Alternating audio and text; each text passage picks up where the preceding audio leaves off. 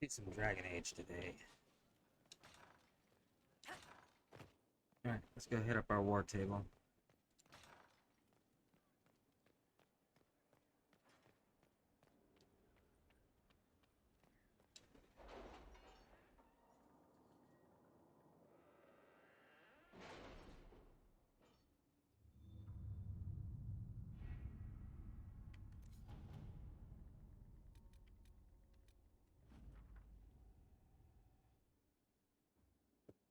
Visitor, here are the results of my research. I trust they're satisfactory. Your spy master says she might let me stroll around without my shackles, if they please you, but seeing no false praise on my account. Alexius. Alright, I need you to secure us at a water source.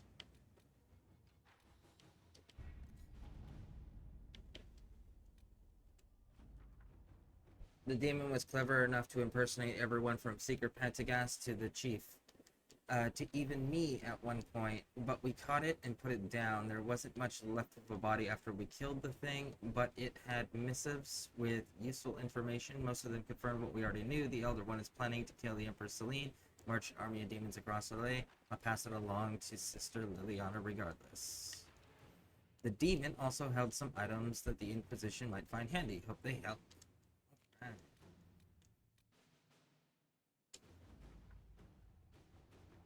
The last trail of Sutherland and Company has been found and mapped on your action, Inquisitor. If they need assistance, you're the best position to render it. Well, we need to go save Sutherland.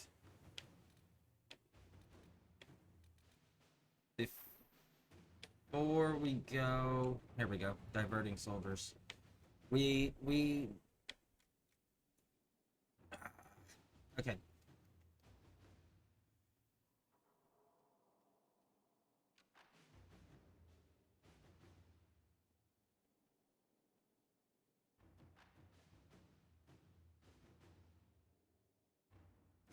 We're not going to abandon soldiers. Period. I don't care the cost. We don't abandon our own ever. Under any circumstances.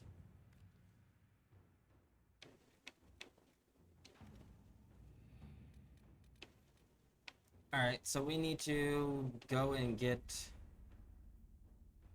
Sutherland real quick. Let's go save Sutherland. We're gonna have to do some fighting to get to him too.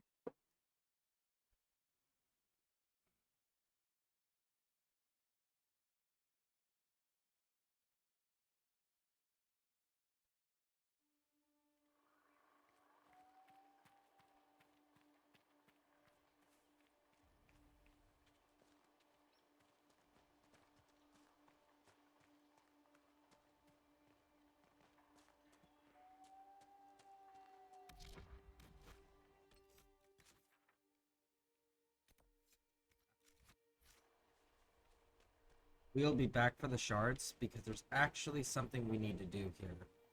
And you have to do it in a very specific order. And I pushed Y, not A.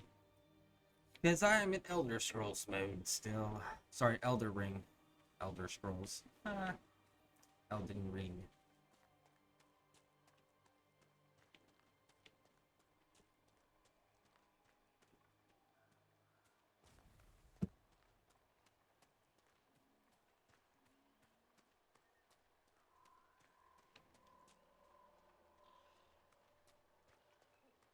Beware of falling rocks.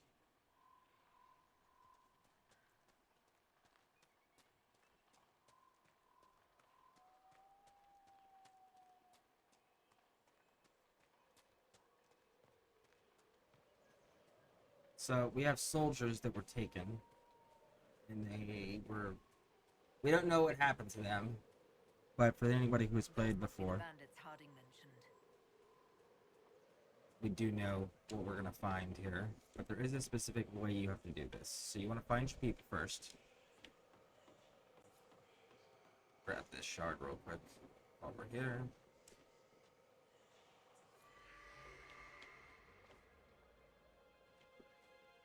Come around here, do this.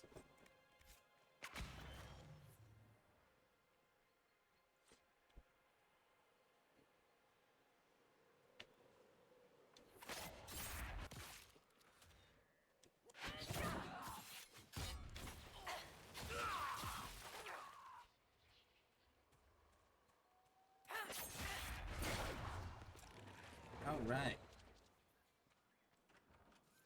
And our people are dead. We should see that their families are notified. But, hey, Asky Wolftora, welcome in. Welcome in. Look at It looks the like map. the bandits are camped further along the beach. And you read this piece here, okay? This bandit note allows you to craft an item. Our men were murdered by a group called the Blades of Hessarian. If you're interested, it looks like we can challenge their leader. Hessarian? As in Archon Hessarian? Didn't think Southerners cared for that part of Andraste's story. Okay, so there's a chest in here. Let me explain all this real quick. You have two choices at this point because you found the map which tells you where they're at, but you also found a note that gave you a requisition item. So now you can continue to go down this way, and the bandit camp is right over this hill. But instead of doing that, if you go back to your camp,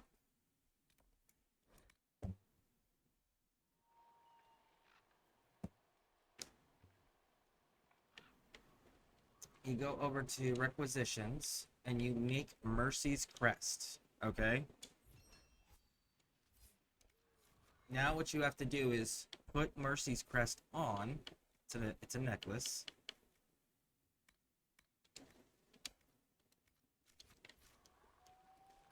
Now once you have it on, now you can go to the camp, and when you go to the camp and you go talk to the leader, the people won't attack you anymore and they'll just let you through the gate.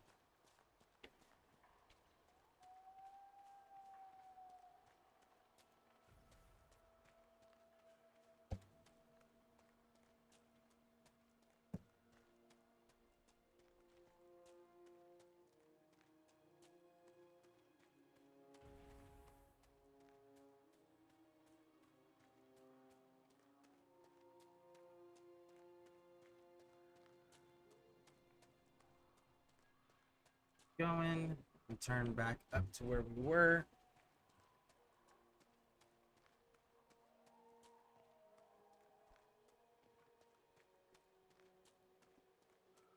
Now we can just take this path around because we've already looted the village and the little huts over there. So we'll take this way down.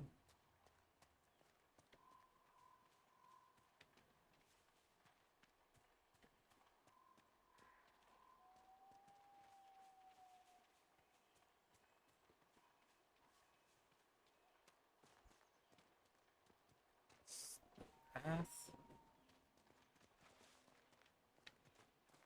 And that's the camp. Now, if you don't make Mercy's Crest, or you forget to equip it, what ends up happening is as soon as you get to see these people, they all turn hostile and you have to fight the entire camp. Someone's come with a challenge. But if you come in wearing everything, you only have to fight this dude. So you would challenge the Blades of Hessarian?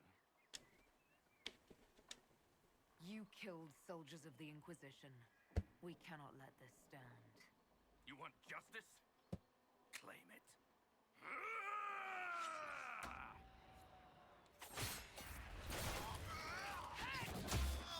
And he's got dogs.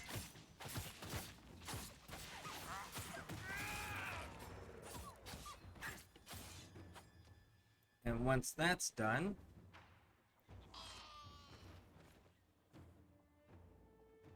It's everyone here respects the outcome. You can now talk to Your worship, this guy. the blades of Hassarian are at your service. If you want eyes on the coast, here we are. Do you have anything to report? Some Templars are holed up in a cave farther down the shore. Not the sort who follow you, your worship. The other ones. I should go. You know where to find us. Now, these have become an Inquisition asset. And now you'll find them throughout the wilderness when you're wandering around. And they will actually fight demons, darkspawns, bears, anything that becomes hostile that's near them, they will absolutely fight. And unlike your Inquisition soldiers, they actually go out on patrols. So you can regularly find them wandering around. But yeah, that's how you acquire this war table asset.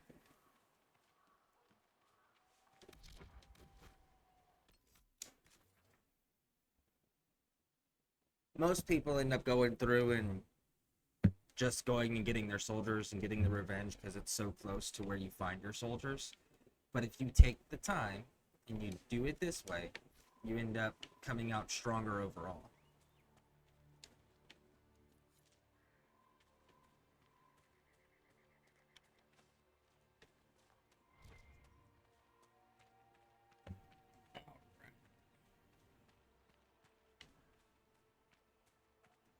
We came here to rescue Sutherland. See, look, there they are.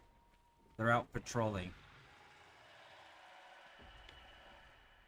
So, like I said, super helpful. Okay, that's badass. Cyclops and a dragon fighting. Let's watch it. Let's see how it goes.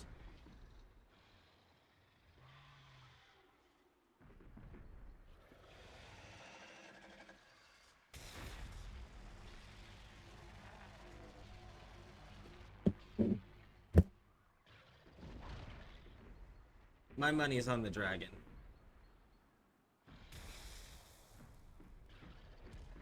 Oh, it's down to half health.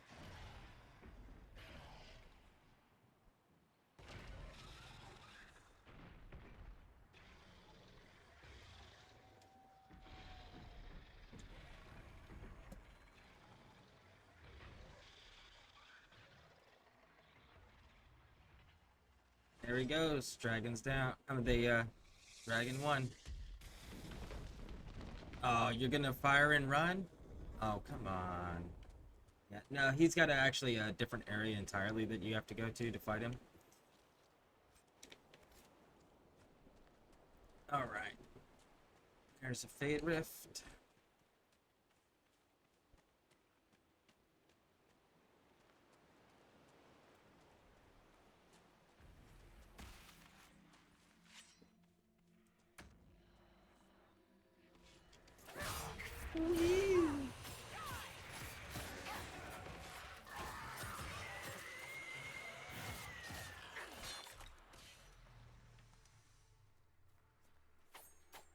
Why are you running?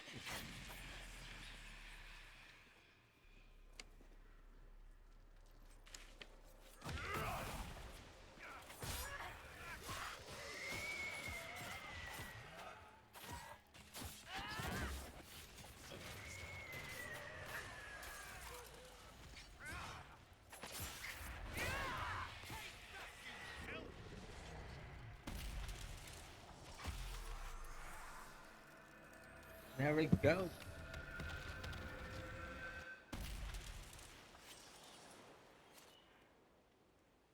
By the way, Husky with Tora, I had a question. I know you said that the German version of Dragon Age took out the accents, so you enjoy seeing them in other versions so you can experience them again in a different manner. Is there any other games like that that you're interested in seeing, like maybe the American versions of that might have other features that aren't in the German ones? Like, for example, like Mass Effect or like the Fallout series or anything that like any RPGs that you might be interested in seeing? We have a Ben Hasrath with us. A spy, an actual Qunari spy. That doesn't strike anyone as a bad thing? Says the Vint. When we're fighting, Vince. That's not a terrible point. Okay.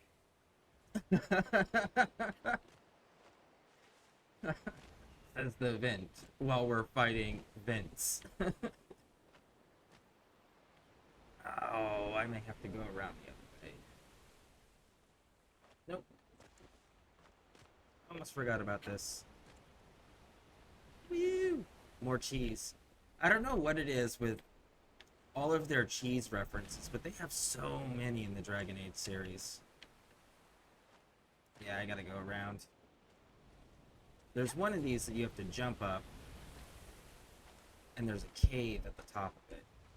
Ooh, look, Darkspawn.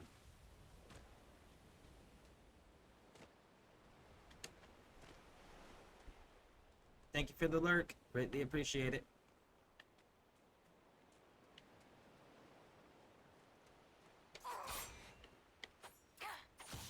Oh, I went through him and didn't damage him. Okay.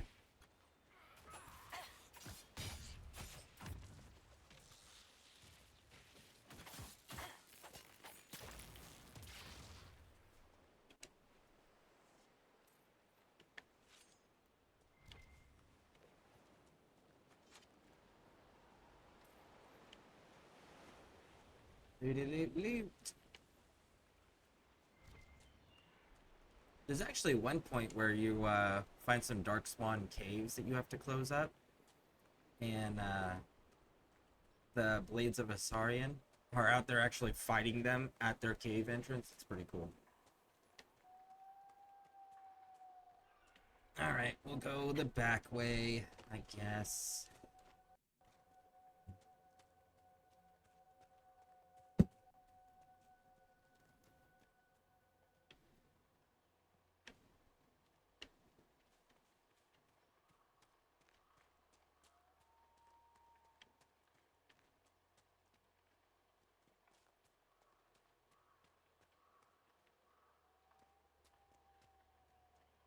Come on. Yep.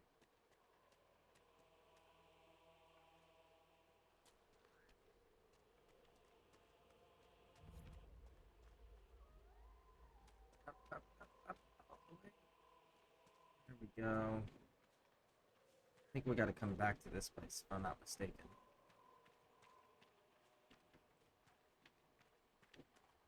If I remember correctly, there's a mage that we have to find first. And the mage has a key that opens up part of this place. Mage is. Let's see here. Let's see how far we can get into it, if any at all. Let's not linger here too long. I think we should hang out and explore, maybe even move in. Oh, that's Iron Bolt. Yeah, the door is locked. There it is, yep. So, we have to find a mage. Hopefully this triggered the mage to be at least somewhere around in the wilderness.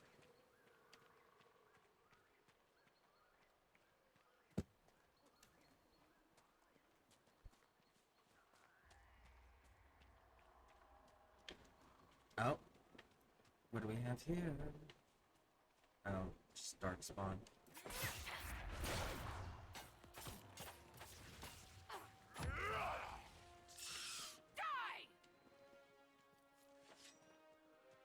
Okay. I'm on top of the cave. I'm on top of the cave. Venus, Venus.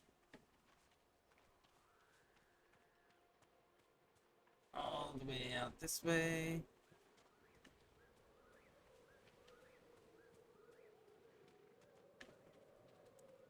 Readable. All right. Now then. To find the entrance to the... Ooh, look at bear.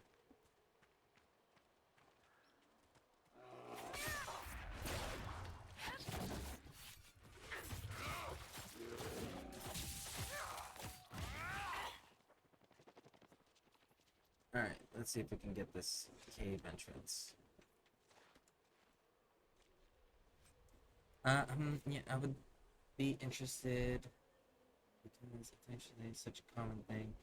When the media gets German dubbed, they really keep the accent instead of my German voice actors.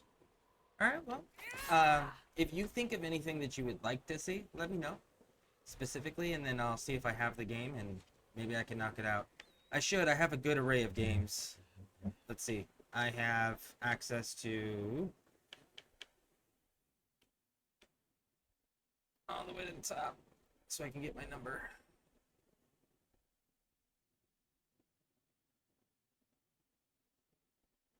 $876 games.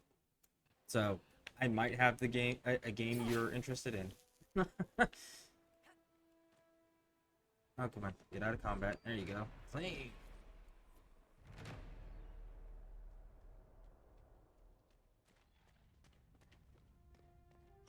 I think I also have, like, all the Far Cry games as well. Which, man, some of those my favorite bad guy in the Far Cry series, I'm not sure if you're familiar with them or not, but my favorite bad guy, hands down, is in the 4th game. Voss is amazing. He's the 3rd game bad guy. Well, like, half bad guy. But the 4th game, Pagan Min, like, if you listen to some of the random phone calls he has, that he calls you up and he tells you information and stuff, it is so hilarious. And it's clear that he really does not want to fight you. He really does want to be your friend, to the point where even he helps you destroy his organization.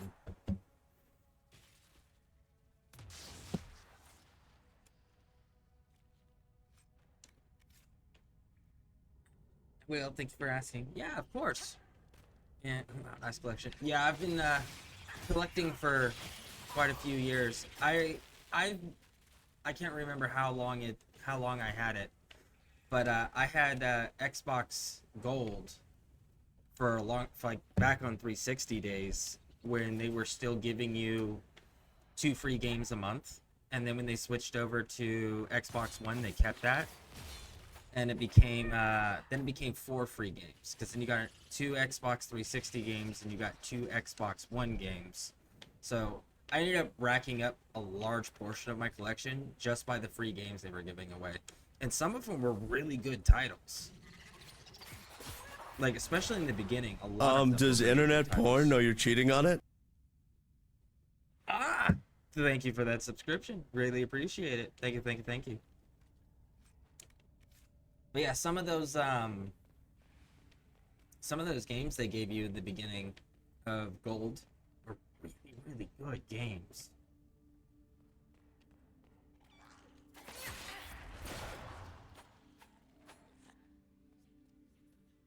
Like, at one point, most of the Assassin's Creed games were on there. Some of the Far Cry games were on there. The very first Dead Island was on there. Yeah, like, really cool stuff in the early days. Woo!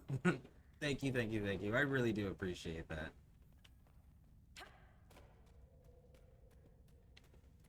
Where? There we are.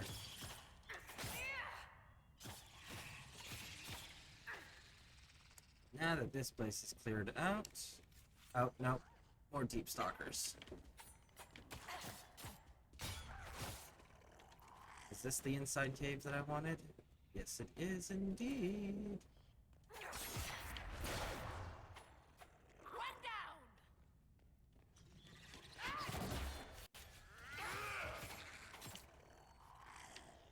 Alright, so yep, this is our clear path all the way through. Whee! Let's see. Which exit do I want? Okay, so we'll go set up the camp, because the camp is actually going to get us closer to Sutherland, which is the whole point of coming down here, is to save Sutherland. And then after we save Sutherland, we can finish up the Emerald Graves where we were.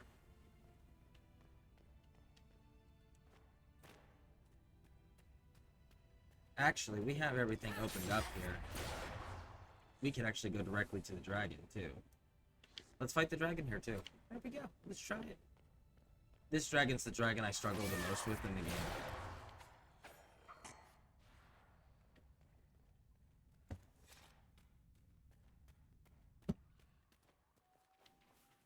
not Talvashoth Iron Bull. Not really.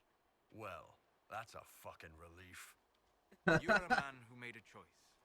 Possibly the first of your life. I've always liked fighting. What if I turn savage, like the other Talvashoth? You have the Inquisition. You have the Inquisitor. And you have me. Thanks, Solus. Ah, Solus has got Iron Bull's back now. Very nice. Very nice. That's very big of you, Solus. Alright. Now that we dealt with that, let's go down. Get our camp.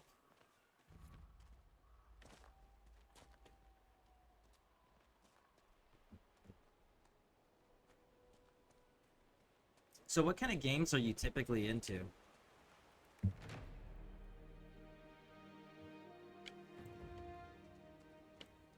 I know me personally, I like games that have replay value, and where I get my replay value in video games is being able to make different choices and have different experiences every single time, you know? That's the type of games that I really enjoy. What do we got? Wardens. Well, there's a cave back here in the water, in the river and waterfall area stuff that we can knock out as well while we're doing this Grey Warden stuff. Let's go!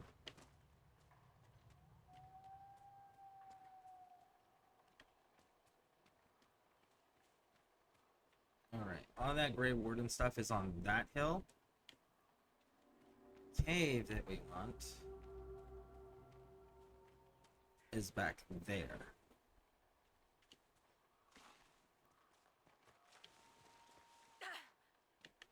Ooh, 238 damage for sliding.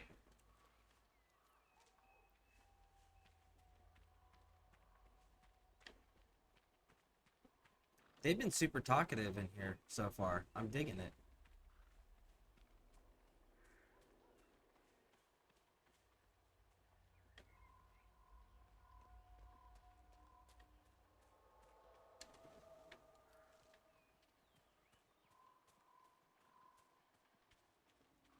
Maybe it's the region that I'm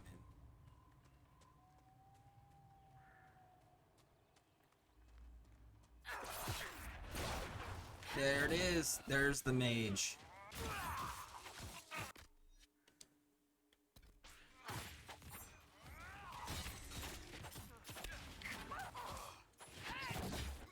Oh, got you. And there's the key. The key opens that locked door in the cabin.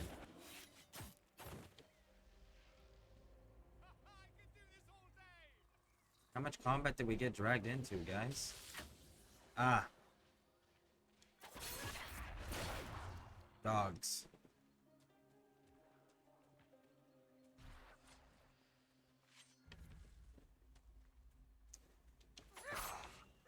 I will say, The Witcher 3 is the only game that I've ever played where they've actually pointed out the issue with why you would kill dogs in video games, right? Because there's actually a practical reason for it, depending on the settings. You know, like, it's a war-torn state of existence, and a lot of people have died, so a lot of these dogs no longer have owners, and they go out and they go and become wild and form packs. And it's like, okay, so what's wrong with that? Well, what's wrong with that is dogs that were once domesticated, when they become wild, they also become feral and kill for the sake of killing. And that's always the problem, whereas wildlife, like wolves, for example, don't kill for the sake of killing. They kill exclusively to eat or to protect themselves. That's it. Wow, the spawn rate on the enemies in this area has been something else. Like, we cleared that Fade Rift and then it was immediately occupied by Darkspawn. And these enemies just keep spawning in right on top of each other. Alright, so follow the river up. Me too, that's why I love Baldur's Gate 3 so much. It has so much. Have I played Baldur's Gate 3? No. I did play the first one and the second one when they were on PC and when it first came out. I did play those back in the day. The third one I have not played, simply because around the time that it was coming out, I had just got done burning myself out on turn-based combat with Warhammer 40k Rogue Trader. And I get burned out so quickly, and I get burned out for so long after dealing with turn-based combat games because it's too slow for me, you know? Even when I play strategy games, I prefer real-time strategy versus turn-based strategy. Unless it's a grand... The Total War games, for example, yes, they're turn-based on the map, but the combat itself is real-time. That's the type of things that I like. Turn-based things bother me. It wears my patience because I'm just like, come on, we can do this so much faster. Now, I did have a friend of mine come in here and tell me that unlike Warhammer 40k and every other traditional turn-based combat game where some of your fights are going to take an hour to 2 hours long, he did say the longest fight that he was ever in when he did his playthroughs was like 20 minutes. And that was considered a long fight. So with that new information, I'm more inclined to try it. But right now I'm in the middle of this playthrough. I'm doing the Elden Ring thing, you know, so I want to get through at least Dragon Age before we start another story game. Elden Ring, there is no way to follow the story because it's so incoherent. I've been watching a lot of guides on it. And apparently there's like there's no journal, there's no quest log, there's none of that. And it just happens to be the order that you do things in determines the progression of the story and the choices that were made. And it's just like, but how do I know what order to do them in? And there's no way to know. In fact, they even say that if you do certain quests, it locks certain other quests out completely. So, like, you can go through Elden Ring and be missing quests and be completely unaware of it. And beat the game and never be aware that you missed any quests. So, that game, I'm looking at just a challenge aspect of when we want to do some grinding, some challenge fight, we'll do Baldur's Gate. We'll do Elden Ring. But when we're doing story, I want to do this game. When we finish this game, I do want to pick up another one. But if you're interested in Baldur's Gate, I will absolutely consider it for sure, because I've been considering it already from being told that there was shorter fights.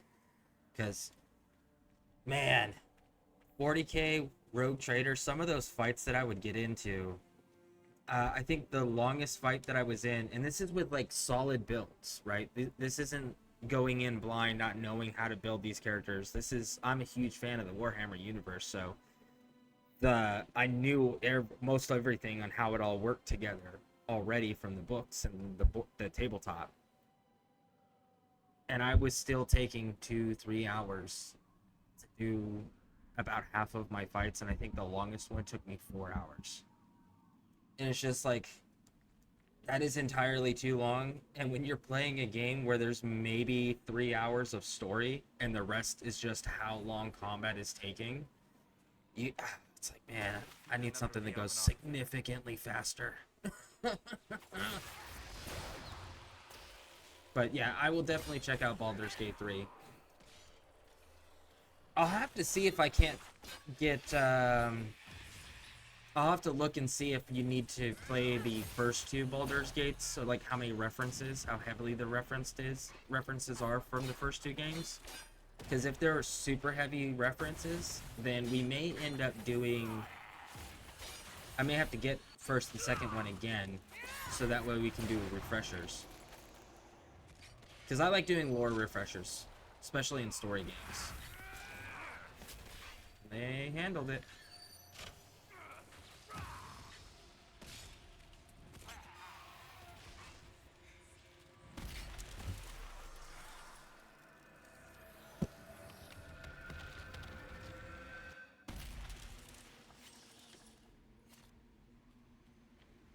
Alright. That takes care of that. We want to come up here. Claim this. Go this way. Claim this. 1, 2. And it'll be 3. Claim the chest. I totally get that. There's no pressure to play, but play what you feel like and enjoy it. Oh yeah, I definitely try to stick to games that I know that I'll enjoy somewhat. Elden Ring was an exception, and I made the exception because I typically stay away from Souls games, but the primary reason I stay away from Souls games is because the fan base in the first couple Souls games was super toxic, and they would constantly like invade players and just mess their days up for no reason whatsoever other than they thought it was fun. And it's like the game's already designed to be frustrating enough. I don't need players randomly jumping in without me being able to stop them, making my game harder than what the game already makes it, you know?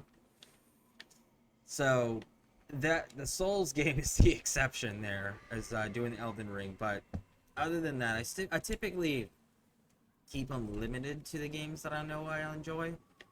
Like, we do the Tom Clancy games because I was in the military. I love doing military tactical games. Woo! And then story games. So we always got the Mass Effect. We've always got Dragon Age. I love a good Mafia story. So I've got the Mafia games. I've got the Mafia trilogy. Those are really cool. The third one is a little bit more risky, shall we say, to stream, and that's because of the language that they use, because Mafia games are period pieces, so they do them in a way where is this room? Switch back to the Inquisitor. Where the hell did this room go? There it is. But yeah, the third one's a little bit more graphic with its language, but they're still really good games. Forgot. Will we stop spawning spiders, please? See, this is what I mean by the spawn rate in this area today. Like, we just cleared the rift. We cleared the rift portal. We cleared the what is in here?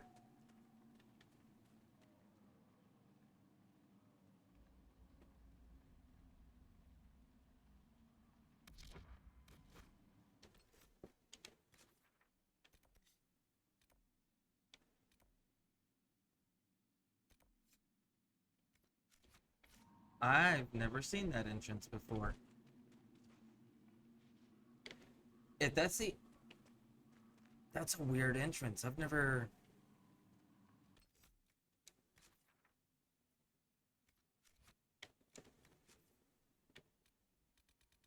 Hold on a second.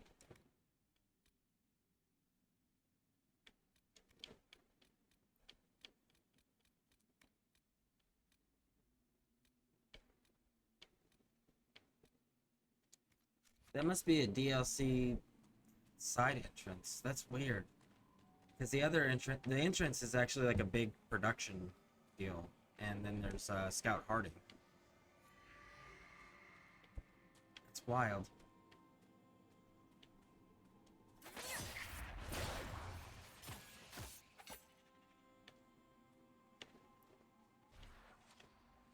And we can't seal the deep spawn tunnel yet.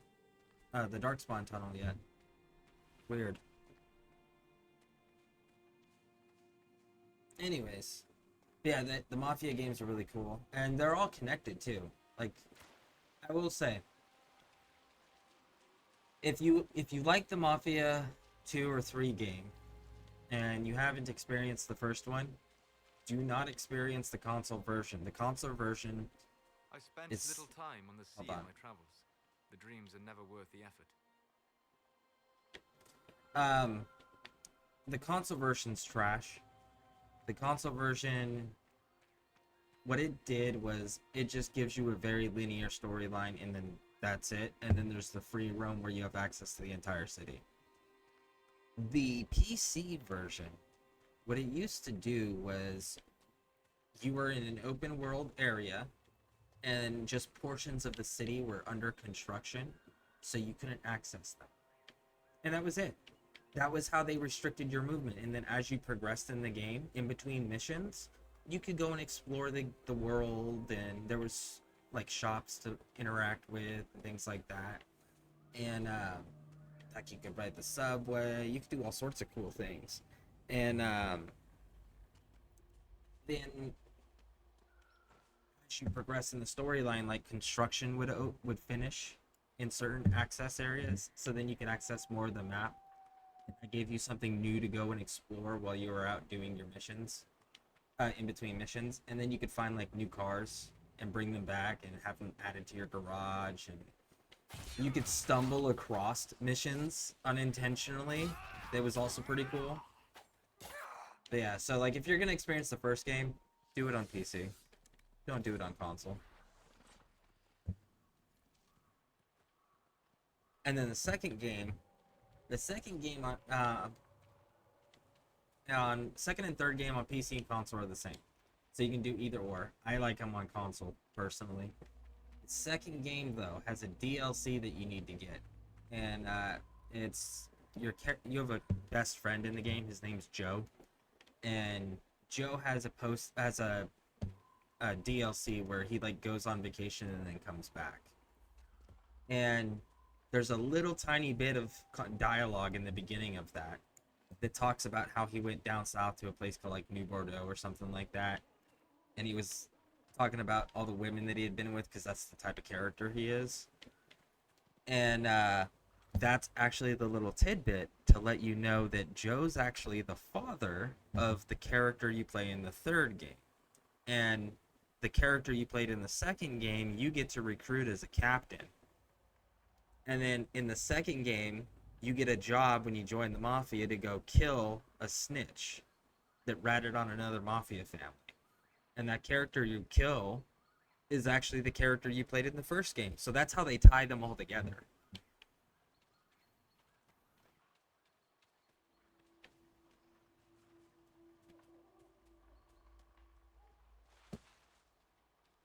Oh, and then the third game is the only one that actually gives you choices.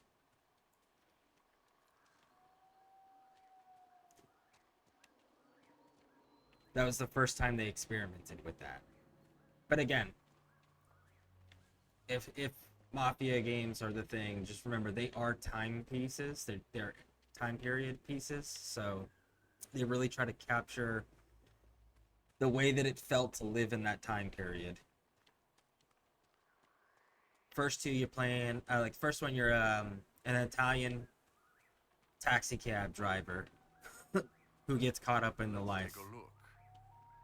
The second one is you're an Italian kid who's growing up in the 30s and 40s in the slums of New York, and then gets caught committing petty crime, gets sent to the military for World War II, and then you get out and your friends are involved with the mafias of New York, and they get you out of the military and get you into doing the life with them.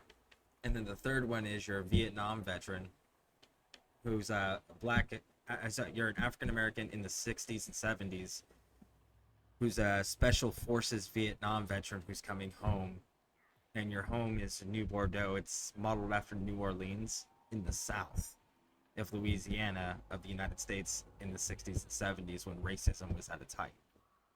So like they try to really capture those pieces in the way that people of those ethnic backgrounds would be treated accordingly.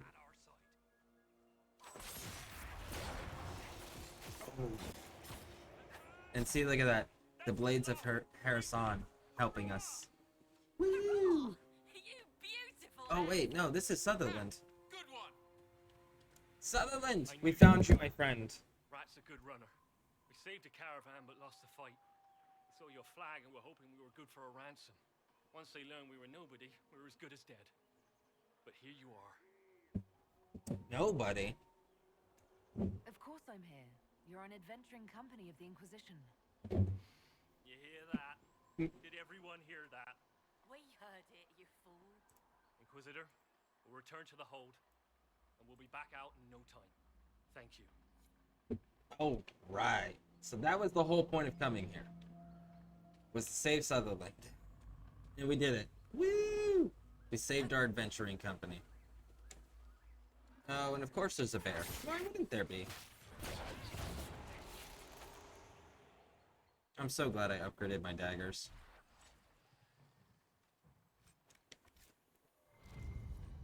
The Wardens were here at some point. This camp was abandoned some time ago.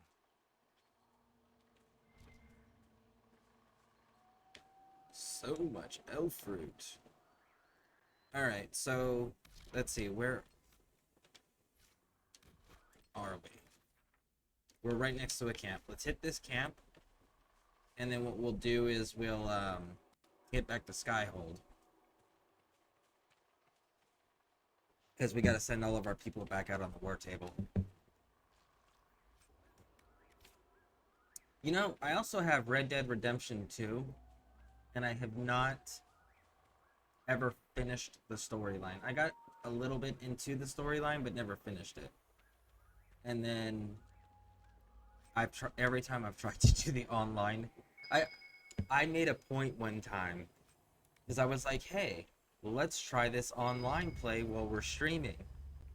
Made a character, got my first horse, did the first mission, right? And then went into town because I needed supplies and I was going to go out and do my next mission. And I was attacked by players. 3 players came, they took me off my horse, rode off with my horse, and then they brought my horse back, executed my horse in front of me, and then killed me. Yep. So that's been a consistent experience I have had every single time that I have played a Rockstar game online. Whether it's Grand Theft Auto or Red Dead Redemption. Like, every single time, I'll start playing and I'll get 1 or 2 missions in, and then some random players will show up and kill me.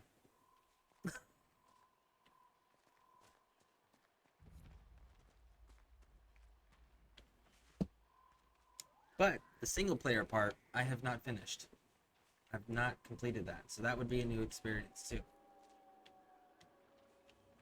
Alright, so why do I feel like I'm missing something in here? Because I'm thinking of the wrong camp. That's why.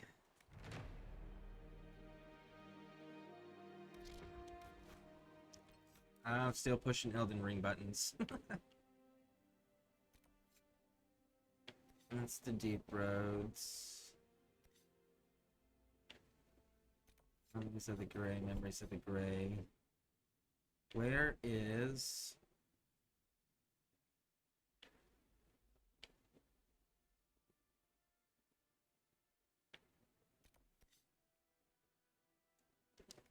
This is not the camp that I'm thinking of. Is it? Surely it can't be.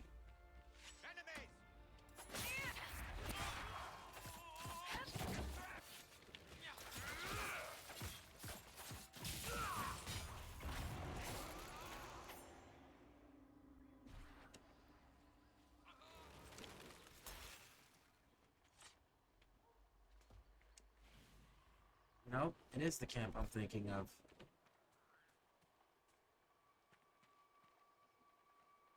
Because right down here, it's a logging post.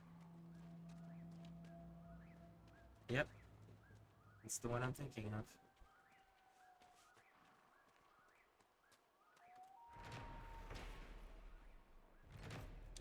Alright. Let's go set our war table up, and then we'll come back, finish this out, because we're almost done with Storm Coast.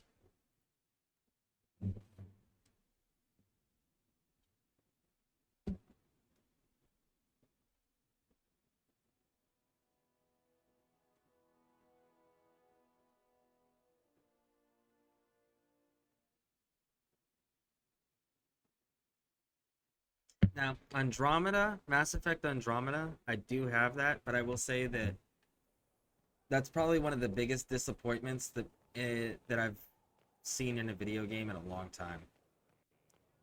Like, I love the jumping, I love the combat, but they literally left the story on a cliffhanger,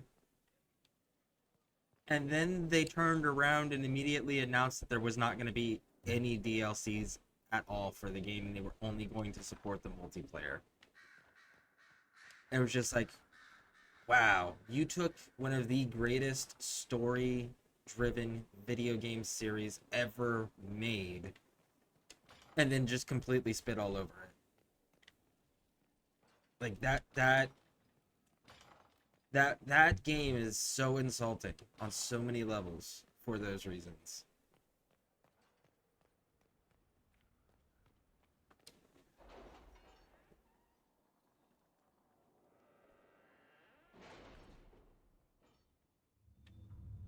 Now the technically it's the fifth game, Mass Effect, the one that's in development currently. I am kind of excited to see what's going to end up happening with that, because they're going back to the Shepard storyline. And there's 3 different endings to the Shepard game, and only one where Shepard survived. Which is interesting because it's considered the evil ending.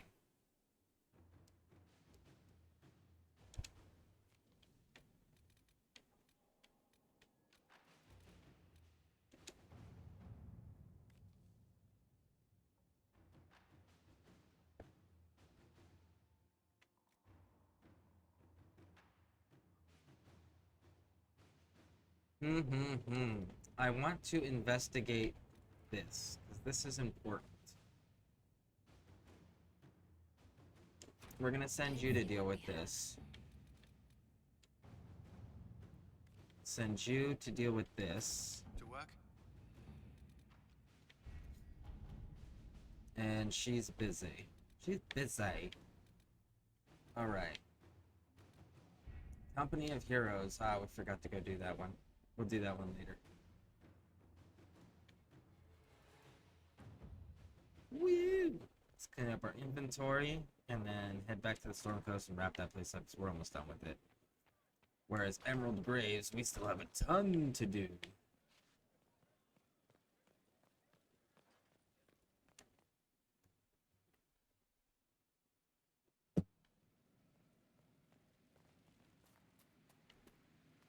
What's with scalding? No fun.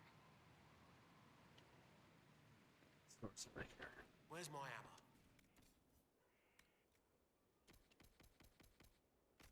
So, nothing at all. Nope. You know what? I need to remember to take Mercy's crest off. Now then, Cassandra, I know we're gonna end up using you. So,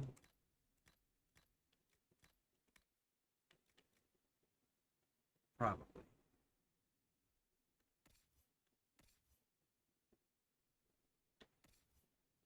Oh, Vivian.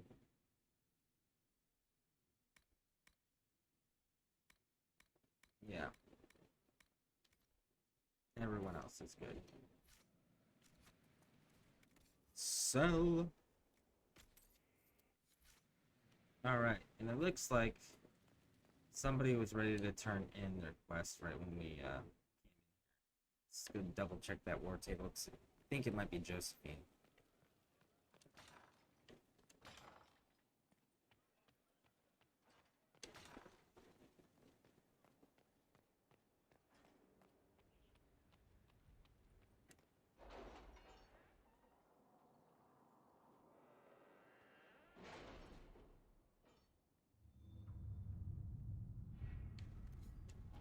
Yep, it's Josephine. Correspondence sent by messenger bird to Commander Cullen from Sister Paulette. Your help arrived just in time. My sisters and I have seen the soldiers safely to Ferelden. I cannot express what it means to all of us. Maker's blessings upon you and our rescuers. From Lieutenant Crestle. Commander, we've lost the Red Templar Cheryl awaiting further orders. It's worth it. I'm sorry, it's worth it. We don't abandon your troops. When you start abandoning your people in those types of situations, your people start questioning whether they're supporting the right people, the right organization, you know? So you always want to make sure you're doing everything in your power to take care of your people. If you have your loyalty of your people will suffer for you willingly because they believe in you, because they know you have their best interests at heart. So you always want to make sure you take care of your people. Alright, let's see what the Company of Heroes is. A report in Josephine's hands. 3 requests in as many weeks for inclusion in our cause. If Sutherland imagines a debt, he is well on his way to paying it. These few youths have brought in allies and a score from surprising place by the score from surprising places.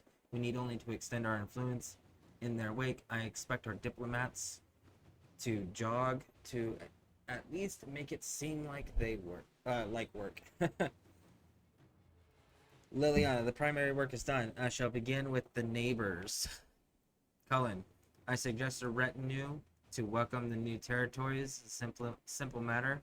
Thanks to the work you've already done. Josephine, I'll extend trade immediately. Could this be simpler? No. I want Liliana to extend it to our neighbors, because we need to continue to expand the influence, because there's going to be a certain point where we lose access to a cause because we've completed the cause, and the Inquisition still needs the goodwill of the people. So, an offer from the Blades. Worship the Blades of Hissarian. Keep supplies along the shore. Consider them at your disposal. Our former leader increased our cachet significantly, although some consider his methods dishonorable. Ivar of the Blades. So let's see what Josephine says. We cannot accept stolen goods. Of course, we have no way of returning them, so we may discreetly take found goods.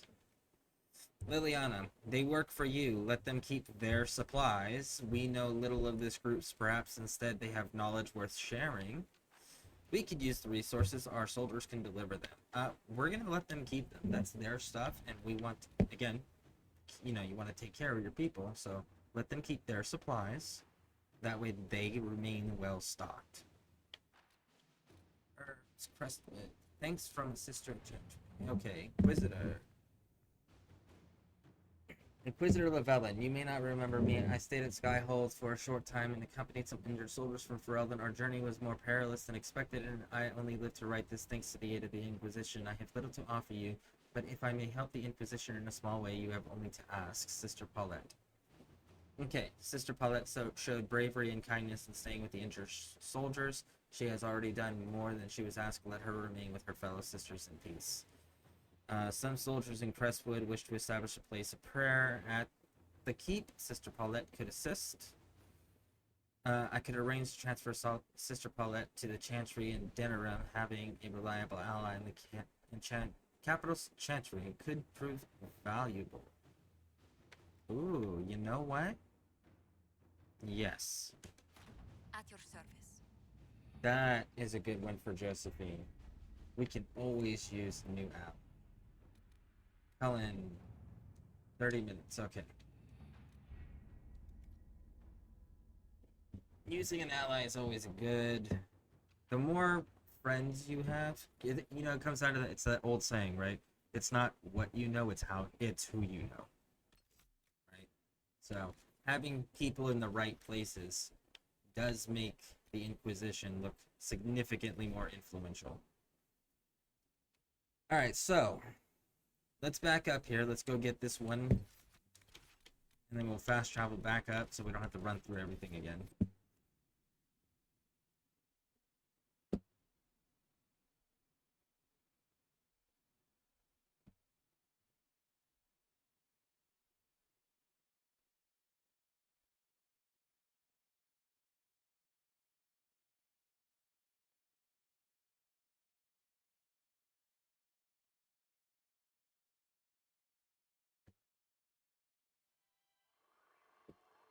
Inquisitor. I've something for you. No. Go get the rocks and plants yourself. Stop asking. I don't know how many times I gotta repeat myself.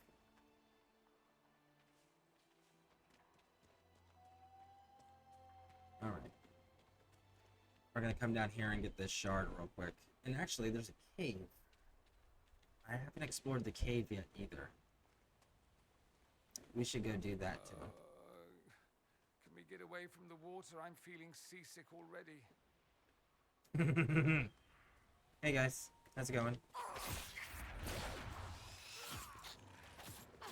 Woo! Goodbye! I know, right?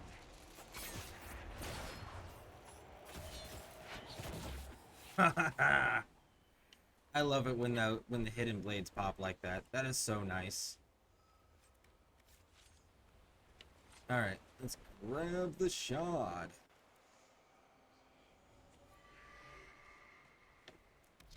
Is that? No, because there's one on the other side over there.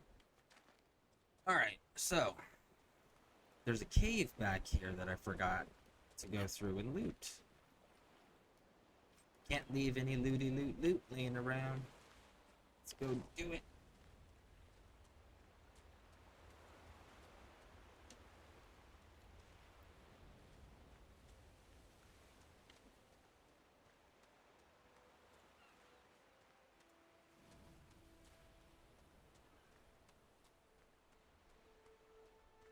Escalatora, have you done all of the Fallout 4 stuff? Like all the different factions and seen all the different playthroughs and stuff like that? Seen all the DLCs?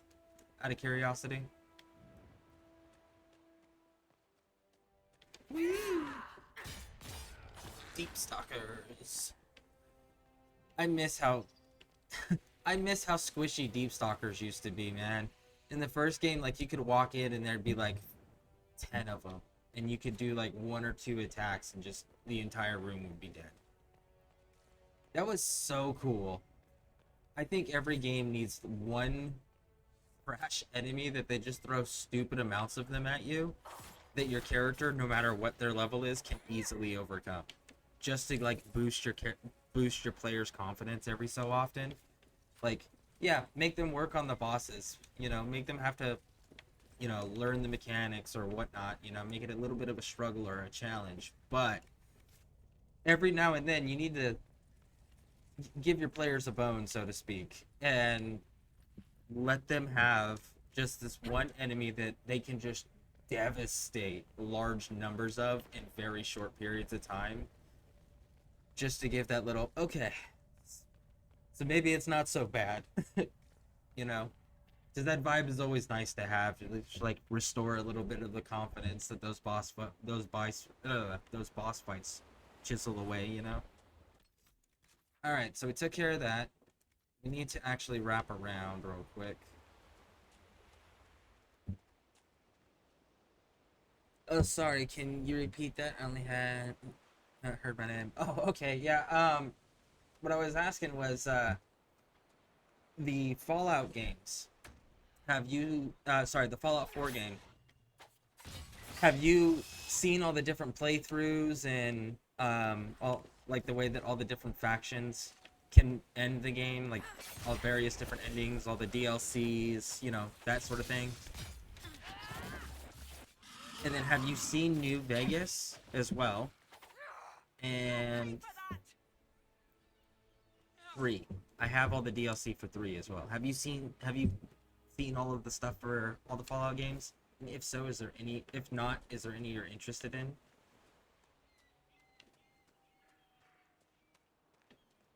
So we need to go right on over there.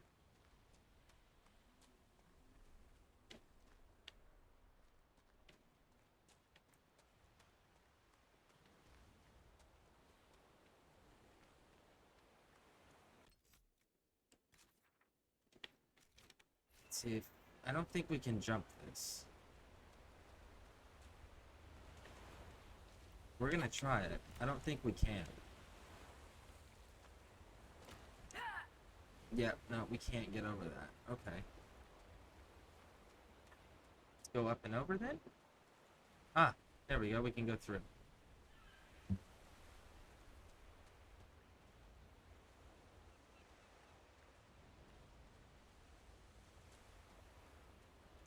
We need to be over there.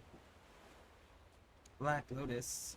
I know I need some of that for upgrading something. I don't remember what it is, but I'm upgrading something that requires it. Don't need Spindleweed, but I do need Blood Lotus. I've seen a few of those. We will clear that cave when we come back. Because it's on the way back, so we gotta come back this way.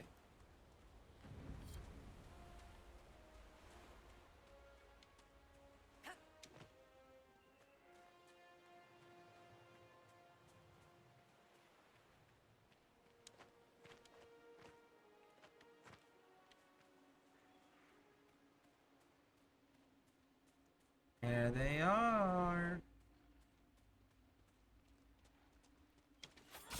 Dragonlings.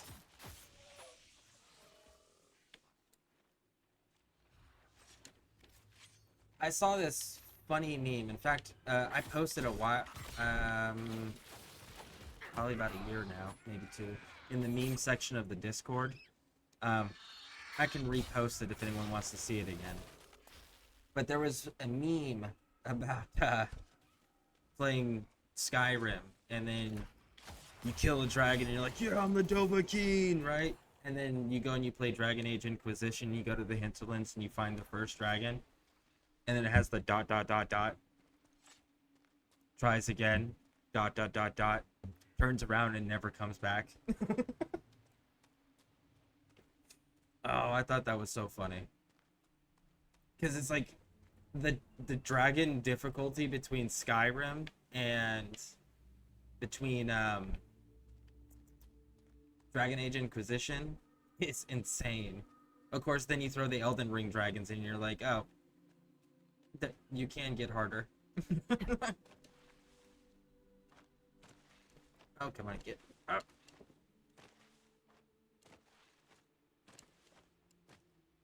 There we go, we made it.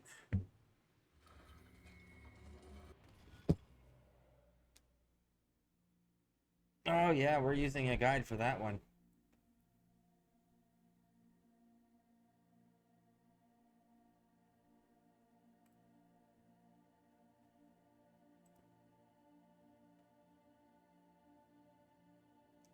Alright, let's see. This guide tells us to start here. 1, 2, 3, 4, 6, 7, 9, 12, 13, 14, 15, 16, 17,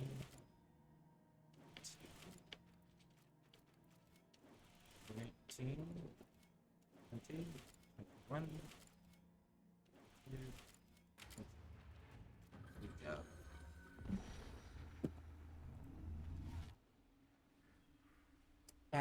Only 20k souls to go in Lords of the Fallen until I hit my goal of 60k. I can't wait until I get there. Nice! Very nice. That's always good feeling when you're getting close to your soul count. I think now on Elden Ring, so first of all, I'm stuck in Elden Ring.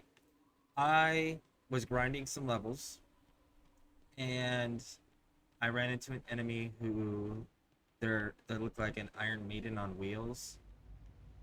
And the Iron Maiden opened up, and there's like these little armed snake things that reach out and they grab you and they pull you inside. And if you get pulled inside, you get teleported to an extremely difficult area of the game, and you have to fight 2 boss versions of them simultaneously before you're allowed to fast travel again. And I'm stuck there right now. So, but before I got stuck, my soul count right now for 1 point for leveling up is around 35 or 36,000 souls right now is where I'm at. No, I never watched or played any of the Fallout games, but my interest is there since I watched the Amazon show. I really don't play it myself, and I would like... Okay, tell you what. I will make you that deal. So, I will play the Fallout games. However, the first, there's actually 3. Most people don't know that. There's Fallout and Fallout 2, which are both PC exclusives. So I won't be able to play those because I only have one PC and I use that for the OBS studios so I can stream and see the chat and everything while I'm gaming.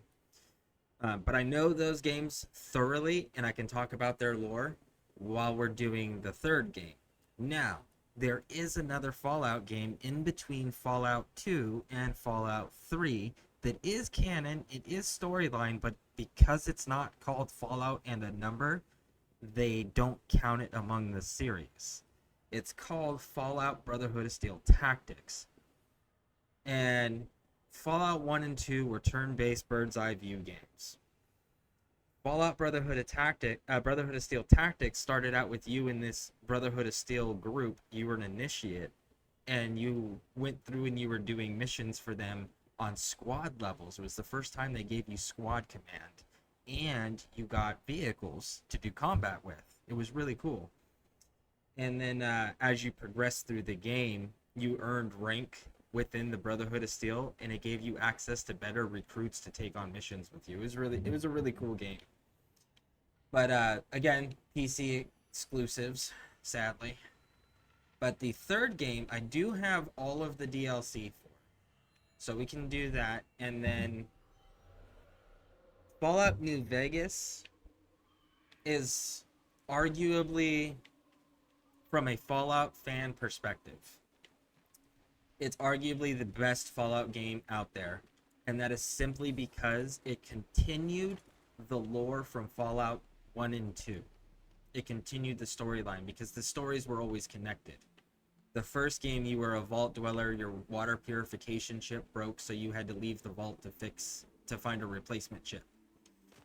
And then you discovered super mutants, and then you destroyed the quote-unquote master that was making them and commanding them.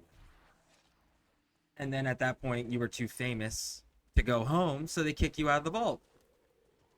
So the second game, you're a villager, you're a tribal, and your tribe's lands are dying, so you need to find a garden and eating creation kit. But in order to do that, you need to pass their trials, like becoming a man trials, and prove you're the chosen one.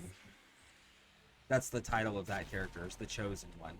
And at the end of your trials, in the very introduction prologue area, you find out that your tribe is descendant from the character in the first game, because you get your character from the first game's vault suit, their vault flask, and it's the Vault 13 suit, flask, and you get their 10mm pistol that they started with. And then, so that's how they're connected. And there's a lot of returning characters from the first game that show up in the second game, and you're in the same region, which is in California. Both of them take place in California, on the West Coast. And what you end up doing is you end up destroying the Enclave in the first game. In the second game. Second game, the Enclave is the big bad. So you go and you kill them.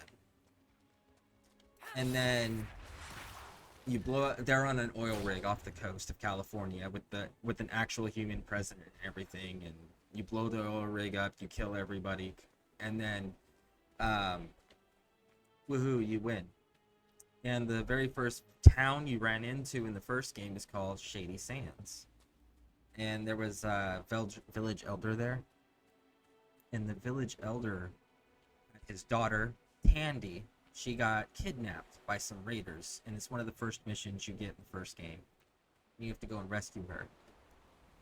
Once you've rescued her, Tandy, in the second game, is still alive, and she's an old woman at this point. And Tandy is the founder and president of the New California Republic, which was founded from Shady Sands, the very first town from the first game. So that's another connection to the first game. And you run into a super mutant that's friendly, and his name is Marcus, and he's a town sheriff.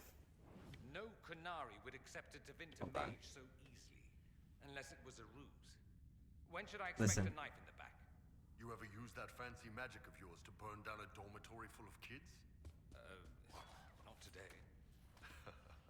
Then I wouldn't worry.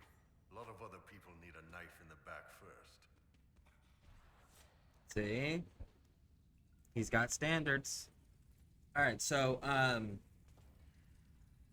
Marcus is another reoccurring character. He's a super mutant who's always a town sheriff and always friendly.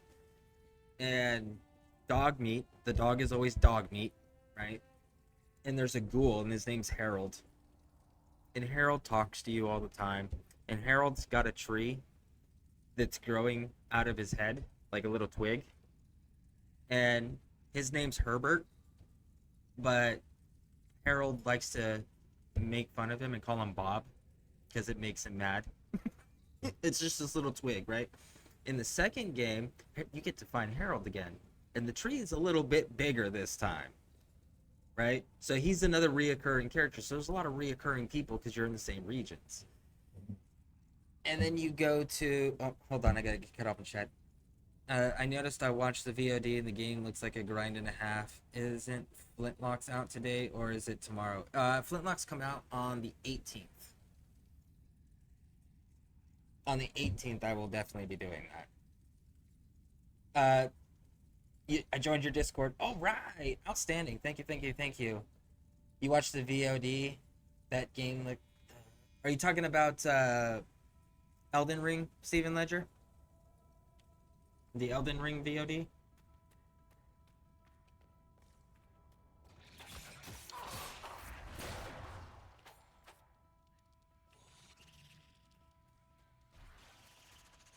Yeah, yeah, it's a grind, and I'm stuck right now. I can't progress. I have to figure out a way to kill these two bosses, so I can get out of the area, so I can keep progressing. So, that's where that's at. Anyways, before I get sidetracked again. So, Fallout 3. Fallout 3 was the very first Fallout game that they made on console. And the reason it was made on console was because the people who made the Fallout PC games no longer owned it. Bethesda purchased it at that point. So Bethesda put it on console. And then what Bethesda did was they decided they were going to make their own story. And they couldn't do that continuing in California, which made sense. You know, if you want creative freedom, you need to be somewhere where it's not going to affect what's already established. And so that makes sense from a creative perspective. But the fan base was pretty pissed off about it from the original fan base. And that was because you went all the way to Washington, D.C. The Brotherhood of Steel is now openly helping people and accepting people, which is a no-no in the Brotherhood of Steel from the first games. And you also got rid of all of the reoccurring characters except for Dogmeat. And Dogmeat is always just a generic dog that you call Dogmeat. And you brought Harold back, but now he's a tree. And that's it. And there's absolutely zero connection to any of the things going on. Oh, and guess what? The big bad in 3? The Enclave that you killed in the second game. Right? So it's like, a lot of people were not happy about those choices. But, for those that had never experienced the first couple Fallout games, Fallout 3 was amazing because it was a good story if you didn't have the background. You know, it was a good game if you didn't have the background. Alright, so we gotta go hit this one. Let's get that Australian real quick.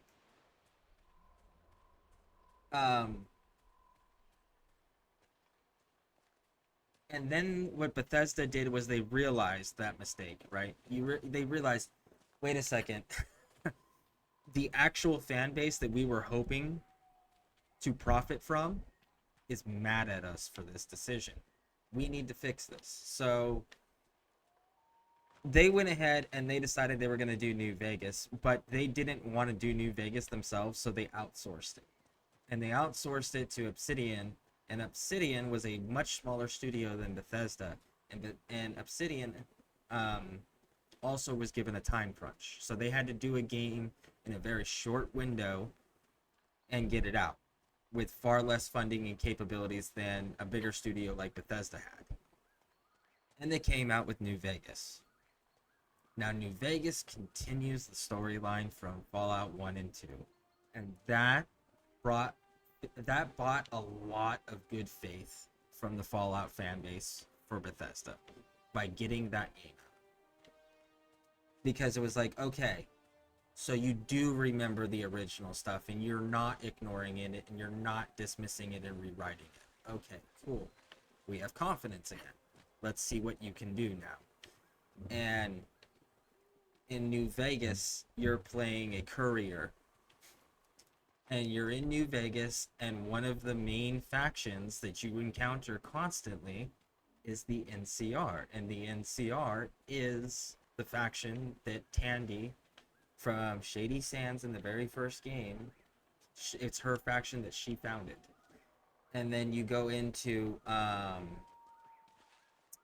there's a super mutant village in New Vegas, and there's a mutant sheriff, super mutant sheriff running it, and it's Marcus. Marcus is back in the game again. Now, because it is New Vegas and they wanted to shake it up a bit because it's Obsidian and they didn't want it to be exactly paper cut or identical, the dog they give you is a cyborg dog. So you still get a dog, but it's a cyborg dog with a new name. His name's Rex. So that's another little cool nod to previous games again, but showing that they can alter it and still be in good faith. All right, let's see this one. 1, 2, 3, 4, 5, 6, 7, 8, 9, 10, 11, 12.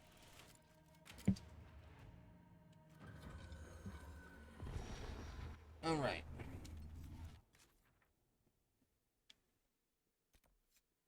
Oh, god damn it. I gotta go all the way back down there. Okay. That's gonna kill me if I go that way. Wait, there's that. We can go right down here.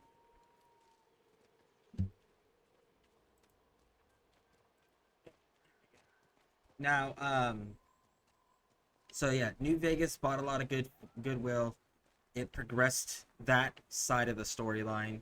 And the Enclave, they acknowledge that the Enclave is destroyed. Now, whether they're acknowledging it because they were killed in the second game, or whether they're acknowledging it because, you know, they're the big bad in Fallout 3 on console, and you had to kill them again there.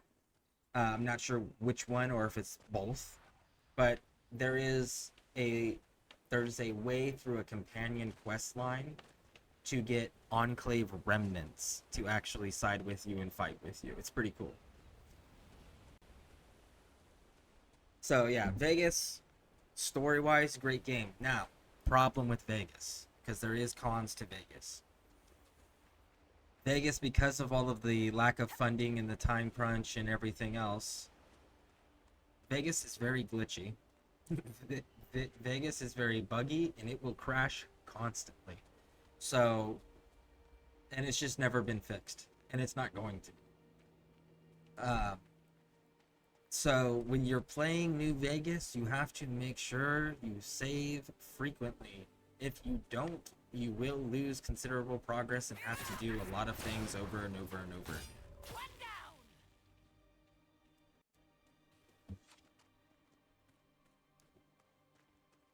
And I will say that Fallout in general has gotten significantly tamer since Bethesda picked it up. And what I mean by that is, like, you're like, tamer, how? Because don't they have slaves in the game? They do have slaves in the game. You're right. And they do have drug use in the game. It's also right. But like Fallout 2, as an example, Fallout 1 and 2, both, you could kill the kids. And if you killed the children, you got negative karma and you got a perk called Child Killer. And what would happen is anytime that there was little kids around, they would either first it would immediately initiate combat anytime there was a child around. And then what would happen is the children would either run away from you or they would start throwing rocks at you. So like there was a clear consequence to making a bad decision in that game. And it was a permanent decision. You know, oh, you decided to kill a kid, now you're dealing with this permanently for the rest of the game. You know, and then there was things like if you dug up graves, you got a grave digger perk, which made people just think of you as more like ghoulish and they had more negative interactions with you and towards you, and it affected dialogue choices. And then there was also like you could join the slavers in the second game, and then you could sell your companions that you recruited along the way to the slavers. And what it would do is they would tattoo your character's forehead, so that way everyone knew no matter where you were a slaver. And what would end up happening, you can go on slave runs with the slavers to make money. So you could go out with them and help them capture tribals and caravanners and, you know, random people. And they would pay you for it. And but the thing is when you're doing that, the NCR Rangers, which were the elite soldiers of the NCR army, would hunt you down. And you would get into random bounty hunter interactions where these dudes were hunting you down because you were a known slaver. So like they used to get pretty dark. And then they also got pretty risque because like in the second game, now granted you don't ever see anything because you're talking really old school pixelated like bird's eye view graphics, right? So you never see anything. But in the second game, you were in New Reno, so you got to be around casinos. And one of the things that you could do is there was an adult film studio, and the adult film studio would give you a job. And if you went in there and you were a nobody, you were a fluffer, so you got everybody ready for doing the movie shoots. And you would get poisoned from STDs from doing that, and they would pay you shit for caps. But it was a way you could make money. And then if you went into the underground boxing and you and you won and you became the boxing champion, the other thing that you could do is then you could actually shoot your own because you were famous. So you could be in the movie yourself. Again, they never show you anything, but still the fact that these choices were available to the players versus the choices that are available to players now, and literally in the Fallout games 1 and 2 you could kill every single person. It would lock you out of quests, yes, but you could literally kill every single person in the game. There was none of this shooting them and they go down and then eventually they get back up and start fighting you again. Like everybody like hard died in that game. So like you want to go kill your vault overseer in the very first game? Sure. You can.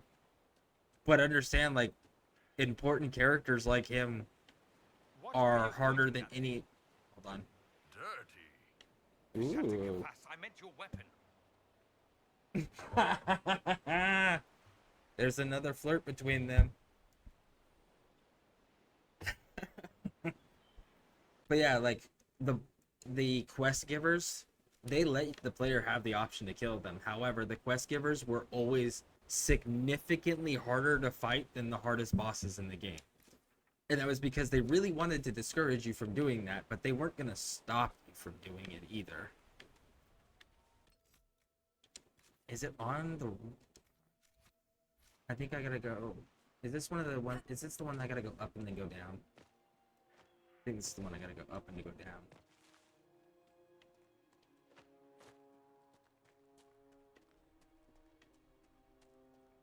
Yeah, see, and that was the other thing for the Fallout universe in the beginning on the PC world, was that the stories were always so closely linked and connected to each other that when Bethesda bought it and they did Fallout 3, it was so disconnected that it felt weird. It was like, are we sure this is still a Fallout game? You know? It had that vibe because it was just like, this isn't the way Fallout games do things. Apostate's Landing. Ooh, there's the cabin we had to open up that we got the key.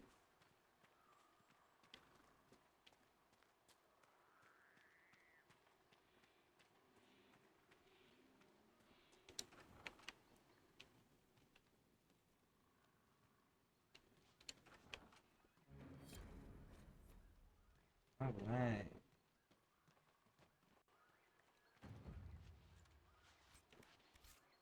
Look at that.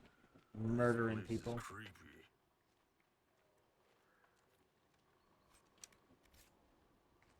And he's a Teventer. Of course he is.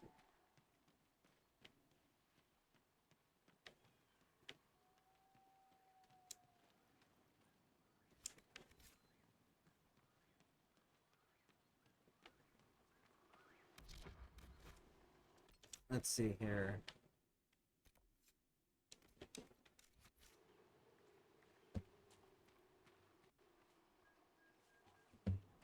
Alright, that quest is done.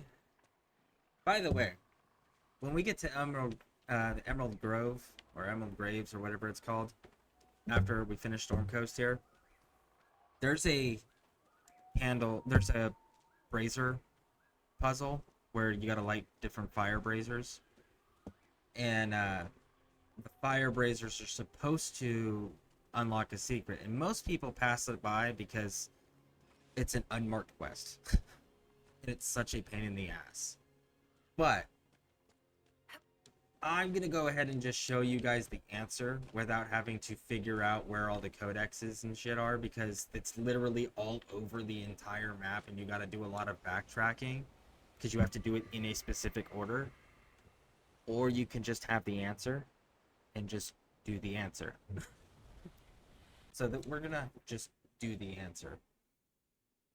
Alright, so let's go back into... There we go.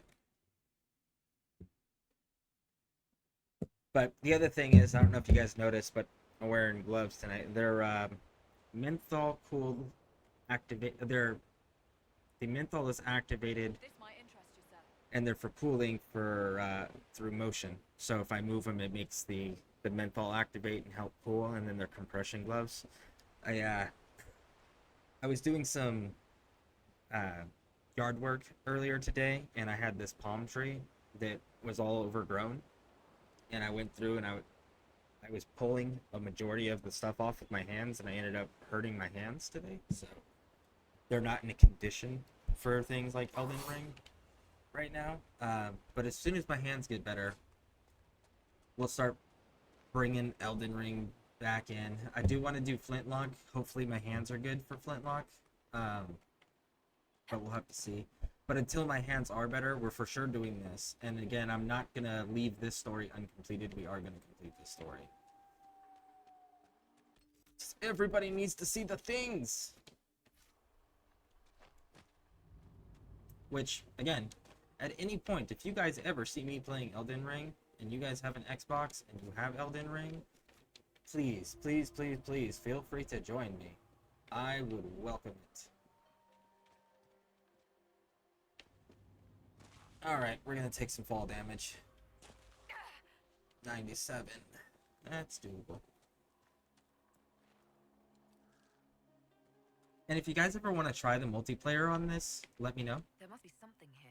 Again, it's not cross-platform, so it'll still be Xbox, but I got no problem showing you guys, doing some multiplayer with you guys on here. The only unique thing that the multiplayer gives you is you get to see the characters you play in multiplayer appear around Skyhold. You can't interact with them. They don't. To the wardens. Yeah, you can't interact with them or anything, and they don't provide any sustenance to the campaign. They're just, it's like one of those cool little cosmetics, like, oh, hey, that's my character for multiplayer. You know, that's about it. Which is still in itself pretty cool. The fact that it's even thought of, you know.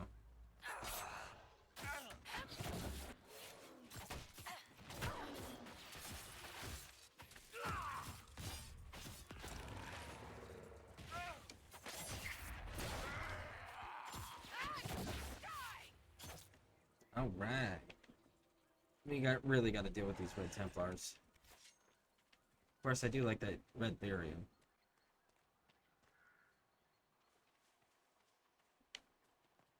I will say, I know that it says that Flintlock is single player currently. I'm hoping that they add some sort of like co-op feature to it, because they did say it's a Souls-like game. Souls-like games have a type of multiplayer typically. You know, whether it's invaders or co-op or both, there's usually some sort of multiplayer aspect. All right.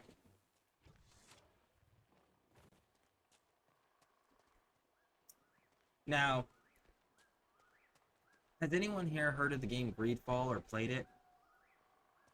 Greedfall was a really cool concept, and their trailer for it was really cool too, and it was really convincing. It was a bit of false advertising though, technically. Because they one of the bragging points they had about that game was like, you can make decisions and choices that impact the story, right? And then they also said things like, it's got these customization features, this many, and it had like over 150 or some crazy number like that. And it was like, okay, sounded like a cool game so far. And then you come to find out by playing it, you're like, wait a second. All the armor has the exact same 5 or 4 or how many ever pieces it is customization options, and they look exactly the same. So they're counting each individual piece of armor, not the actual customization features, because the customization features are like low double digits, if that, right? And then they do let you make story choices. They are absolutely right on that. But you know, the story choices do not change the ending. There is one ending, period. So it's just like, so you tell me that you are giving me all these things, and then you're telling me that they don't actually matter.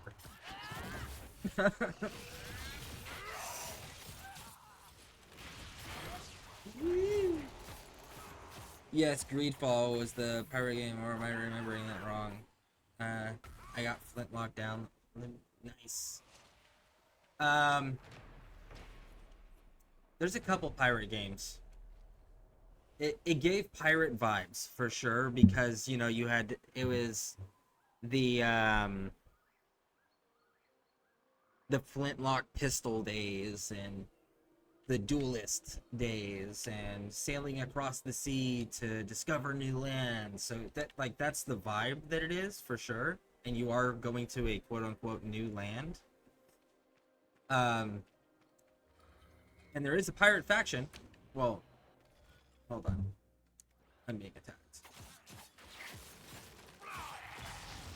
Well, it's not a pirate faction really, it's a sailor faction.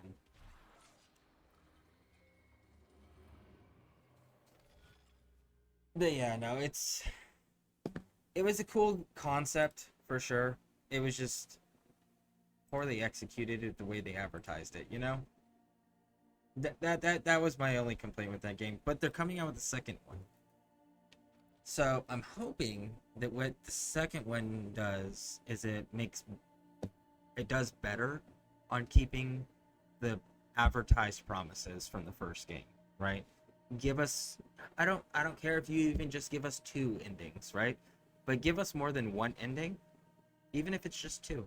Doesn't need to be like 15 million or 250. Like, by the way, fun fact for those who don't know, the different combinations of types of endings you can get in Fallout New Vegas, there is over 250 different combinations of endings you can experience in New Vegas.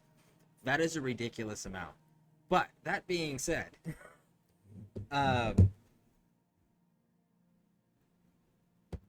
They don't need to go that crazy with their endings, right? Give us at least 2 endings at minimum, so that way we at least feel like our choices somewhat mattered. And then if you're going to give us customizable features, maybe if you want to do something quick and generic and that's a staple that can be put on everything regardless, give us a color dyes, right? Like, let us dye the colors. If you don't want to do that, then give us maybe unique upgrades per type of item. Like, for example, a light armor, a heavy armor, and a medium, and a light, medium, and heavy armors each have their own unique type of upgrades rather than just the same exact upgrades across the board. You know, give us a little bit more of that variety that they advertised. All right, let's see. Where do they want us to start?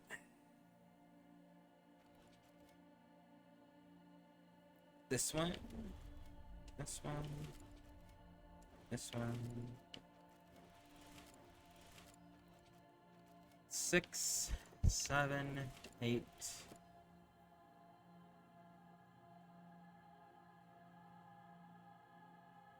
Where is 9?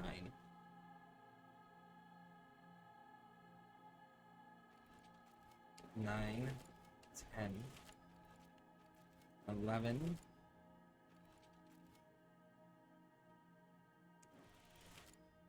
12,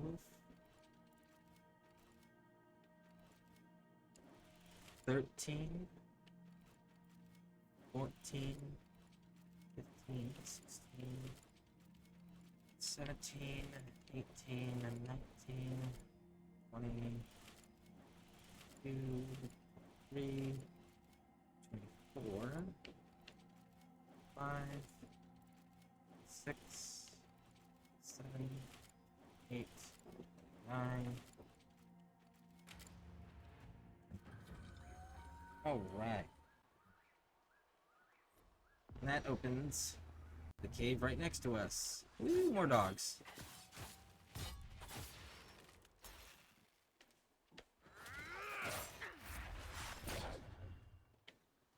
And honestly, the other disappointing thing that I figured out on Greedfall, because I genuinely went through doing different class playthrough or styles of fighting and playthroughs, different decisions, different gear loadouts. I tried multiple playthroughs of that game and its DLC, and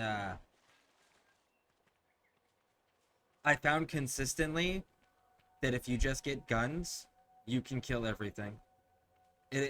Guns are so much more overpowered in Greedfall than any other weapon.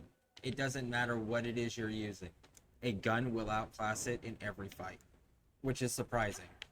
I figured they would be a little bit more balanced with as diverse as they were with their weapon choices and their playstyles. I figured they would have been at least more balanced, right? More comparable. But no, guns by a wide margin.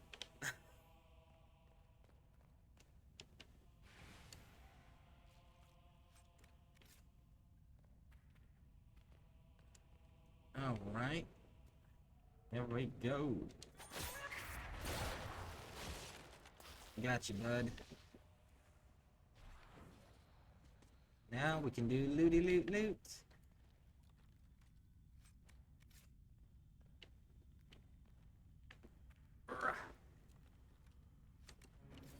Woo!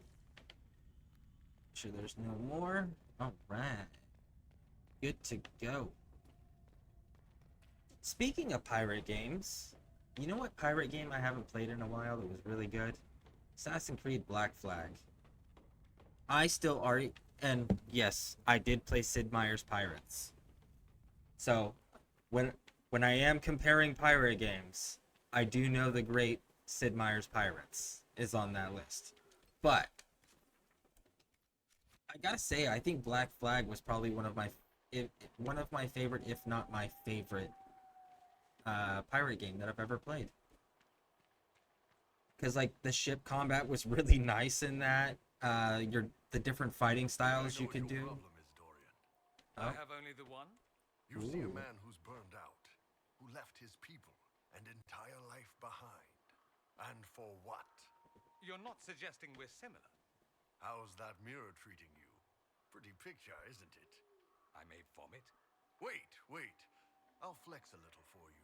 Make it easier. Ooh. That's right, Bull. Get after it.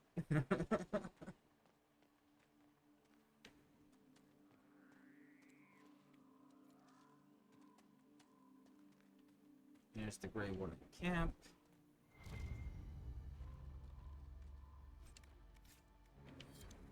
Some wardens must have stopped here on the way to the western approach. All right, so now all that's done. So now we can take this.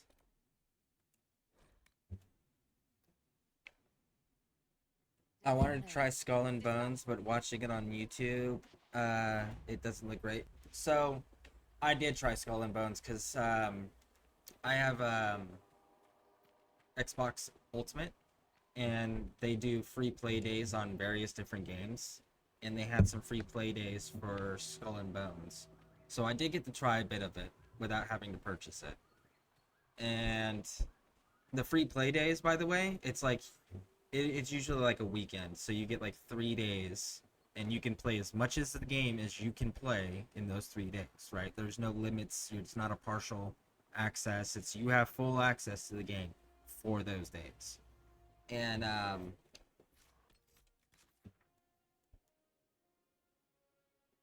I gotta say, it took some getting used to for the ship combat and the ground. Well, combat in general just took some getting used to. It took some getting used to for navigating. The graphics were okay, but I can definitely say that if you're not running around with a group, you are going to have a significantly less enjoyable experience.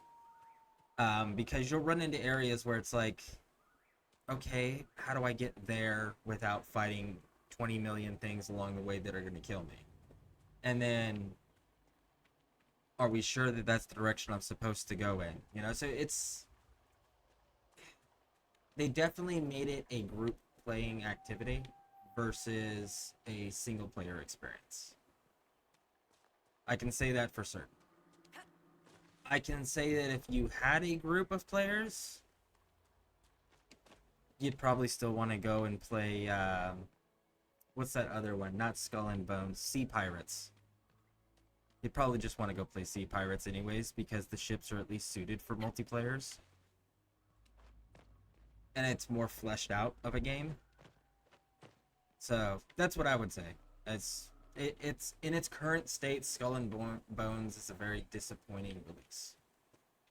It has potential if they do significant fixes to it and fleshing out of the content and making it more user-friendly rather than intuitive to be able to play it.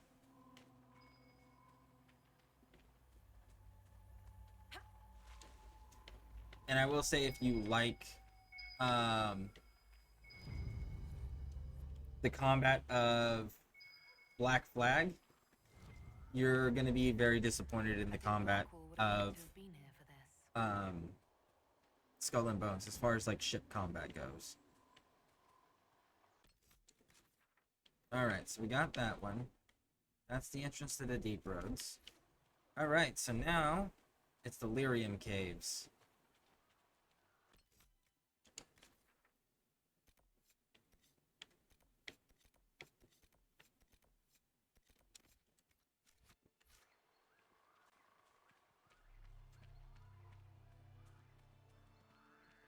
Now I will say this as well for in case anyone's unaware. Realistically, the only reason Skull and Bones exists currently is because Ubisoft was required by law to release it because of the way they financed the game and where they developed the game. that country, I can't remember which country off the top of my head it is, but the country that they got funding from for the game had laws that they had to release the game if they funded it. And that's why it took so long, and they went through so many development teams working on it, and what they were doing on it got scrapped and restarted so many times.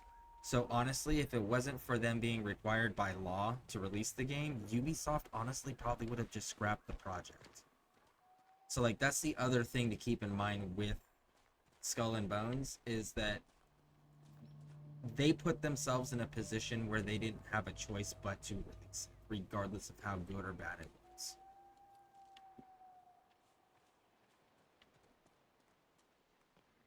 Let's see, can we avoid them?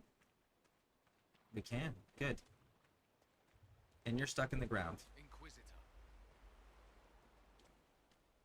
Alright, here we go. And this way leads to the dragon. Red Lyrium, we should be cautious here.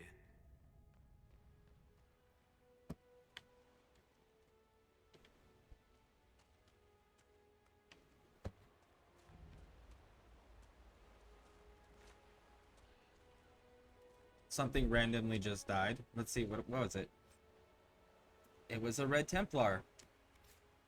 Okay. The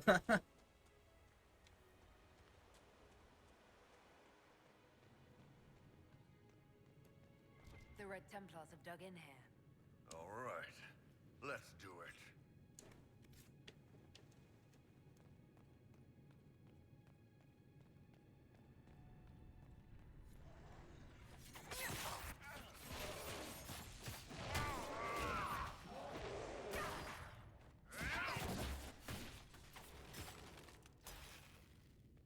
Woo!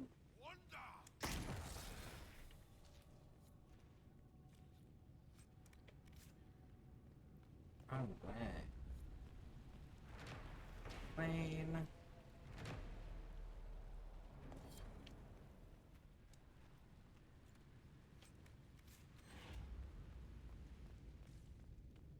Alright. Through here.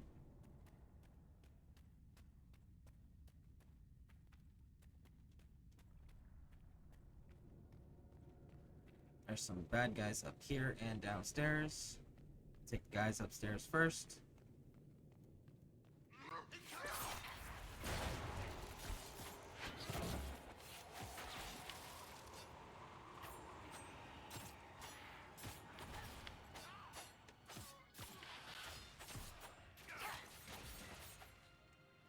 All right.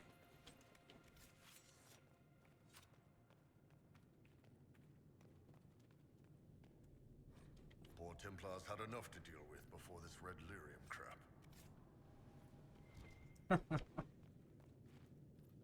It's fair, they did. I think this is the correct way, so that's the way we're not going.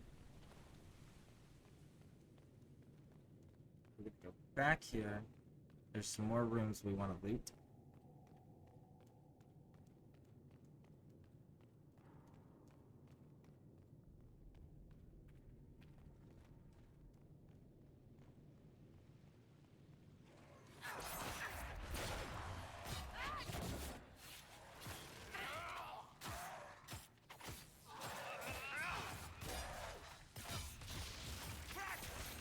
Alright.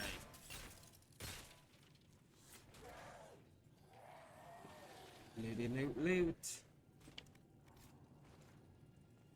Right in here. Loot.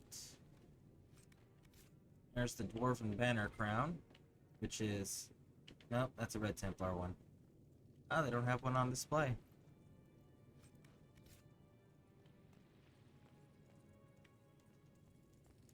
By the way, if anybody wants to see all the different banners and beds and decorations and stuff that you can unlock for Dragon Age Inquisition, let me know.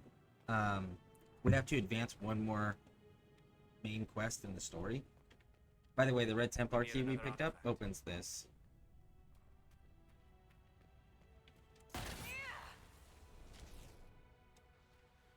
What's it working? Yeah, that red Templar key we found earlier on that random dead corpse that when we were walking by that just randomly appeared next to us. That opens this door. So if you ever run into this door and it's locked, go back and search through all the caves and make sure you didn't miss anything that had a red Lyrium key, red Templar key on it. Shoot, I forgot what I was saying.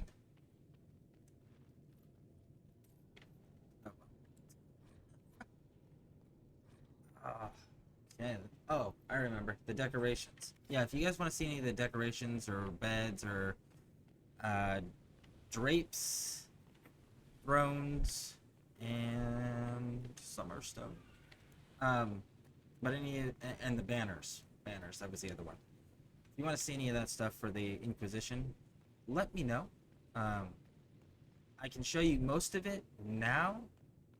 The only thing I can't show you is the interior decor until we do one more main storyline quest, which we can go knock out the Grey Wardens pretty quickly because we already have Logain and everybody. Alright, let's cross on over this way. Summerstone.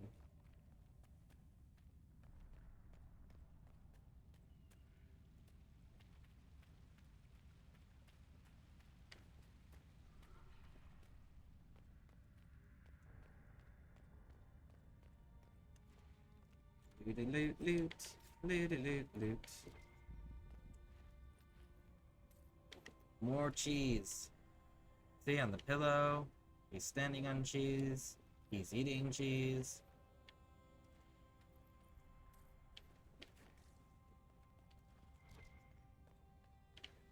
Oh, what did we forget to loot? Ah, coins back behind the statue.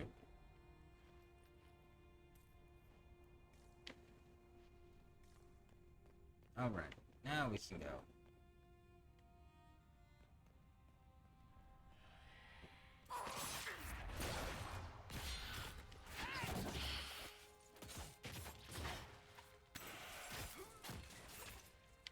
Alright. Destroy. Loot. Alright. I hope the next Dragon Age game steps it up with the music too. Because there's some games nowadays that have killer soundtracks. And then there's some that just have like super iconic ones, like Skyrim, for example. You know, when you hear that Dovahkiin song, everyone knows that immediately. You know? So, I hope they step it up with their music soundtrack in the next game.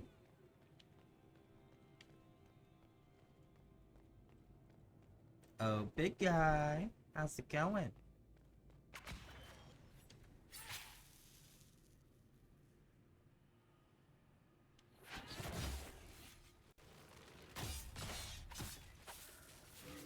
Woo!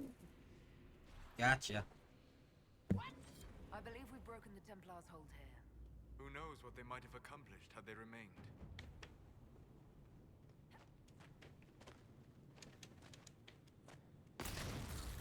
And that completes Eric's request. Alright. So now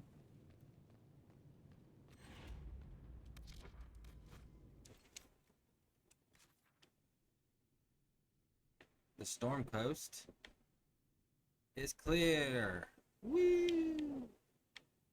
That's the Deep Roads DLC, which we are not anywhere remotely close to being geared to go down to. So here's what we're going to do. We're going to save our game here first, because this might be frustrating. Because this is the one dragon. You Hold go on. to the Fade on purpose when you dream? Just to hang out? Yes. The Fade holds a trove of memories to explore. Spirits know secrets lost to this world. Yeah, but they're spirits. You can't treat them like people. Would many not say the same of Kunari? No. Because Kunari don't go around trying to possess people and turn them into abominations. In Instead, you conquer them and turn them into servants of the Qun. Oh, come on. I mean, he's not wrong. He's not wrong.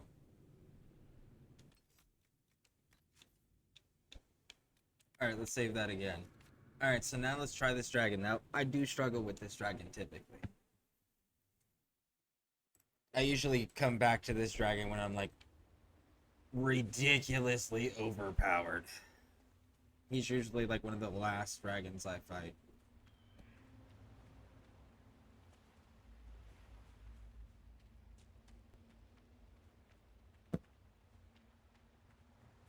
So let's see how it goes. We may have to come back to this dragon if we can't take it down this go.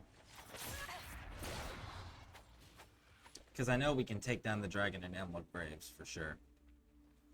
Let's find the dragon.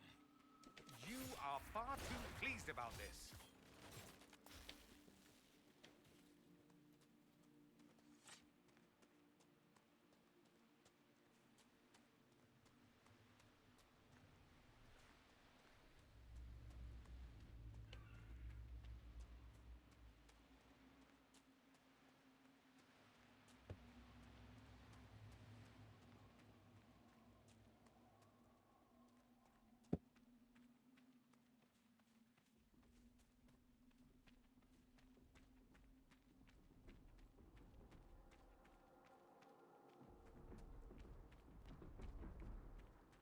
This is a lightning dragon. Let's see how it goes.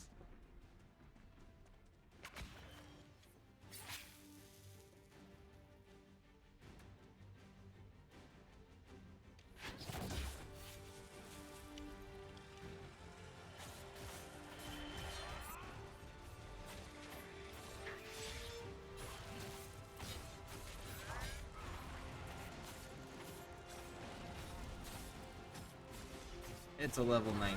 I think that's what level we are. Ooh, you're hitting hard.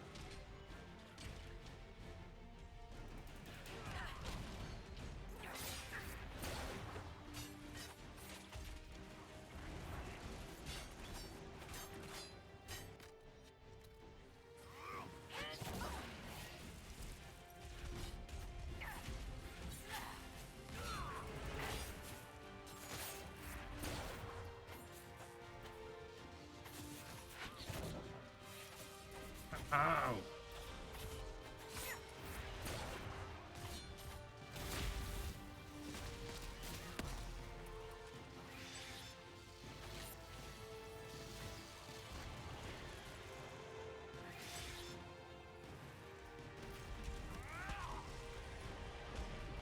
Ooh, man.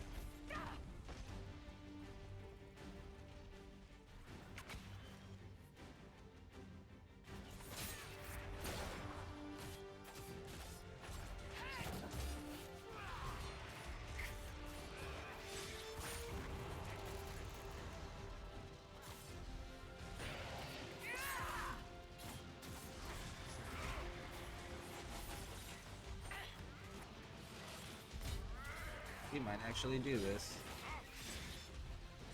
Come on, there we go, boys. Heal up.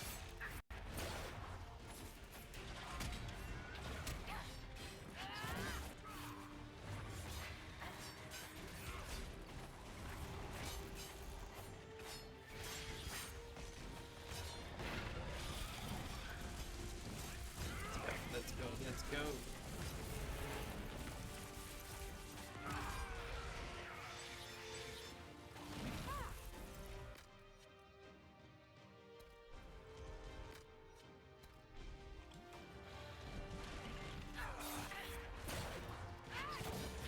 Oh man.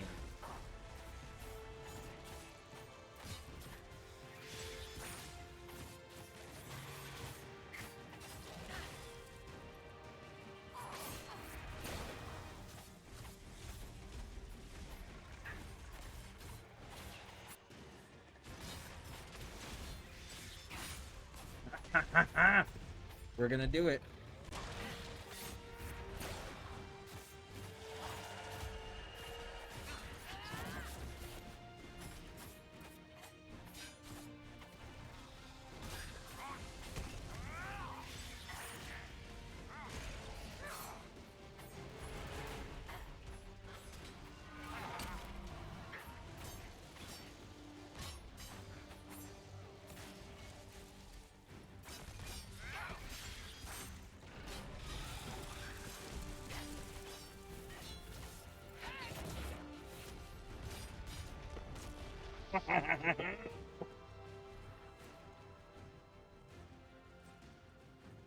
Oh, I struggle with that dragon typically. Oh, that makes me so happy.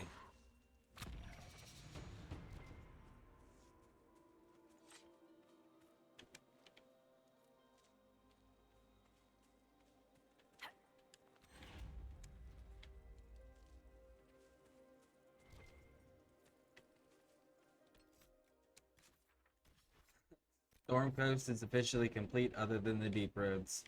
Yes. Very nice, very nice. Ah.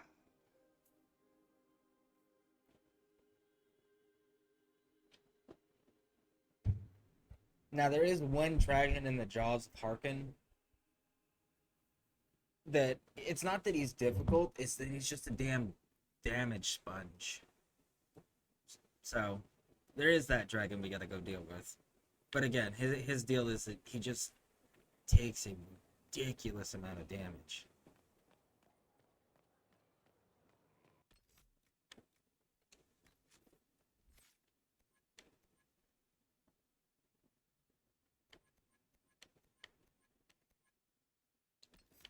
We were still working on this.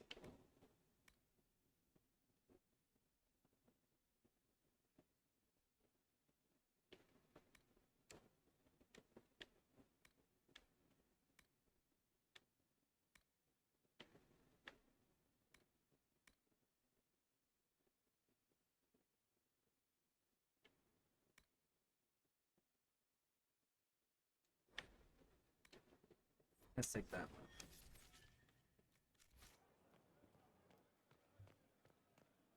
Inquisitor? All right.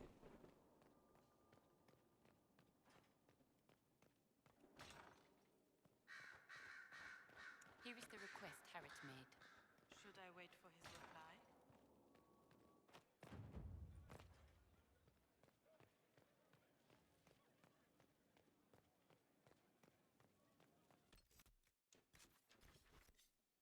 I forgot to check.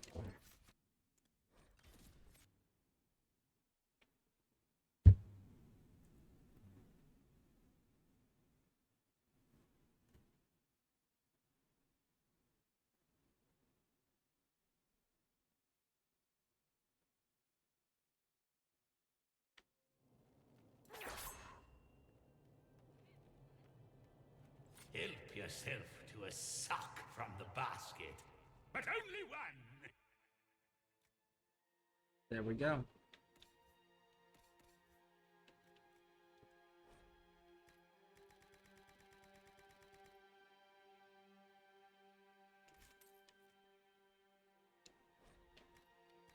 Let's see, how much can we purchase?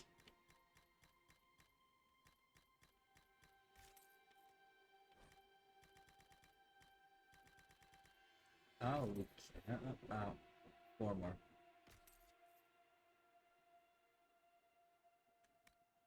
Wait, we can sell.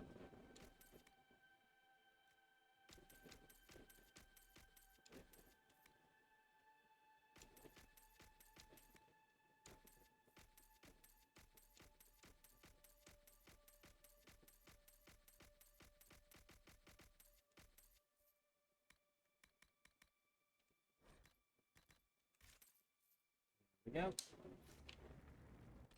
Now, let's go fix some stuff up.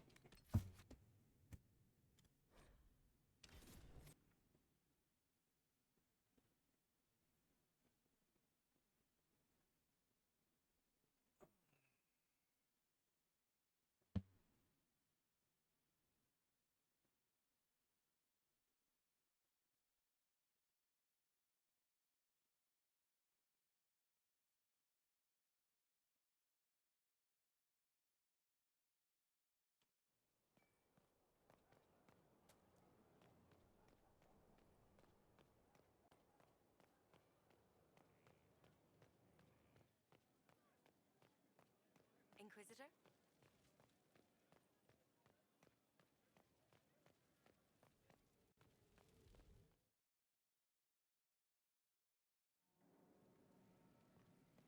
What's with scalding? No fun.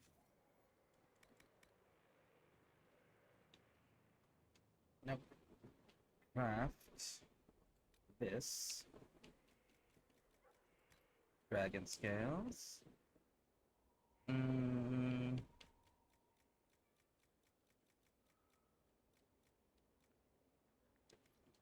Okay.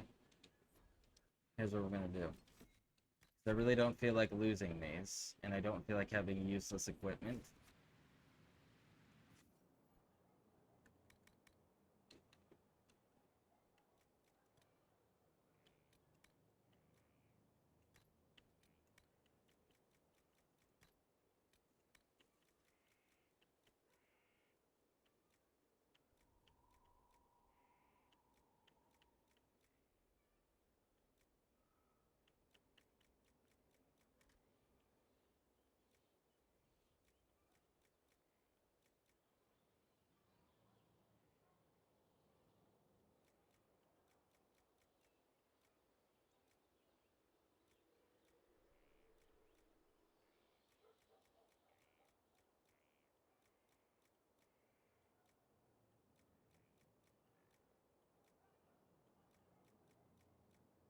I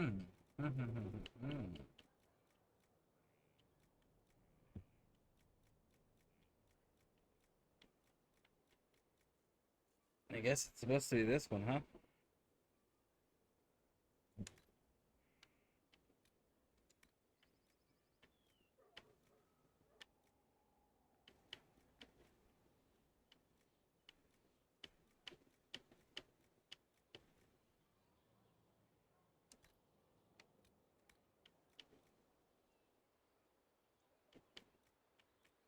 Think it's gonna be magic defense? Let's find out. Yep, magic defense wins.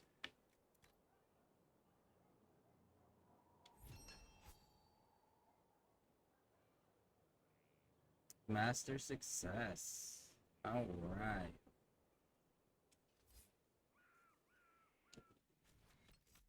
Save.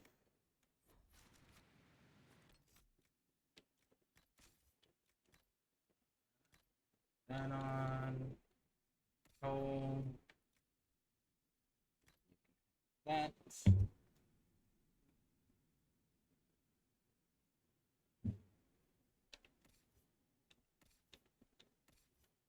There. That.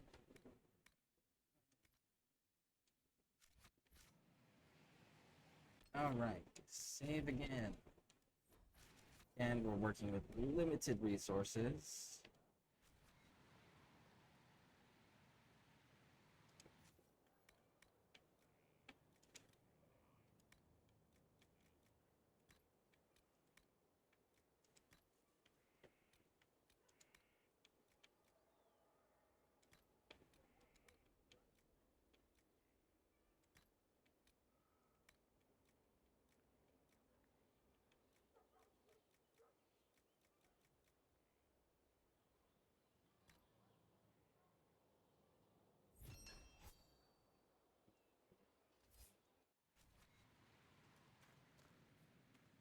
At that real quick. Let's see if we can get our timing down.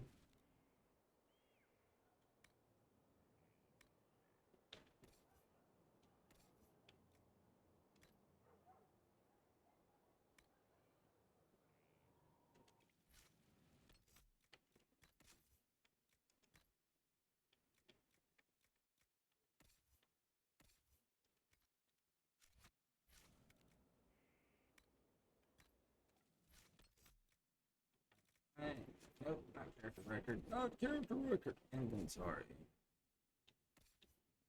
Dorian, my friend. This. Solus. This. And no Vivian, no Vivian. You can wear that.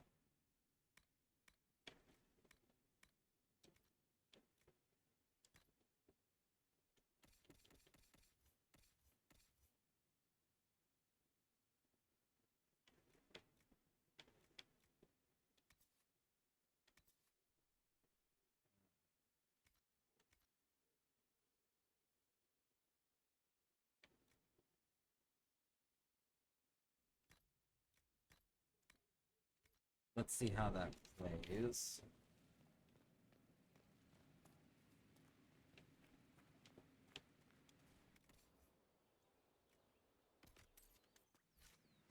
Okay. Where's my other hand?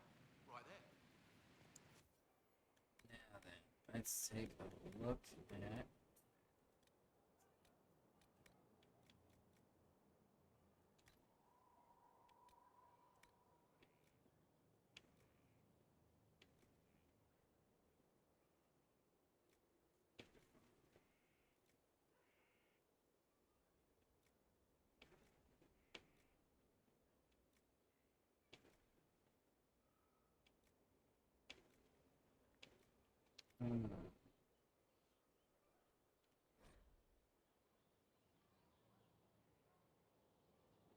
Yeah, let's hold off on that one. Let's get.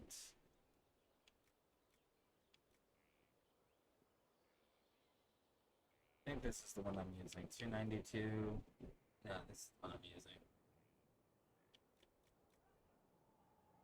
Damage, offense, offense, offense. Why would I be using flanking critical, sunder, armor pen? Okay, but don't I get that over here?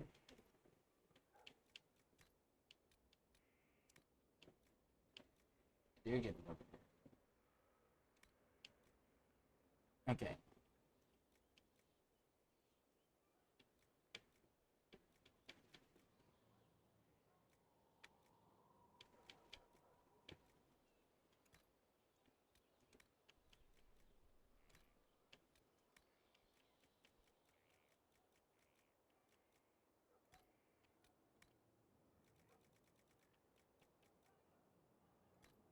$25 to stagger on it. Alright, let's get you. Great big old shield. And this, I actually want you to. Do I want you to gain 3 on hit, or do I want you to.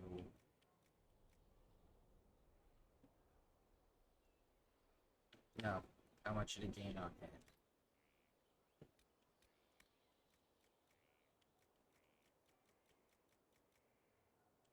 Stagger on being hit.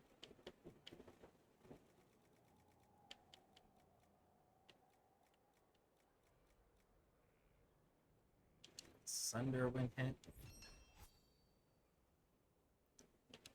Alright. Those are done.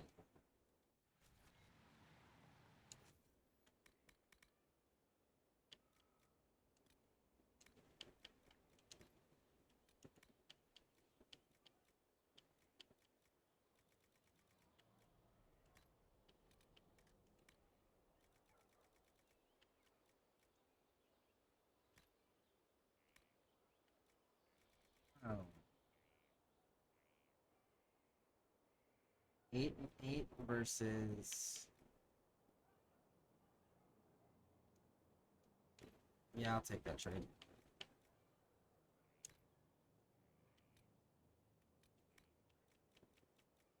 And then let's give him.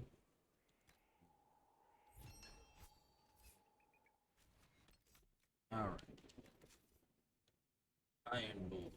I've got new toys for you, my friends.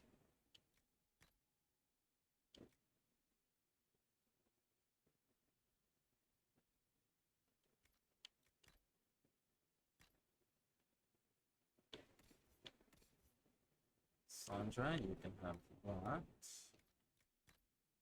You can have that and that. Alright. Now that those are done, still waiting on the superb stuff.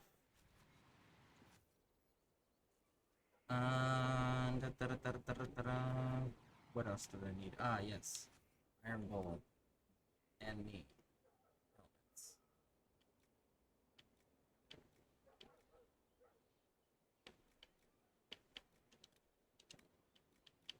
I don't have enough Dragon Bone. Me, on the other hand, I know it runs, so we're good on all of this. Sell all. Now that we have our armor, let's take a look.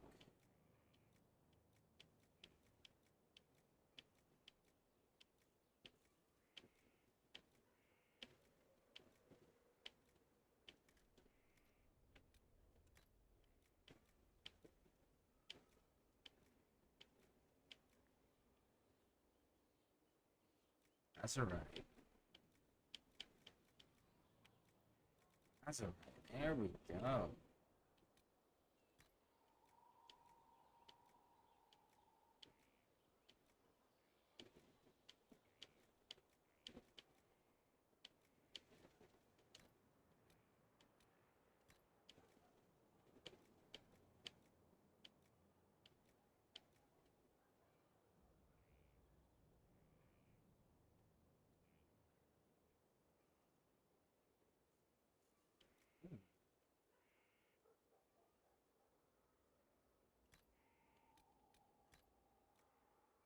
And we have a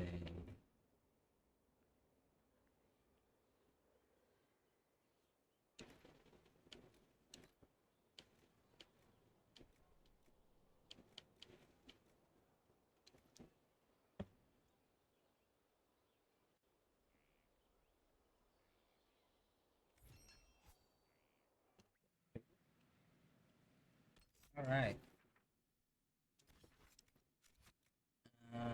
What do we have our inventory still?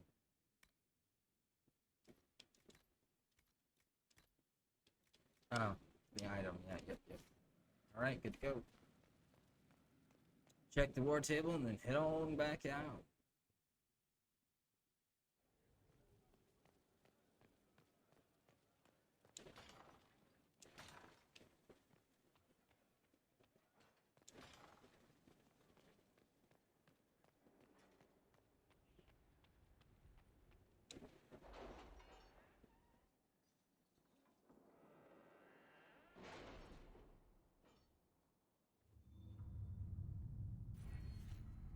Woo! More Inquisition points. Alright.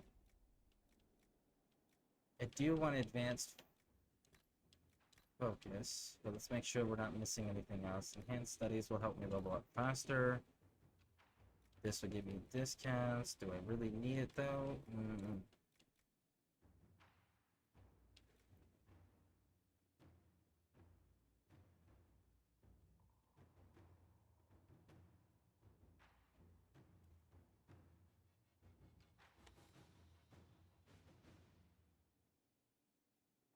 Let's increase that. Alright. It's done. The roads are safe. Haven't seen any progress. It's not time for promote. Keep growing. Good.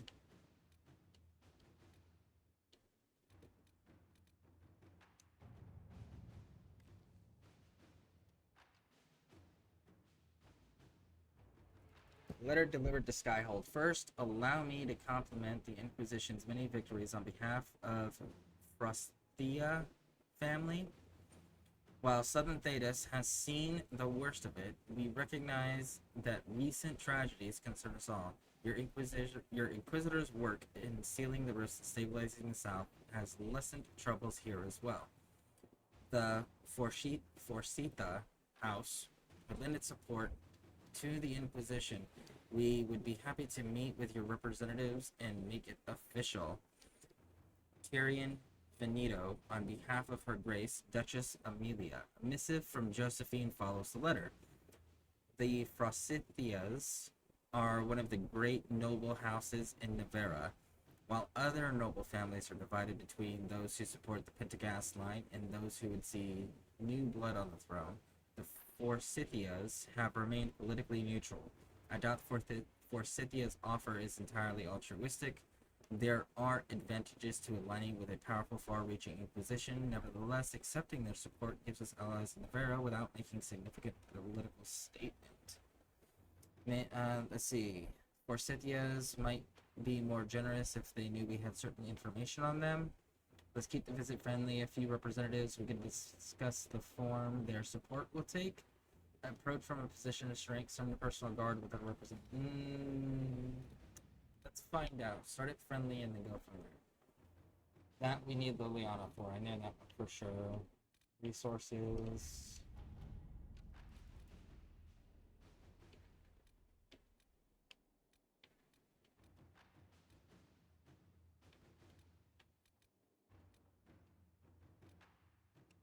Or it's a Darkspawn activity. Alright.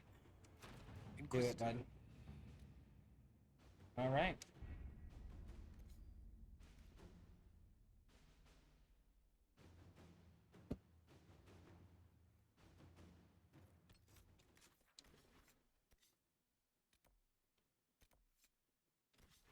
Emerald Graves.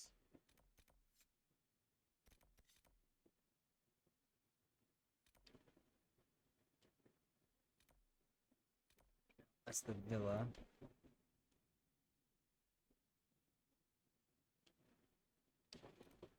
The guide. Prayer on Justin's mercy. This might actually be the building I'm looking for. Yeah, that's the building I'm looking for. Okay, so let's go down here.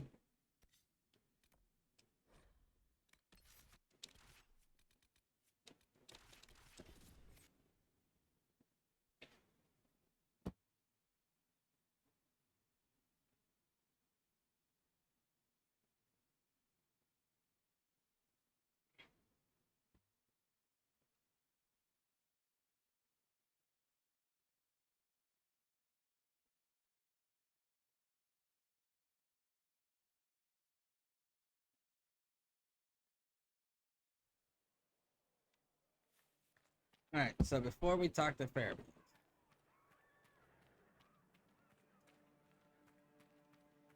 The Inquisition will always be welcome here. Good day to you, Inquisitor. You were right. Fairbanks is noble by birth. Fairbanks is not even his real name. Let me see. Évariste Lemarque. I knew it from the start. I know just who to give this to. This will be enough to make the council sit up and take notes. I'll send this on as soon as possible. Thank you, Inquisitor. It's true. Alright. So that lets them be able to set up him as a nobleman, giving him more authority and power and sway over the things he can do. You saved my people. We'd given them up for dead. Perhaps the stories are true.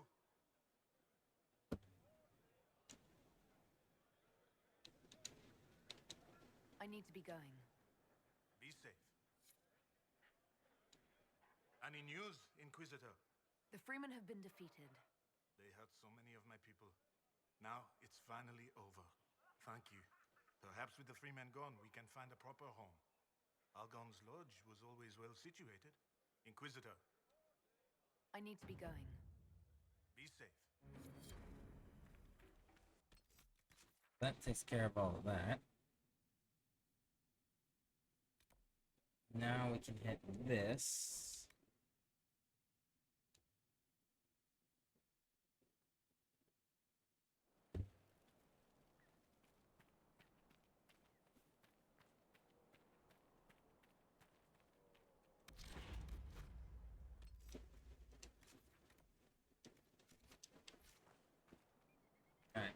up and around. Oh, I know what that is. That's that camp.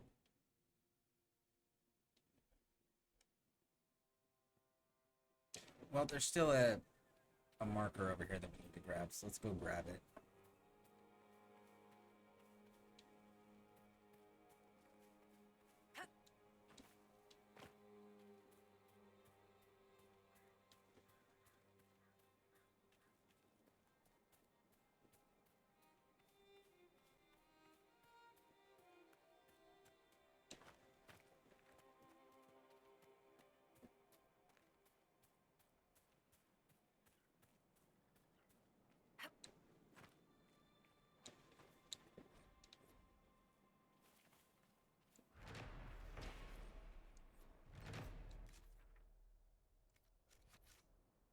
Alright, looks like there's a rift right up here with a quest marker on it.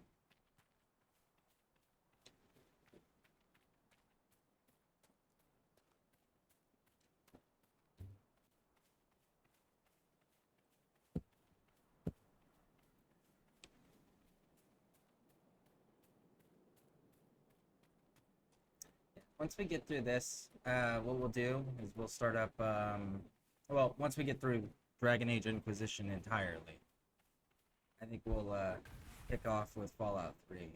So that way we can start that Fallout story.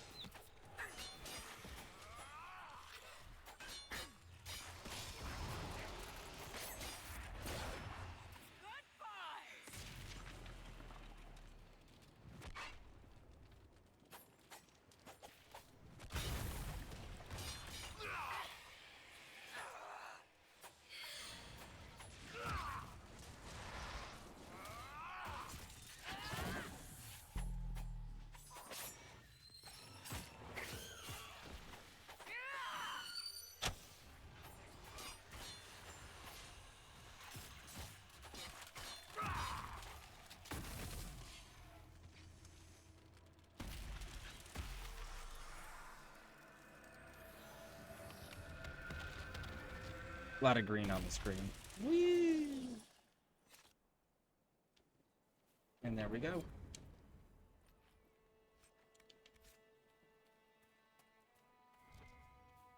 There's the quest.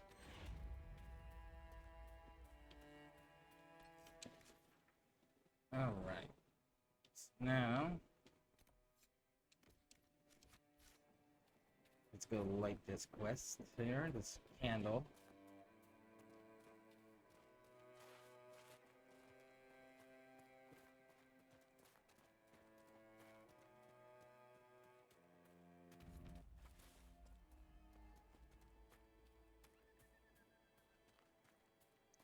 Yeah, here we go. This is actually the little puzzle thing I was mentioning earlier.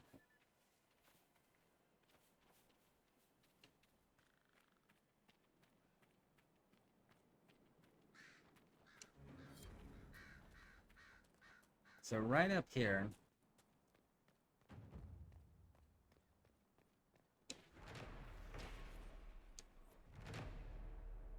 we find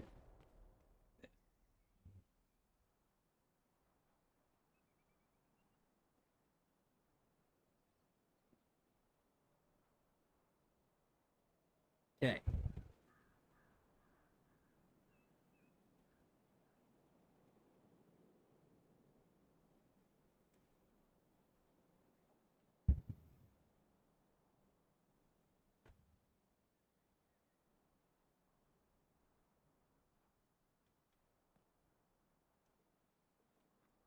So north, west, 4 times. 1, 2, 3, 4. Northeast 2 times. 1, 2. Southeast 3 times.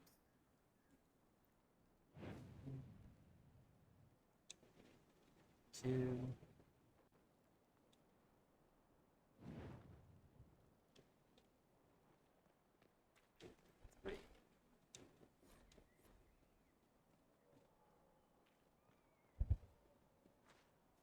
Go to the waterfall in the very northwest of the map.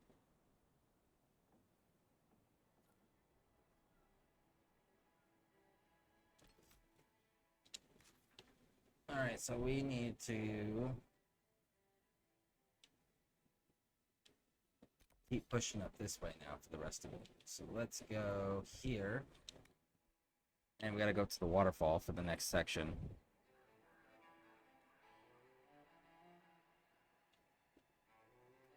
Alright, north.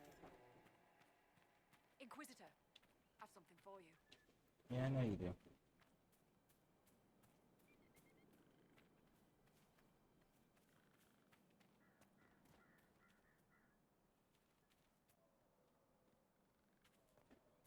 Alright, right here is a quest. Giant spider.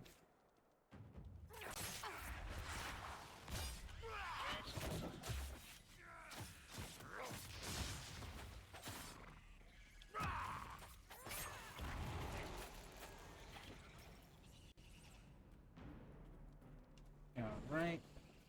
Let's go kill this thing.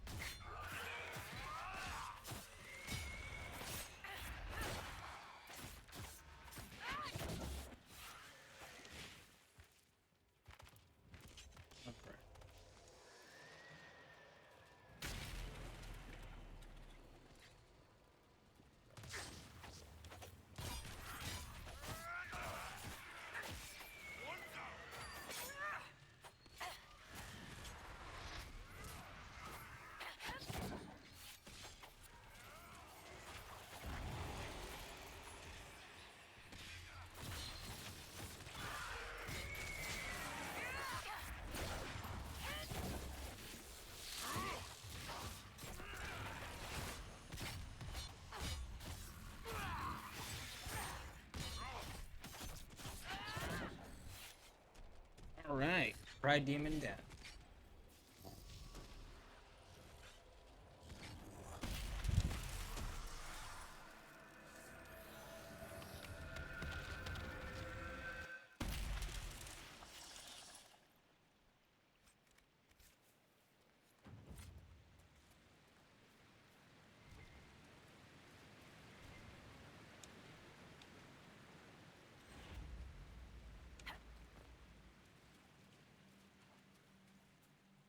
Hmm.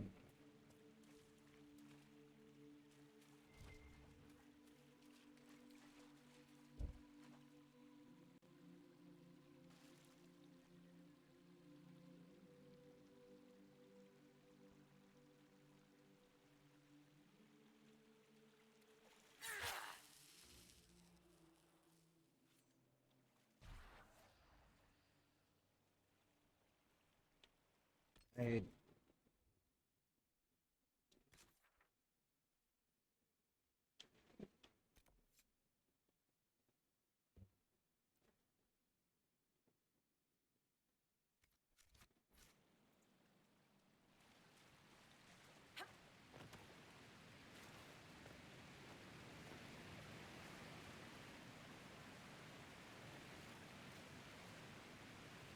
Maybe I did this wrong. It's what it said, so maybe we got the directions wrong? Let's see.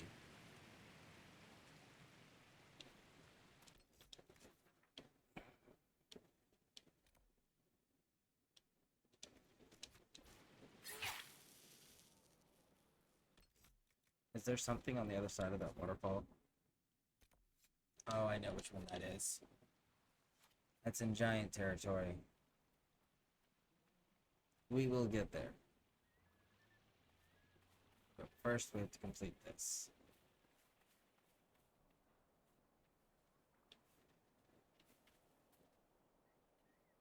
If I remember correctly, they actually need to get them up.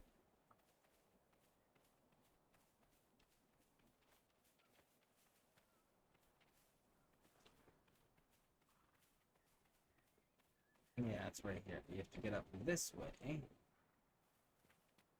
Wrap around the hill.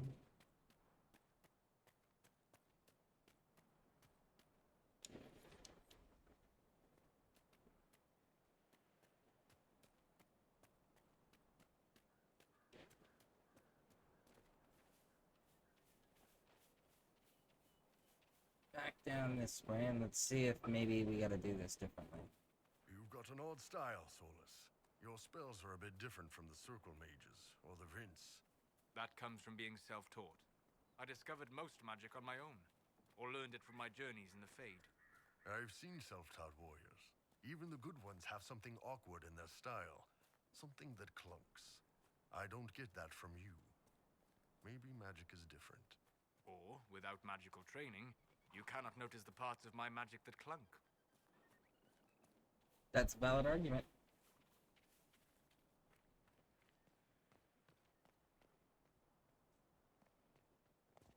Oh, it's in direction of this. Okay.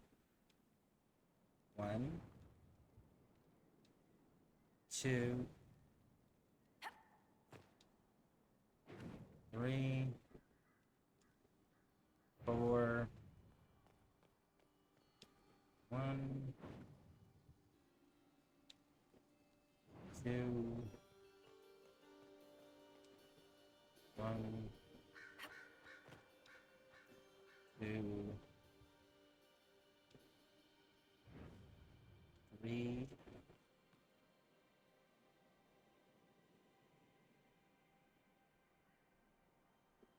And then go to the source of the waterfall and get updated. So let's go to the source of the waterfall now. Let's go back there and see if it's the direction, that direction. And then if that still doesn't give us the update, then what we'll do is we'll use the compass directions. Because so I found this in like a little forum. And it's like a little support forum.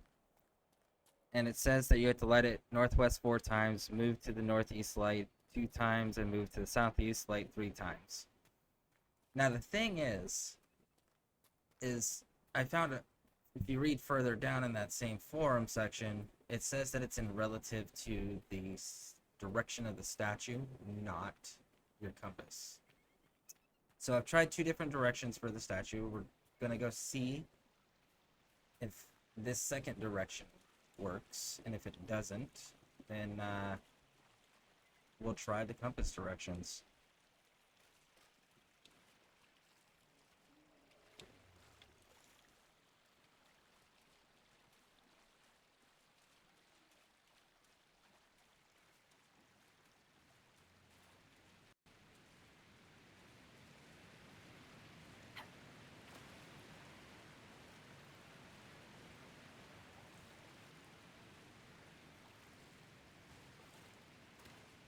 Nope.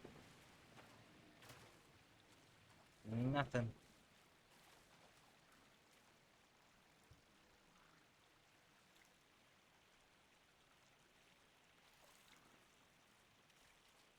Alright, I guess we'll just leave that mystery unsolved for now. I will mess with that later.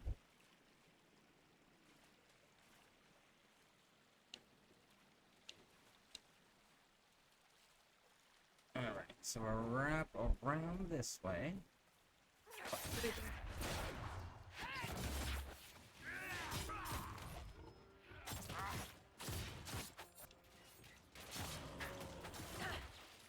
Awkward camera angles.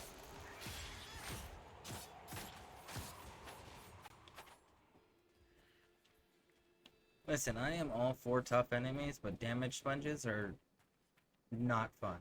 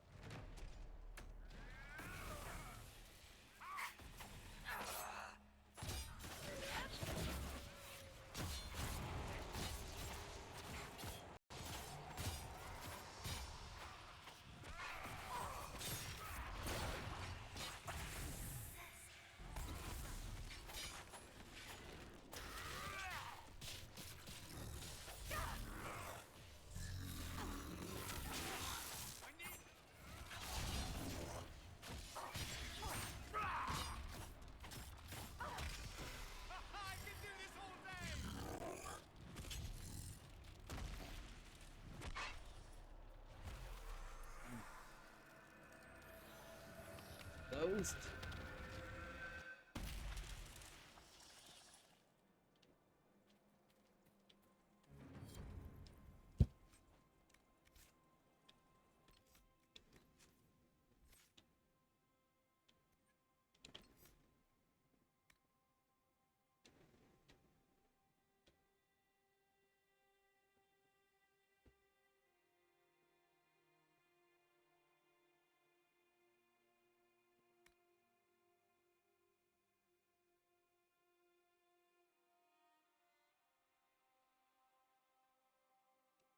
Let's try that one.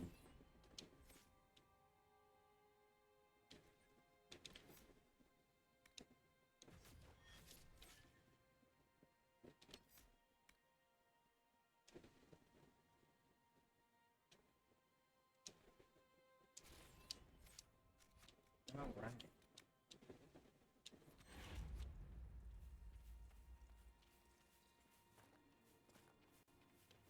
I feel like I didn't read something.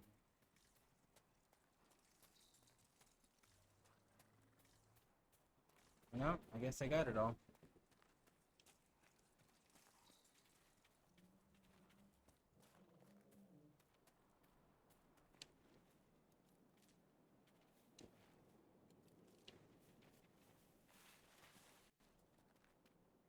Before I go wandering down too far. Nope, nothing down there anyways. Now, we gotta start being more careful around here. Now... Giants. Oh, oh, oh, don't fall down the cliff. It will kill you instantly.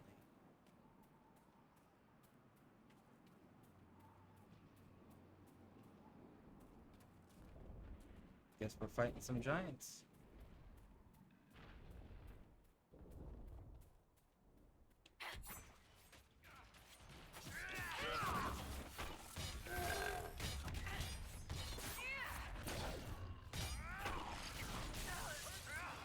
Oh.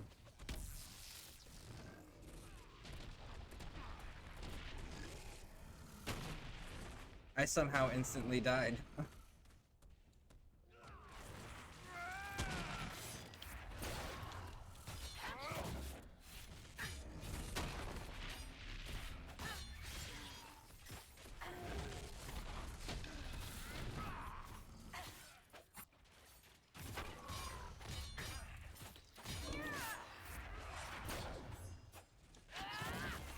He's immune to damage entirely. Okay. I was like, all of my attacks were saying immune.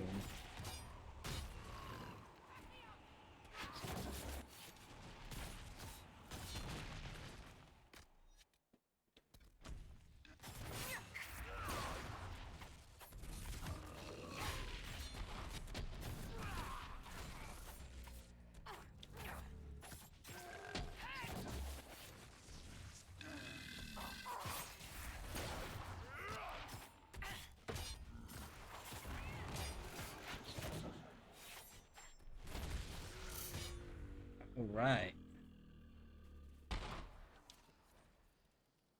Another letter mentioning Samson, and papers with names. Cullen could use this.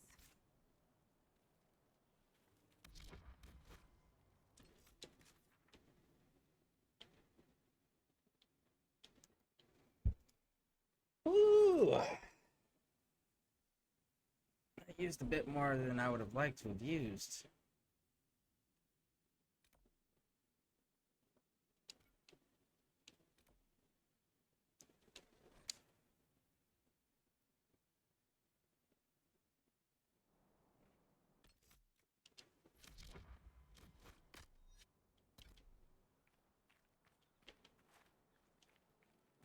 Potions.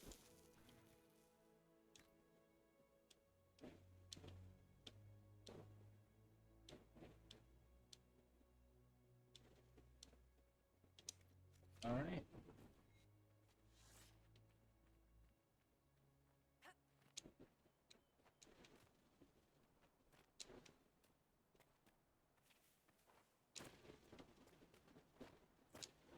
Head on over.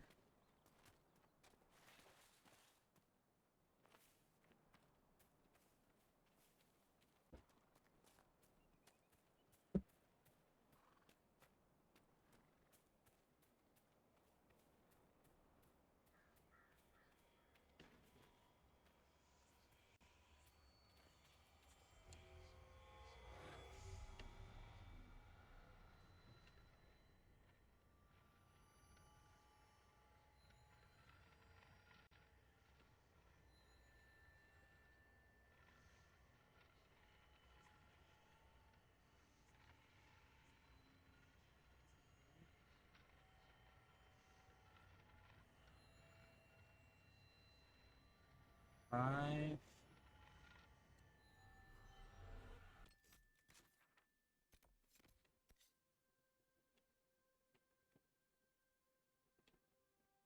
so let's get these two.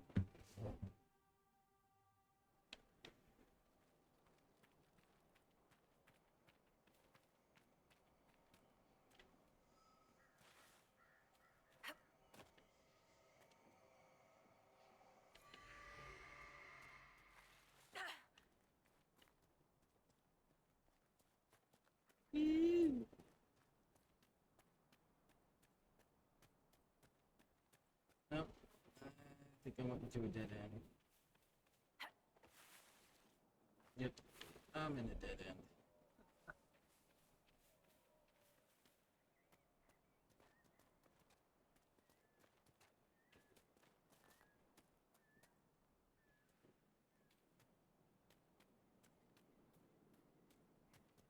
Who are they?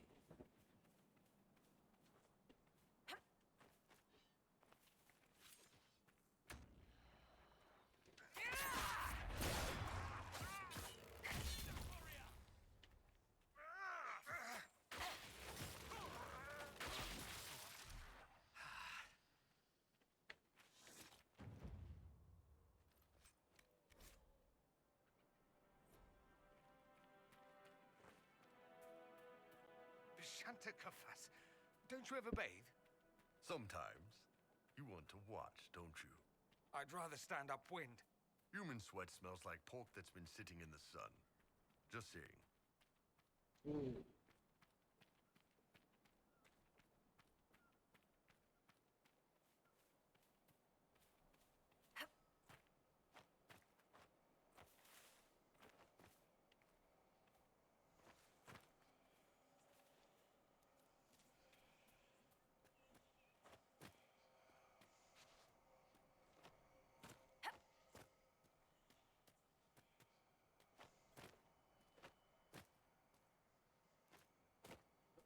Jumping.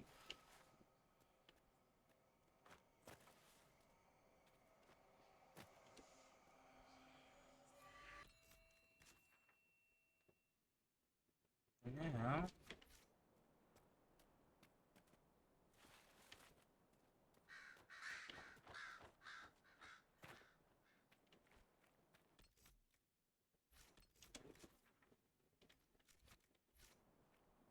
This way.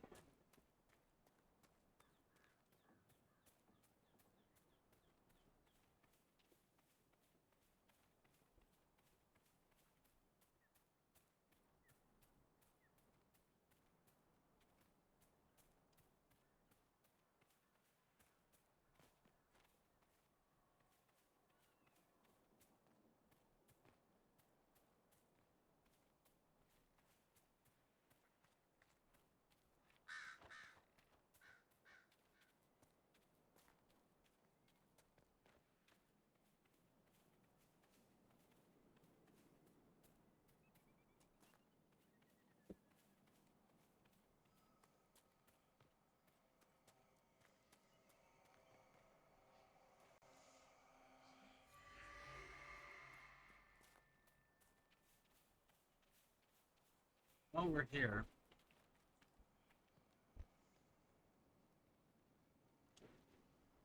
one, two, three, 4.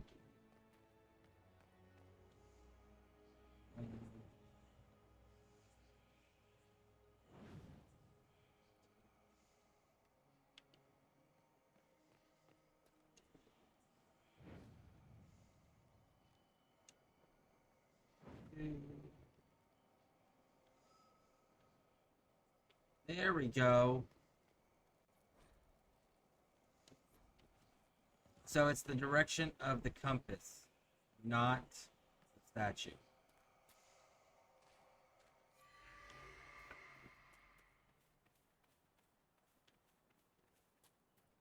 Alright, we will get those last two right after we do this.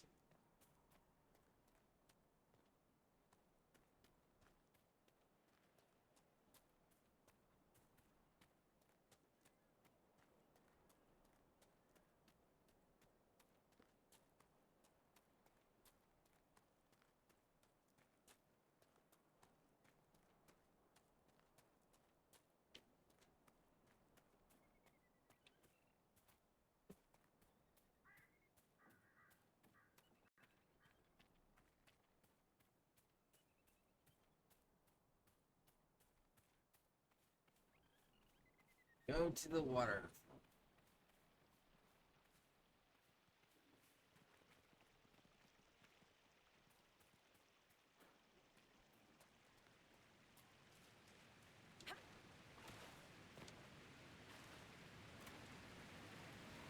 Let's take a look.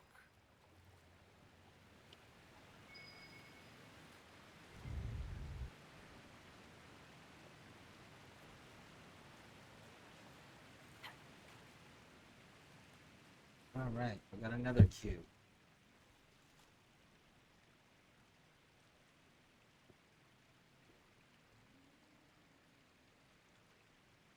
And then go to the South Finger Tower, north of Sullen's Tree.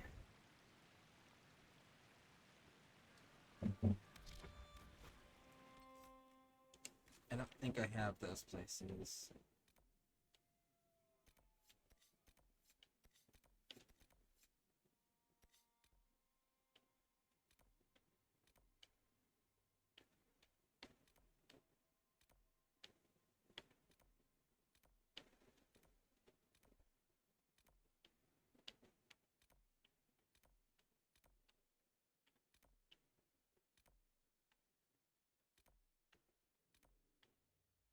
Yeah, I don't have those places discovered yet. Okay. Boy, it did the big giant Bronto fight. Of course, that sends us into a Great Bear fight. So let's not do any of that. Let's just go right on over here like this. Let's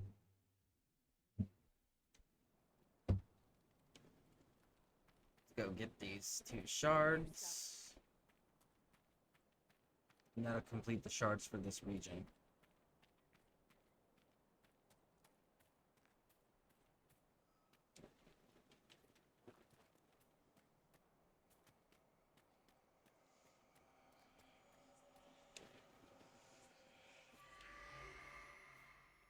One more.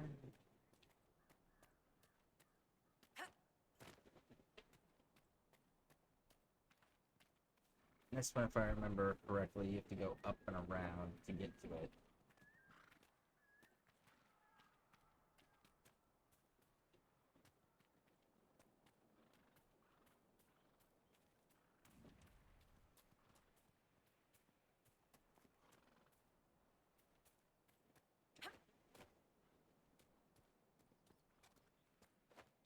Jump, jump, jump, jump, jump, jump, jump, jump, jump, jump, jump. And there is the final shard for Emerald Graves.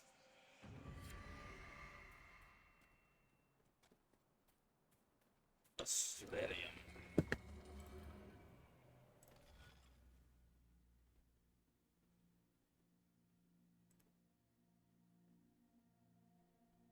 All right. 1, 2, 3, 4, 5, 6, 7, 8, 9, 10, 11, 12, 13, 14, 15, 16, 17, 18, 19.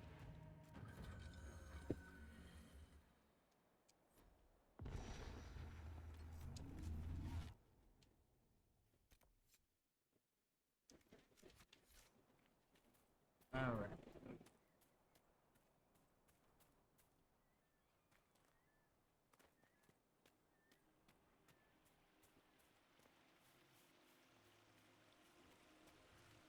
I guess we're fighting a Great Bear.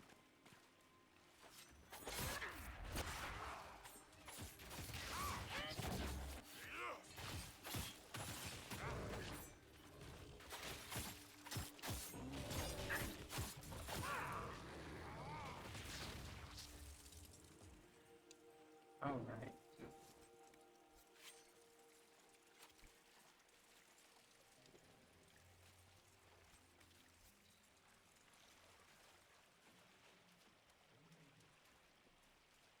Now then.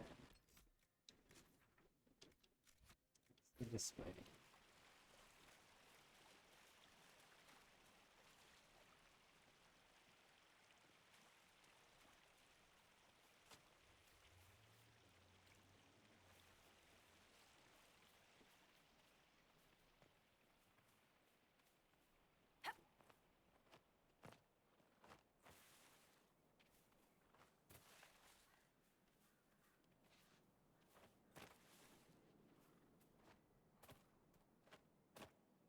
Go.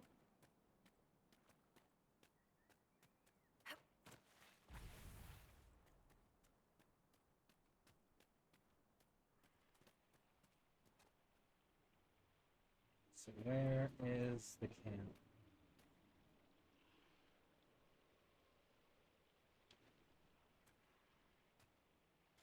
Okay. Is it directly below this over here somewhere? There it is.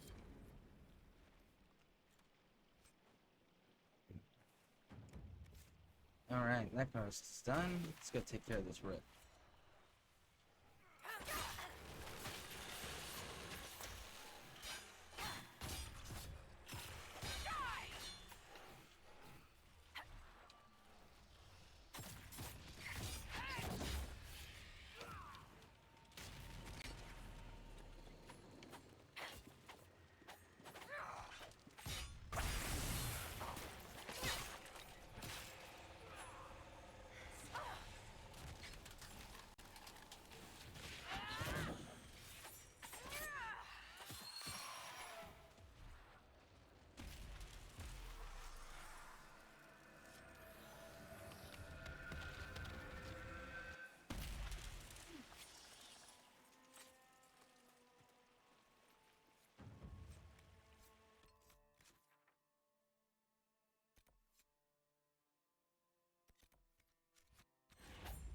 Okay, so all of that is actually across the river and up.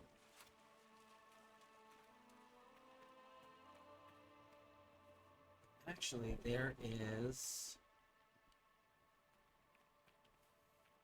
Where are you?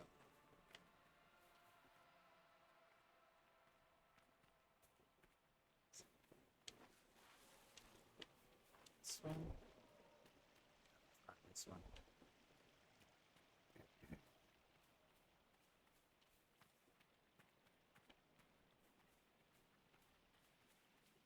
It's further down. There's a little secret behind one of these. But it's further down that way.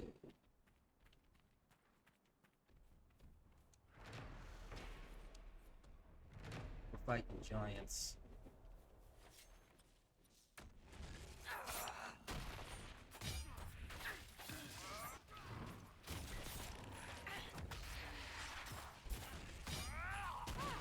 I guess they're immune to knockout powder.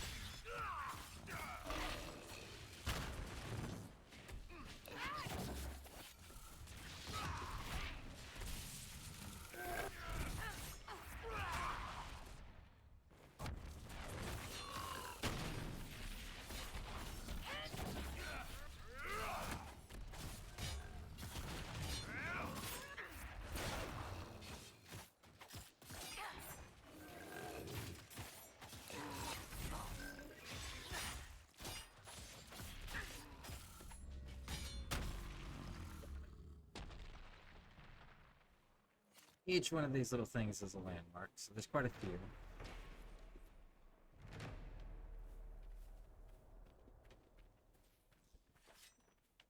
Shit, who did you guys just trigger? Okay. Come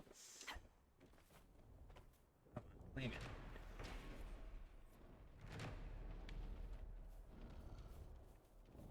There's our next guy.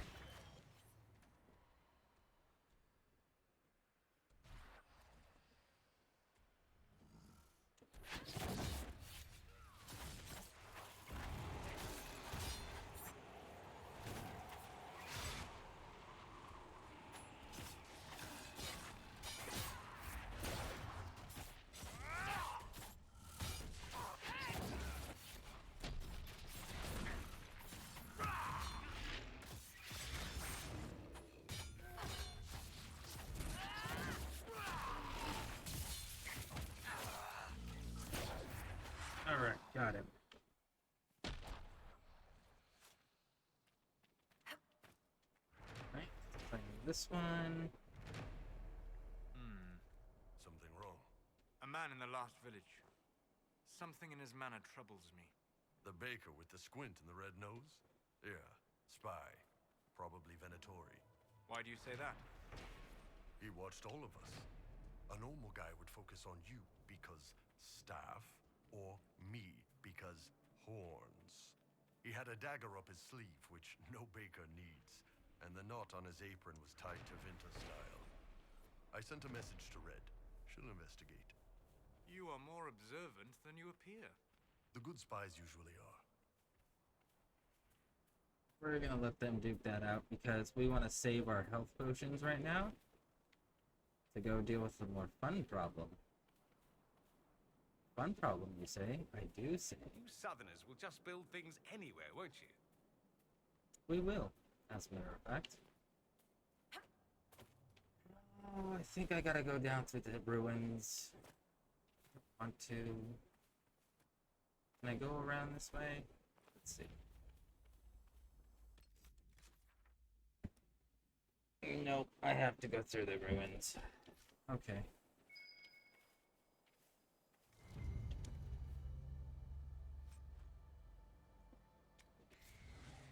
And now, here's the demon. Here is the third and final box to that little torch puzzle we were doing.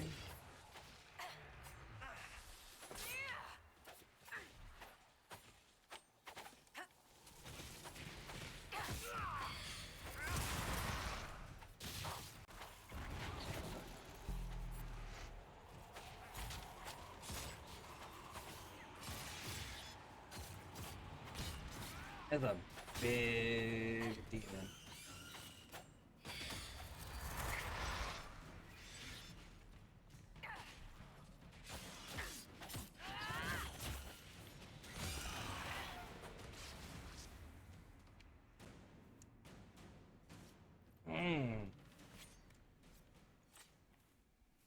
There we go, that completes that. And here's our dragon. Flying overhead.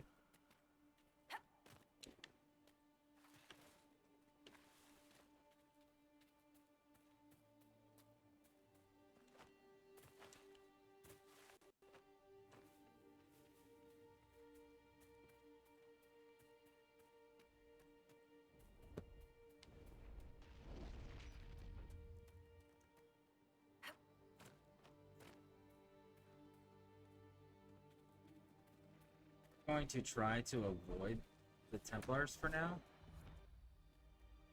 And of course, the Hollow had to hurt itself. Alright. Because I want to save as much of our health potions for the dragon as possible. There's a little quest back here anyways. Right here, at the edge. Next to some Everite. Release the ashes. That quest is done.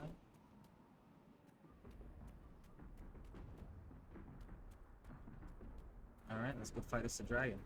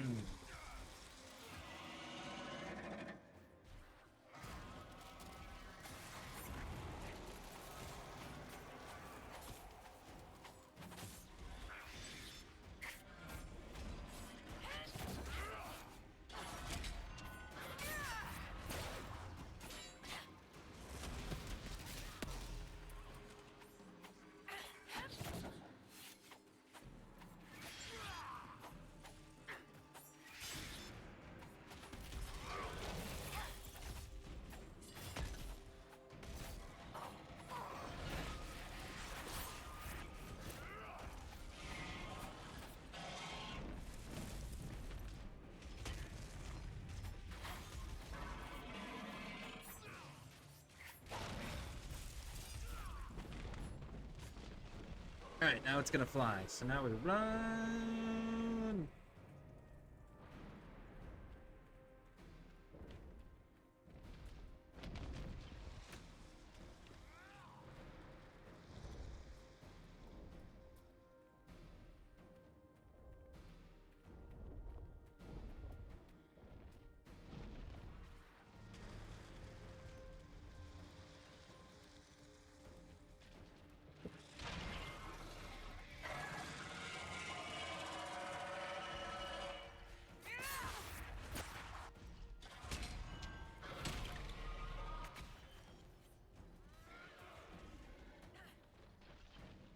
Damn, stop jumping.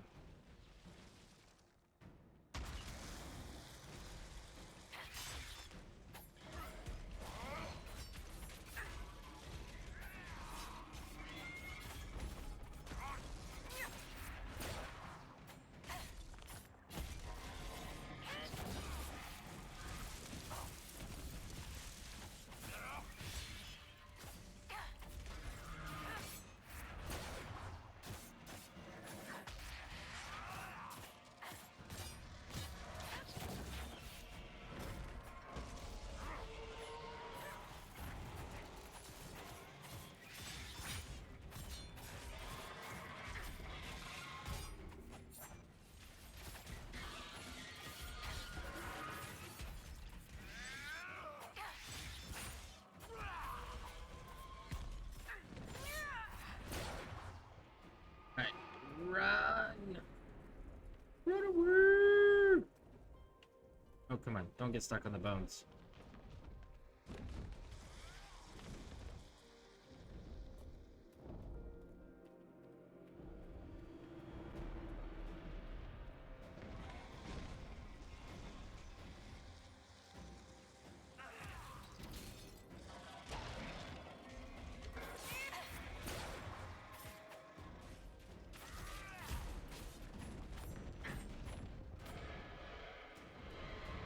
Alright, run away. You can also use the ruins to block some of the attacks that he'll shoot for range. Just be careful, because some of the buildings and pillars can be destroyed, and you might knock them over.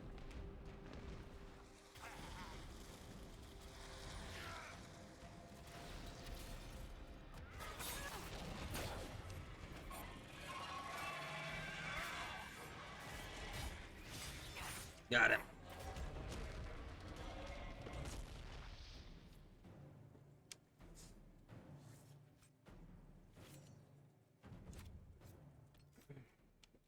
Let's see if that helm's better than when I'm already running. It is, so we will take it.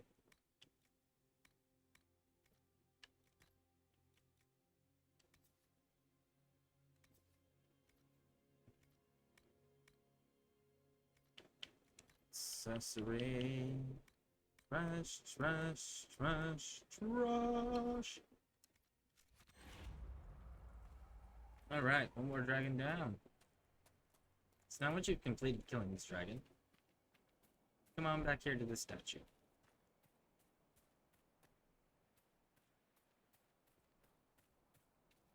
Get some loot. And you get to claim a lamp. Woo! Grab some more of this Everite, because this is actually a pretty good crafting material to use.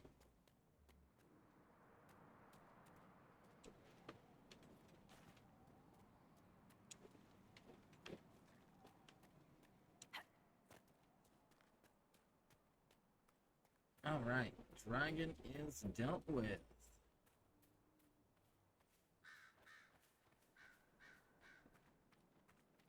Now we just gotta finish cleaning it up, and we'll be done with Emerald Graves.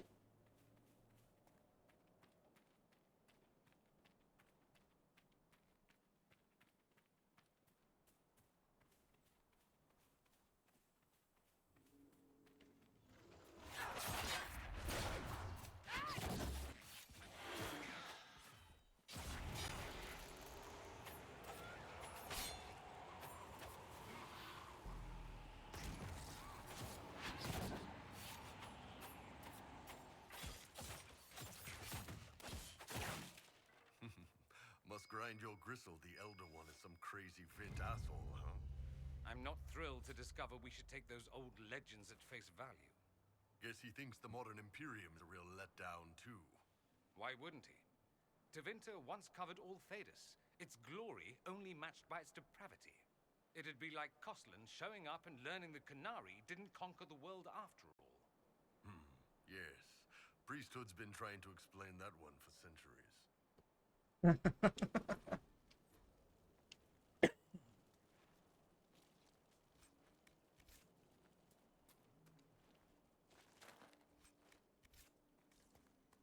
All right. They are dealt with.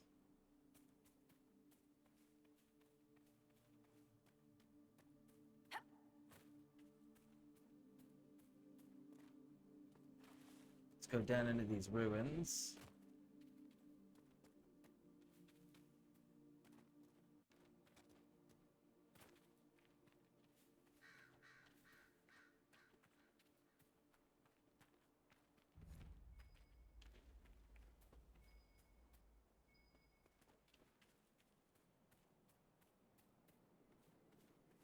My people built a life here. Shit.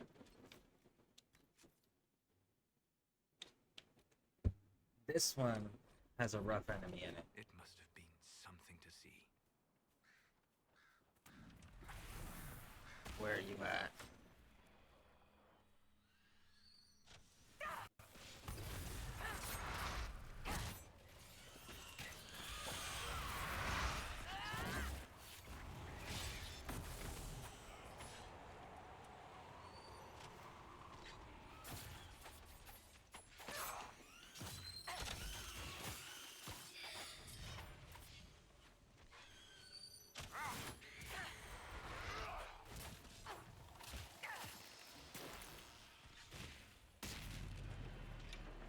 Okay, now here is this guy.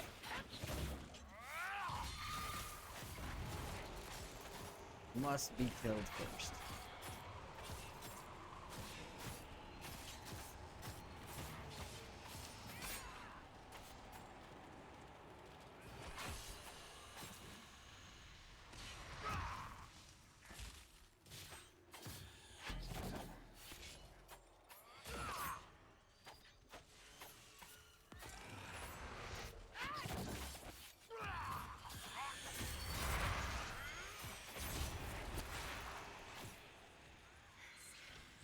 Two of them. One more.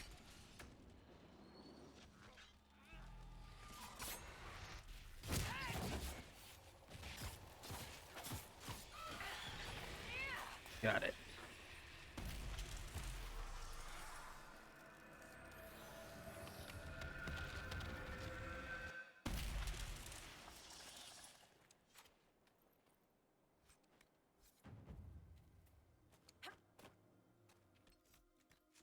And we leveled up out of it. Whee! Alright. It's like getting passives.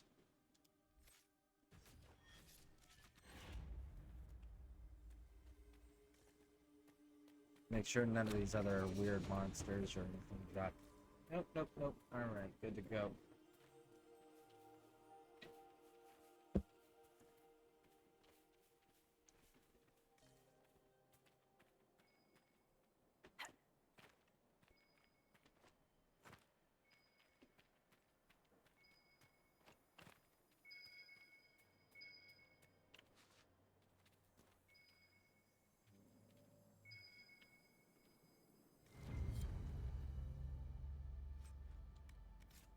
Go.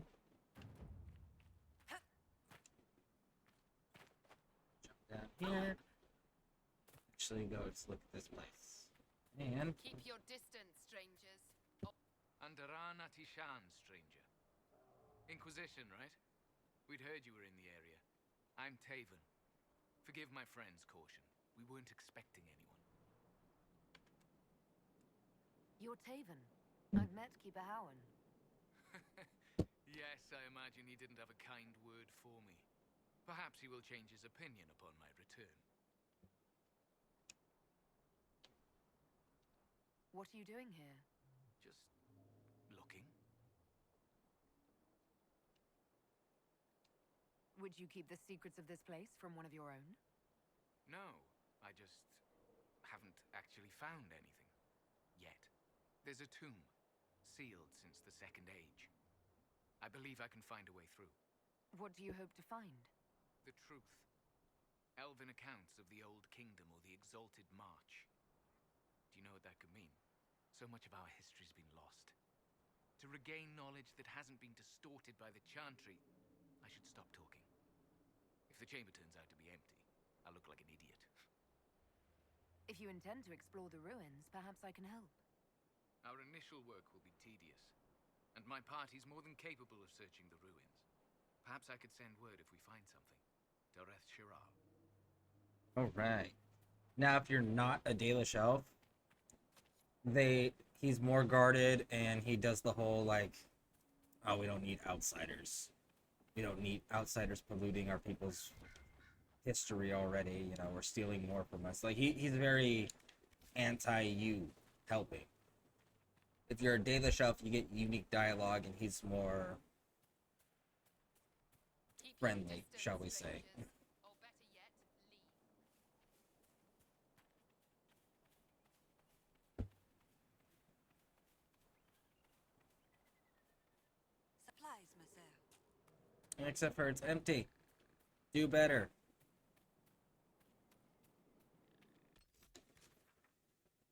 Alright. Wrap around. Now, Cassandra tells you to go hunt down people. They're in that corner. They won't appear until you get her quest.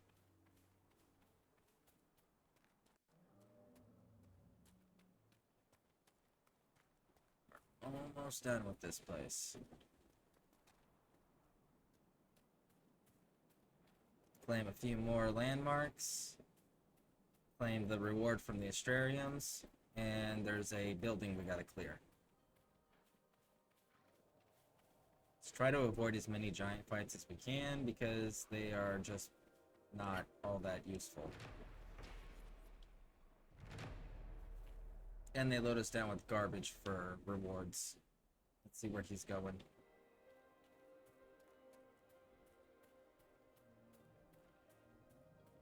Nope, we're fighting him. It's gonna force it.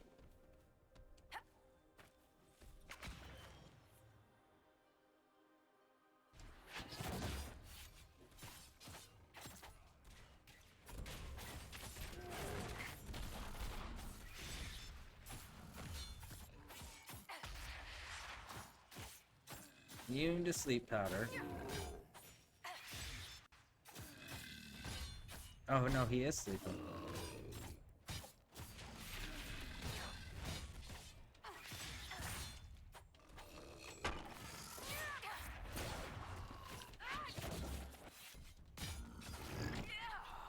And instant kill with the rock. And you guys pissed off all the Brontos? What the hell were y'all thinking? Get up, Dorian. Get up, Dorian.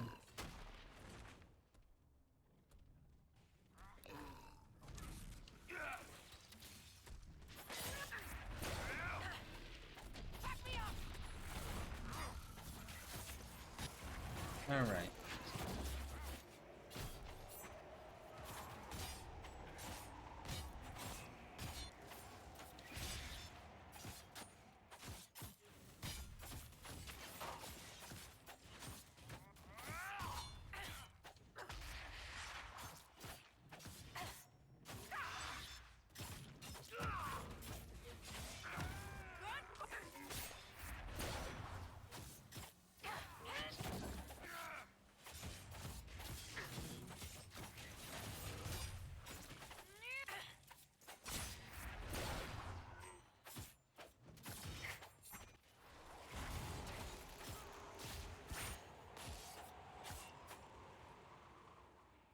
And you pissed off a new Bronto? Stop pissing off the Brontos!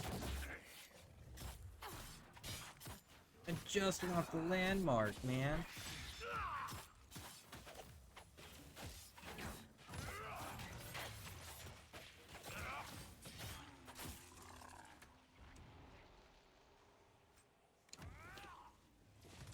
God damn it.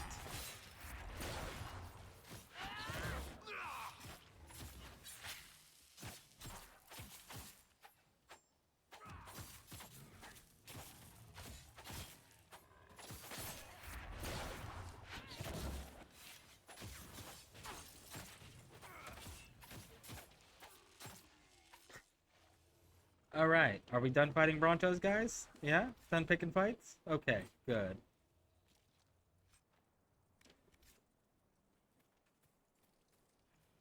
It's the only problem with using area attacks is that there's usually collateral and you drag in so much more into fights than what is necessary.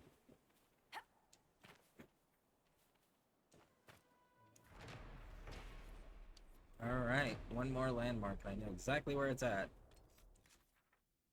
Right there. Alright.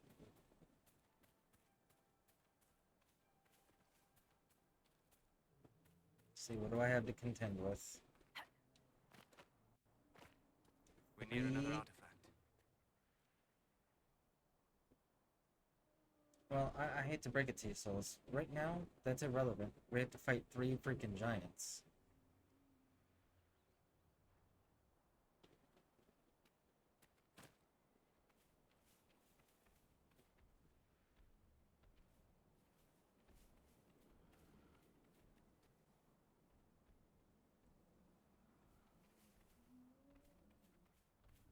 You doing all right, Dorian? I know family stuff can be rough. What would you know about it? True Canari don't have families. Finding out you don't fit in with the people who raised you. Having to walk away from everything you grew up with. Knowing you've disappointed the ones who loved you. I might know a bit. Takes a tough man to do it too, so good on you. You big old fop. Yay, good on me. Alright, so I'm gonna experiment with something.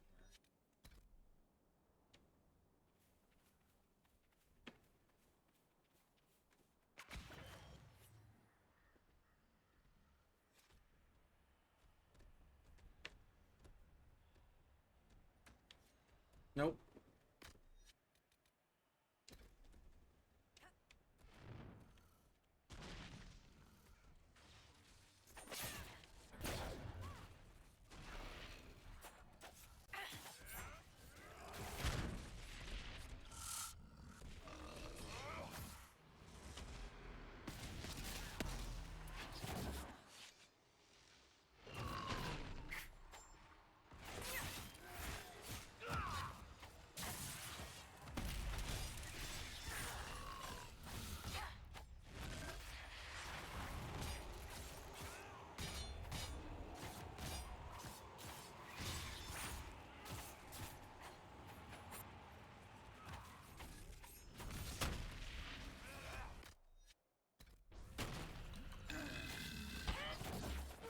Alright, we got one down.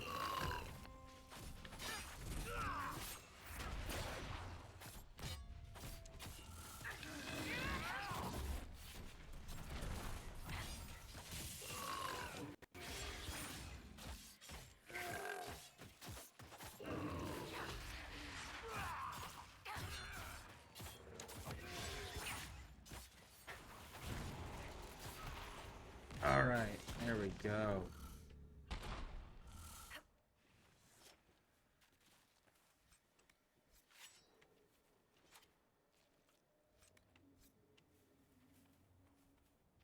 You let me claim it without fighting the third one? Nope. At least you're already hurt.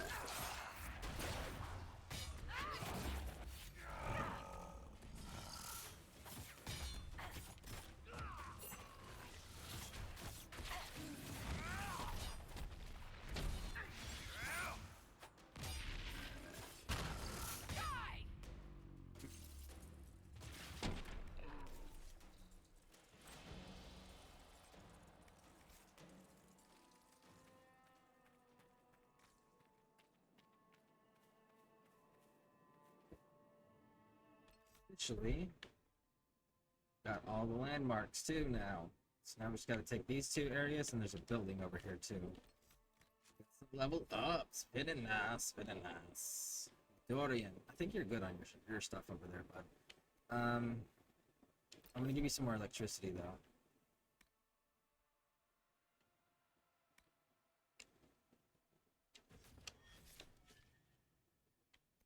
Solace. Let's see here. Damage first guard. Oh, almost forgot to do iron.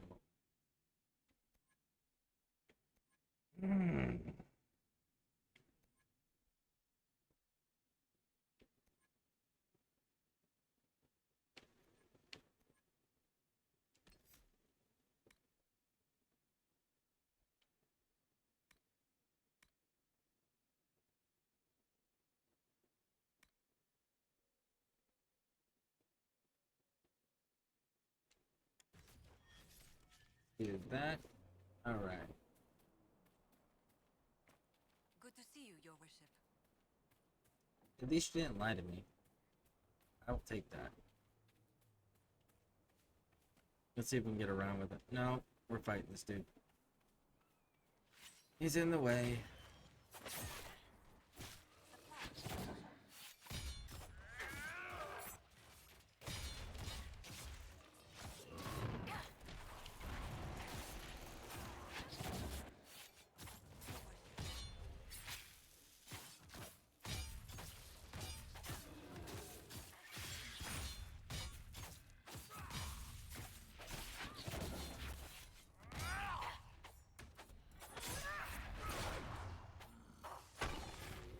Got you.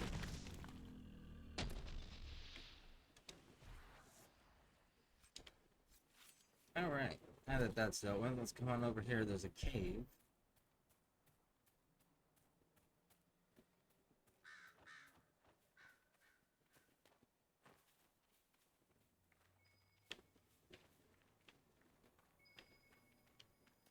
I believe the search thing might be above us, actually.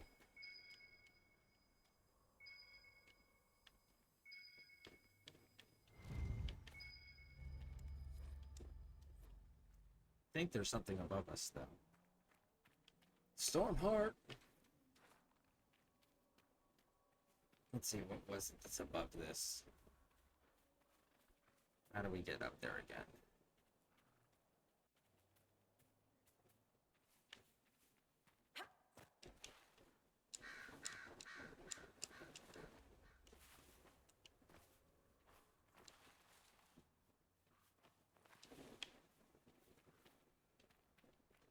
Let's see. There is a way up there. I've been up there before.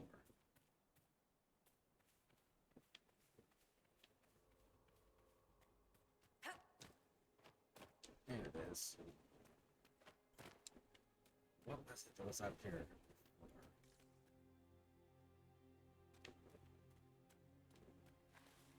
Oh no, it was the way that you can jump in through the hole to get into the cave so you don't have to fight the giant on the way in and you get a flanking position. That's what it was. That's what jumping up here was for.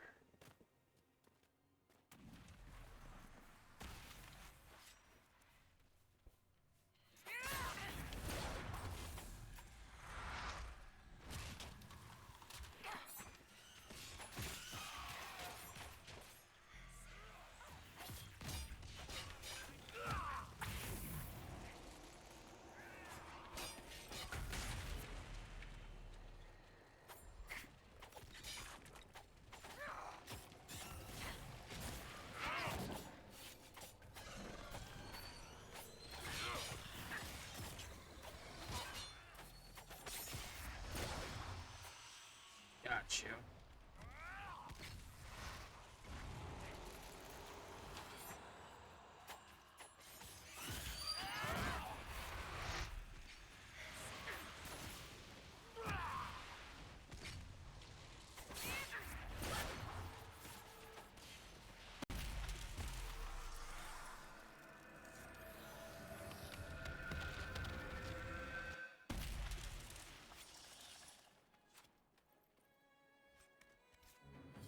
Alright, now we will be going into this place in a bit. There is one more thing that I want to take care of, though.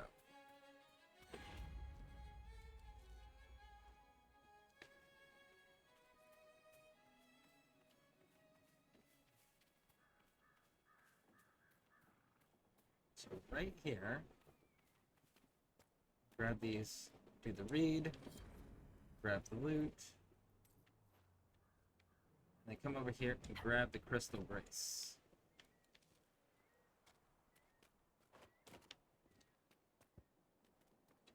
Let's see how much crystal grace we have.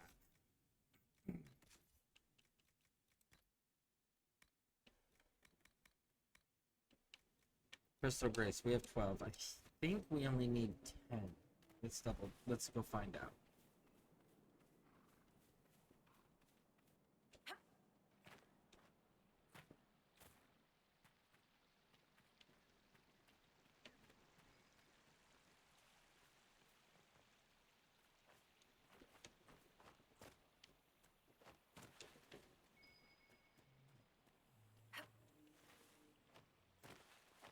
Are they gonna make us go around it? Okay, fine, we'll go around it.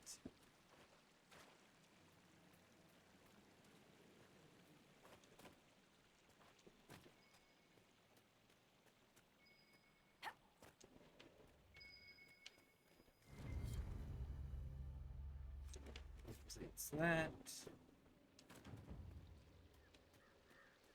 Down here. Through this bush, and there's a little tiny hole.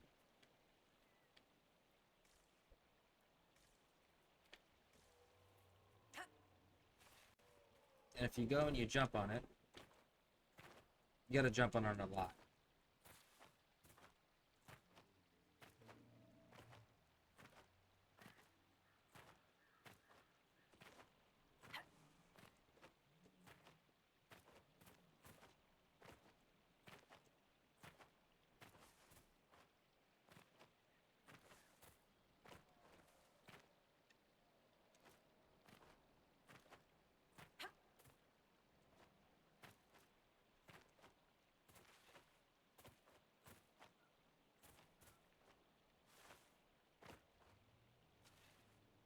Okay.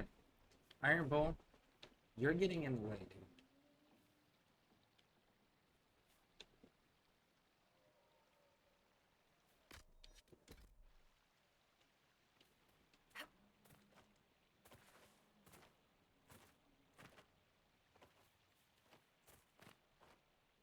Not time to come out. No, not yet. Not See? time to come out. No, not yet.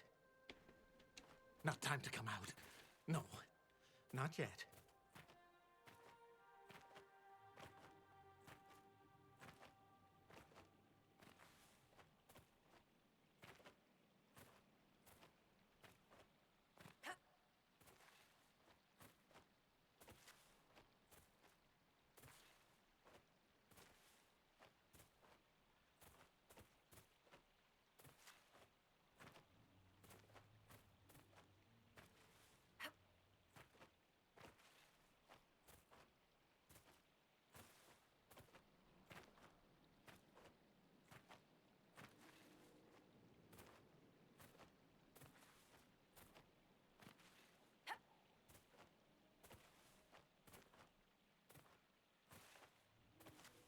Come on, give me the quest already.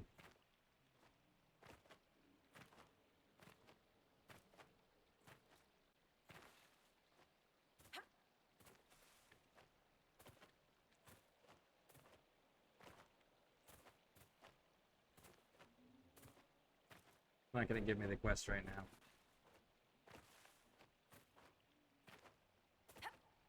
Anyways, if you jump on this enough times, eventually this dude tells you he wants some crystal grace flowers.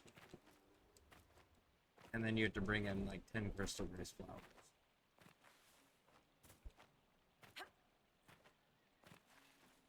Maybe we have to clear the rest of the area.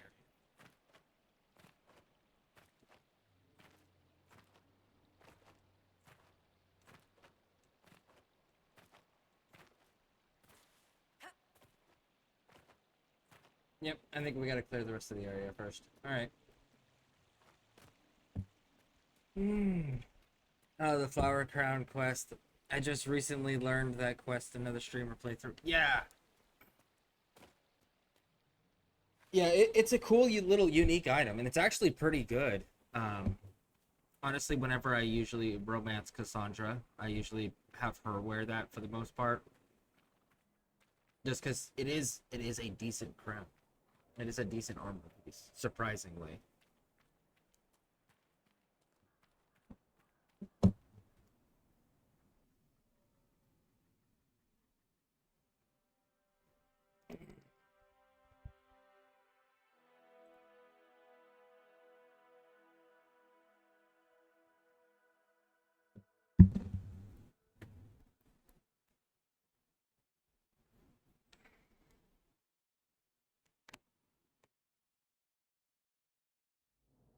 Impressive place. And quiet. Looks like it's been abandoned for a while. All right. So I've been going almost 4 hours. I'm gonna take my first break, be a few minutes, and then I'll be right back, and we'll keep going, knocking this place out. And this would wrap up Emerald Graves. And I think we've got Impri de Loy last, or next rather. And there's a dragon hunting nest there. There's 3 different dragon nests. I don't know if we're gonna go directly to that one or if we're gonna take care of the hissing wastes first. I think we might do the hissing wastes. But then we gotta. Those are our last 2 locations before we gotta turn shards in, and then we turn shards in, get max out all of our resistances, and then we can knock out storyline, and we're done. Woo! And then we can go to post game DLC. So that's the plan. Get some water drips for you, and we'll be back right after this break.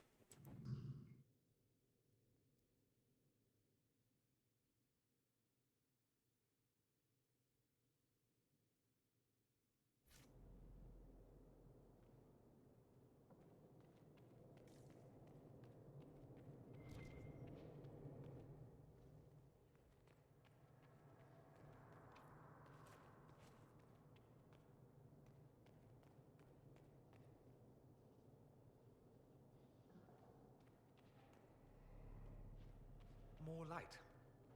How cheery. Whatever rests here has taken an interest in our presence.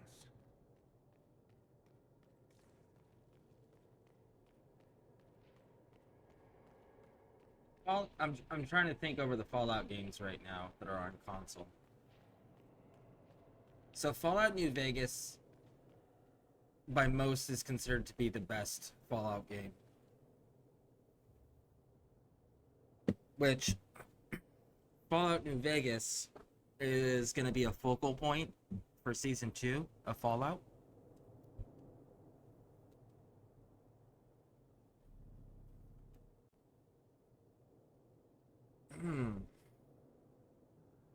But you get to see most of the wackiness in Fallout 4.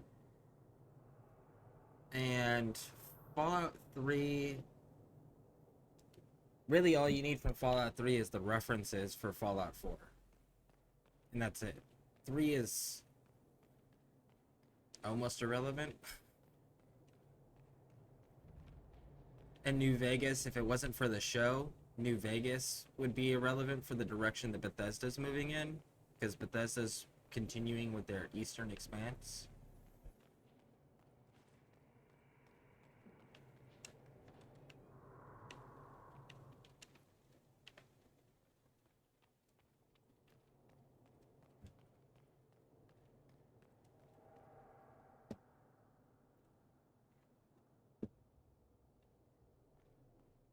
But yeah, we'll do. I don't know if we're gonna do all of 3 because there's a DLC portion that's it adds absolutely nothing to the lore. It's completely irrelevant. It was a fun little throwaway DLC that if it wasn't for the fact that all of the enemies are just damage sponges, it would be enjoyable. But the fact is, like, one of the DLCs for Fallout 3 is literally just an island full of damage sponges that just absorbs stupid amounts of damage regardless of how good your weapons or skills or levels are, you know. So I think we might avoid that DLC simply because it doesn't add anything. There are more books on magic and how to contain it. Such attempts never end well. But New Vegas, we will do all of the DLC just because we don't know what's going to be relevant in the TV show. And for Fallout 4, I'll do all the DLCs too, but that's simply because I enjoy the DLCs. They're really good.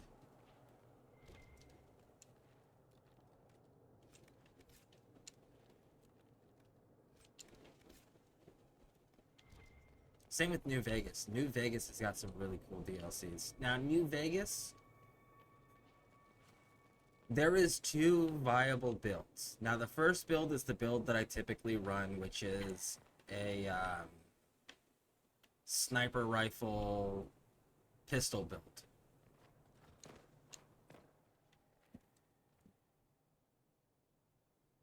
However, there is one other build, and Fallout New Vegas is the only video game that I have played where it's an actual, real, viable build.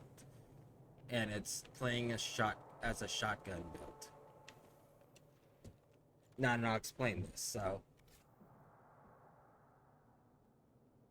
most games, shotguns do a decent amount of damage up close, single target, and it's nice, but they usually are very limited in range, and unless you're right up on top of the enemy, they're borderline useless in most games. Now, if you go in New Vegas has got shotguns where you can extend the range, where they're actually pretty useful in most situations. And then the other thing is that New Vegas went as far as giving us shotgun perks. Things like they provide knockdown power. You know, that's an important one. There must be something here. There is. It's down this way.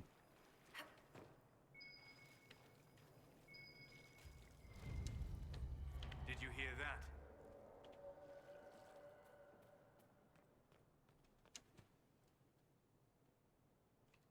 If I remember correctly, I think you can build the shotgun up to where it ignores most of, if not all of the armor that your opponent has as well. Like I said, it's one of the few games that they actually do shotguns super well.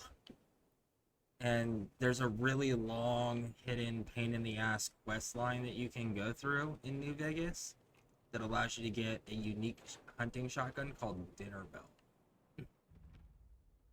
It's the most powerful shotgun. It's pretty awesome.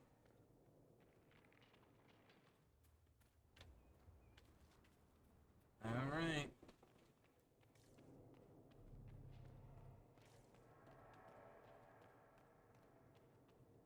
There's an enemy down there.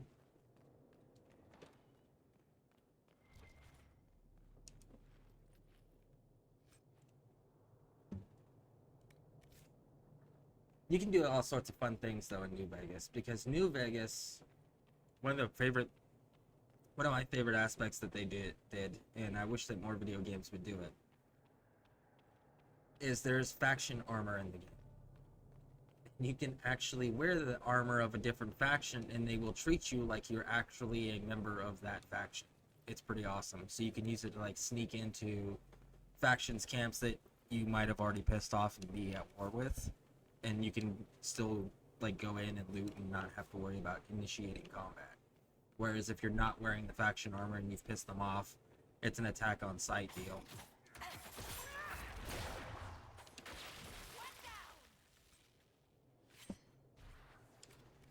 Now, I am a big fan of factions, reputation systems too. Like where they make it where you have to have certain reputation with factions in order to do quests, and if your reputation's too low, they're just flat out pissed off and angry with you and attack on sight. I love those systems when they add those into video games. Alright, and what's this way? There's an elven artifact nearby.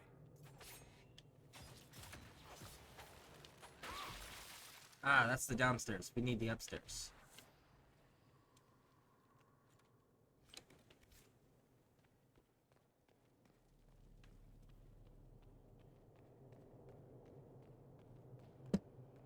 Now, I will say I love Fallout 4's building system. That's probably one of my favorite building systems in video games that and I've played quite a few different games where you actually have to construct. And the way they have it in Fallout 4, I gotta say, is probably the most user-friendly version of a building system that I have seen.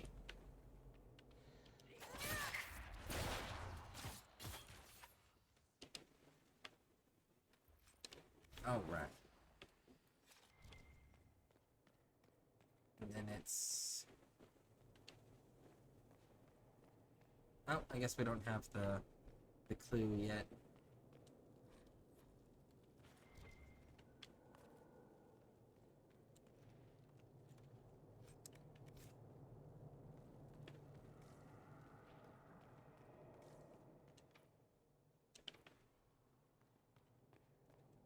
All right, let's see here.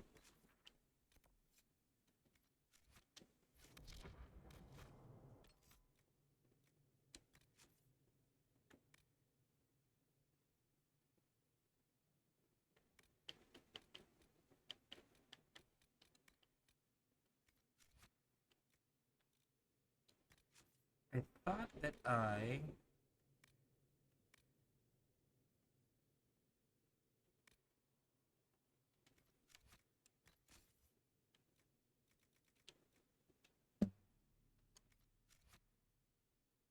Maybe it's a codex.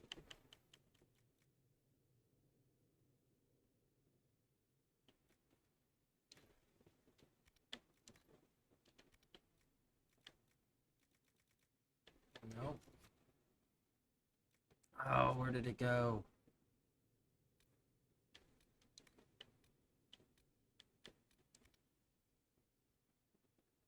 No.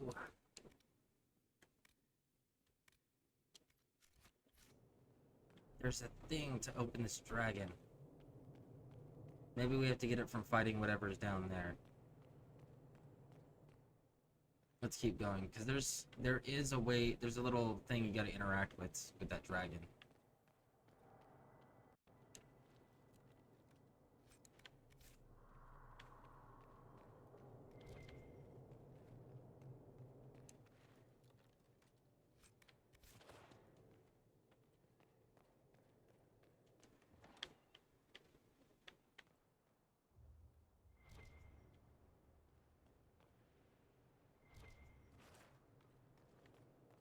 Right?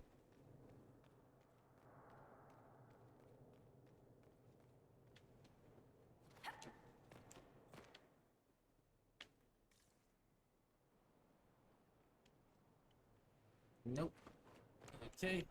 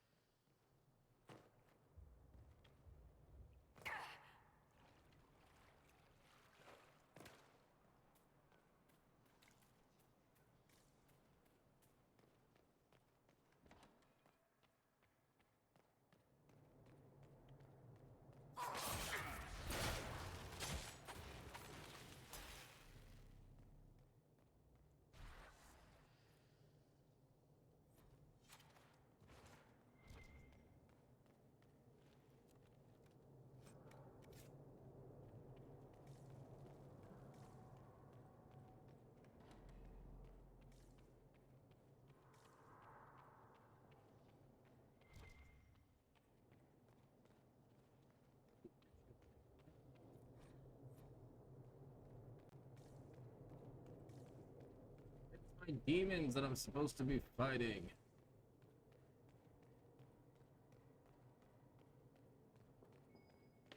Here we go.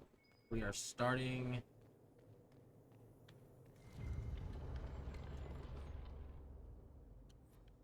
Okay, that's in a bedroom.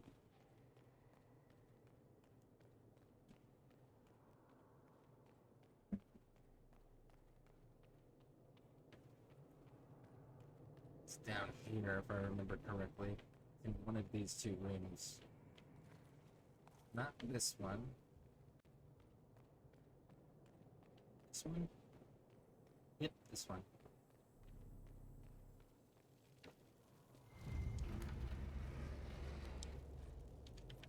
And then the dragon one.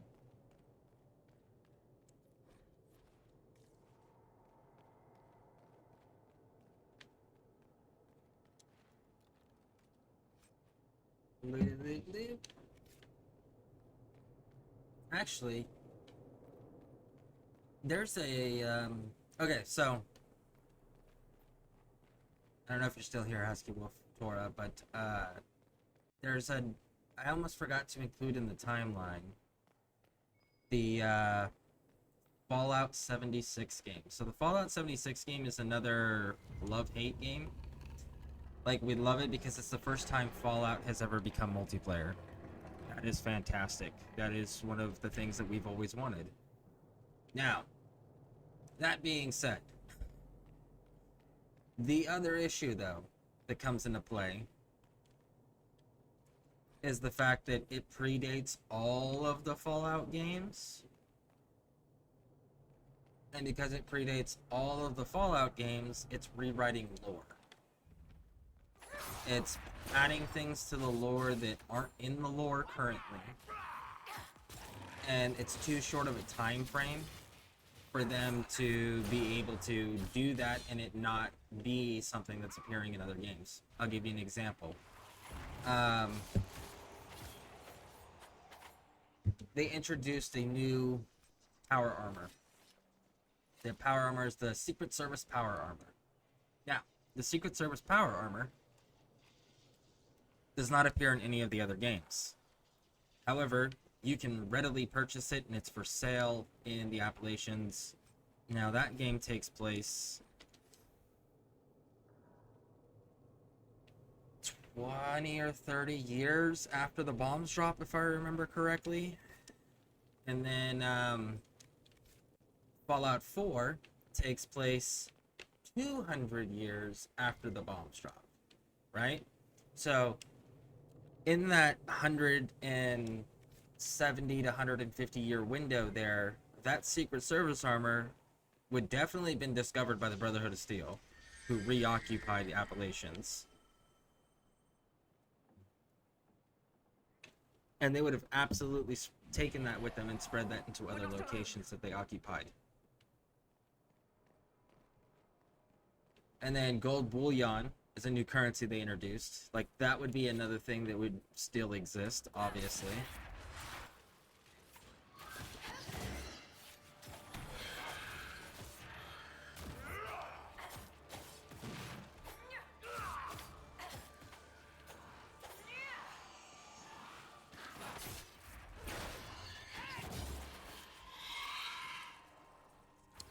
Suffering that drew the spirit here, or cruelty? At least it is over. Woo!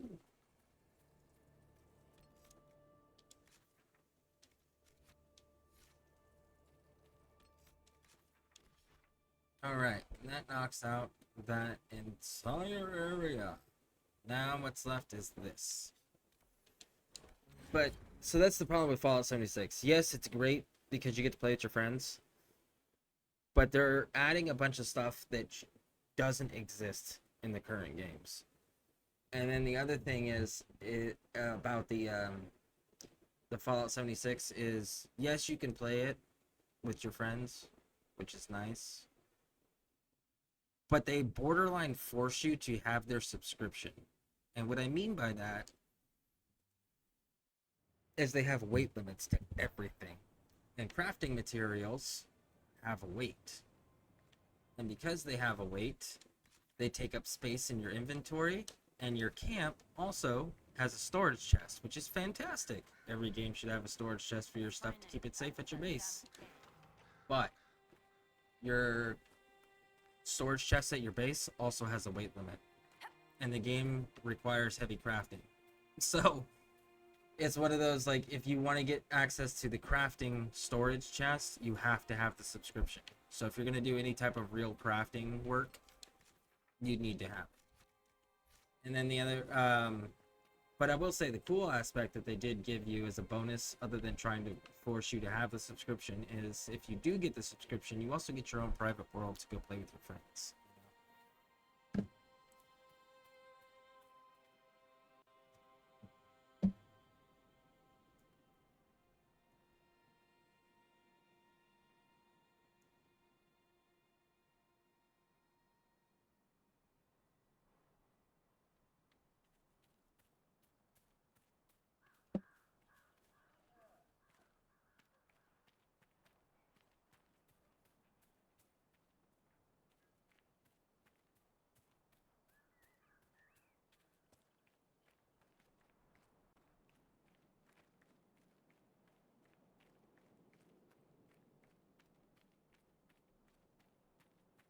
Bloodstone.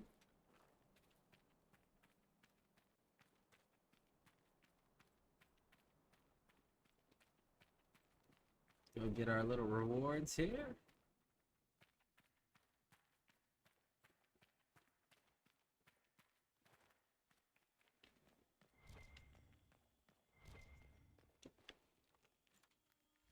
One, two,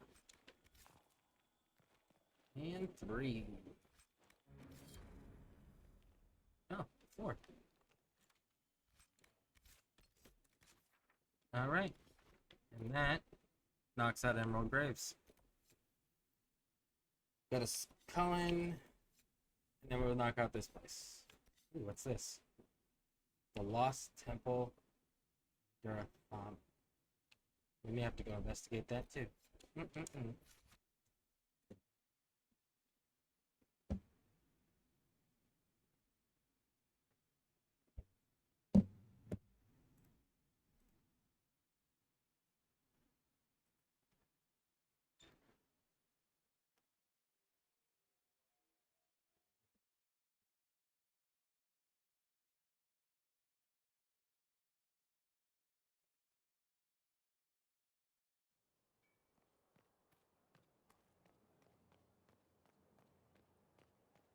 Go up here. Let's go talk to Cullen real quick.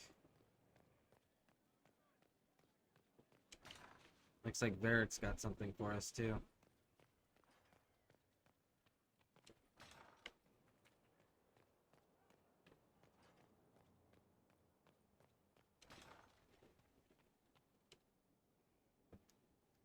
The smugglers we interrogated gave up the Red Templar's main source of red lyrium, Inquisitor. It's located in the Dales, near a town called Sarnia. Destroying the mine there will cripple Samson's operations. Excellent work, Commander. I'll investigate the mine. Destroying the Red Templar's source of lyrium will be a loss Samson won't soon forget. All right. And here we learn about lyrium addiction. As leader of the Inquisition, there's something I must tell you. You're being especially serious today. I know. Lyrium grants Templars our abilities, but it controls us as well. Those cut off suffer. Some go mad, others die. We have secured a reliable source of lyrium for the Templars here. But I no longer take it. You stopped? When I joined the Inquisition. It's been months now. Why are you doing this? After what happened in Kirkwall, I couldn't. I will not be bound to the Order, or that life, any longer. Whatever the suffering, I accept it. But I would not put the Inquisition at risk. I've asked Cassandra to watch me. If my ability to lead is compromised, I will be relieved from duty. Thank you for telling me. I respect what you're doing. Thank you, Inquisitor. The Inquisition's army must always take priority. Should anything happen, I will defer to Cassandra's judgment. Now, if you're romancing Cullen, you cannot tell him to use lyrium. You have to encourage him to stay off of the lyrium, or it upsets him dramatically and it damages the relationship. Hello. All right, you got We'll nothing. talk later. Dareth Shirar. Wee. All right, let's go upstairs. Turn some research in.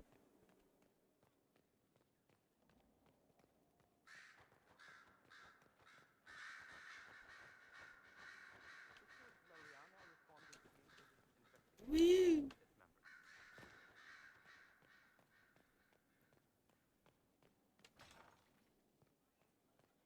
Inquisitor. Now we've got some stuff growing.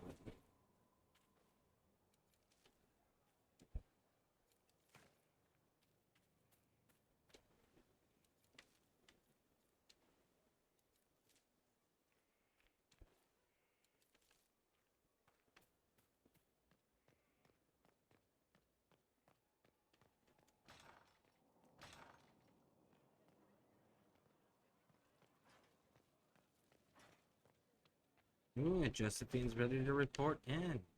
Nice. Goodness. Let's see if we can upgrade some potions real quick.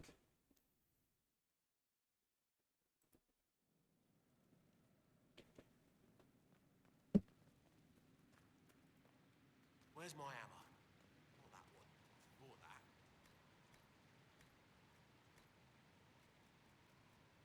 So we're missing Arbor Blessing. We got the Black Lotus. Rashvine Nettle. And more Arbor Blessings. Okay.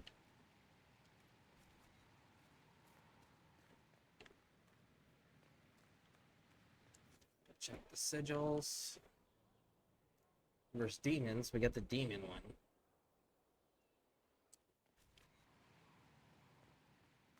Not trying to step on your toes, you know. Actually, we picked up some more dragon materials.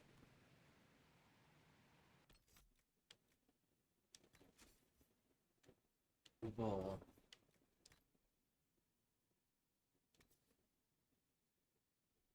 Yep, your stuff's solid.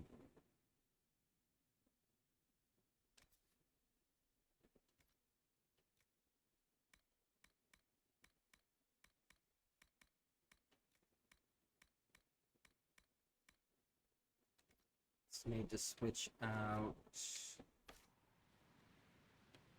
our weapons. Still not enough in the dragon. Well, let's see. What does this do? 136. So let's see if we can find another one that's comparable. That's comparable with electricity.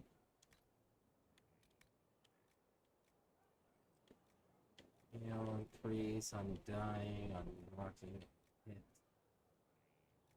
Heal. Fortress. Hidden blades. Alright. Let's just try the dragon tooth. Let's see how this works out. Flanking. Critical. Let's see here. 35 armor penetration. Goodness gracious me.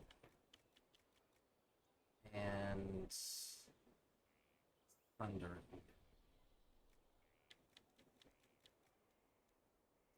That's a lot to be given up though. Let's see what else we got to do. It's 14 magic on a tier 3. This one is a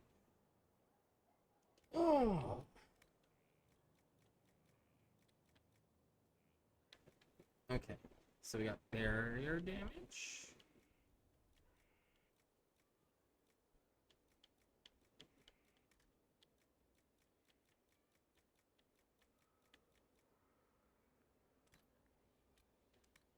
Barrier damage, and we've got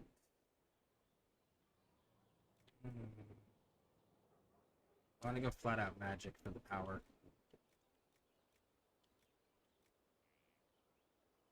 And the penetration. There we go.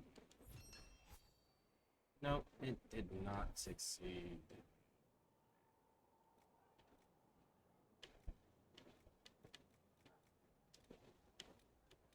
Alright, now let's see about so 31. That's cold. Neverite. We need some more Neverite.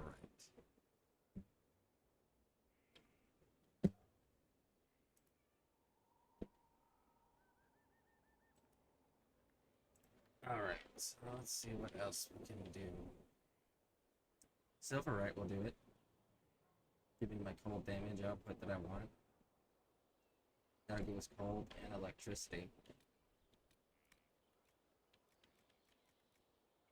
And we go with the penetration. And ooh.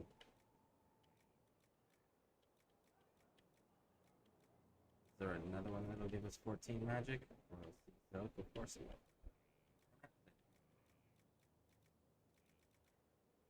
Alright. I need more landfall as well. So I need 4 more of the Dales. 12 more of the Dales.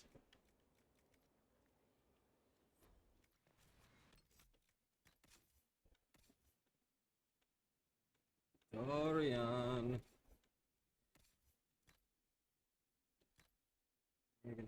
that. Vivian, you're gonna take that.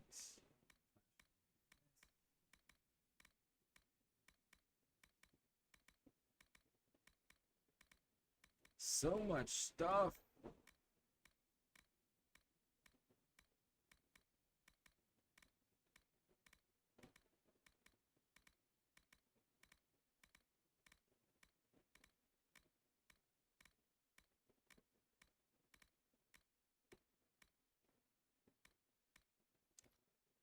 All right. Helmets. Red. Dragon bone.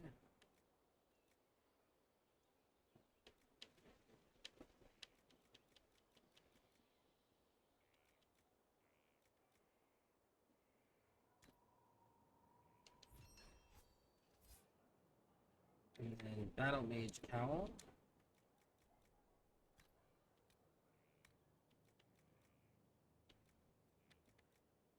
And we need more Dale, so we need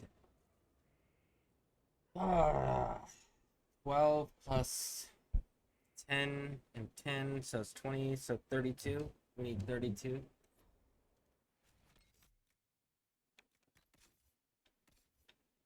Dorian. Oh no, it's not Dorian, sorry. Alright, Bull. Here you go, bud.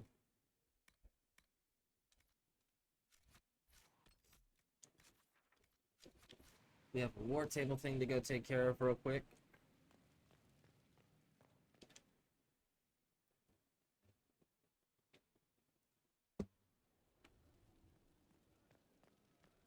Woo!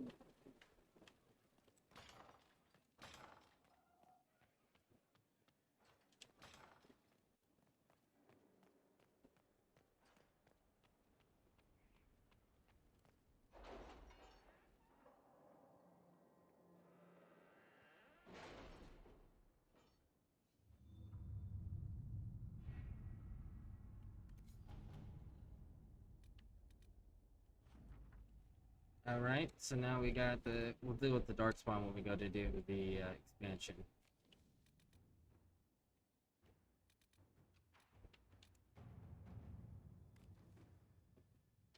Liliana's gonna take 45 seconds, 45 minutes to do that. She's gonna take 2 hours and 15 to do that one. 8 minutes. Inquisitor.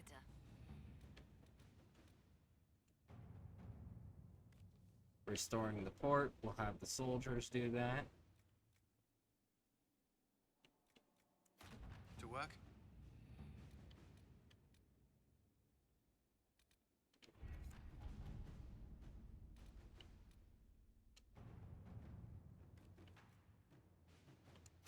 At your service. All right.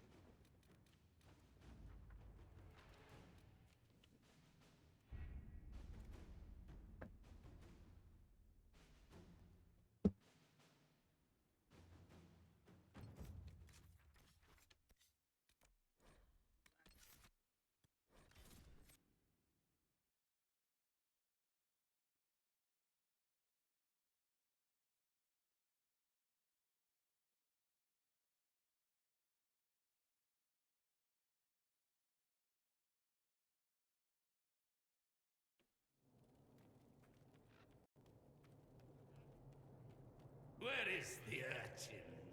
I require the services of the urchin!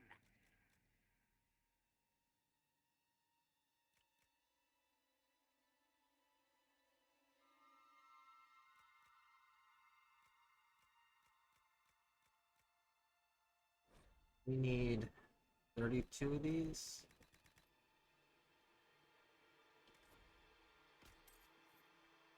Let's try that again.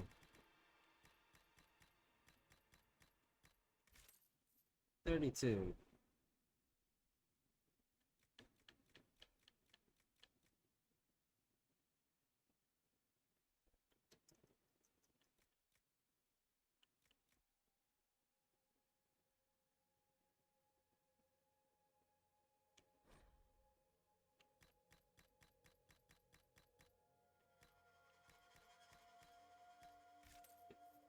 Those.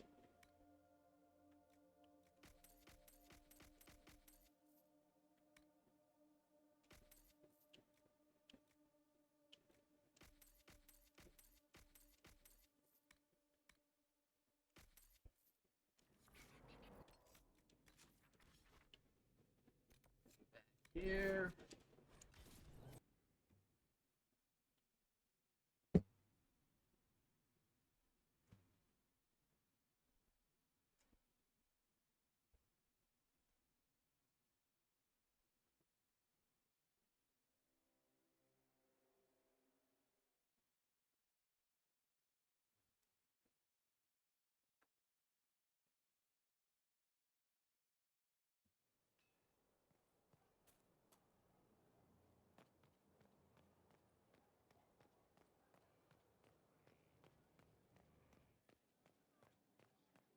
Inquisitor?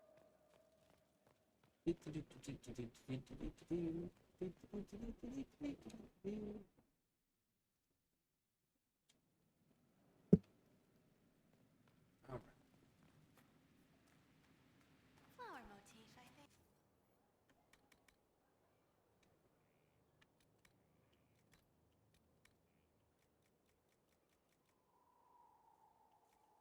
Saving the never right. What? Damn it.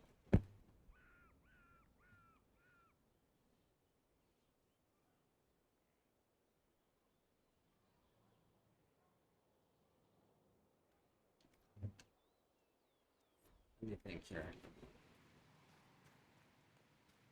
The pen is mighty.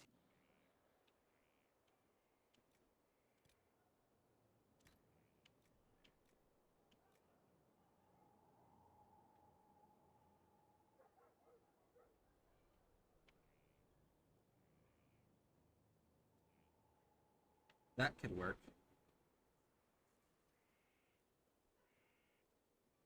Gold and black for the Inquisition.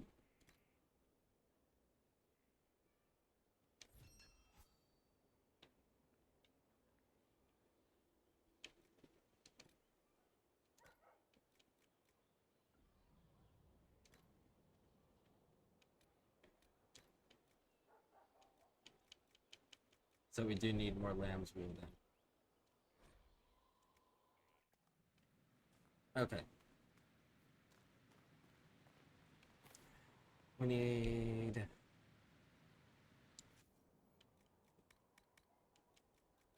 Okay, so we will do it this way. This, Dragon's Tooth, Neverite, Dragon Scales, 14 Magic, Barrier,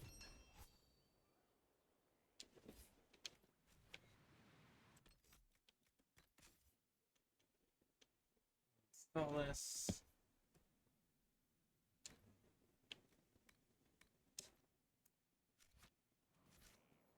now,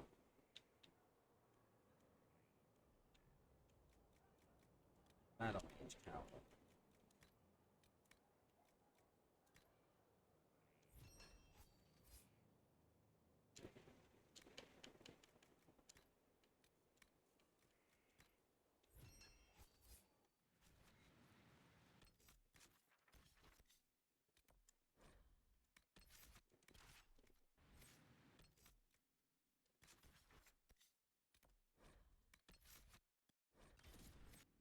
Alright, now we gotta go get lamb's wool.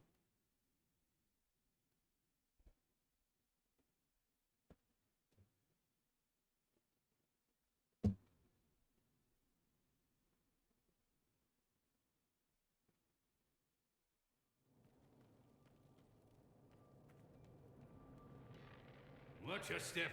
We received a shipment of invisible nuts the other day.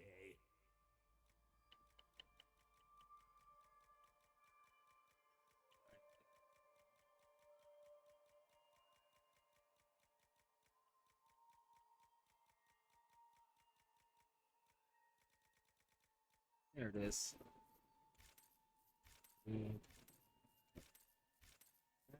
8, 9, 10, 11, 12, 13, 14, 15.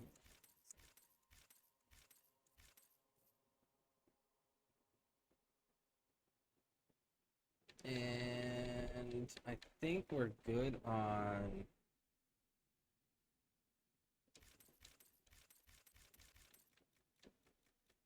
I think it's Great Bear Hide is the one that we're actually using.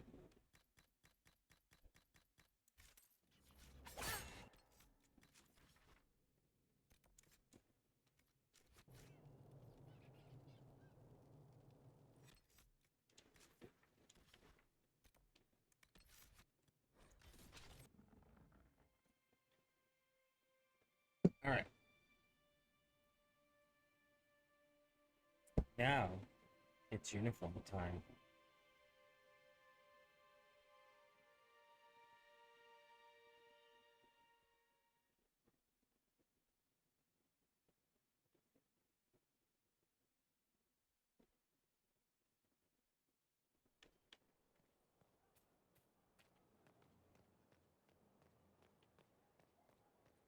Ooh, Liliana's ready. Well, let's grab her up, because we know that we got multiple quests for her to go do. And we should be able to get some more Arbor Blessing.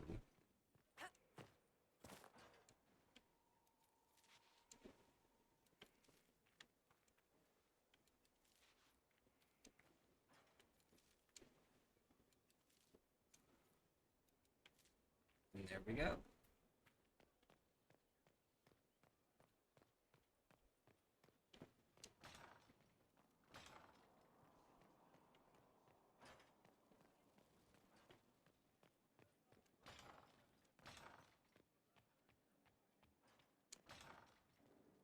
So many doors.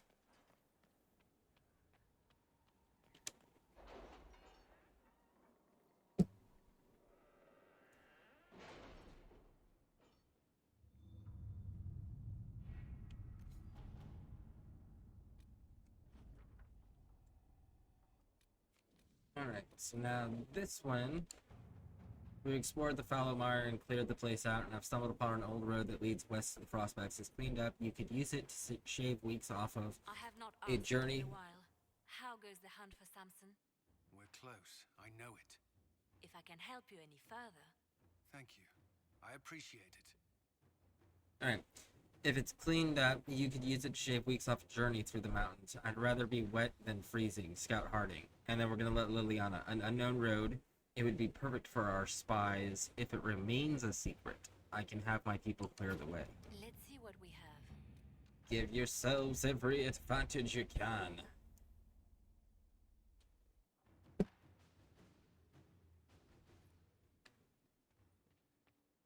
Alright.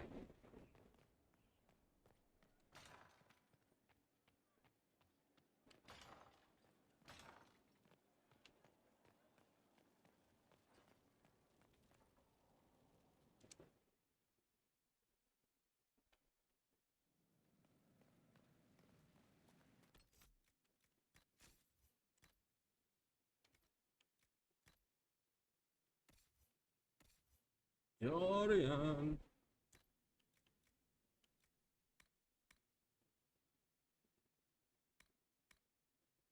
Solis.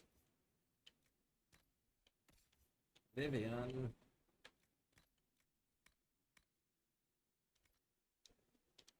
Okay.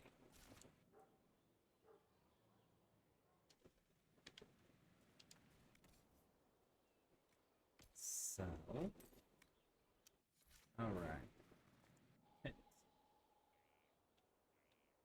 Dorian. Which the Iron Bull. You're representing us. Need to have the look of the paw.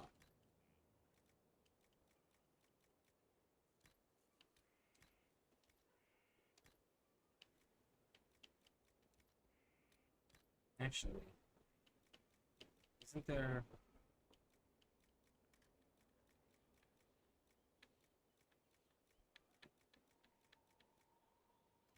Alright. Then...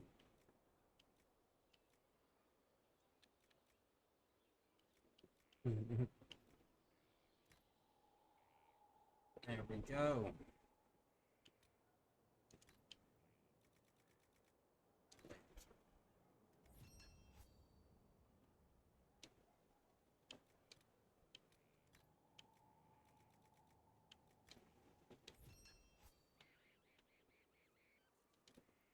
Dorian.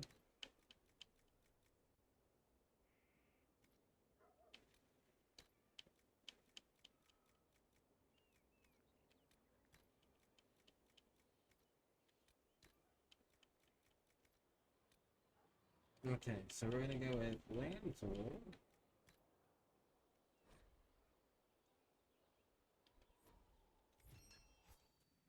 No! I didn't finish this door yet. There we go.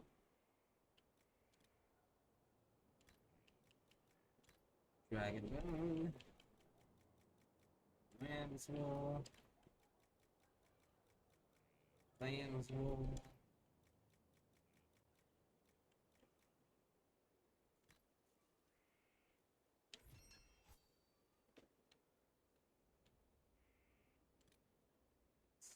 Bolus.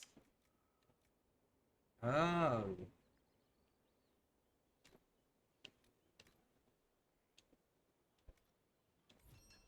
Let's go with that.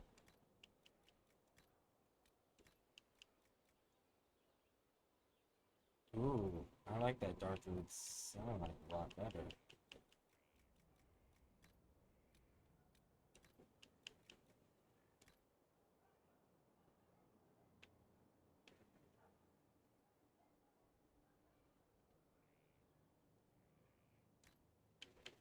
Versus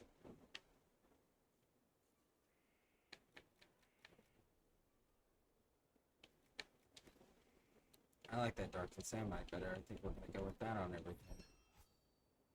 Alright, so go back to Dorian. Darkened Samite.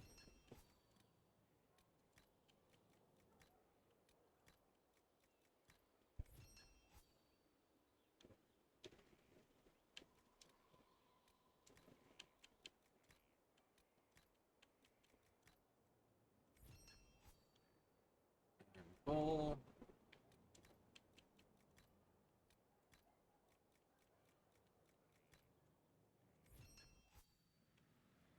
Alright. That's all that's left is my own helmet.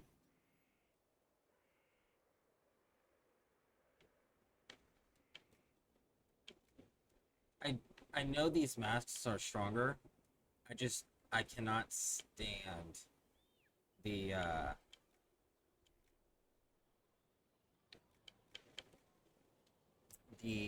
what do you call it?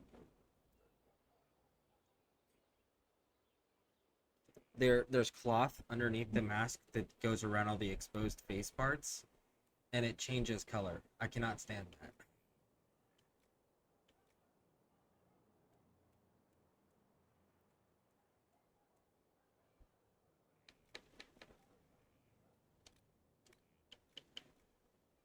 No!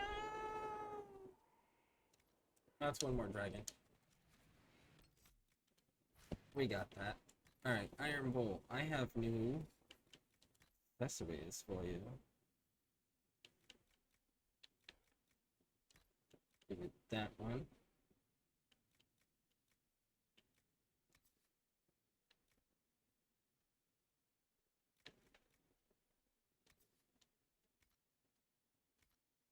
Maybe I give this to somebody else. Let's see.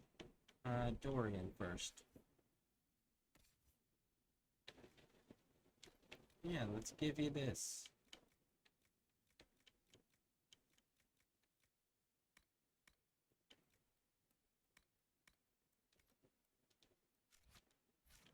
Alright. Inventory.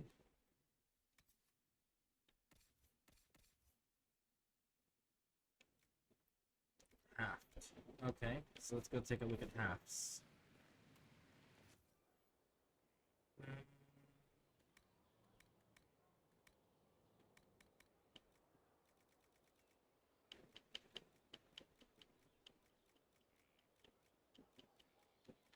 we go.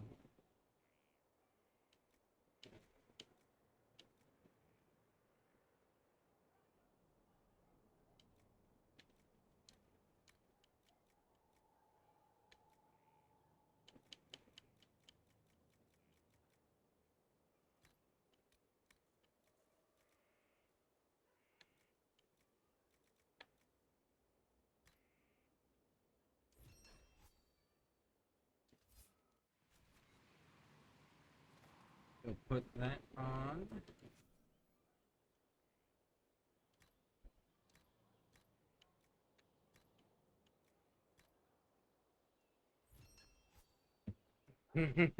$36 on hit for stagger. Plus, like, everything that we all have is all stagger, stagger, stagger. All right.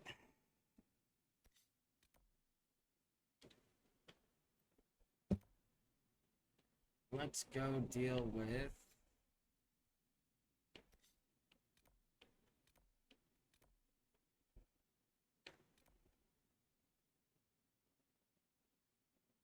Man, the Hissing Waste is such an empty place.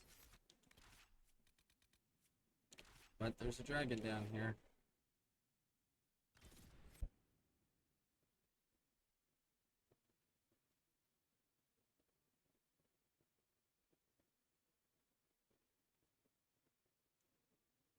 Now, this place is genuinely super large and super empty. And they did that by design.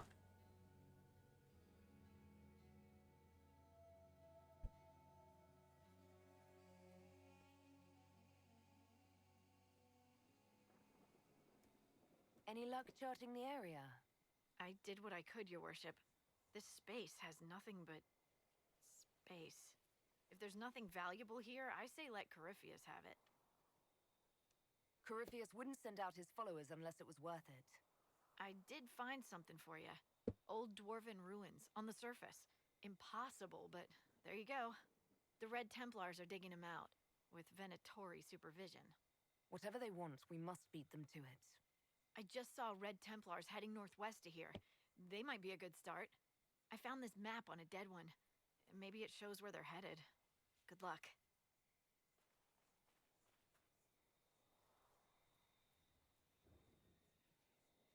See? Now we're all in uniform. Now we look like the Inquisition.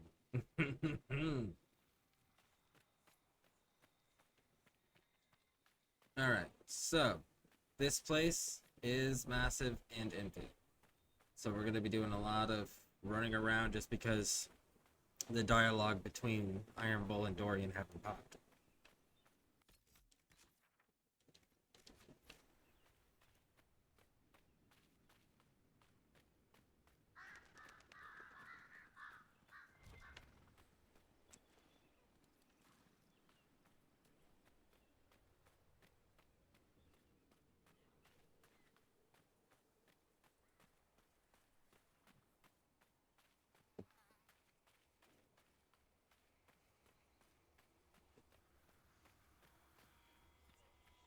Alright.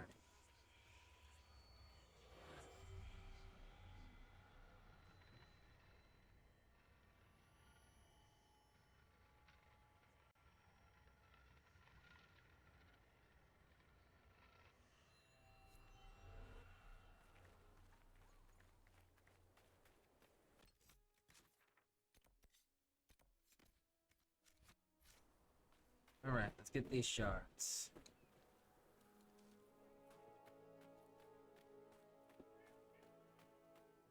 Liliana is ready to report in. Well, hot damn, Liliana. If I didn't have so many things for you to accomplish on the war table, I would make you wait. But I have too many things that I need you to do.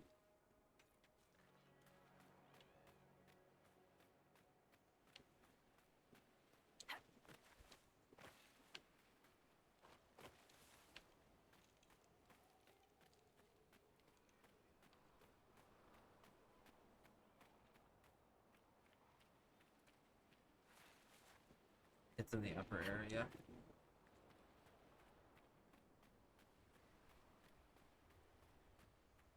There we go.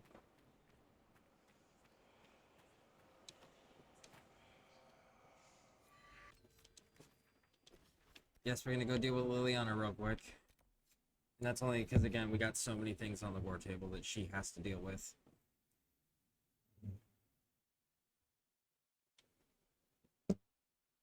Then we'll come back to the Hissing Wastes.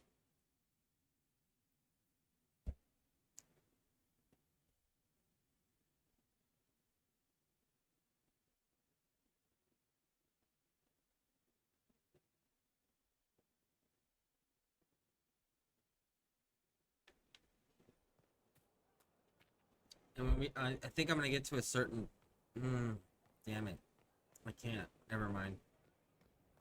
I was gonna say I think I'm gonna get to a certain point in Hissing Waste, and then just use the horse to sprint to where the dragon is. But then I remembered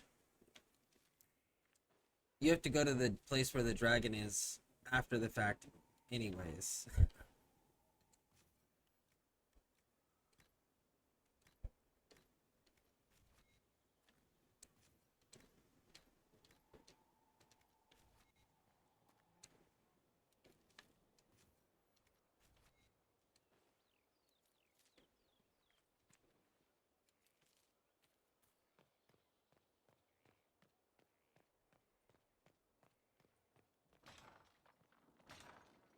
We should have enough to actually upgrade a potion real quick, too.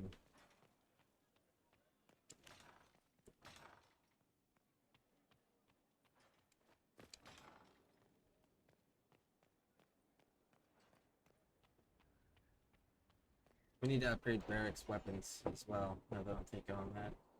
I think we need more dragon bits, though.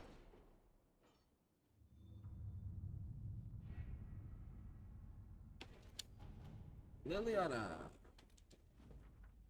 The route leading west to the Funnel Mire is ready for use. My agents have found the shortcut most helpful. A secret's usefulness is often measured in hours. Woo! And Liliana has to go do this one. Let's see what we have. Your worship, work on the port is underway. We trust you will be pleased with its result. Ivor of the Blades. Very nice. Very nice. Good work there, Chief.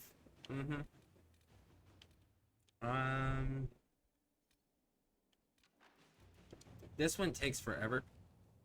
We're just gonna go ahead and send Cullen out to go find this weapon of our historic significance.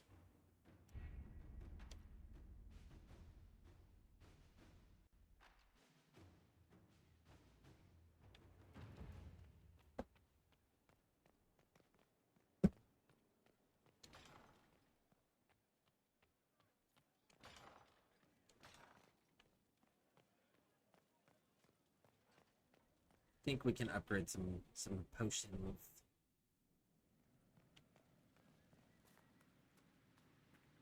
The pen is mightier, Miles.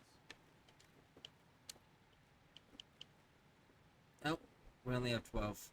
We need 18.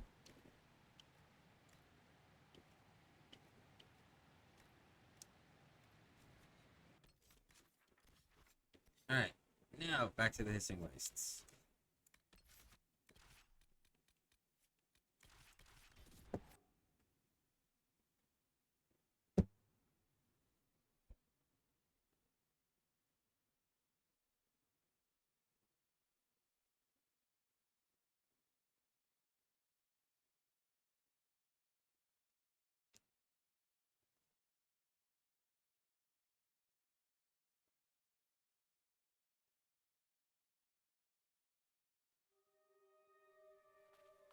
All right.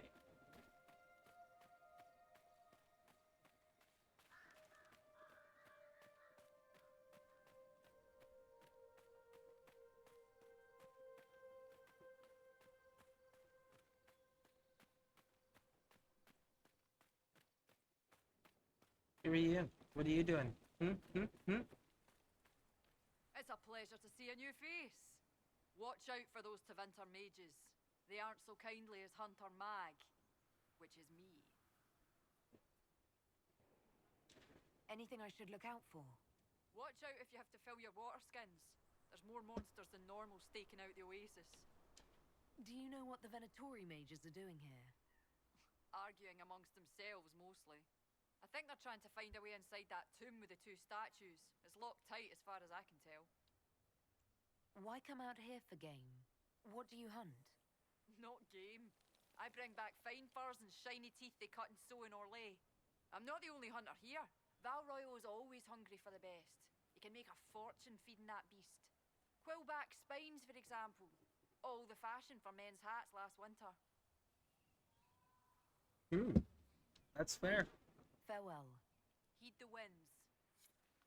Alright, find and kill the legendary beast. Cool, we got a quest off of that. Nice. Nice.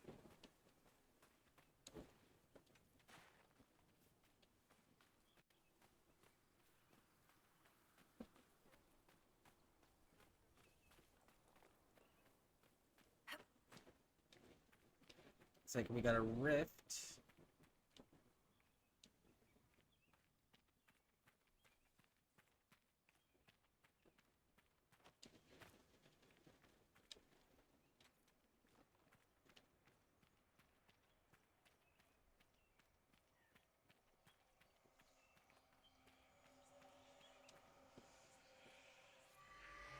Alright, let's go clear this rift.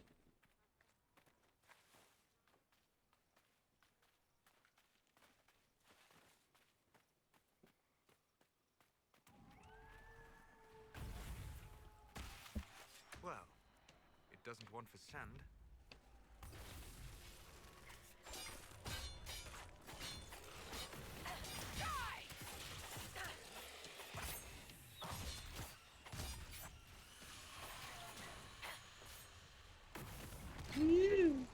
I'm coming for you, bud. Don't worry. I didn't forget about little old you, special fish. Alright, what y'all bringing next? Well, that one's dead, whatever it was.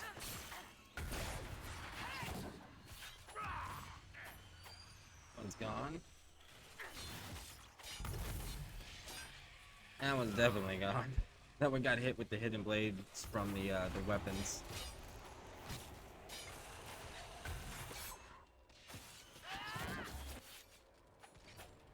All right. Rift clear.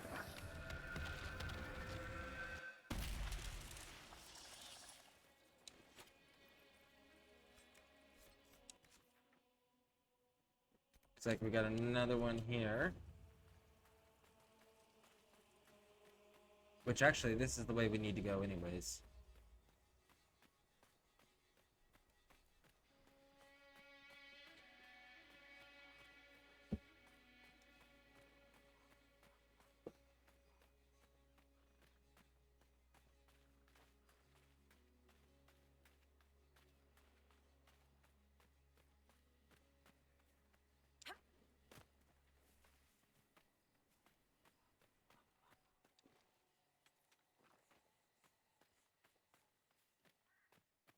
Alright, so before we go deal with that, I'm gonna wrap around this way.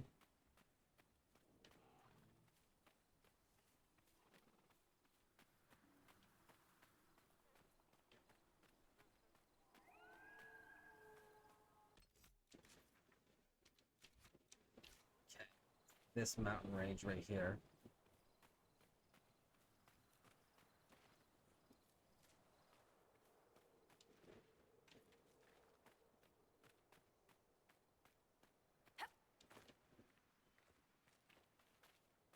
Woo, more death root.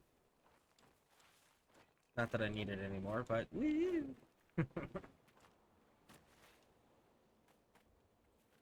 Alright. Get on up here. And keep hugging this mountain.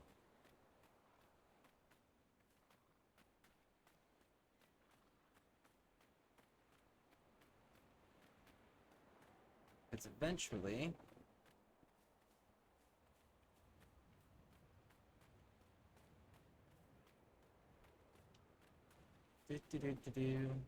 so much space.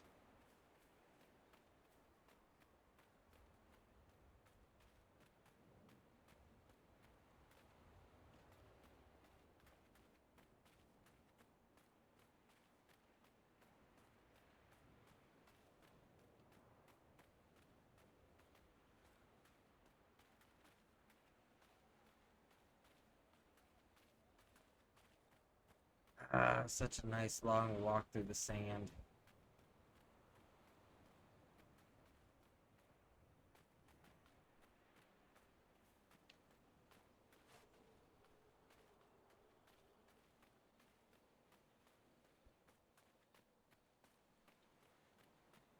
Do do do do do.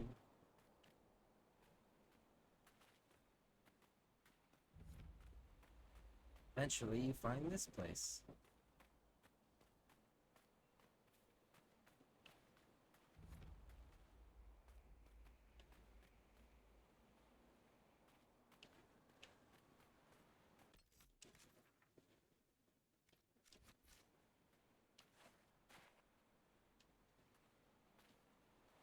Feel like I missed it. Did I not go far enough down yet? I didn't go far enough down, I don't think, that way. Let me just make sure.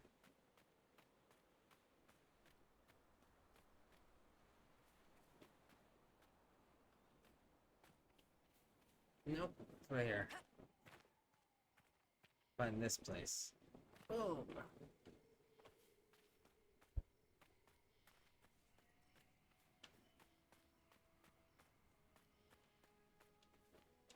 Now this fun little Perhaps place... we should search about a bit.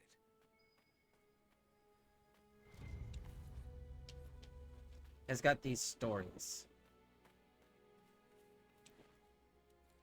What you want to do with these stories, switch to a mage.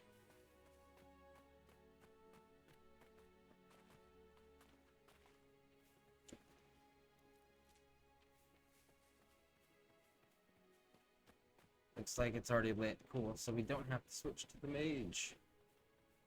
Very nice. Some of these you have to light, some of them are already lit.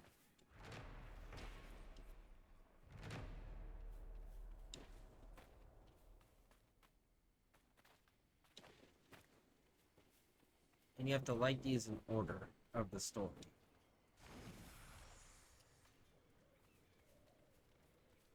And how you do that is you read. Inscription, and where one brother fell, the other raised bloodied axe in hand, alone.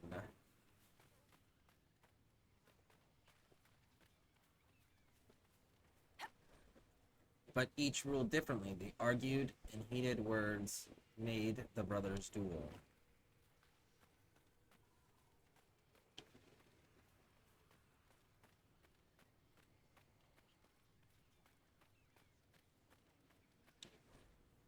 And worked together for a time, side by side, each ruled a tide.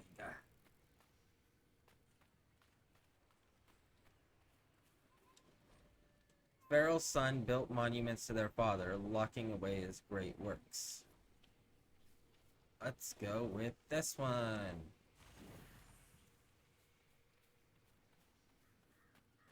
And then this one is, they worked together for a time, and they each ruled their own tig. And then this one is the one that says that but they ruled differently, and that led to them dueling. And then this one over here is the one where one died and one won the victory of the duel. Hello. A burial chamber, I think. And that opens this door. Which gives you a key fragment. That's an important thing there.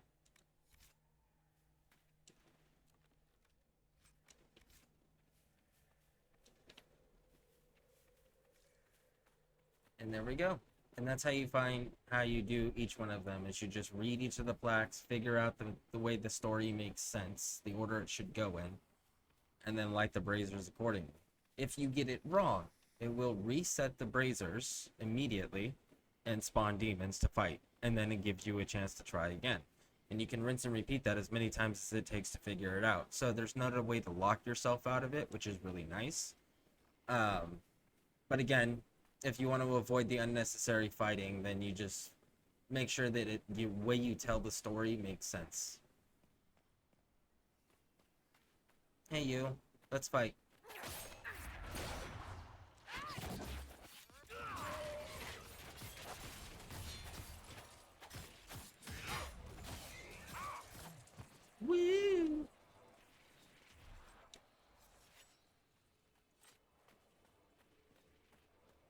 Alright. Solve that issue. Can avoid these guys and head on over here. And here's a quarry if you need more. At this point, you should have everything built. But in case you need more.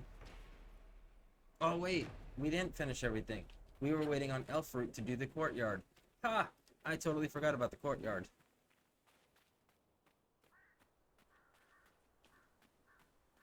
I gotta go do that next time we're at a camp. There should be one over here that we can establish.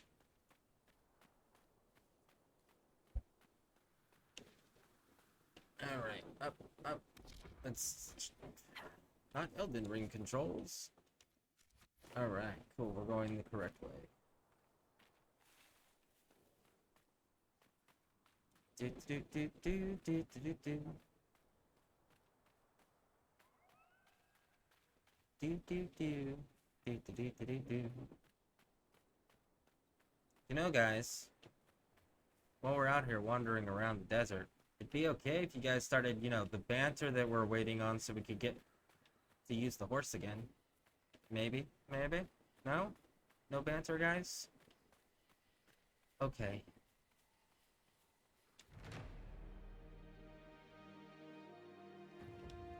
Woo! We gotta do the courtyard upgrade.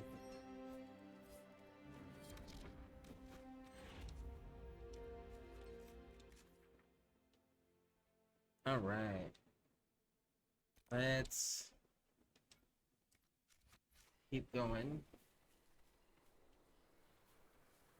That way.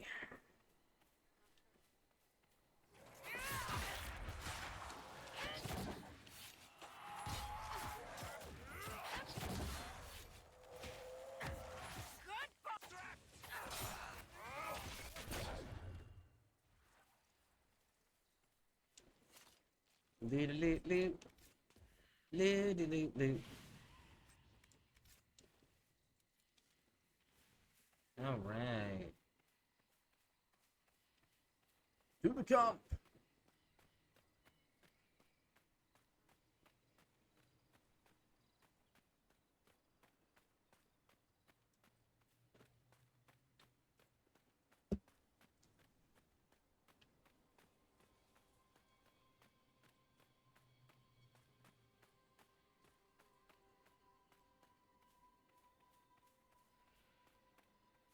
Whoa, look at what we find. Woo!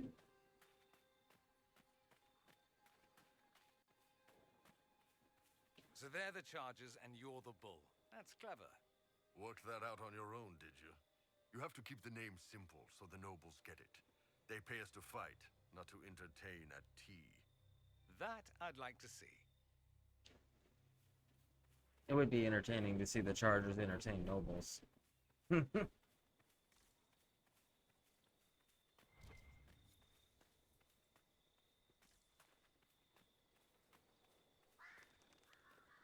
Hey, bud. How's it going? Hi. Hi. Came here for the party. Woo!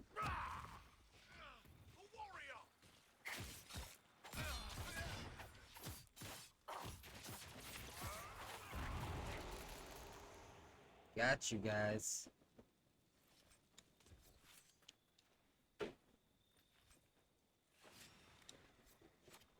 All right. Grab this.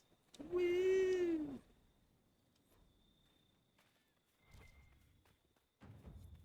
Basically, raiding these Venatori camps would tell you about all the different dwarven ruins, in case you missed any. So, that's kind of useful, I guess. Sort of.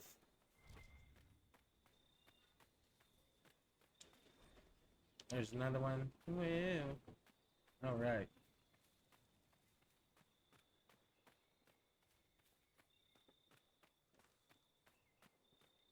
Wrap around.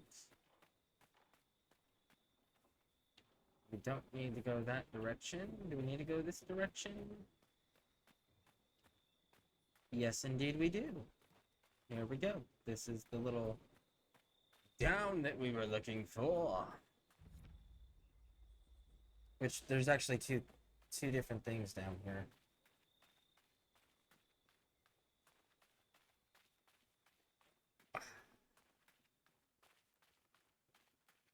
Then we gotta go outside the canyon to go up there.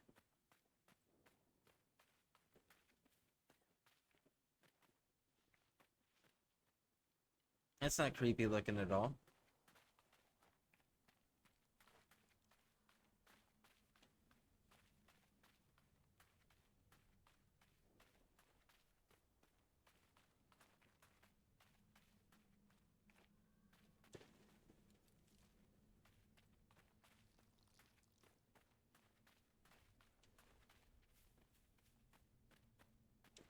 Lazarite. Lazarite gives us that purple look on the metal.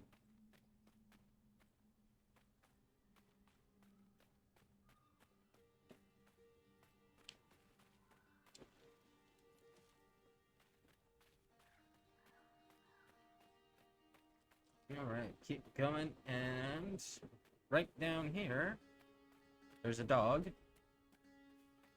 Woo! He's friendly. They're not, though.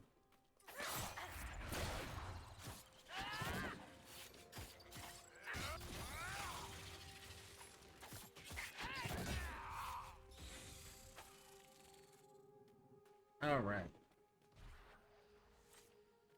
Now, there's a note here, and it says, "Welcome to my shop. Be back soon.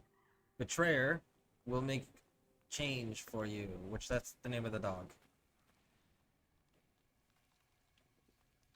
That is now missing. Where did the dog go? Oh, the dog's down there fighting the spider. Anyways, so this shop sells a unique helmet. It's this one. So yeah. Pretty cool little helmet. But that is the only unique thing it sells. Everything else is rather basic. Get some blank runestones if you want them.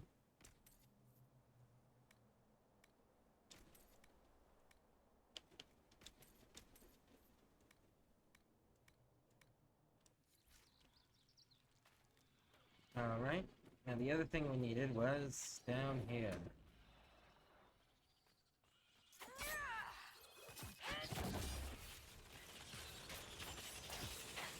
Such a good boy. Such a good boy, Betrayer. And look, and he's running back to his shop. Good boy. Who's the bestest boy?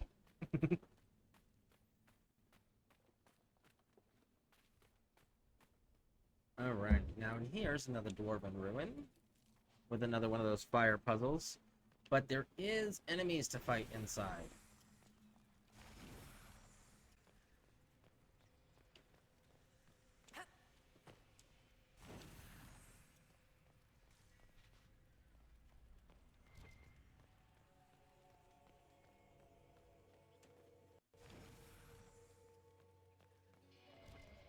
Most of these have enemies to fight inside.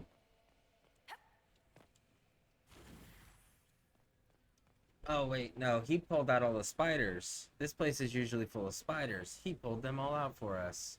He really is a good boy. Alright. Let's see here.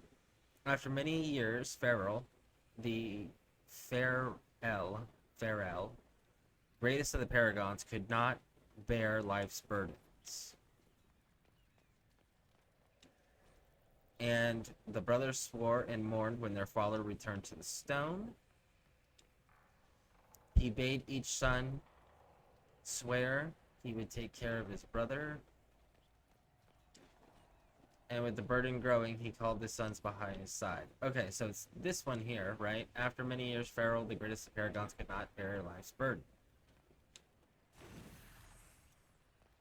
And then, and with burden growing, he called his sons by his side. He bade each son swear he would take care of his brother. And then the final one, and the brothers swore and mourned when their father returned to the stone.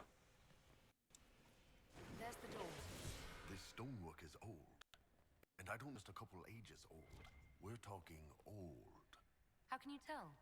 You think we don't have dwarven ruins up in Parvalen? My old Tomasrin saw this place. She'd rope it off until the scholars counted the grains in every block. Woo! Alright, let's see. What new toys did we just pick up? Crit damage, guard penetration. What am I using? I'm using flanking and armor penetration.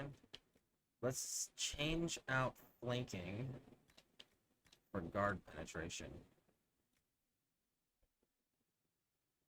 And we can drop that. Alright.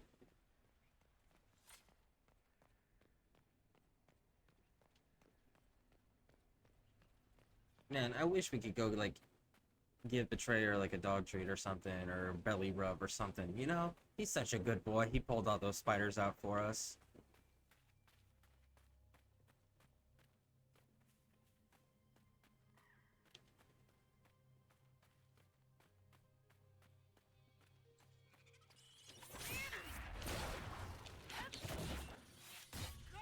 Woo!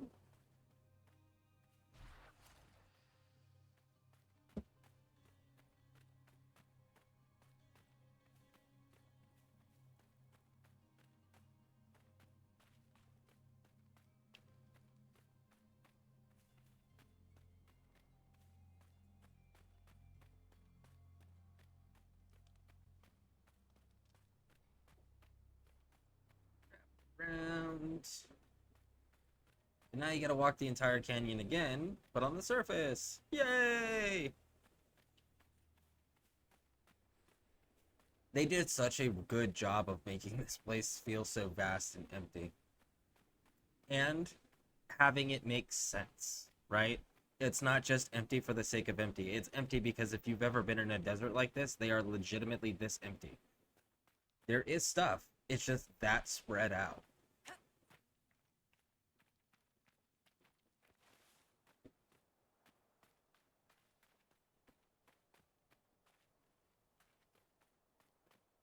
These are the types of deserts I do not like. They're cool to visit. Awful to live in.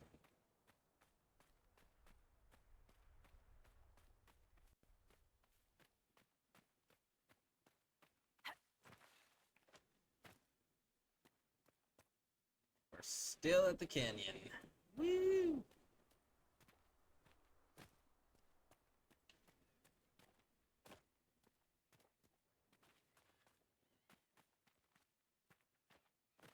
And the part that the poor dog doesn't know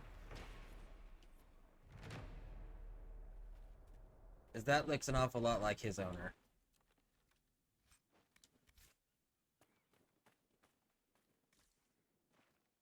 Poor Betrayer. Like, it'd be nice if you could, like, adopt the dog, too. That'd be cool.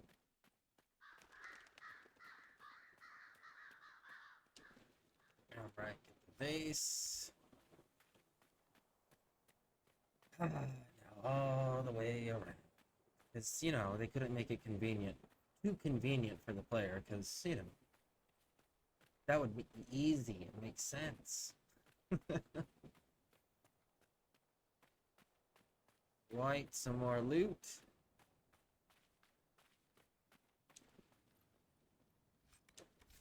More darkened samite. Nice.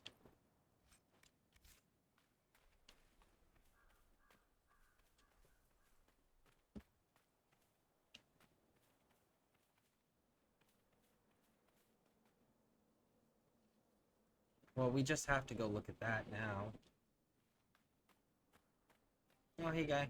You're out here lonely, all by yourself, huh? That's a shame. Your fellows must really hate you.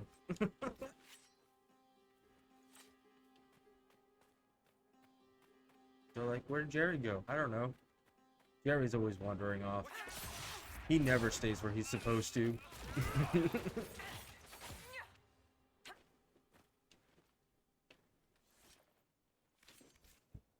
Alright. Now, we can go down. And there's the rest of the canyon.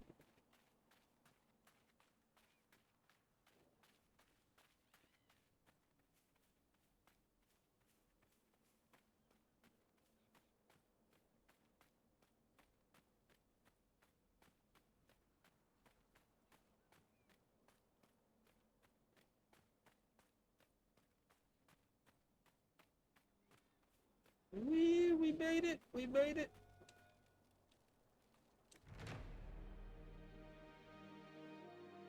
Are the Venatori hiding every...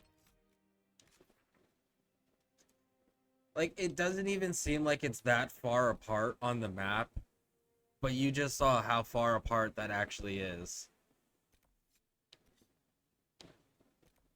I saw shinies out there.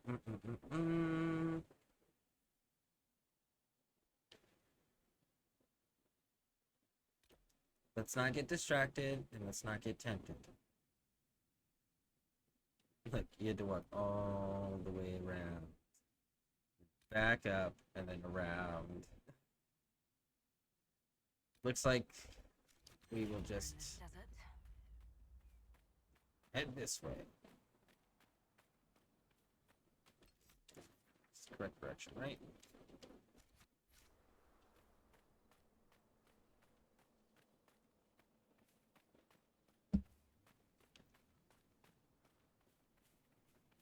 Besides, that gets us closer to that right there.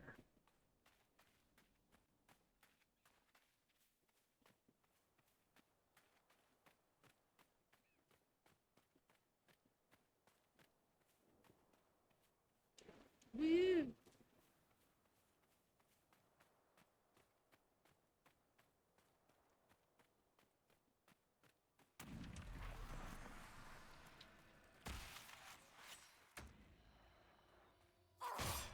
Don't see a ranged target, so we're good to a ranged threat, so we're good to go and just start wrecking these dudes.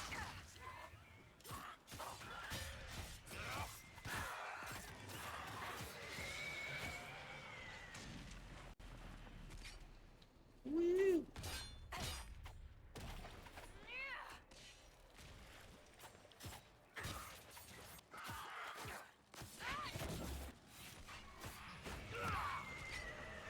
And there's the pride demon. I'm stripping your armor, bud.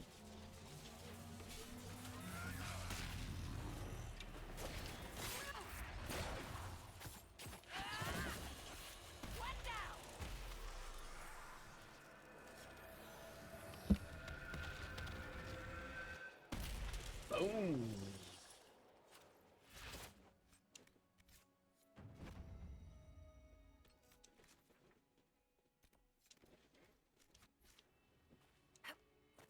Lot of people hanging out here for a wasteland. There is, for some reason. That's a good point, Bull. That is the marker. Well, your landmark from the distance, anyways.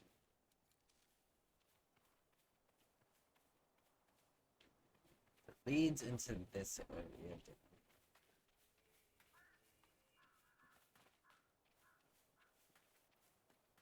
We're gonna ignore that guy. That's not who we're looking for. Not at all. What we're looking for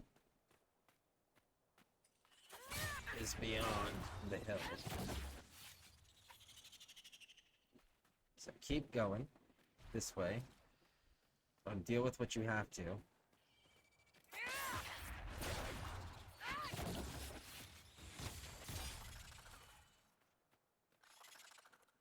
And you're looking for that. That light indicates further ahead. Go in the right direction. And right here is what you wanted. This oasis. And it's that green one down there.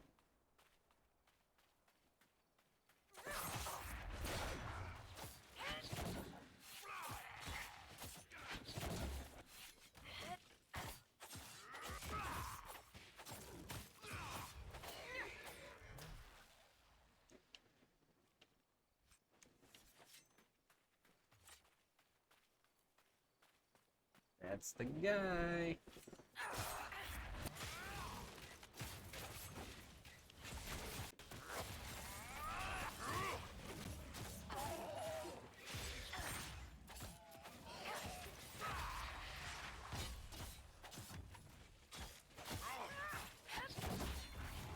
Got him.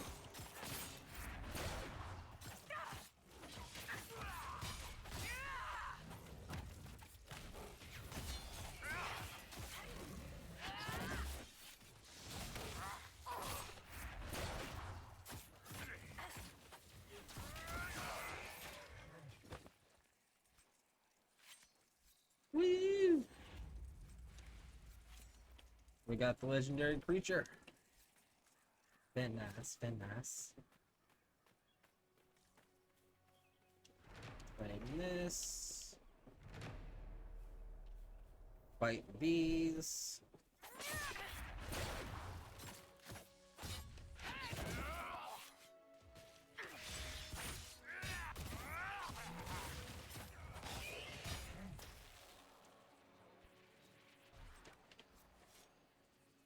Got a mosaic piece and a chest.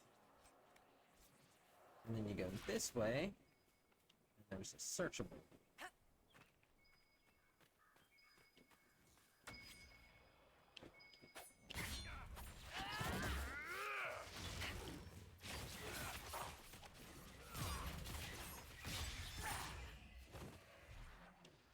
Loot.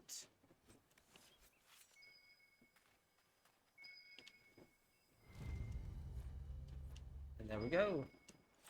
Notes of the Waste. And that takes care of this region. Now yous be done in here.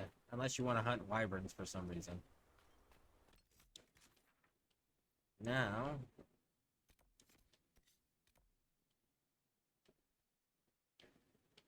what we're going to do is we're going to...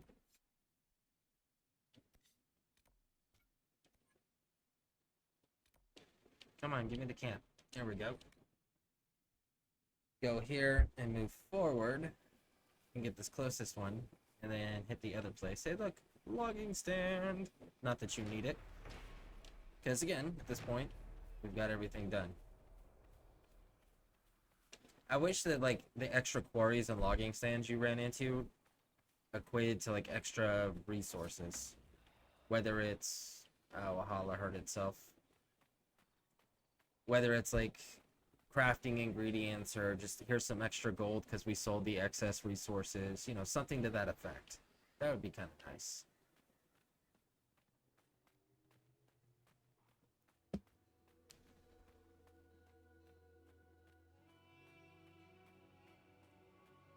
There it is.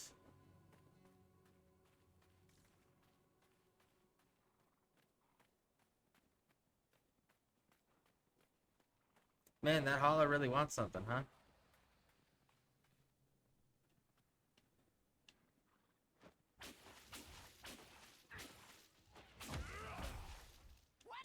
He just would not let that go. Hey, look, and the loot appeared right next to us. That's even more convenient. Woo! I'm surprised the Hala just didn't keep running in the other direction. No ranged threat, it appears? Good.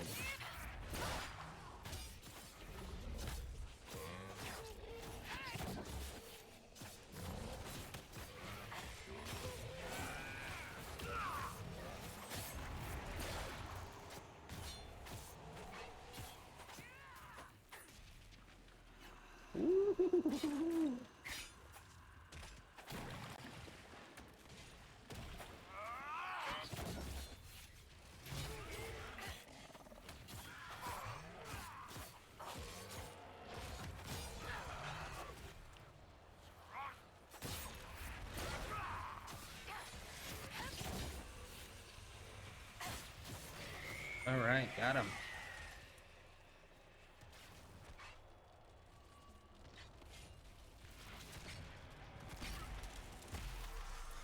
Just had to wait on the rift to acknowledge it. Oh!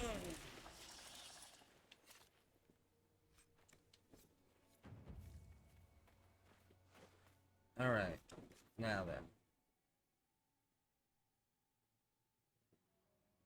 Let's come down and around this way and up over. So here's the canyon.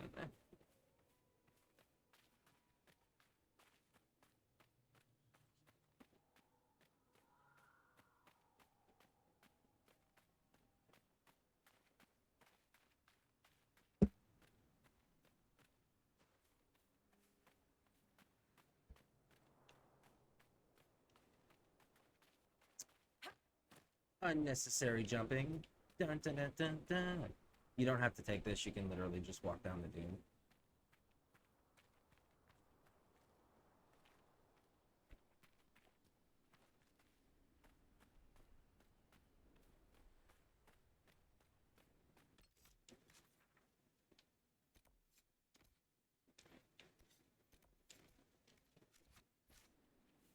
Grab the camp, and then keep going up and take care of that last rift.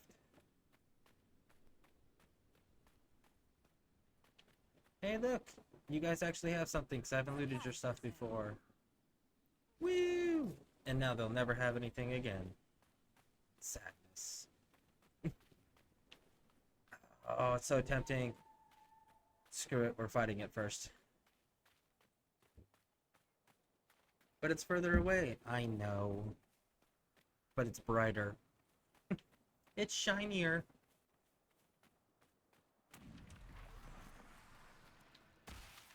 Oh, Pride Demon.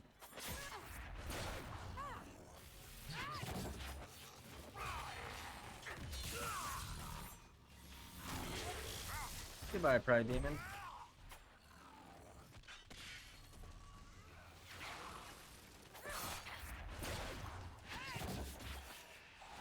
Whee!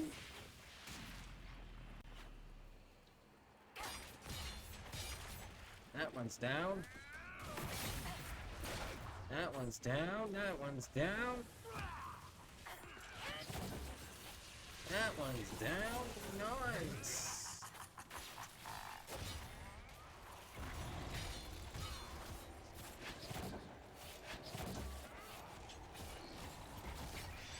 Woo! Mages will take care of that one. Yep. Close the rift.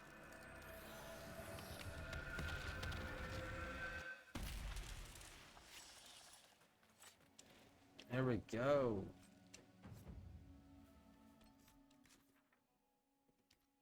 Alright. Claim the camp first, and then we will go deal with the last one. Because we can fast travel back to the camp once we've established it.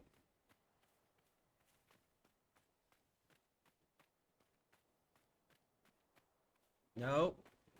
Nope. No unnecessary fighting.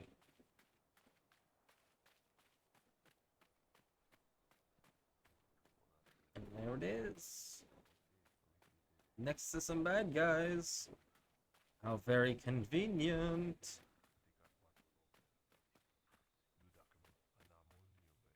Let's grab the loot.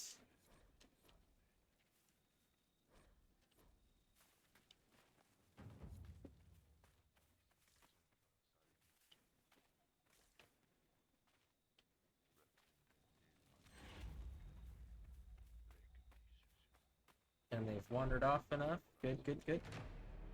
Establish the camp. Woo!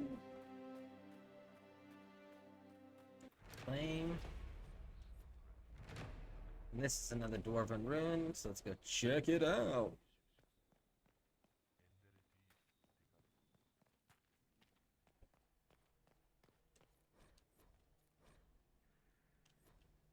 Alright, so now get some Veilfire, let's read. And for the loss, these halls were made to honor a brother mourned. This is the tale of Farrell, paragon among paragons, father of 2 sons. For pride, these halls were made to honor a father's deeds and grieve his losses. Who against his father's wishes fought from foolish... Okay.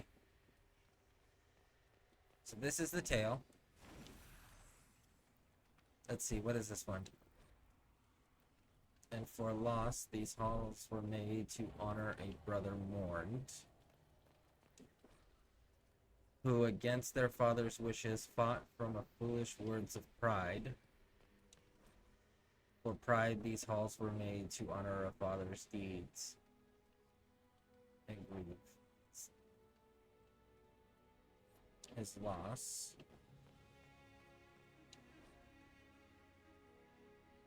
After loss, these halls remain to honor my brother's will.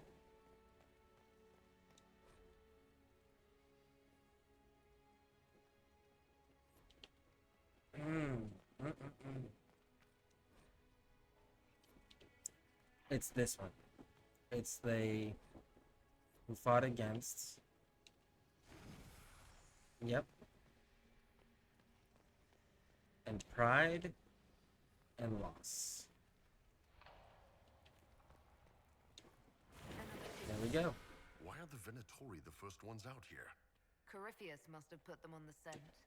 No, I mean, why isn't Orlais or Ferelden sending scholars to learn how to make a building that lasts 1,000 years? This is real engineering. None of this. We'll get a mage to lift that block crap Tevinter does. Well, pardon us. Alright, so we got another key fragment. Let's take a look at our map and see what we're working with right here. Locate the missing patrol. Word for you.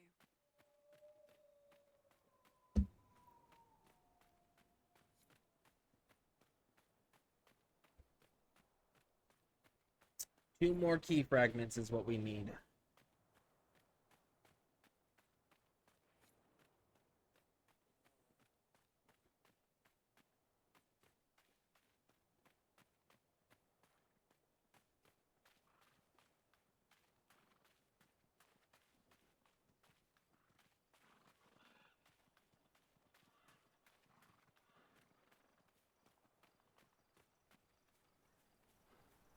And it's surrounded by spiders.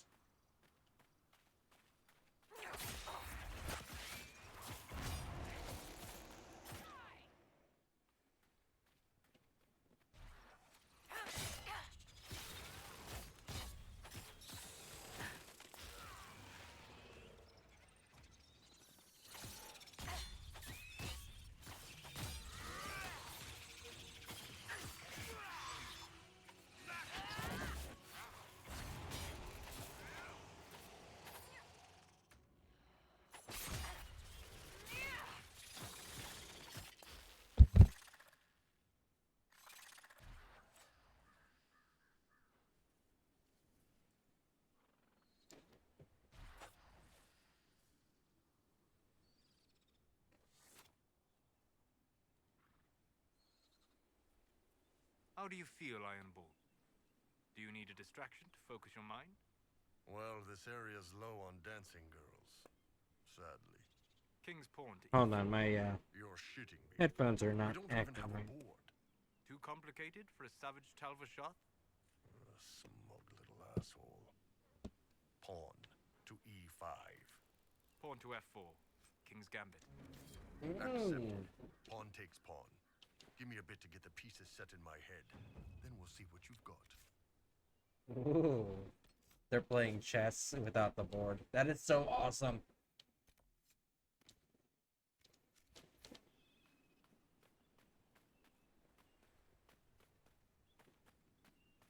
I love playing chess. But here's the thing is I was taught to play chess, but I wasn't taught to use chess as a game to play for enjoyment. I was taught to use chess to read people. So, like, I have set moves that I always open with because it's an aggressive defensive posture. Hold on. There we go. It's an aggressive defensive posture that I play with, and it's because I want to see how the other person responds to that, you know? And it tells me what type of personality they have, how they're likely to respond in certain types of scenarios and situations as a person, just by playing the game and seeing the way that they respond to the way that I move the pieces around. Now, granted, if the person doesn't know how to play chess, I get significantly less information or less reliable information, but it's still information that at least will give me a general direction or general idea. Now, if a person knows how to play chess, on the other hand, then you really get to see their personality come out with their play style, and it is fantastic.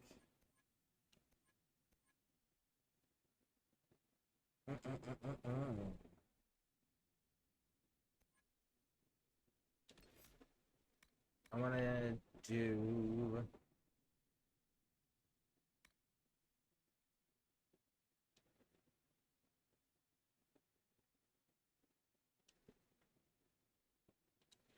That one.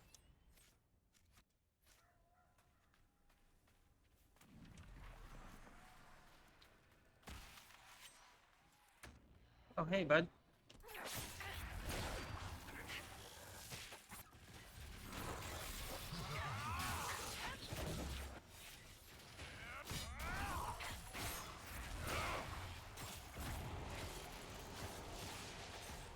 Got him. There's another one down.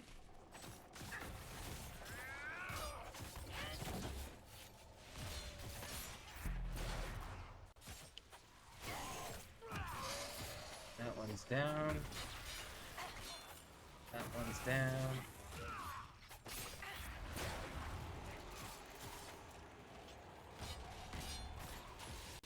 Got him.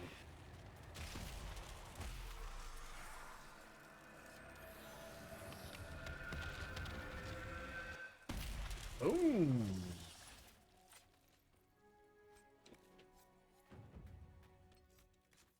Let's see where we're at. Let's go get. Actually, that one is just like right here.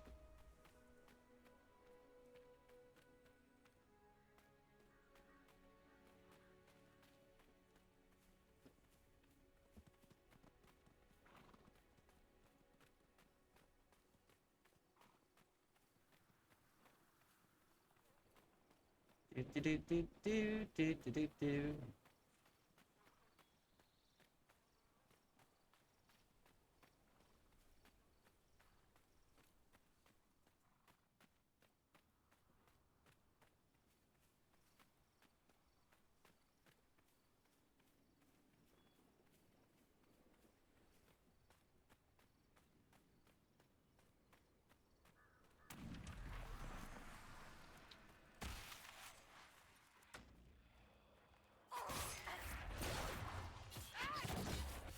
Woo.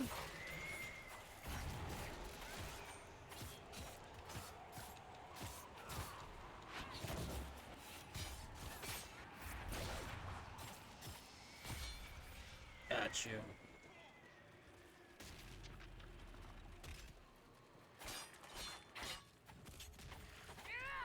Woo.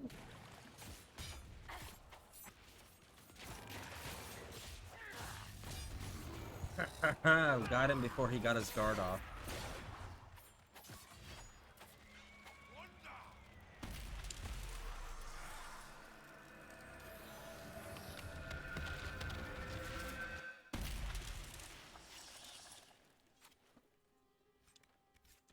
Alright, let's see. What's next? Well, let's go clear this one.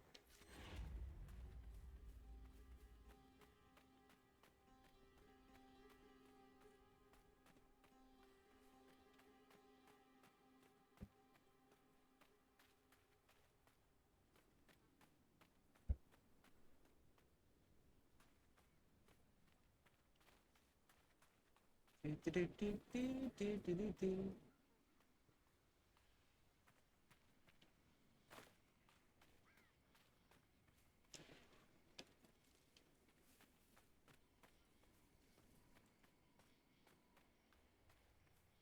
I will say though, that, like if you ever get the chance to be in these deserts, especially like at night, you should totally do it because the sky is so freaking bright at night. It's like the sun's out almost, as far as like how bright it is.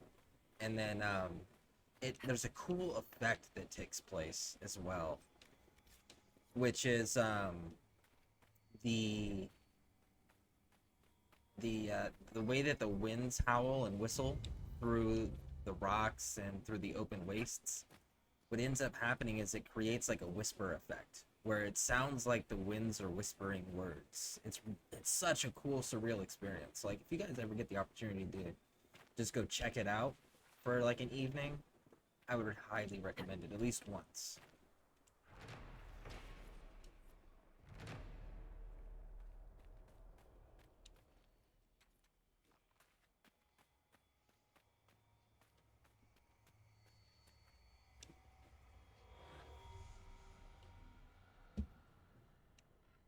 One.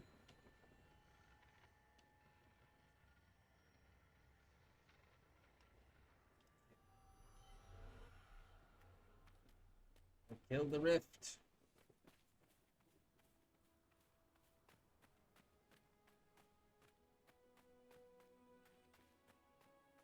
This is getting pretty close to where the dragon's at.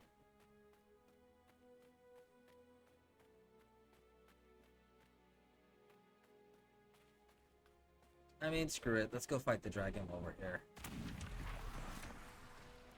What do we got? Pride Demon. There you go.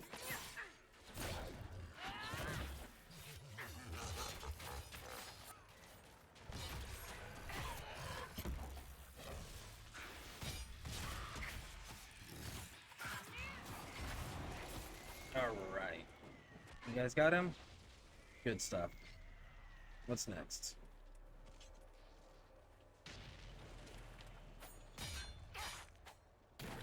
That one's dead.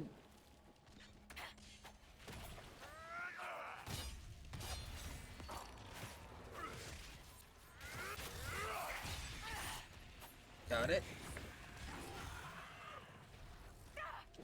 Come on.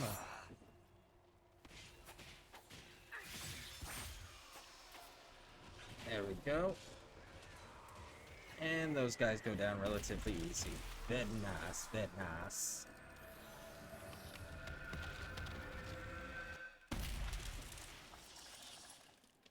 Alright. Dragon is down this way.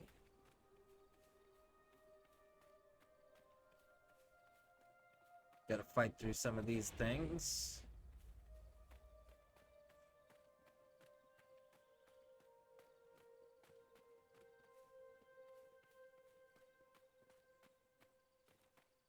Ooh, we're actually navigating it without having to fight him. Very nice, very nice. So get through to here. And then there's your cave to the dragon.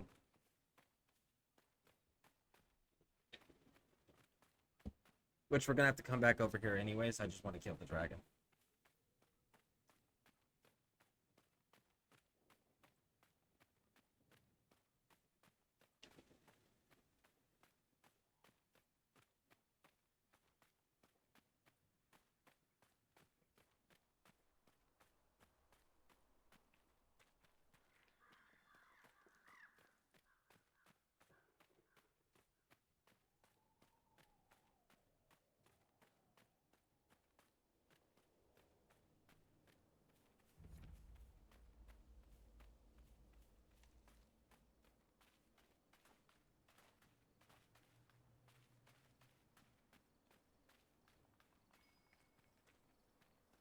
Woo! Loot this. Go down here. Wrap around. What is that? Dragon. Gotta be. It is.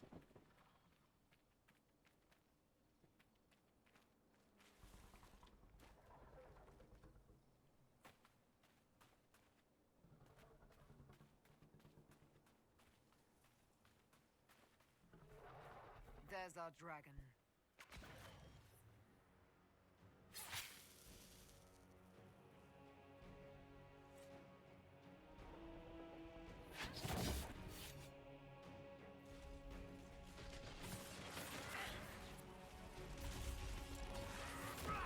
It's the level 20.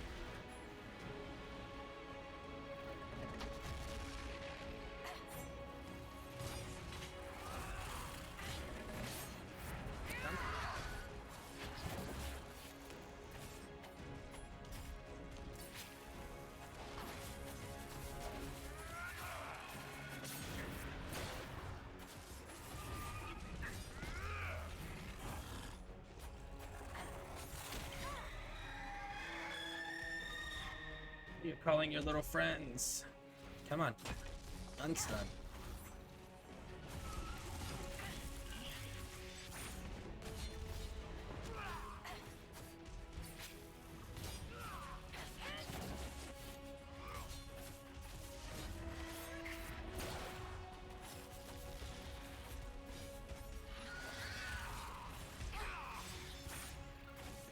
Woo, we almost got it. Come on.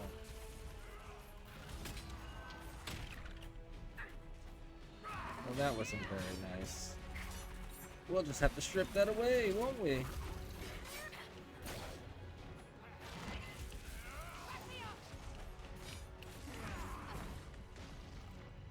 Oh, you're almost dead. Come here.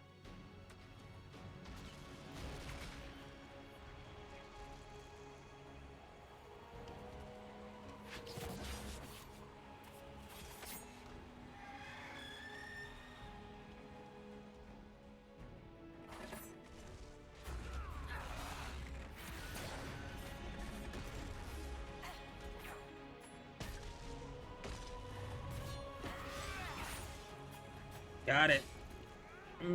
There we go. Now I just gotta kill all the things that summoned. Is everyone alright? Never better. See the way everything lit up when it tried to fry us.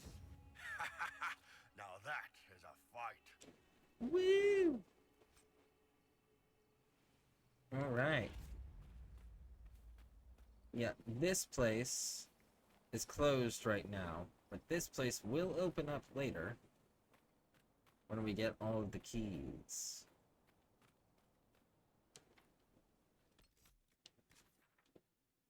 Alright, so let's head back here.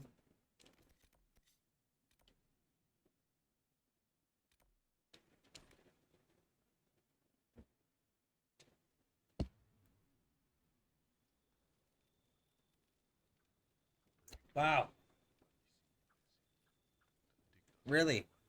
Inquisition soldiers, you guys are like failing so hard right now. Do you not see these guys?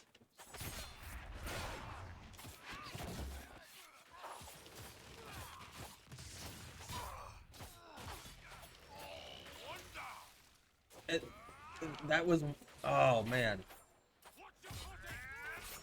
See, the fact that the enemies literally just walked through our camp, we fought them, and the soldiers did nothing. You really kicked the crap out of that guy. I suppose. What? You don't think so? You ripped him a new one. It was great. Unless the fight is personal, violence is a means to an end. It isn't appropriate to celebrate. I don't know. Gotta wonder about anyone who fights as much as we do and doesn't have some fun with it. We have fought living men with loves and families, and all that they might have been is gone. Yeah, but they were assholes. I mean, he's got a point. They were assholes. They were trying to kill us. That's not a good thing. Alright, Zorian, my friend, you need more magic.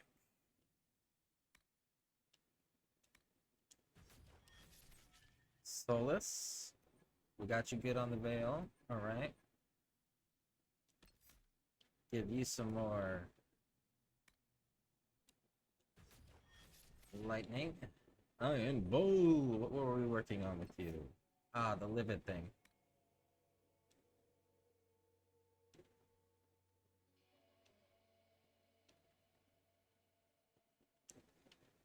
Let's do that.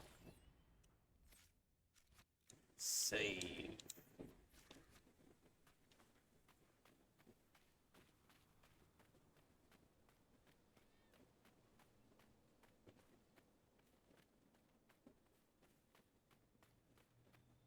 We should have enough to make our helmet now.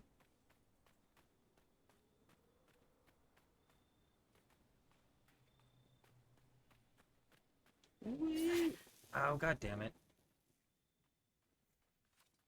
I keep pushing the Y to pick up everything because that's the Elden Ring button for it.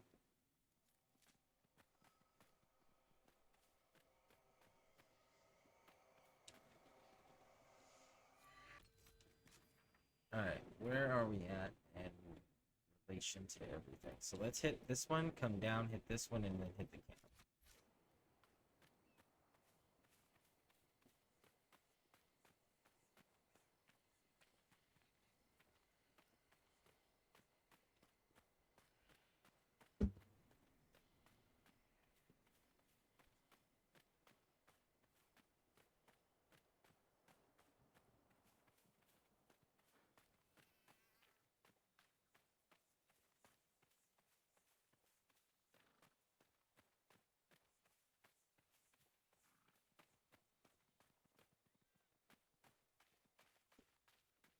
So far to walk without you all talking.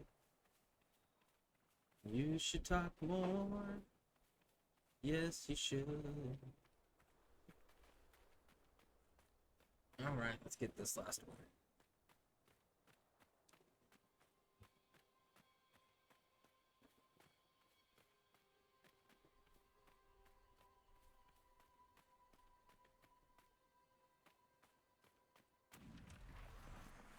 Pride Demon, Rage Demon duo.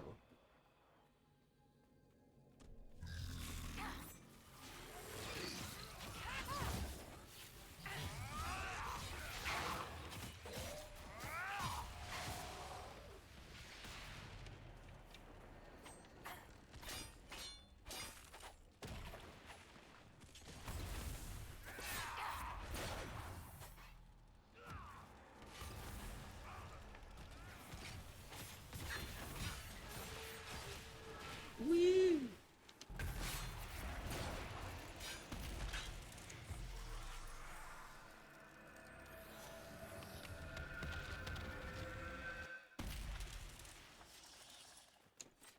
There we go.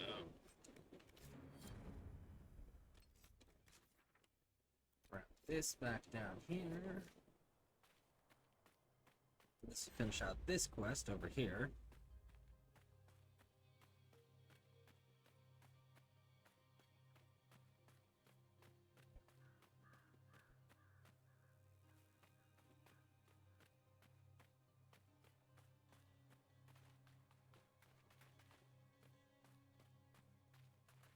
That is a random spawned camp. That's not one that we need to raid.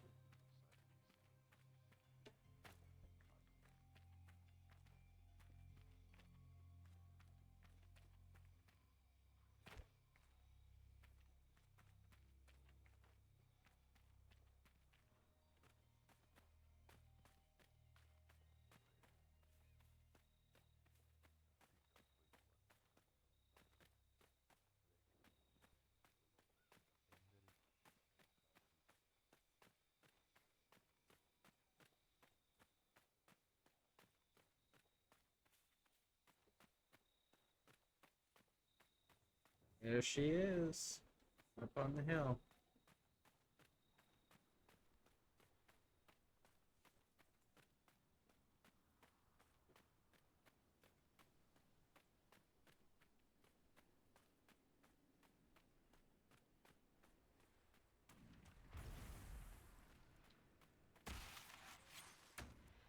Hey, you guys!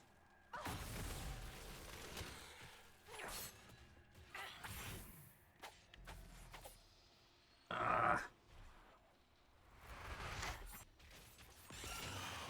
Yeah, I'm not dealing with you bouncing around the battlefield. That's not gonna happen!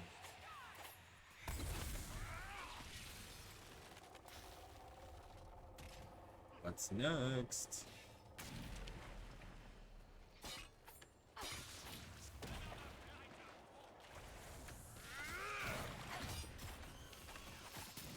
That one's down. Good. Get her. Good. That one's down.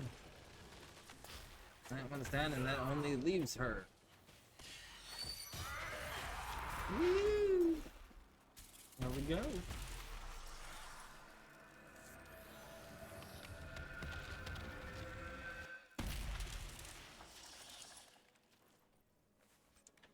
And that right there is the camp down there.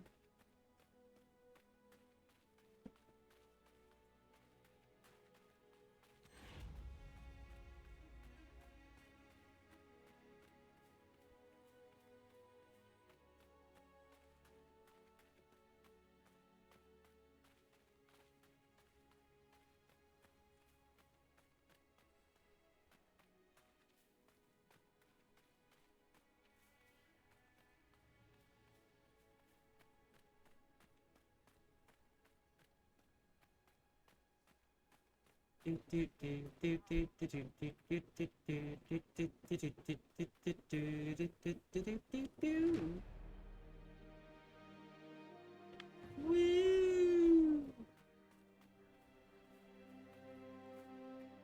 Now we're gonna go here, and then we're gonna go up the hill and come down and clear this place from the inside. We're not getting in that way.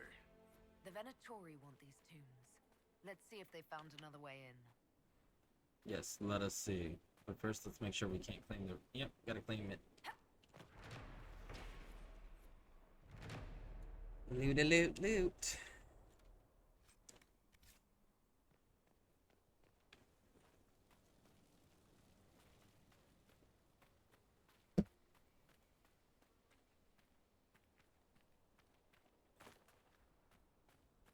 Alright, now up the hill we go.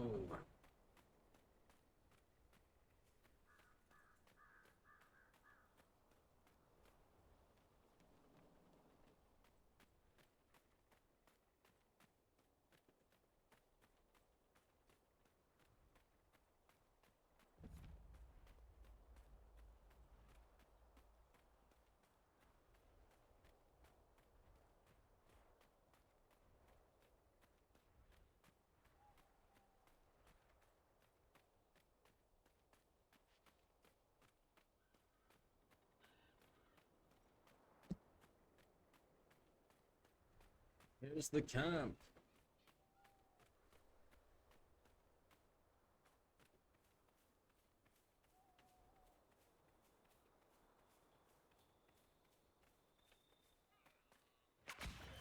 Oh, wow. A lot of them just, like, died.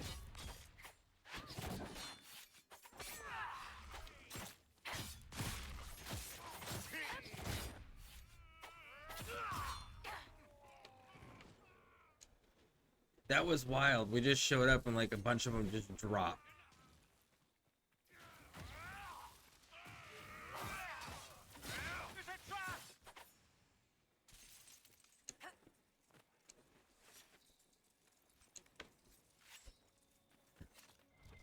And some of them even left loot.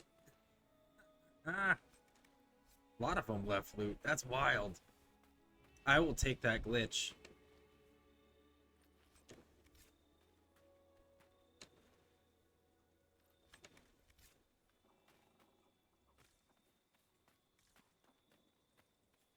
All right. Sure, there's nothing. Look at that. Read. Okay.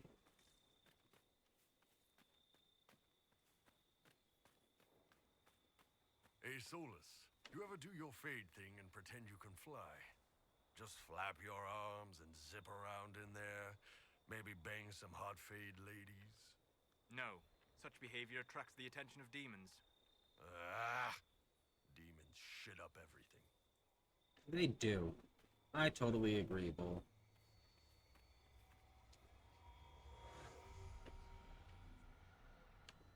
One, two. The third one is like out in the other direction. Do.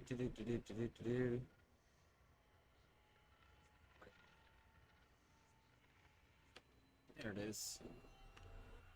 All right.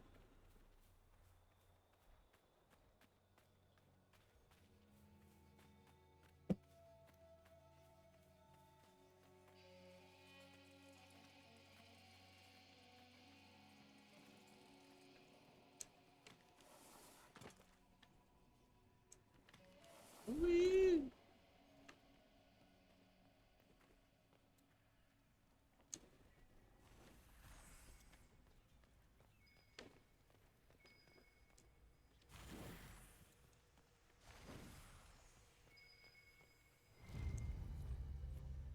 5 of 8. Loots.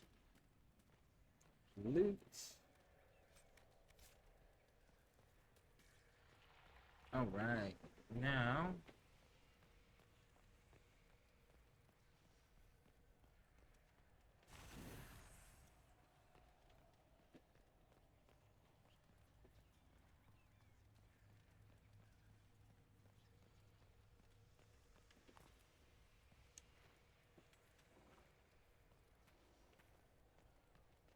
elven artifact nearby.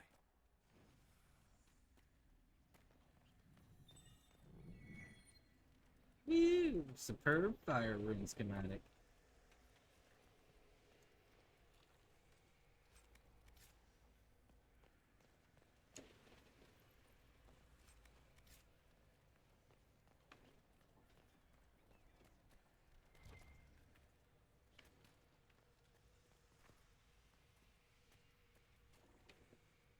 All right.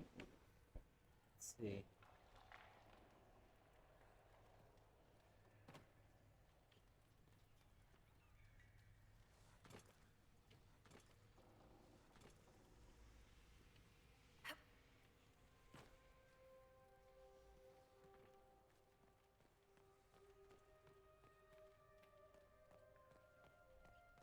Save piece.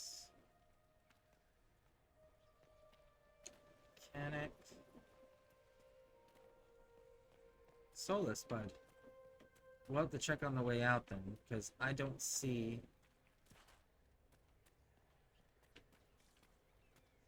There it is. The wards are working. It should be harder for tears to form here.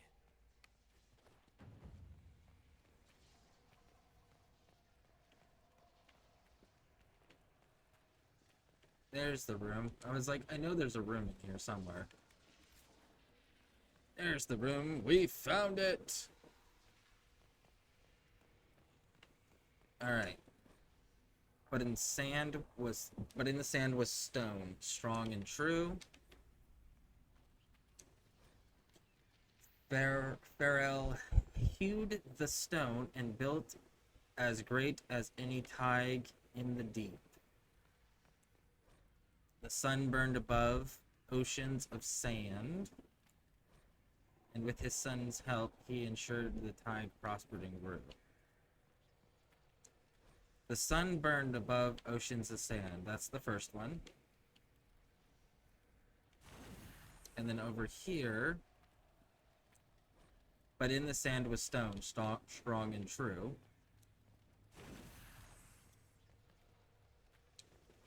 Farrell hewn the stone and built as great as any tide in the deep.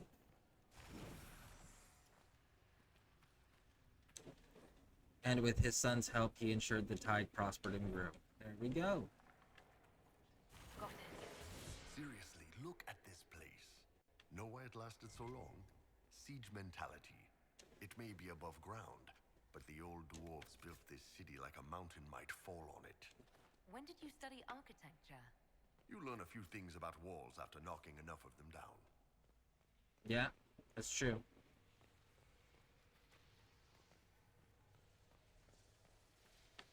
Or putting enough of them up. Woo! I don't know why I'm doing this.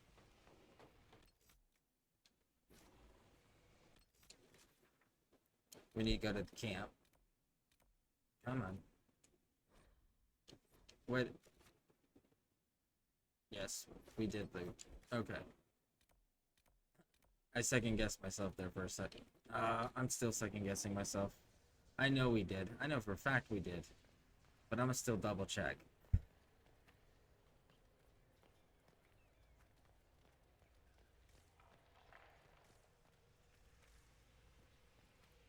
Okay. Alright, let's get to the camp.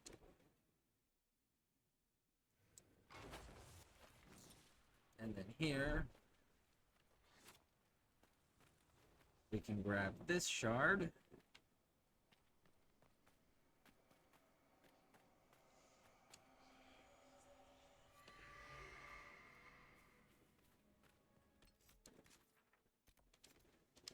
We can grab those ones.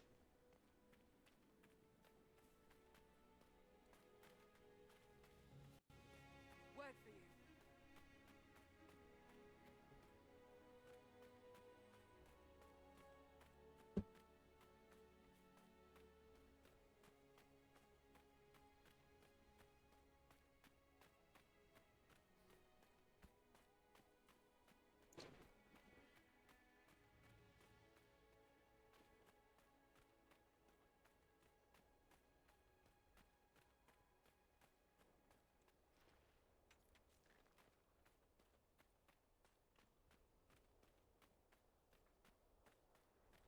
Keep going up.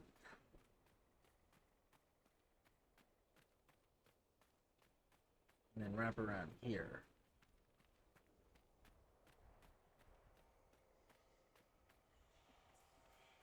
Grab this one. Back out.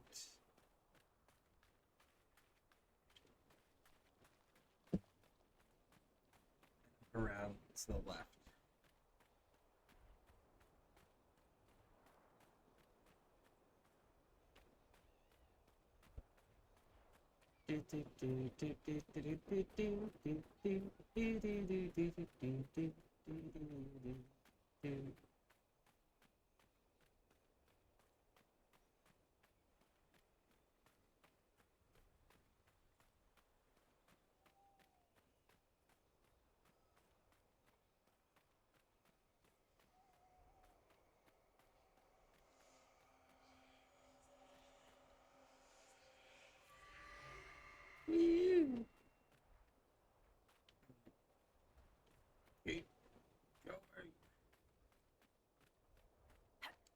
No, you should have dropped down. Yes, I know I should drop down.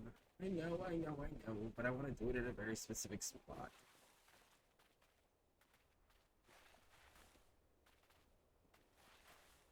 Alright.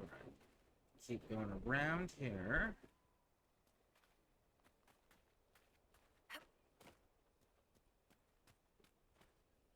Woo!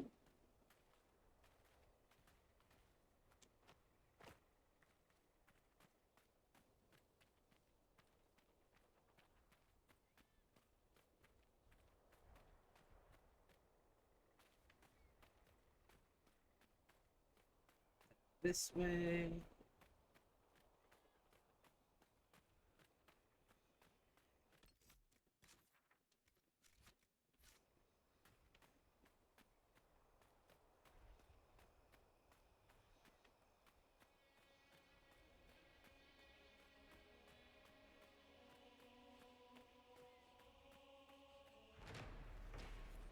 Woo! Only need one more landmark now. Well met. Oh, she's got nothing for us. No more. Alright. And we wrap this way and we keep going up the path.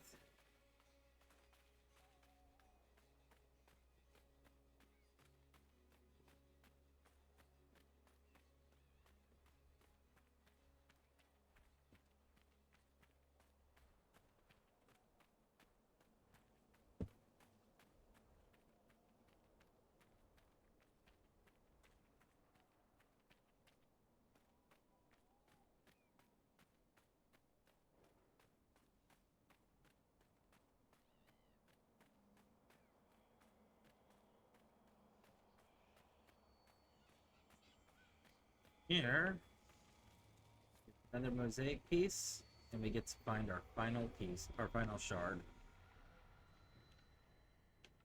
Right there.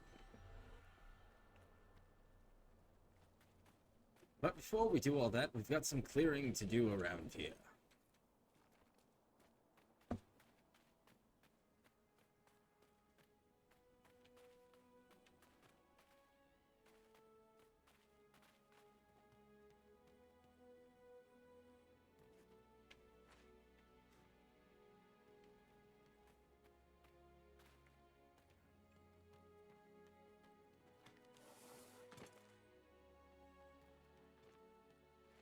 Loot.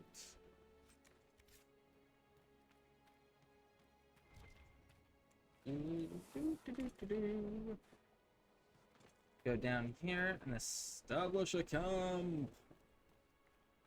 After you kill these dudes, of course.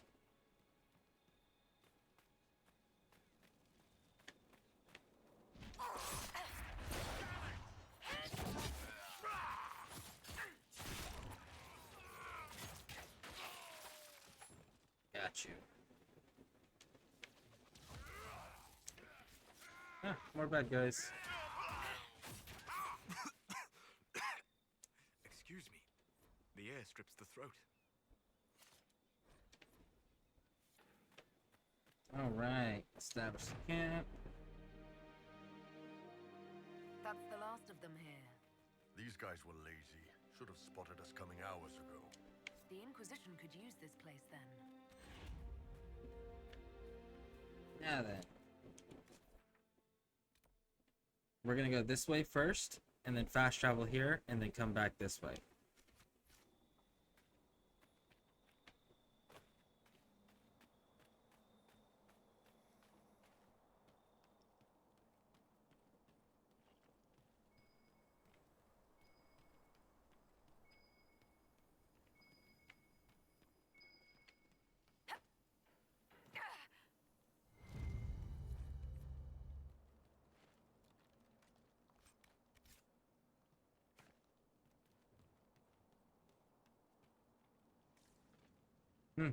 Interesting.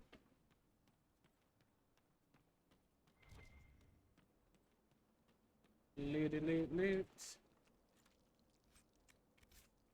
Okay, so before we go down, we're gonna go up.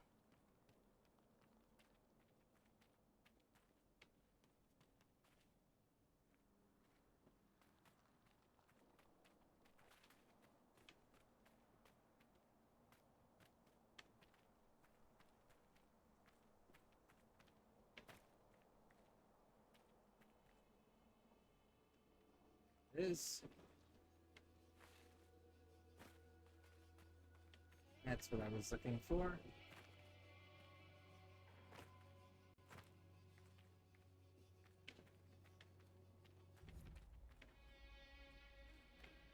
Woo! Get a cool little view.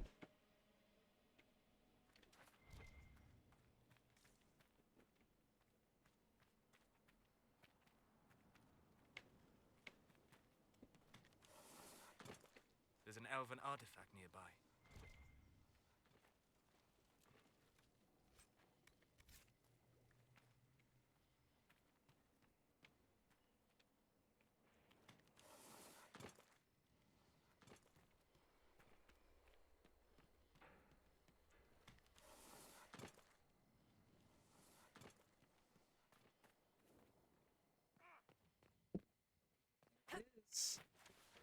Good. That should help strengthen the veil.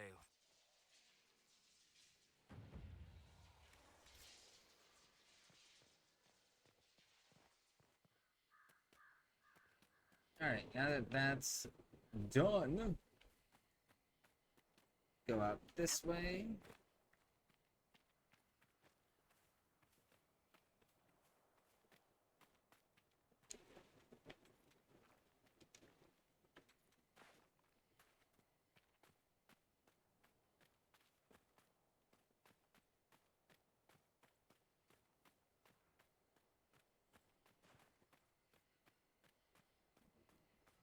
There it is, the very last shard.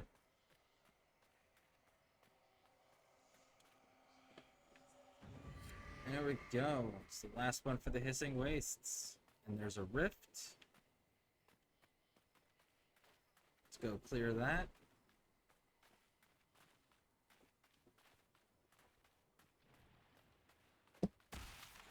No ranged threat, it looks like.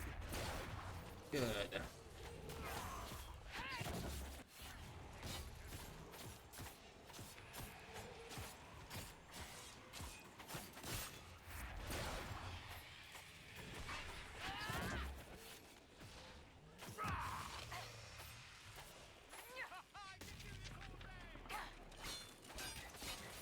That one's dead.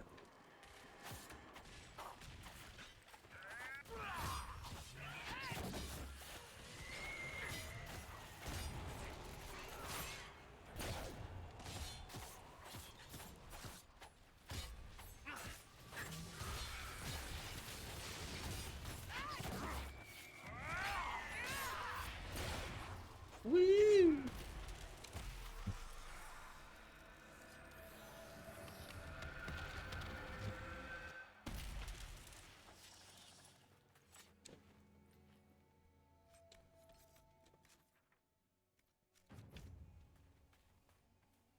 Alright, let's go get the camp.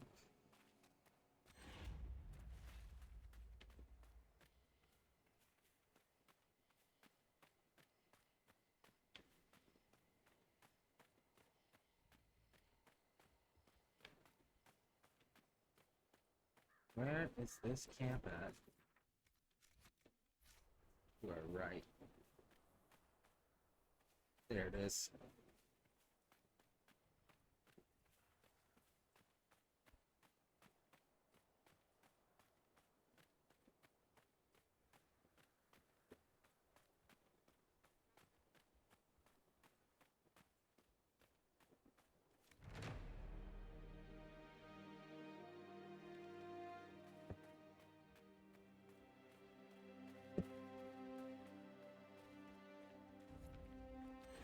Guess we're fighting this thing.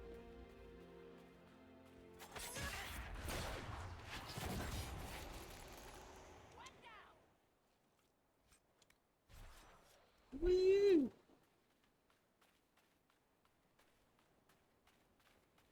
And there's the last rift.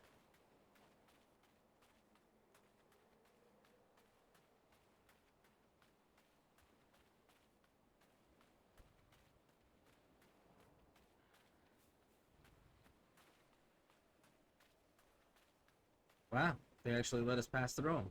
Very nice, very nice. There's the furthest out one, the last one out in this direction, and then we can start moving back closer to where we need to be. I see jumpers. Oh, there's the Pride Demon.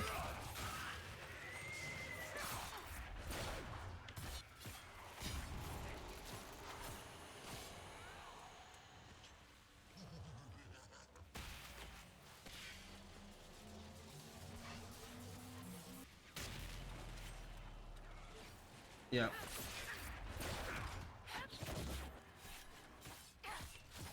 Goodbye.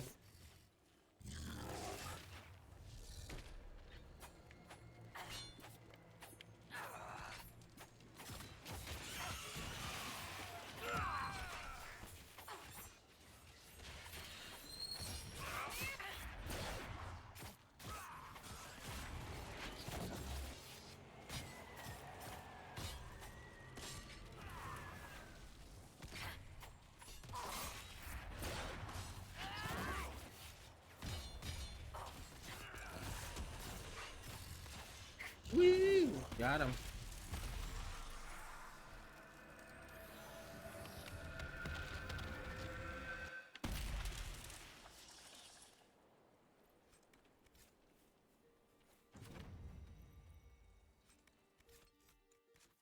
All right, now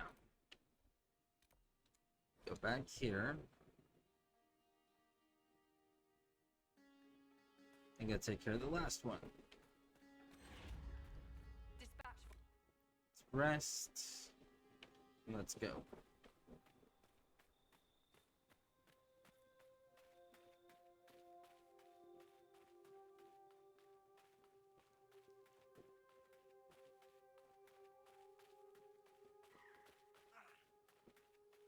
Seriously, Solus? You fell and hurt yourself?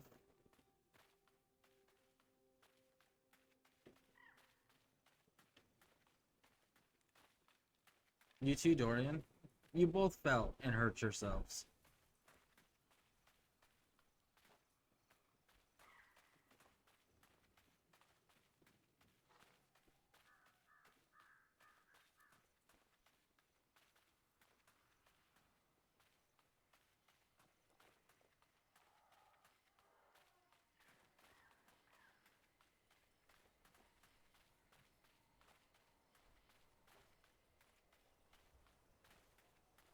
Here we go.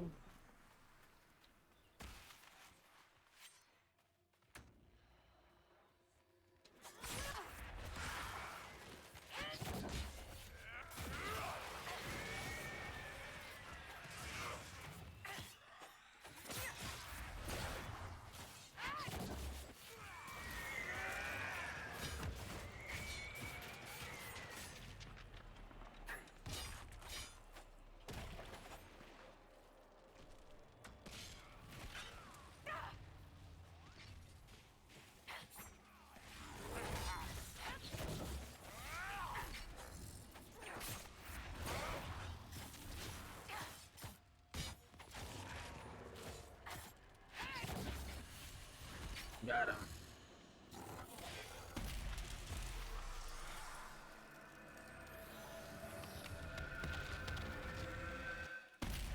And that takes care of those. Now we keep going, and there's a Venatori camp down here to raid.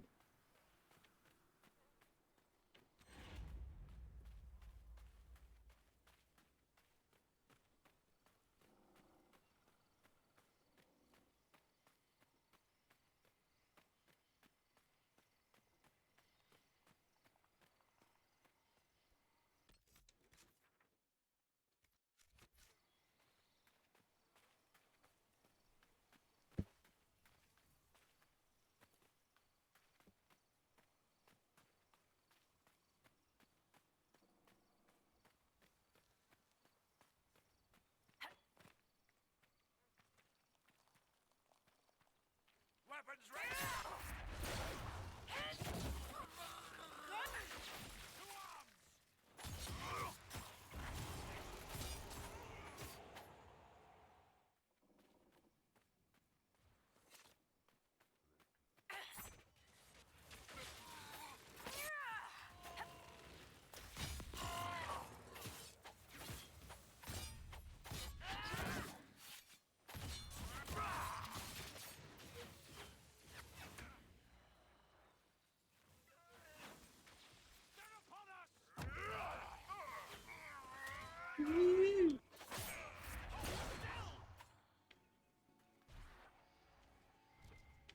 Alright. Take the mosaic piece.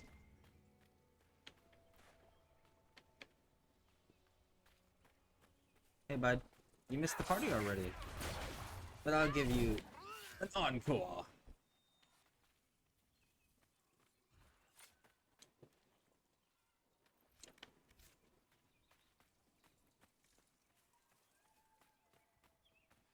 Right. No mage. Goodbye.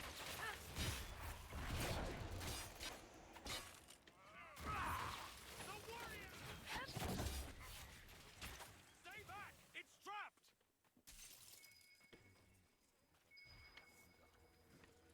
No.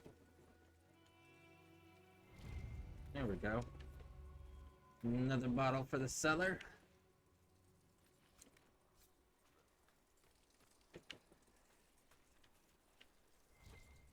There it is. It's like there was a second thing to loot. Alright, now go down this way and through there. Not that way. This way.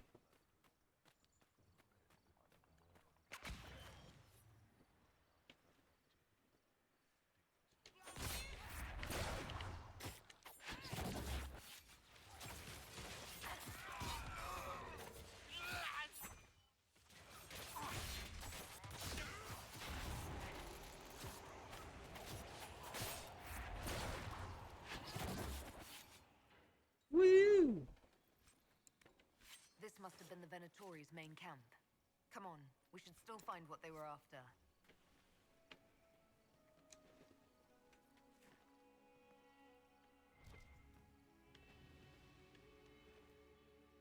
Loot. Loot.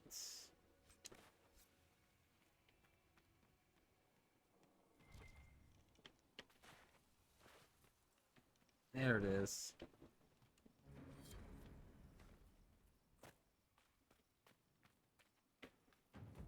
Now I'll go this way.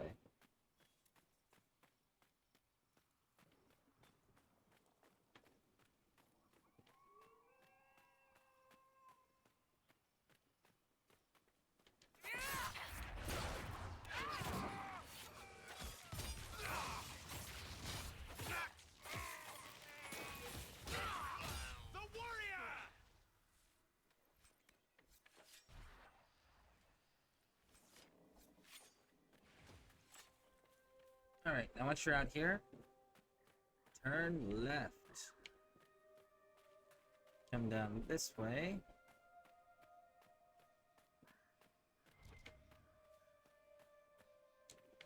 Mosaic piece. What are we highlighting? Death fruit. Death root. So, What was the third where thing? were we? Here we go. Ah, yes. Mage to C4. Little aggressive. Arashock to H4. Check. Speaking of aggressive, I assume Arashock is your term for the queen. King to F1. Pawn to B5. All right. You have my curiosity. Mage takes pawn. You call your Tamasrans mages? Ben Hasrath to F6. You call your knights Ben Hasrath. Incidentally, knight to F3. Ben Hasrath makes more sense than horses. They're sneaky, and they can move through enemy lines. Arashock to That's H6. fair. Pawn to D3. Ben Hasrath to H5. Ha! All right, take some time. Think about your life choices. Now, they both have valid arguments. So, Ben Hasrath being sneaky spies, them being the knights on chess, that makes sense, given what they do, right? But then the flip side of that is, if you look at how cavalry was actually properly used back in the old days, they were used as a forward scouting element. So they were sent ahead of a force to figure out what the terrain looked like, if there was any activity of any kind, friendly, enemy, neutral, right? They went through the trouble of trying to figure all of that out ahead of time and get out before being noticed. That's why they have the horses, because they used to use the horses to get in and out quickly and travel long distances quicker than what you would do it on foot. So they both have their valid points as to which is the better representation. But it is interesting that they're able to like quickly translate what is what. All right. What are we missing?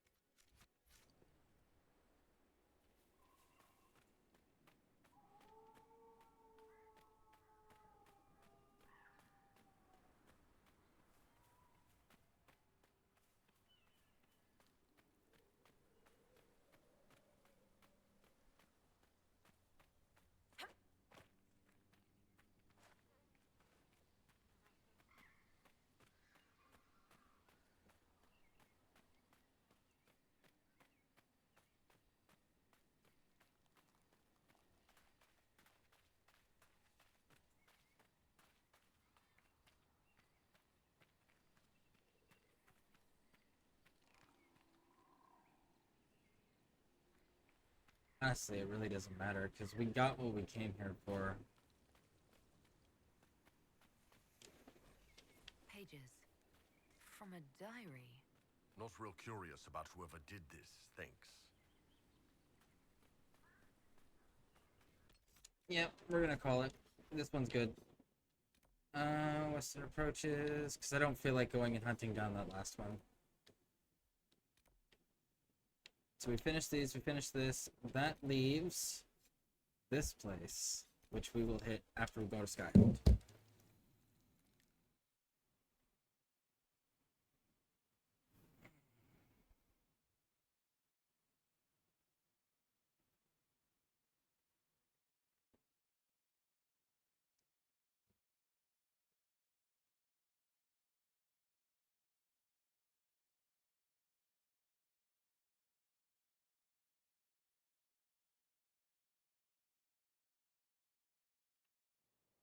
Woo! And we got the courtyard that we got to decide on. Now, me personally, the infirmary is interesting. It opens up that room and turns it into a hospital. But having skill is also pretty interesting, too.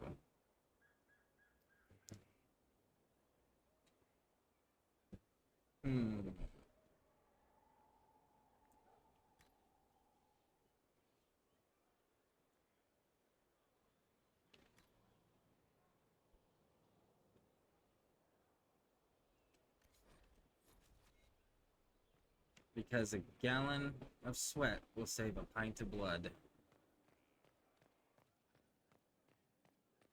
Inquisitor?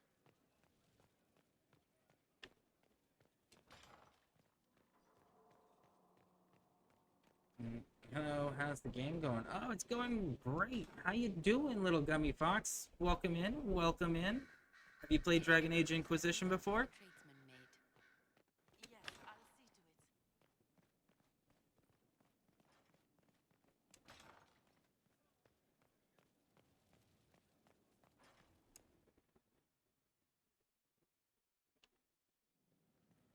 Let's get down here. Make our helmet. Where's my other hand? Right there. Oh, I don't need to change characters. Go down. Get Hell of the Inquisitor. Should have enough. Now we do. Outstanding. Ah, screw it. Why not? Boom. There we go. I am currently working through recap play as well. Very cool. What class did you pick? What class and race did you run as? Currently, we're doing a Dalish elf rogue, dual daggers, and that's simply because of the party setup we've been running. I'm romancing Solus because I think his romance storyline and the background that he gives on the Dalish elves is super important, and I think it's going to be relevant for the coming game. But typically, I usually play as an archer. It's usually my favorite preferred class. Let's see here.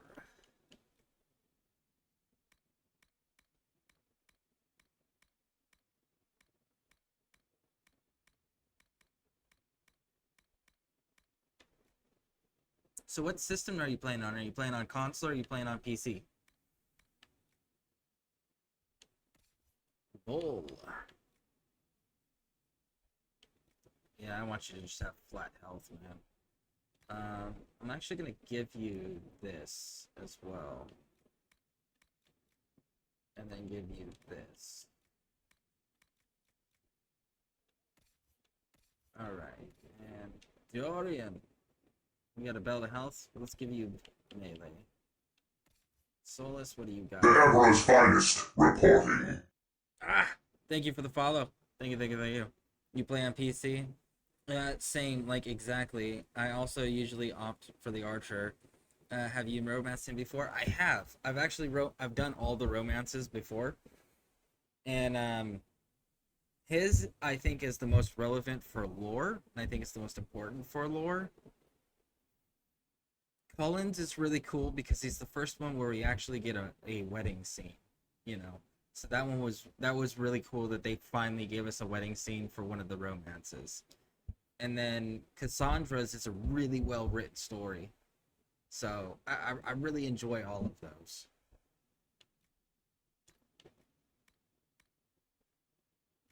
You're on PC? Very nice, very nice. Not gonna lie, kinda jealous. I wish I could play on PC so I could get all the mods and everything.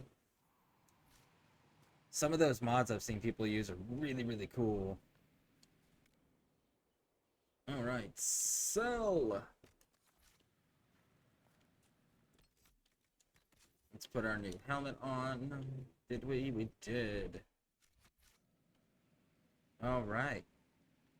Can I? No, I can't. Dang. Alright. Let's check the war table, and then we will in Deloy, DeLion, or whatever that place is. We're gonna go to there where we get the dragon hunting nest, and then once we're done with that, we will go turn in all of the shards in the oasis, and then we can knock out all the stories with no further interruptions. Pieces are expensive though. I played on Xbox up to a few years ago. Yeah, that's fair. Let's see here.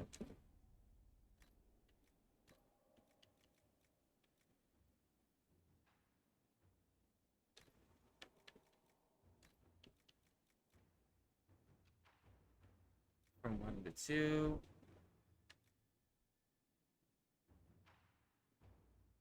Let's go with that. that. Boom! Alright, are you... I see 2 of you. There you go. All 3 of you are working. Okay. Cool. There we go.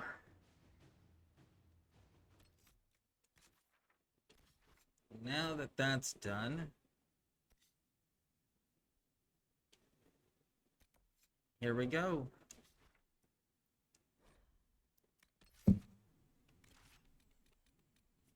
Oh. So I want Dorian and Iron Bull to romance. So I have to run with them in their party constantly until their banter builds up to their romance happening. So we have to have them. So that's 1 mage there. And then that's Bull, who is a melee warrior. And then I'm romancing Solus, so that's a 2nd mage. So I figured we needed a 2nd melee character to have a proper balanced build in the party. So that's the only reason I'm playing the dual daggers, is because I wanted both of those things to get knocked out of this playthrough.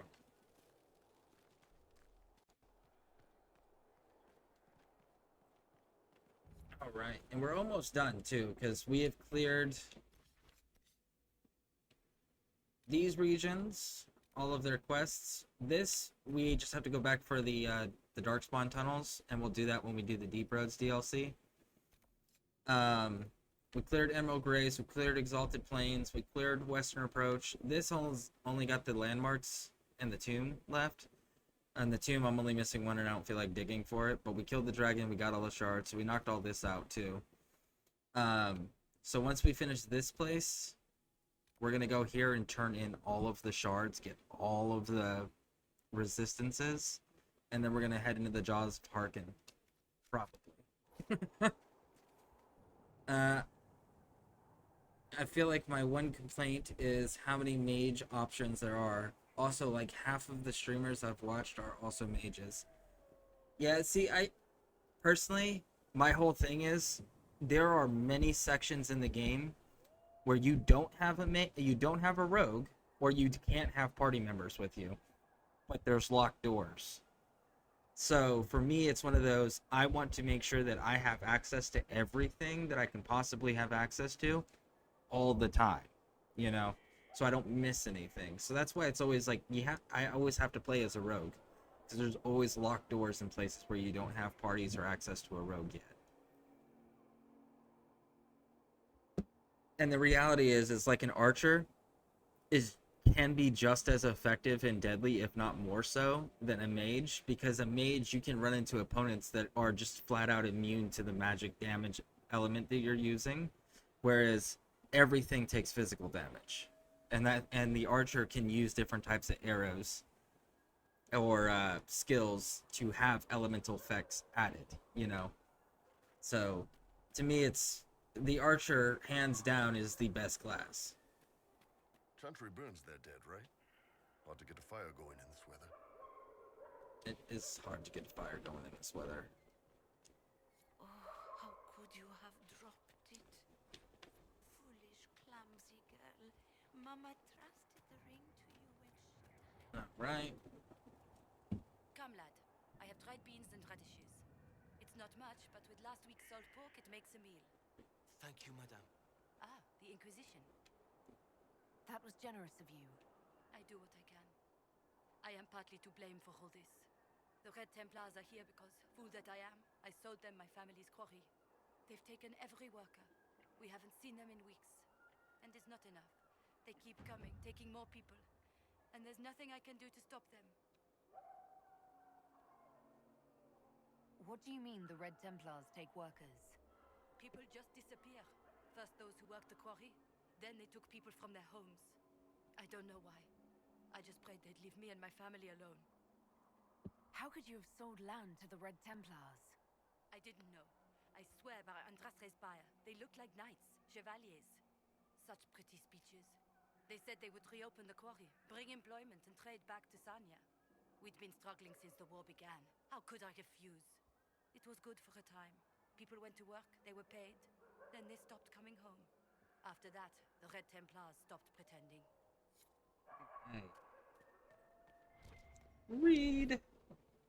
Read.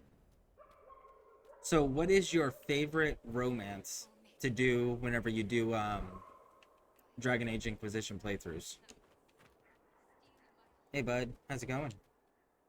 Michel de Chauvin at your service, your worship. I saw the Inquisition's banners from afar. Never expected to see the Herald of Andraste herself. Michel de Chauvin? I know your story. You were disgraced and banished from court for treachery. There's much more than that, but it ends the same way. What does it matter? Despite all, I have a strong arm, a stout heart, and I still serve Ole. You could serve the Inquisition. We have use for strong arms and stout hearts. I appreciate the offer, Inquisitor, but I cannot abandon my quest. I hunt a demon. This one calls itself Imshale, and has settled in Suladin Keep, up in the hills. Imshale is free because I made a mistake. I will see him destroyed. Now that the Inquisition is here, perhaps the Red Templars who guard the keep can be routed. All I need is one chance. Alright, cool. There we go. Now we got that quest. Woo! Before we go on up the hill and start assaulting craziness, let's go down here and take care of a few things. That's hard. Honestly, Solus for the drama. Also, he's kind of the one who feels the most emotional over the whole ordeal for a good reason. That's fair. He is a really, really well-written romance. That is very true. I gotta say, I wish we got more interaction with Cullen to make the fact that there's a wedding scene more impactful. I think that would be cool. But I gotta agree. I think Solus is the best one, and the second for me would be Cassandra. Whee! I will say, there is one... Hold on. Combat's loud.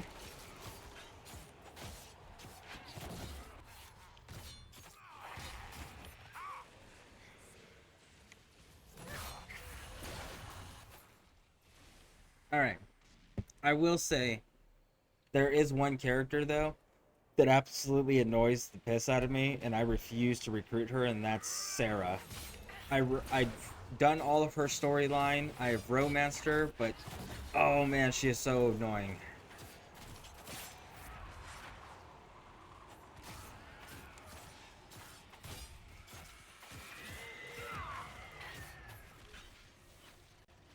Woo!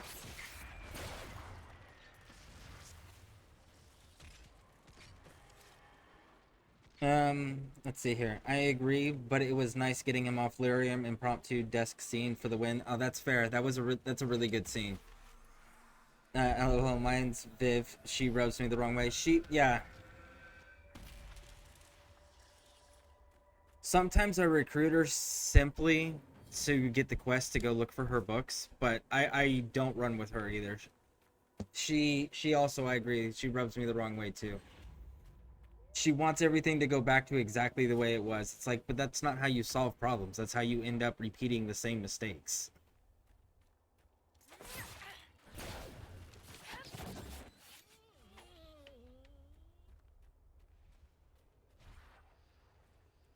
Why do they always run?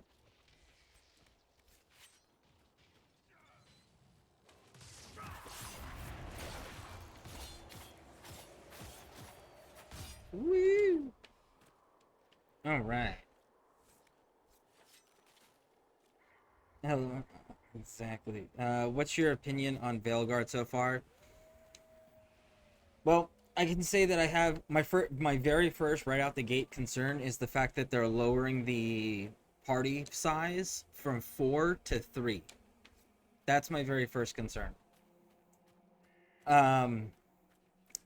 The other thing is by making all of the characters romanceable by all the genders and races, because I don't know if you I can't remember if you can pick races. I think you can, but either way, that whole being able to romance everyone, I feel like that cheapens the romance, because in all the games, like all the romance, gender, sexualities, all of that stuff are represented and represented well, because they took the time to write them out to make them unique in their own regard, right? So I'm a little concerned that I'm hoping that there's not a quality loss in the romance storytelling.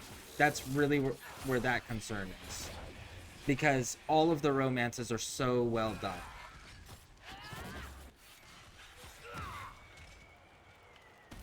Now, the fact that the combat seems to give you a little bit more control, it looks like it's closer to Dragon Age 2's combat style. That is super appealing to me. And the fact that they're bringing in the factions from the book, from the short stories, is also really, really cool. We're going to Venter. That's a place that I've been real interested in seeing. That's cool. The fact that Grey Wardens are back and you can play as a Grey Warden again is awesome. And the Griffins. I want to know about the Griffins, because in this game, if you talk to Solus in Haven, he specifically states Griffins are all extinct now. And we've seen that there's obviously a baby griffin in the next game. So my theory, and I'm hoping that they explain it, but my theory is that, because we're also going to see Wysop, the headquarters of the Grey Order, the Grey Warden's Order. I'm hoping like they got like a secret hidden hatchery like in their dungeons somewhere where nobody knows about it, and that's why they're able to keep it a secret. Because other than that, you're going to have to at some point explain how something that was known to be extinct all of a sudden is reborn and back in appearance, you know. I also appreciate them bringing back the Dragon Age 2 color and choice icons. Those are really nice. So I'm excited about that. Regardless of... Hold on.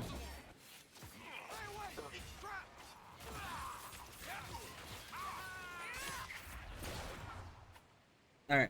Now, regardless of what ever people say about it, regardless of what information gets released before the game comes out, I am going to order it. I am going to... Not order it. Ugh.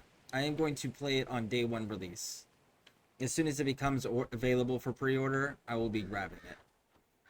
But yeah, so that's definitely a thing that will be done on this channel. Is it will be day one played for sure.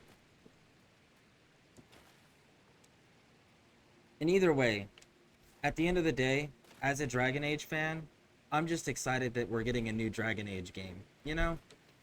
That to me is just enough right there. You're giving me a new Dragon Age game. I hope your writing is comparable to your previous games. But I'm just excited there's more in the story.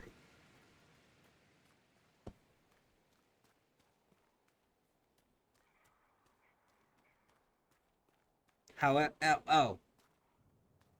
And I'm really worried about Varric's future. Because in the gameplay trailer where they did the 15 minutes... Bianca was destroyed, and it's like, wait a second. Varric without Bianca? Are you really gonna do that to us?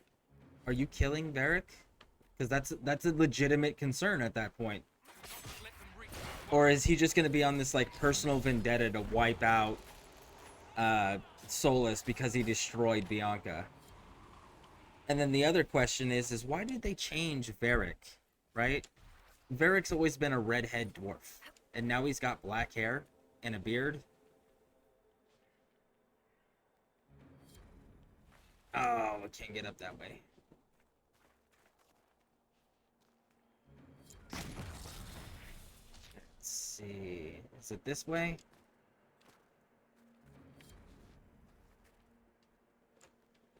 Exactly. I think it's still going to be a great game, and being able to continue the story is going to be worth. I think he might die. Like, he looks like he's coming to terms with who he is and accepting his dwarf ties. That's true also. Like, I'm very curious on if they're gonna give us an explanation for Varric's changes. Oh, come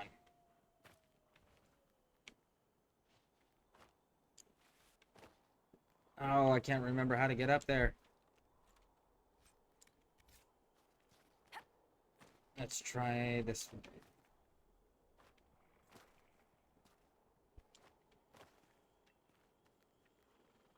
Oh well, we'll leave it alone for now.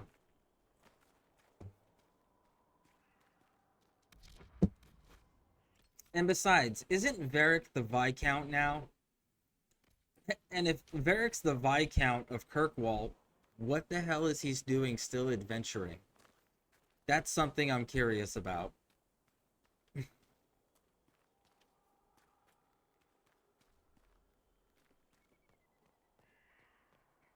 Going from the whole clean-shaven Varric to a beard was a shock. Yes, it was.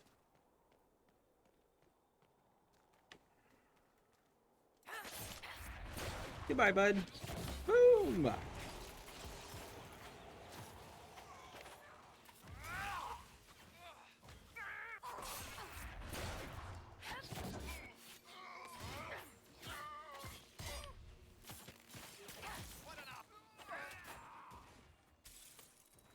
All right.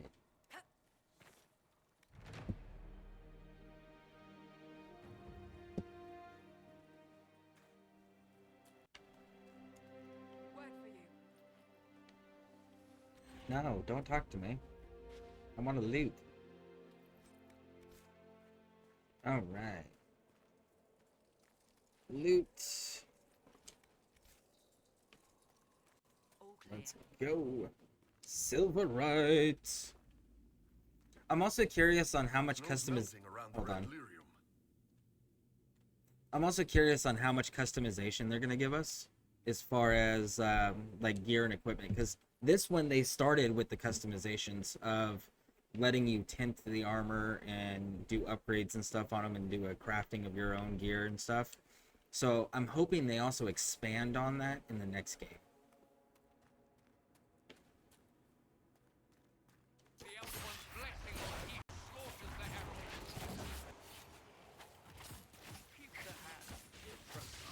But we do get to see Tevinter. I know, I'm so excited for that. There is one other place that I want to see, and that's I want to see Palvolin. But if they do a game where we go to Palvolin, I want the option to play as like a Quinari Ben Hasroth, because a Ben Hasroth would be the only thing in their queue that would make sense for you to be able to go out and adventure and do quests, right? Because the Ben Hasroth can go freely as long as it's part of whatever they're investigating to protect Palvolin. So I think that would be kind of cool to be able to play as a Quinari that's part of the queue and go to see Palvolin. Now, that all being said, there is one other really unique thing that if you dive deep enough into the lore, you can find out. And that is the fact that Thetis, which, here's a fun little behind the scenes fact if you didn't, for those who don't know. Thetis is spelled Thedas, okay? Originally, the developers, when they made the first Dragon Age game, they called the game Thetis, the Dragon Age series, right? And by the time they got through the game development and writing and everything, they still didn't have a name for the land, so they just went with Thetis. But it was originally just a placeholder to represent the Dragon Age series. Now, that being said, shit, I lost my train of thought. Oh, it sucks having a traumatic brain injury. Oh. What was I saying before that? I got distracted. I distracted myself. Diving deep in the lore. If you dive deep enough into the lore, you find out that Thetis is actually just a continent. It's not the planet. So there are other continents on this planet, and we also know this because elves and dwarves are the primal races. The primal races documented when humans came to Thetis, and they came from a faraway land. So that means that there's another landmass somewhere where humans originated. So I'm curious on if they're going to expand on the rest of the planet as well.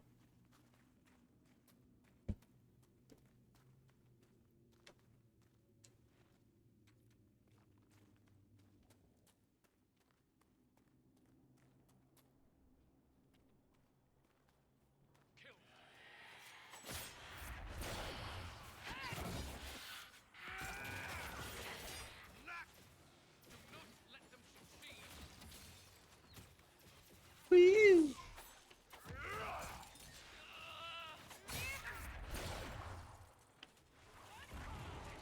All right. Maybe we'll get the whole new Dragon Age that isn't in Thetis one day. That would be kind of cool. Like, have a reason why your companion, like your hero at the end of the game, needs to go out in an adventure and try to like find this new land, right? And then the new land is where the next section of the series picks up. So you have your Thetis series, and then you have whatever the new land is called. And then it's its own series, you know? That would be kind of cool.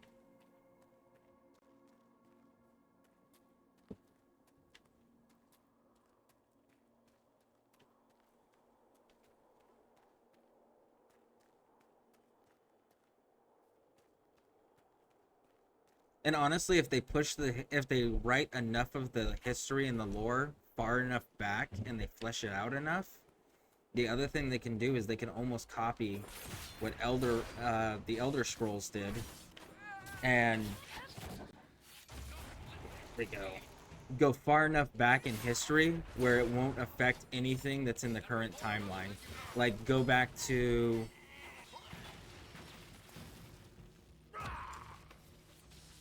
like when Griffins existed, right? When the Grey Wardens had like the first Blight. There you go. You could go back during the first Blight and turn that into an MMO. You could totally do that and get away with it too, because so many people, they explained in the introduction of the very first game, they talked about so many people from all the races just joined up in the Grey Wardens en masse when the call was put out. So you could absolutely do an MMO where everyone's a Grey Warden and they all have different backgrounds, and the objective of everyone is to get together and do like group boss fights on the very first archdemon, which I think was Dumont, if I'm not mistaken. I think Dumont was the very first one.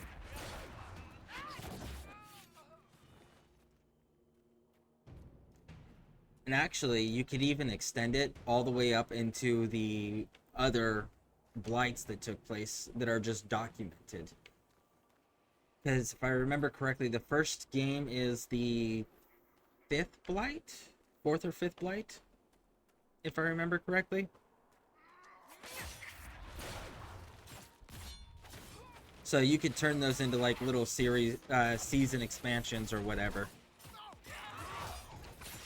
But there would be so many people that would just adventure on Dragon Age Online, if that was a thing where you could just go through and fight the various different archdemons that have existed over the years. I mean, we all know how we could end broken by the end of the Veilguard. That's true. The world could end broken, and then that would also be a nice ground for starting a new series in a new land, or doing opening that up to an MMO as well, or something that has co-op. You know, that's something I would just like them to add. I want them to add co-op. I want to adventure in Dragon Age with my friends. Alright, so let's go hit this Grey Warden cache. And there's a rift I think we gotta close right here. Yep.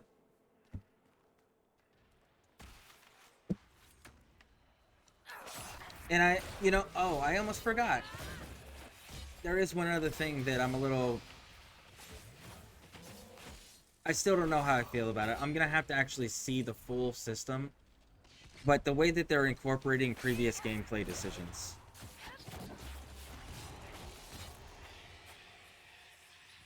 Hold on.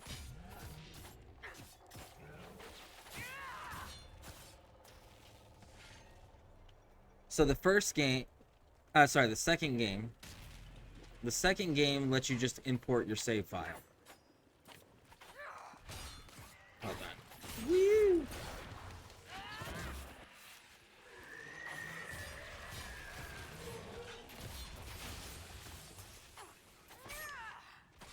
Oh, it went all the way through him.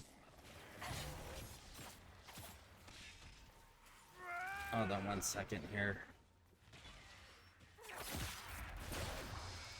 There we go. And one more. Ah, two more, because you guys are shooting at two different things.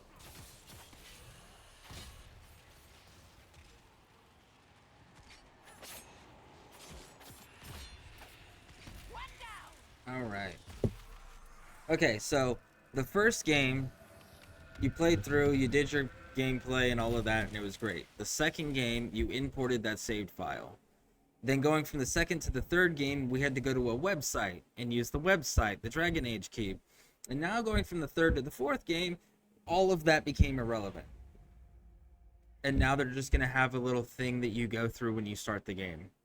It's like, I really wish they would stop changing the import system. Find one system and leave it alone. Just expand it. Right? Like, Dragon Age Keep, fine. If I have to go to a website, I'll go to a website. But you're giving me the freedom of making my choices impactful from all of my previous playthroughs. But then we also go, this is the same company who made Mass Effect. And Mass Effect's import system was fantastic for the Shepard series, right? That was a beautiful import system. So why didn't you just continue that? You know? That's another concern there. Is why are we doing a new import system?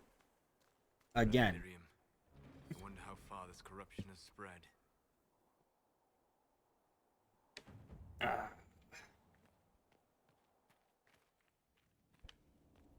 It's like every time they come out with a new Dragon Age game, they have to come up with a new import system. Again, just pick one. You could have just expanded the website and made the website a little bit more user-friendly, and that's it. Woo!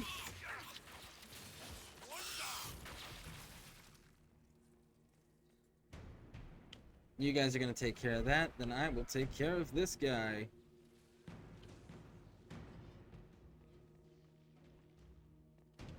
Woo!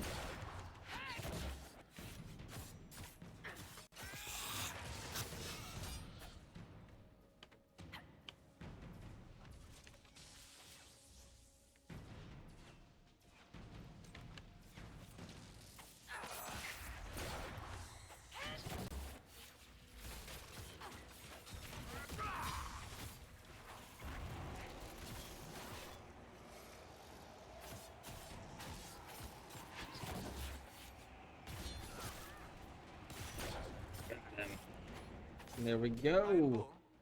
How do your people put on shirts? We don't, usually. It's pretty hot where we come from. But I can get into anything with a loose collar. Just gotta ease one horn through and then angle it up. There's a term for getting caught unprepared that translates to running around with clothing stuck on your horns. That's awesome. Woo! All right.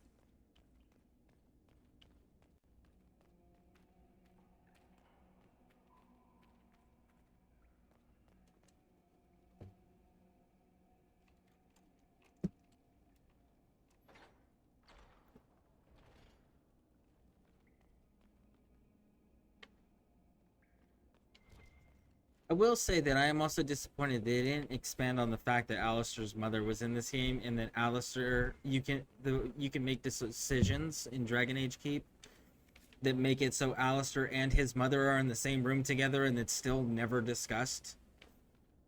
Like, that is another thing that really bothered me in this game, was the fact that that was a thing, and you couldn't pursue it. You couldn't have a unique dialogue scene between them. And Alistair finding out that his mother's not dead, she's alive, and she's an elf, and he's half elf, and she was also a Grey Warden. You know, like, all of that's really cool. Whee! Oh,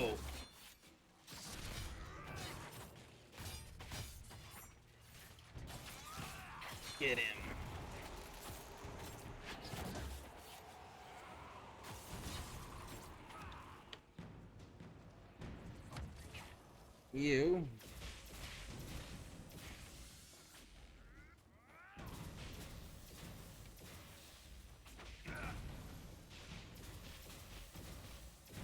Woo!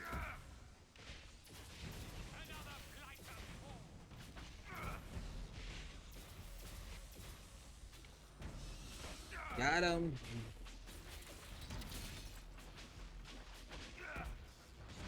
Boom. Yeah, you could just sit here and just kill these dudes at a distance and not even have to deal with them. And as you can see, the loot's appearing underneath us. So you're not losing anything. But you have to have a ranged character to pull that off. Woo!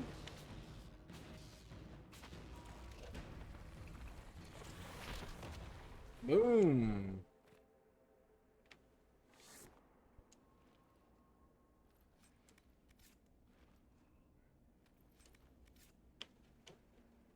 All right. There we go.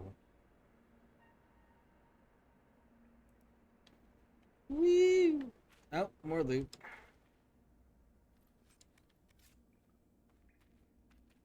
See? And that's another reason why, again, an archer is amazing. And another fun fact, for those who don't know, archers can shoot dragons while they're flying. That's a pretty big deal, because dragons like to fly. So being able to shoot them while they're flying is pretty nice. Woo! Alright, good to go. Place is cleared, man.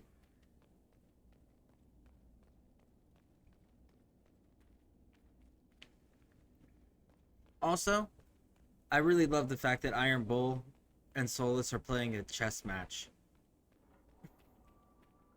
And I bet you if you set up a board, you could actually play the game with them just to see it play out before you. Because they give the different square movements. So I thought that was pretty cool, little feature. Let's keep on going. Wrap around this way. Get this one ripped. Woo! Ooh, Pride Demon. Come here. Come here, big boy. You and I have a fight.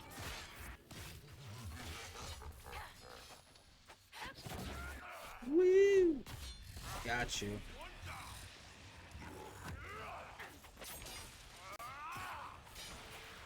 Alright. Where's the green bubbles? That's one down.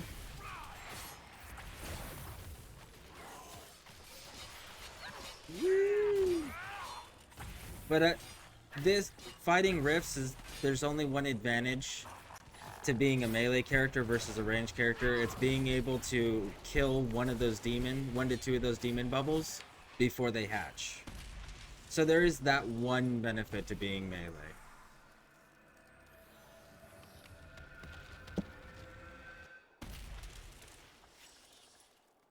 Woo! The in-game banter is probably one of my favorite features in this game. Oh yeah, I just wish there was a way to increase their chattiness, you know? I wish there was a setting to increase how talkative they are, because I want to hear it more frequently.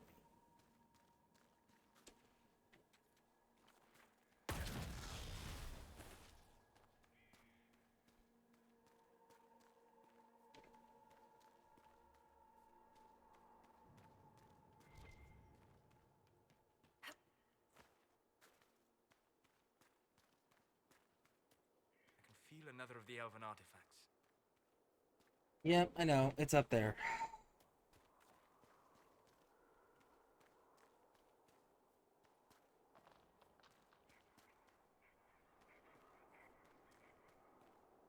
Let's go!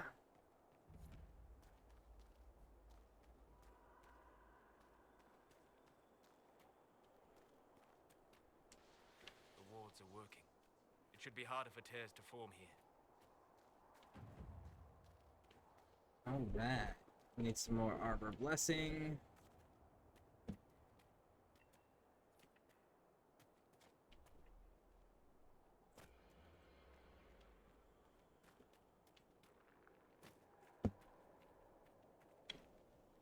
And then right in here.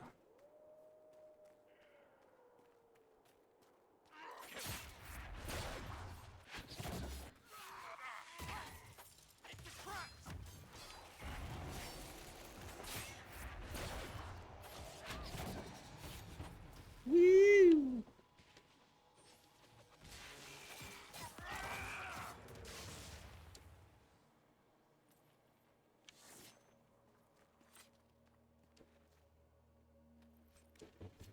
And there's level 21. Let's see. Moving in the kill, you favor fresh opponents. Let's go with that one.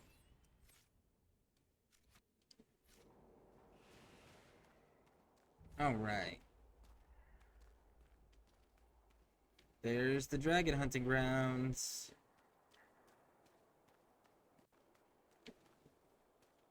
Do, do, do, do, do, do, do, do.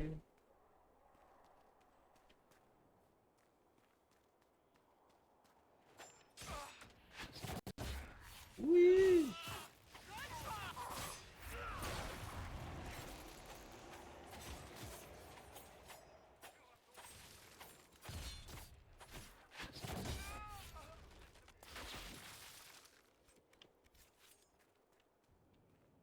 Alright, let's go claim our operation. There's a corpse in this lyrium. That's how Samson grows it. That's why Okay. there's no end to it. Cullen will want to know about this. So I guess we're fighting. Woo!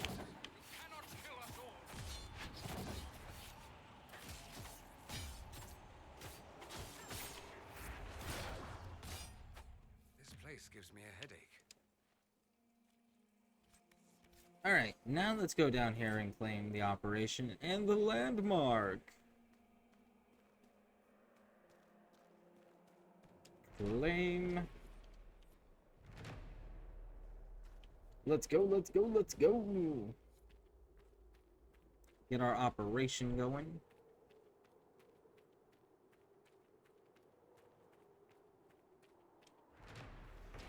Impressive.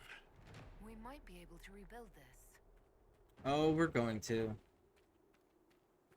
And we're gonna go fight all the dragons.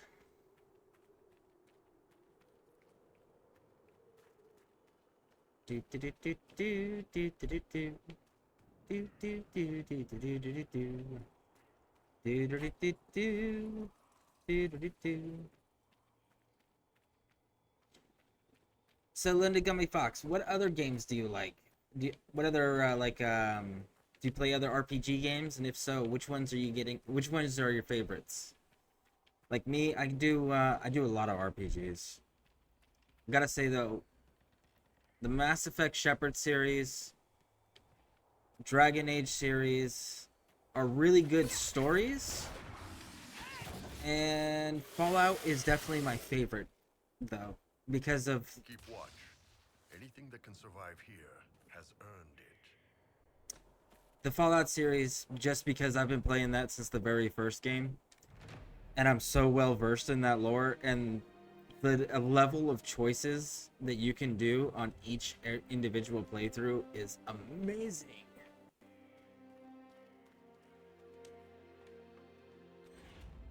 Do do do do do. Do do do do.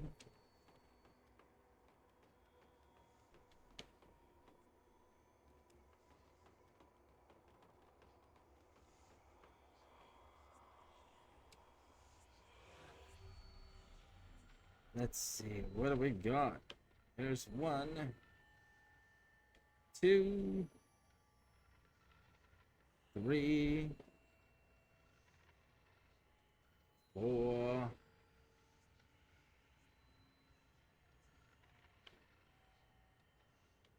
5, 6.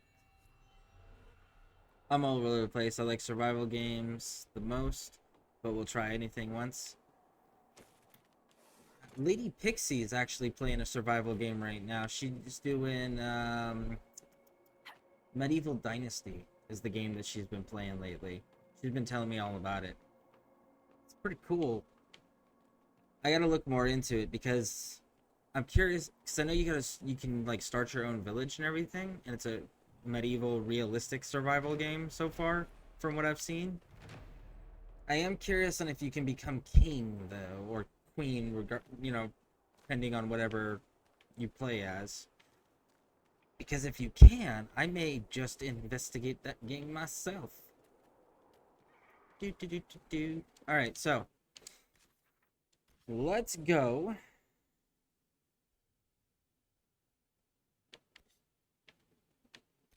Back here to Skyhold. I liked Far Cry 5 Far Cry up until 5. I think that I dropped off a bit. Yeah. 5 was strange. 6 though. 6, here's the thing I'll say about 6. 6 was interesting in the regard that it tied all of the Far Cry games together.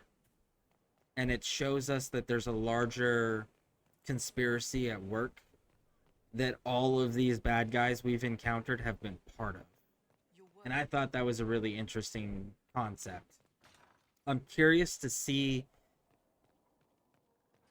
if they're going to be able to further that, or if they're just going to leave it as a little thing where each game's still individual, but there's that little tie-in of, oh yeah, here's a little nod to the previous games.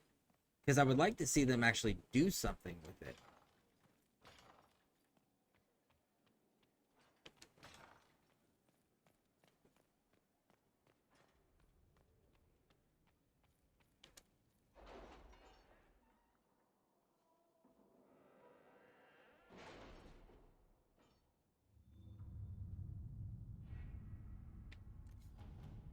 All right. There it is. It's a pleasure meeting with your representatives. We are happy to lend the Inquisition our support. And you gave me a toy soldier. That's okay. Sure.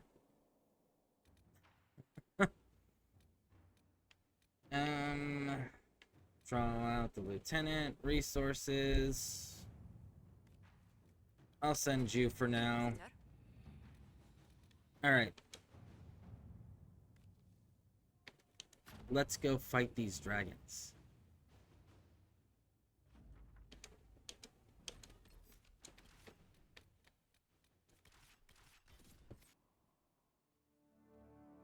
Got ads, so I think I missed that bit. Okay, so as I say, Far Cry 5 was a little bit weird, and the thing, Far Cry 5 overdid its mechanic of your character getting captured. It way overdid that mechanic, and that was super frustrating, and it took away from the game very heavily, in my opinion. But 6, hold on. 6 was a little weird, but the thing they did in 6 where they showed us a glimpse that all of the Far Cry games are connected to a larger conspiracy at hand, that was an interesting tidbit for them to drop in there. I'm curious on if they're going to actually be able to capitalize on it though, because that's a lot to tie together, because you're at 6 games currently, and at the 6th game you have now said that everyone's connected to one entity. So I'm curious on if they're going to expose the entity, or it's always just going to be a background mention.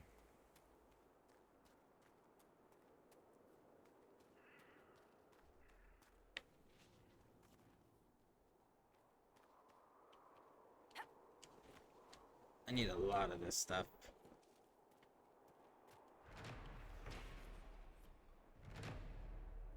Oh, interesting. I'll have to look into 6 then. Pagan Men will always... Oh, absolutely. 100% agree with you. Pagan Men is absolutely the best. Like, we got to interact with Voss a lot, and that was cool. And Voss will always be a favorite because of the way that Voss was written. But Pagan Men, he is... I'm really disappointed with how little we got to interact with him. because like every time that we did interact with him or he would call us up and say something to us, it was so fantastic. And then the other thing was is like if you did the secret ending in the beginning of the game where you just waited for Pagan Min to come back, he legit helped you complete what you were there for, and then he just got a rocket and was like, let's go blow some shit up. And it was like, dude, I would have loved to help Pagan Min like tear apart the Golden Path, because the Golden Path are awful human beings. Like, every ending was an awful ending except if you sided with Pagan Min.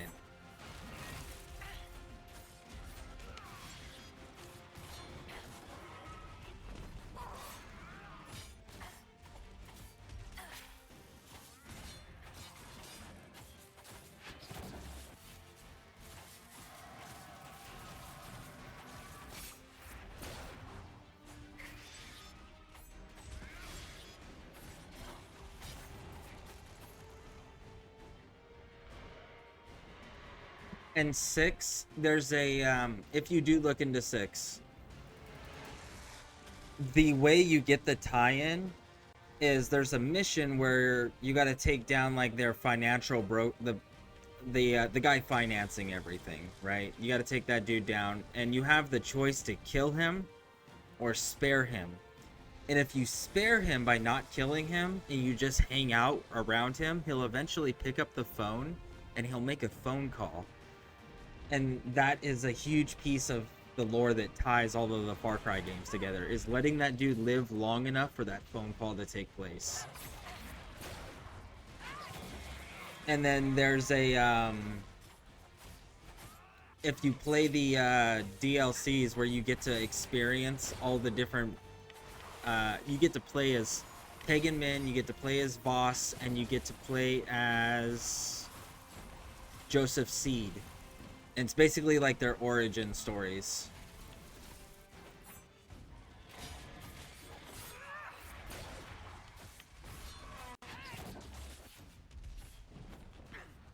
Oh, that's cool. I know, right? And then if you go through and you do those, you actually like unlock their outfits, and like you can unlock their outfits and stuff and run around.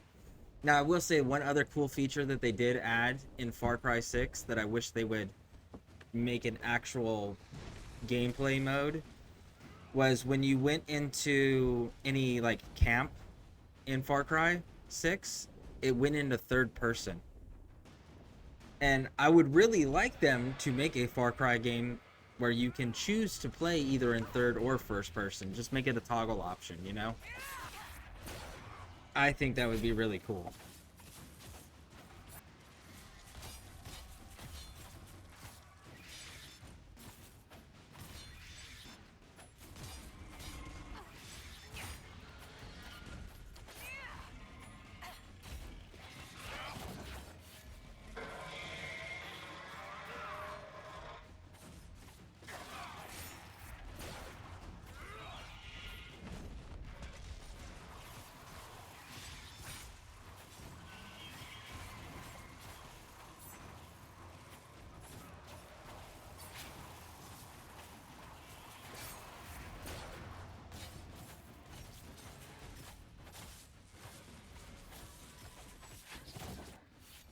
Oh.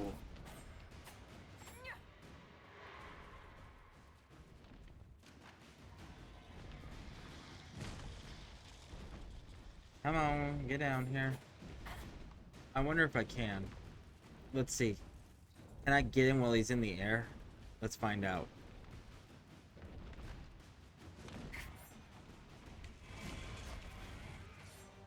It does.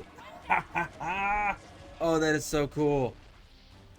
So, this attack, if you play as a dual dagger rogue, this attack, Hidden Blades, you can throw it at the dragon while he's in flight if you can target lock onto him, and it'll do all the damage while he's coming down or flying around. That is cool. I just had to experiment with that.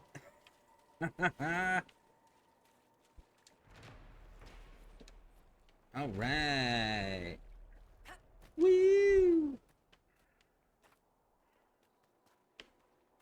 Let's go get dragon number 2. Oh, we got some level ups to take care of. Very nice, very nice. You, buddy. Need some more electricity in your life. Solus, you need more electricity in your life too. Bull.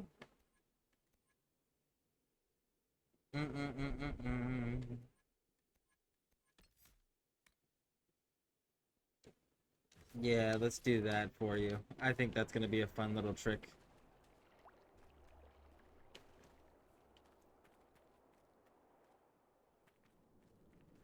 Woo! Need more of that.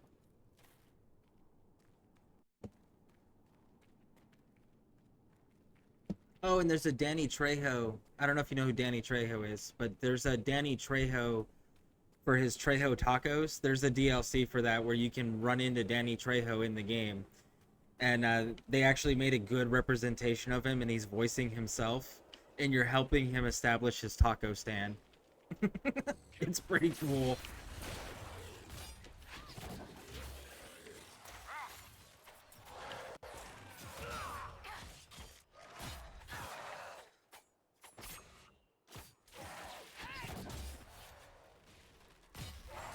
Woo! Looty loot loot!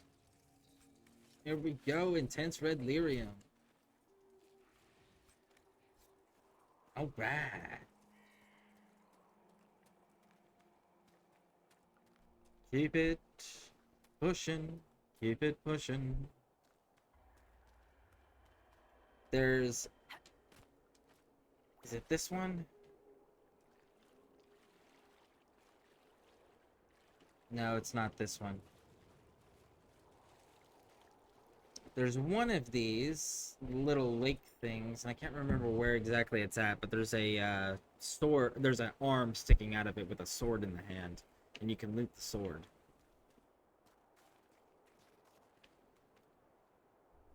There's a rift. Let's go deal with it. Do do do do do do do do do. You die first.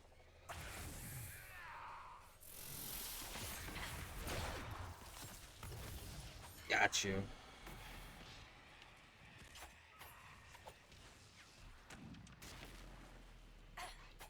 Stab. Got that one. Cool.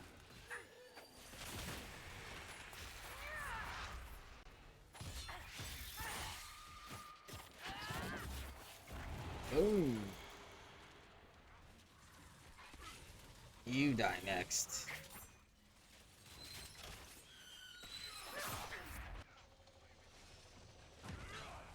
And there we go. Woo!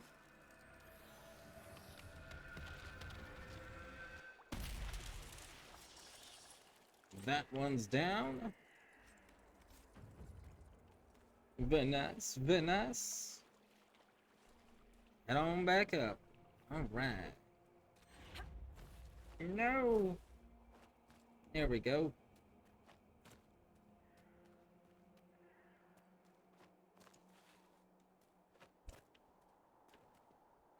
Hey guys.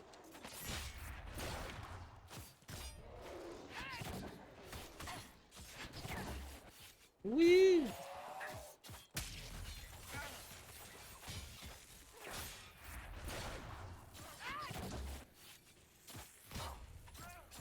Where is my party?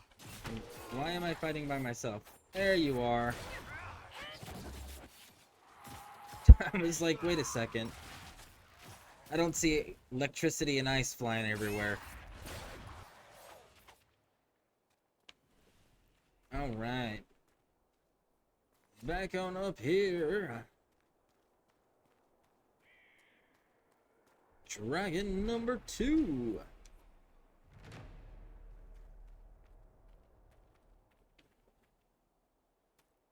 We're near another artifact. We are indeed. I believe it's up top though.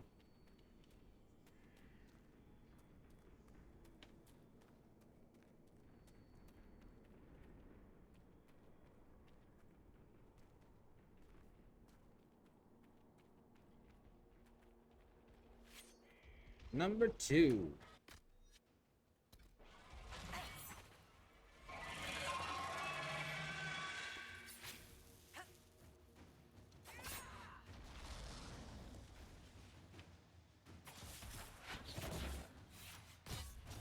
Woo!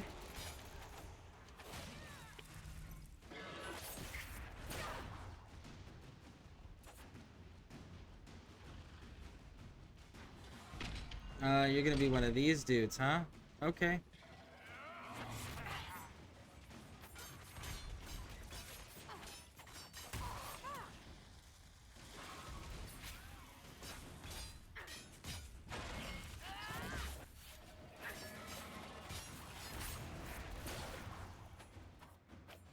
I may end up having to use my focus on you. I was kind of hoping to keep it for the next month, the next dragon, though.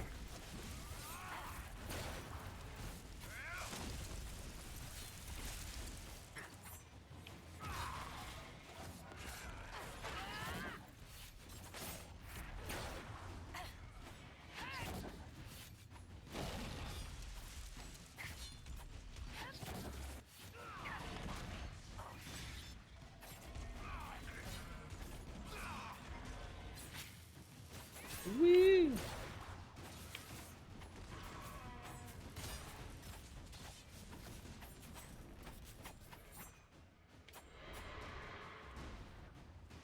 Come on, circle back, bud. I'm gonna hit you with these hidden daggers.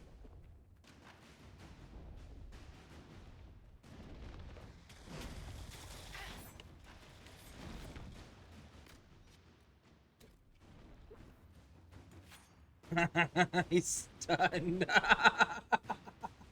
Look at that. He's stunned because we hit him with those hidden knives. Oh, that's too funny.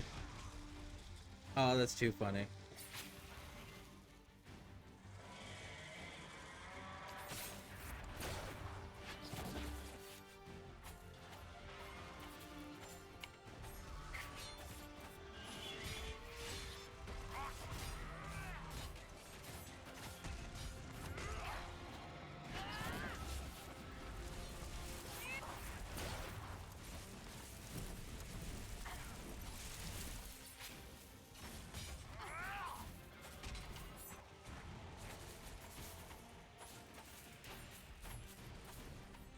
Oh, and I just used them.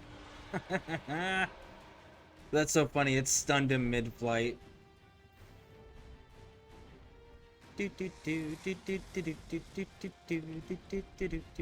Come on, bud.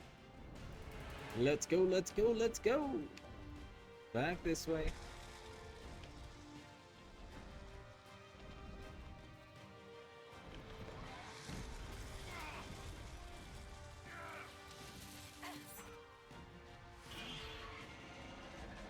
Woo!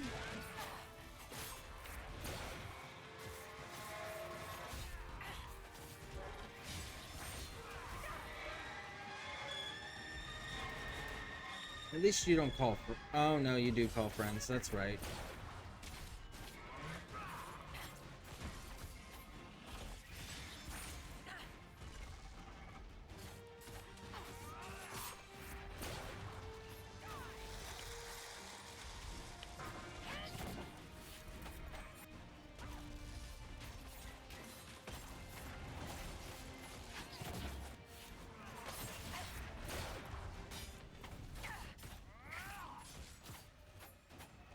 All right, run. We've almost got him down. Let's go, let's go, let's go. Woo!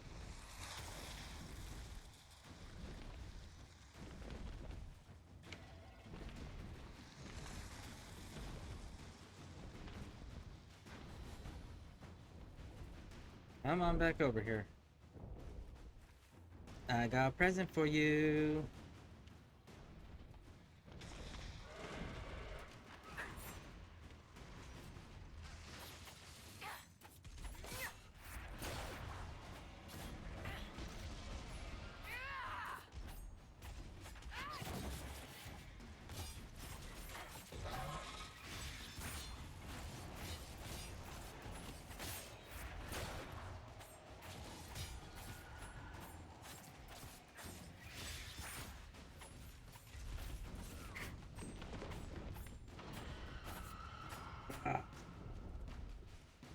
Come on. Circle back here. Hit me. Come on. Got you. That's it. It died. No, it didn't. God damn it. Oh. Still took a bit off of it. So one more hit. Or two. Come on, land. Let's do it, bud. Get him, guys.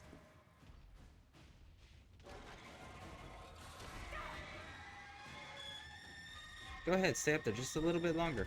Come on.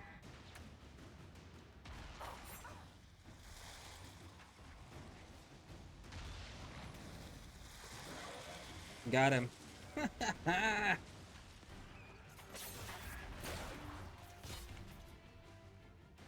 I killed him up there.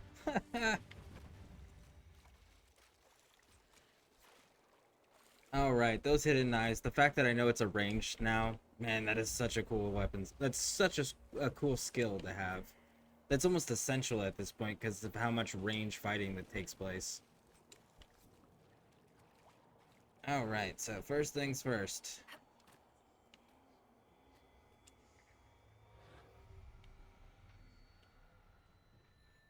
One, two, three,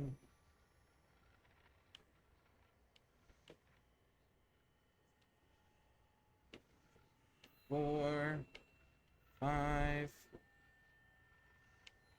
6,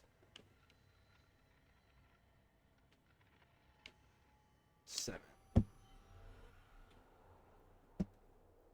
Right, that takes care of that. And then over here.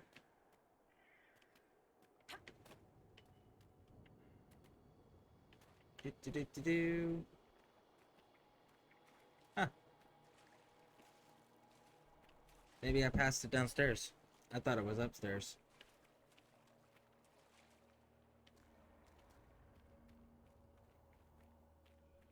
Let's take a closer look at all these alcoves.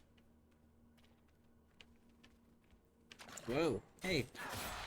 You were supposed to be upstairs in the fight. You failed. Both of you did. Treacherous ground here. I'm picturing myself bumping all the way down a mountain. Probably. Some point.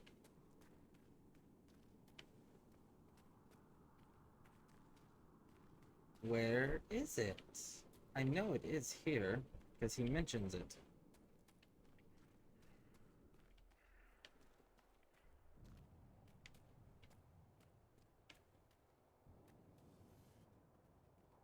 Huh.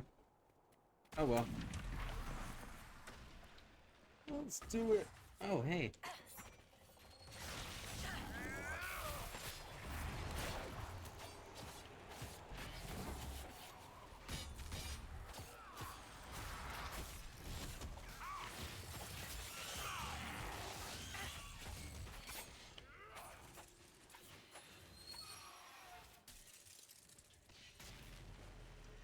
Oh, I can't get to them fast enough.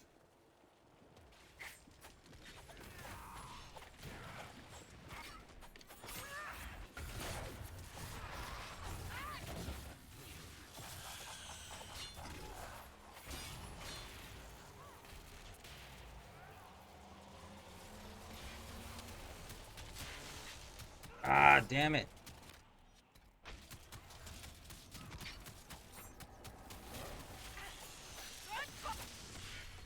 I was trying to hit the rift, but she kept hitting me with that damn ice ray. Alright. Do this the old-fashioned way.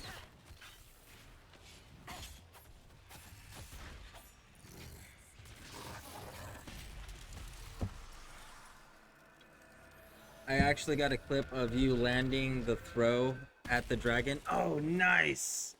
Thank you, thank you, thank you. That is awesome.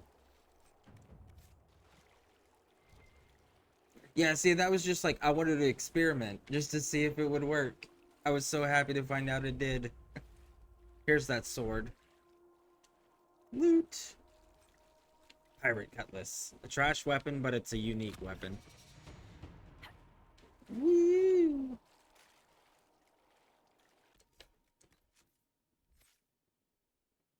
Alright.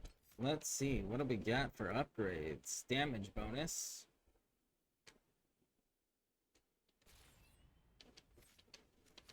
There we go.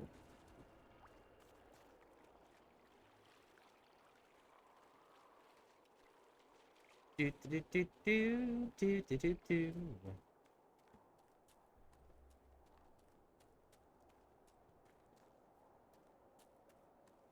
I thought that was so cool too. It stunned the dragon, like his wings stopped flopping and he was just like floating through the air. That was a cool one too. And then killing the dragon on top of the monument. Hell yeah. Alright, cool. So now that we have this point discovered, we can fast travel back to this when we have to go set up the, claim all these towers and restore them. Now, drop down here for the third beast.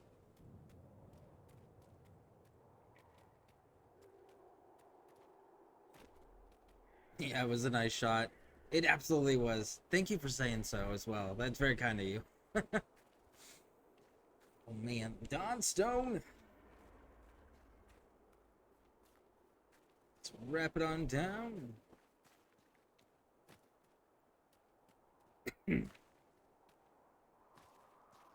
Now, due to the close quarters of this fighting and the fact that this dragon does not fly, this dragon can be tricky if you don't pay attention to your health and your surroundings.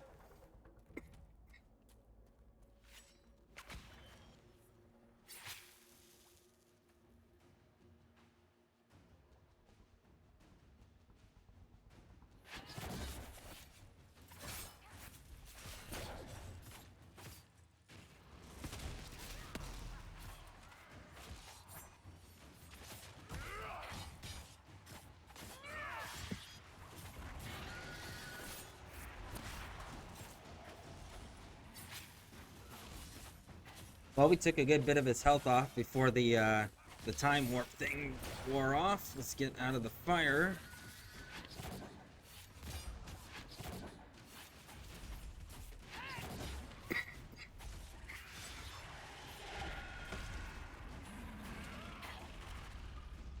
Oh, and there it goes. I wasn't fast enough.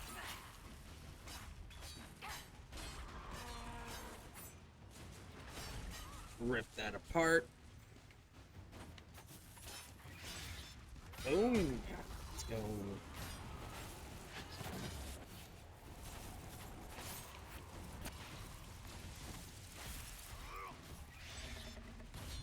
Woo!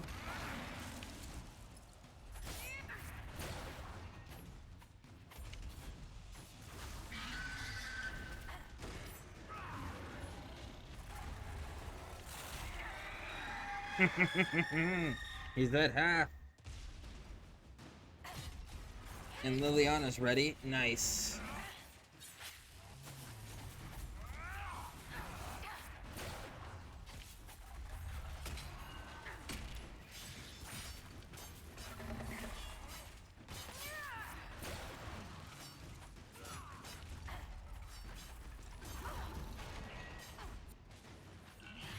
Woo!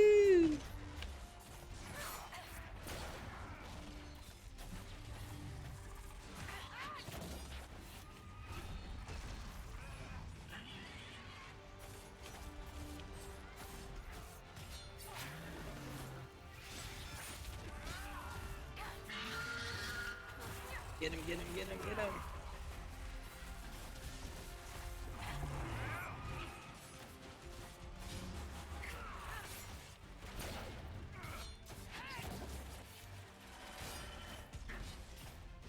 Okay.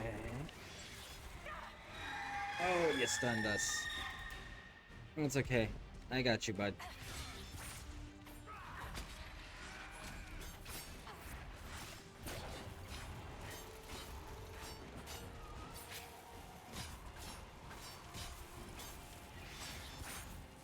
Got him. Now just his little followers. And there we go. All 3 dragons down. And it completes the Dragon Hunter quest of 10 dragons. Very nice, very nice. Alright. Silverite. I use that in crafting.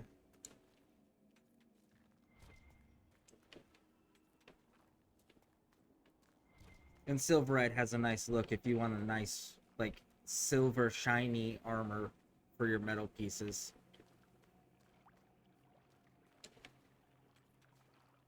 Alright. Dragons are complete. Let's go knock these out. And character. Dorian, my friends. Let's get some more of that.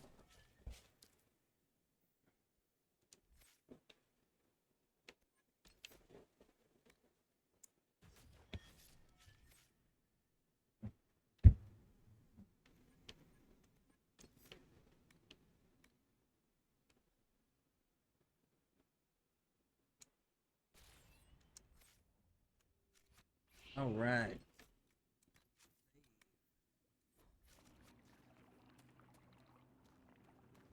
Ooh, buddy. So now the only dragons that are left, other than Corypheus's, is the dragons in Jaws of Harkin. The one dragon in Jaws of Harkin. And it's not a dragon, but whatever the big monster thing is at the end of the deep roads. And then we'll be done with the big monsters. Alright, let's keep going.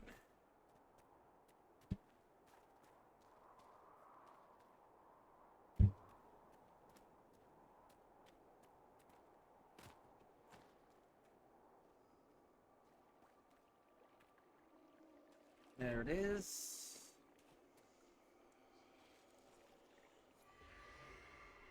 Grab this one over here.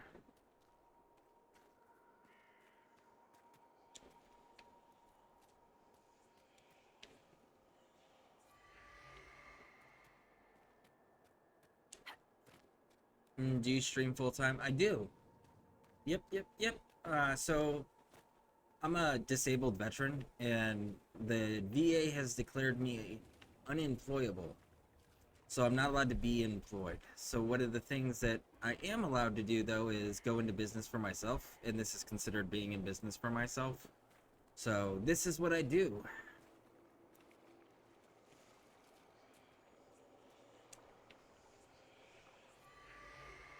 Need these arbor blessings.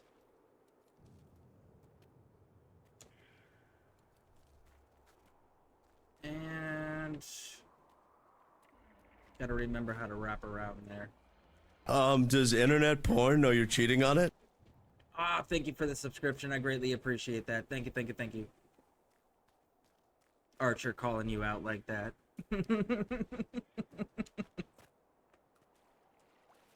Let's see if I can remember how to get up there now.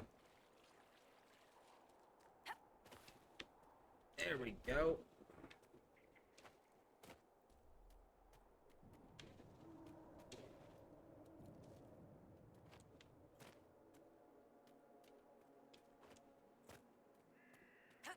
All right. Almost there. Arbor blessings. Well, love it. Yeah, the sound extension thing that I use, it works sometimes. So I'm glad it worked that time. A lot of the about half the time, what ends up happening is it sounds like it starts the soundbite and then immediately cuts off. So I'm glad it worked.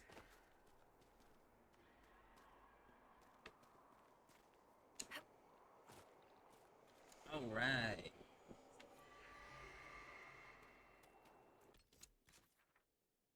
All right, so now all the rest are on this side.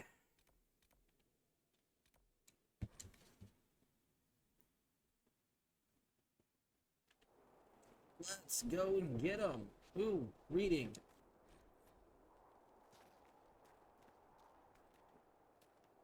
So, what I've been doing with this Inquisition playthrough is as soon as we got to Skyhold, then I've been going through and clearing every single area that's available in the game, so that way we can go through and get the story uninterrupted with long bouts of adventuring and exploring. So that's what we've been doing, and we're almost there. This is actually this and the Oasis are the last two regions, and we're done with doing that. And then we can just burn through the entire story.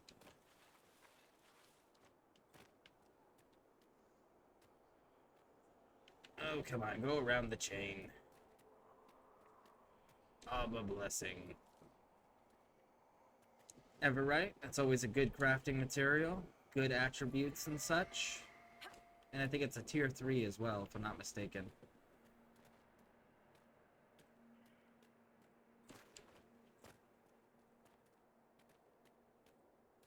One more! Ooh, we made that jump. I hope they fix the jumping system, because the jumping system in this is super clunky.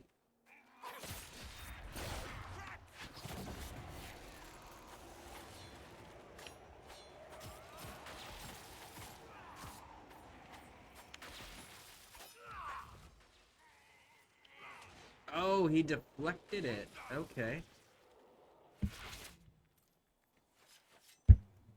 But it also didn't consume the stamina or make it go on to cooldown, so that's nice.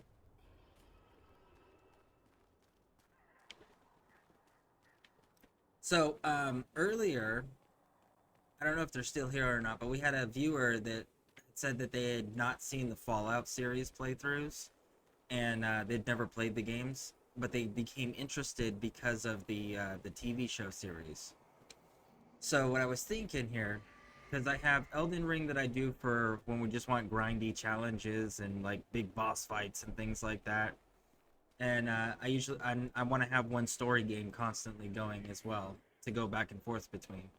And right now it's this one, but after I complete this one, at least until Veilguard comes out, I think we're gonna do the Fallout playthrough for the console series.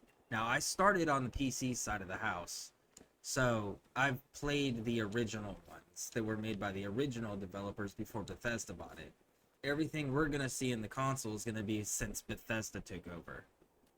So if you like lore, I'm gonna be doing tons and tons of lore discussions, and like I have tons of useless knowledge about the Fallout universe. So if it's something that piques your interest, that is gonna be the next story game once we finish up here with Dragon Age, at least until Veilguard comes out.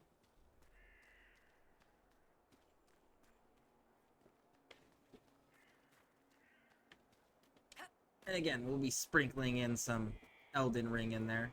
And I don't know if you still have your Xbox or not, but if you do and you do play Elden Ring, anytime you see me playing, you're always more than welcome to join in my game.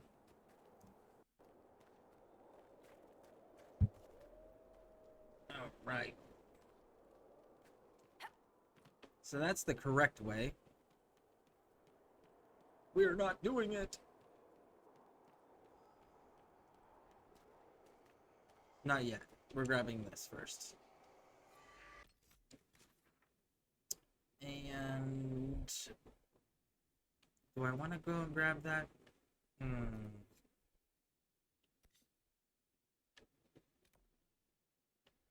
I don't need that. I don't need that. Alright. Oh, part of me wants to go and deal with this. Let's go do it. And then we'll go back and secure the keep afterwards. That'll be exciting. Fallout is a good series. It is a fantastic series. And then I have yet to dive into Elden Ring. I bought it and haven't touched it. Okay. Well, something I'm gonna... I'll give you a few spoiler-free tips. First one, decide what you're doing as far as a build goes before you make your character, because leveling up gets expensive very quickly. So yeah, use guides. Another thing is that hold on.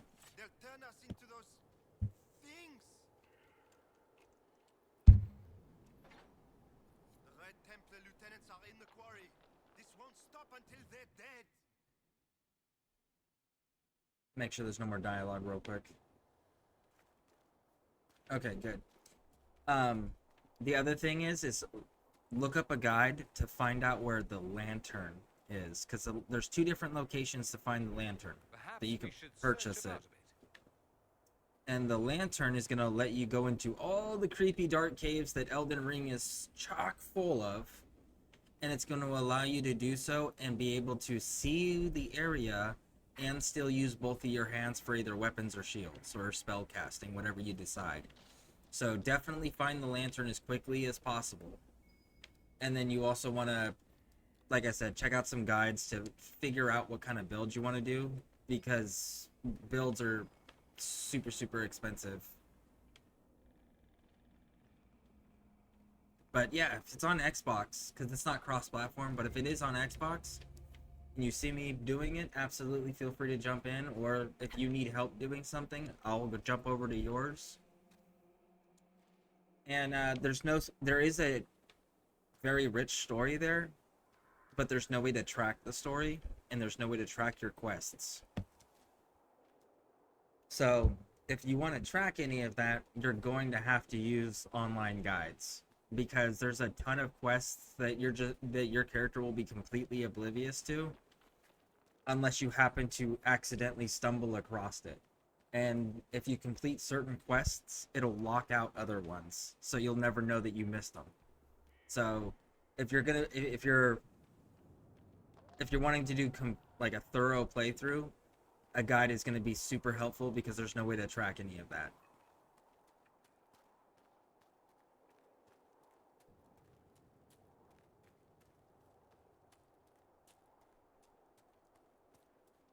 Do do do do do do do do do. Do do do do do do do do. Do do do do do do do do. Oh wow, oh wow, sounds intense. Oh yeah, it is. It's very intense and very unforgiving if you're not like hyper fixated on doing a proper build or doing like my son, for example, he plays on PlayStation.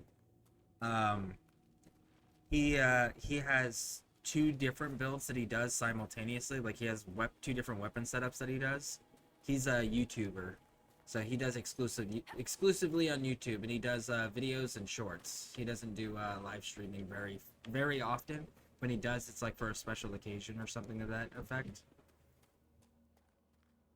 But he's super into those grindy games like that. All right, so see that wall right there? Check this out. Perhaps We're gonna I made an attempt. get the Veilfire, and watch this. You come around the back of this, okay? There's this beam. Get on this beam. Come over here. Oh, come on. Oh, I got stuck.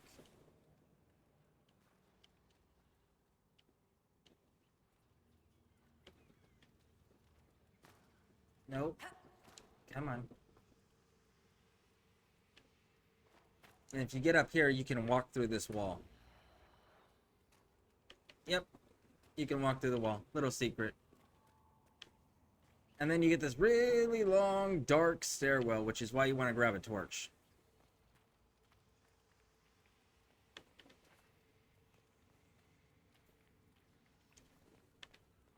Oh, and another little helpful tip: if you don't want to be on a constant struggle bus, anything that causes bleed damage is OP in the game, because what it does is when the bleed damage bar fills up and it procs the bleed effect, it takes a portion of their health away from them based on their health bar. So it's not a set damage amount that bleed does. Bleed does it based on the enemy's health bar that's inflicted with it. So you can take off huge chunks of boss health if you get your bleed to go off frequently enough. So that's another helpful hint. Alright, so now, in the bottom of this secret passage, we have nothing. Now, later, there's specific quests in this area we have to do, but once you've done the specific quests in this area, you come down here and there'll be a special chest. And this special chest will have a unique item, and I think it's for, I think it's Cassandra, I think it's for. I have to double check. But yeah, this is a little secret room for anybody who didn't know about this.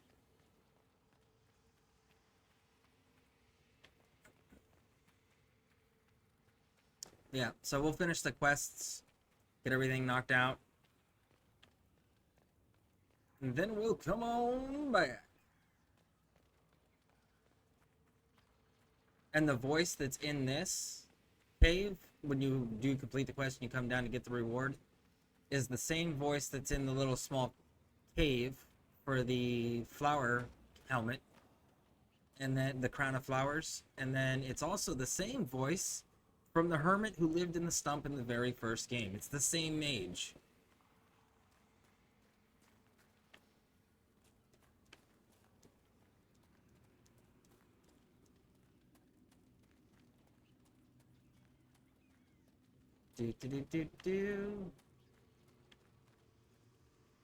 Nope. It's over here. You're not as flashy as most mages, Solus. The Tevinter mages I fought in Saharan tried to scare us with what they could do. Dorian looks like he's waiting for applause after every spell. Even Viv has this confident swagger. As any good mage would. Vivian has this little swagger, like she knows she's the most dangerous thing in the room. Not the quiet elven mage, though. No frills, nothing to give you away. Half our targets never even see you coming. I shall take that as a compliment. If you like. It was an observation, so it was a neutral statement, but it is a compliment. Draw less attention to yourself and you become a smaller target and you're more effective.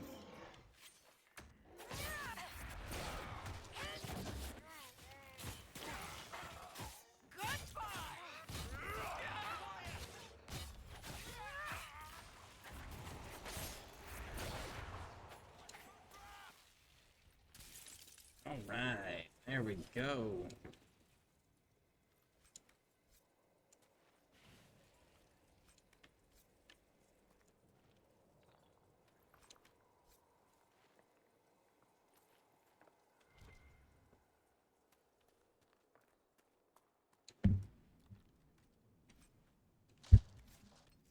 Let's actually mark these.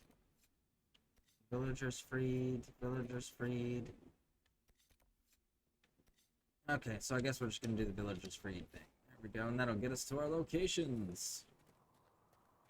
I miss not knowing, I miss the not knowing of what was going to happen with Solus. Yeah.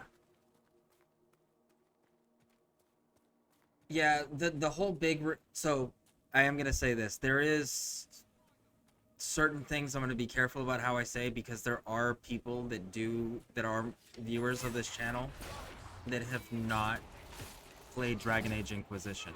So I'm gonna be careful with major spoilers. But I will say, when they gave us the big reveal of who Solus is, was amazing. I was not expecting that. That was really well written.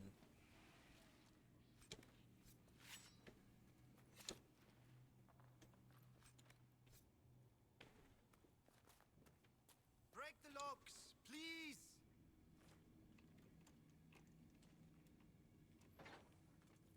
Have you looked everywhere? Whee! They took so many of us.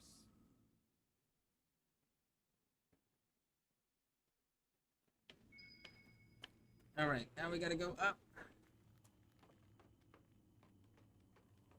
The first time I played was Solus Romance, and I legit was shell-shocked. The first time that I played, I did Cassandra playthrough, because it was like, oh, Cassandra's from the second game, let's try that. I will say, if they kill Varric before making Varric romanceable, there's gonna be a lot of very upset fans. We don't need to go up all this.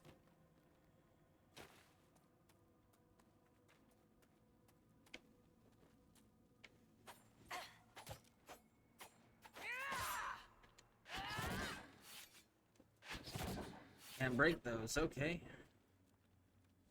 True. I know, right? Because like, there's so many people that are like, can we romance Varric yet? You brought it back for the Inquisition. Can we romance him yet? No. Okay.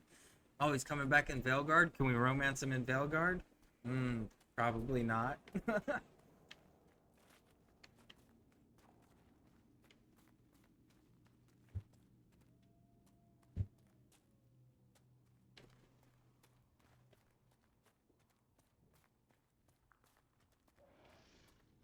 Let us out! You have to help us. They'll turn us into those things. I'll throw a crystal guard in your skull. Take them down!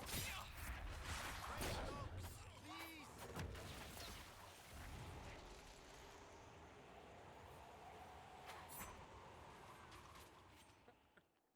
You didn't need to climb the stairs, bud.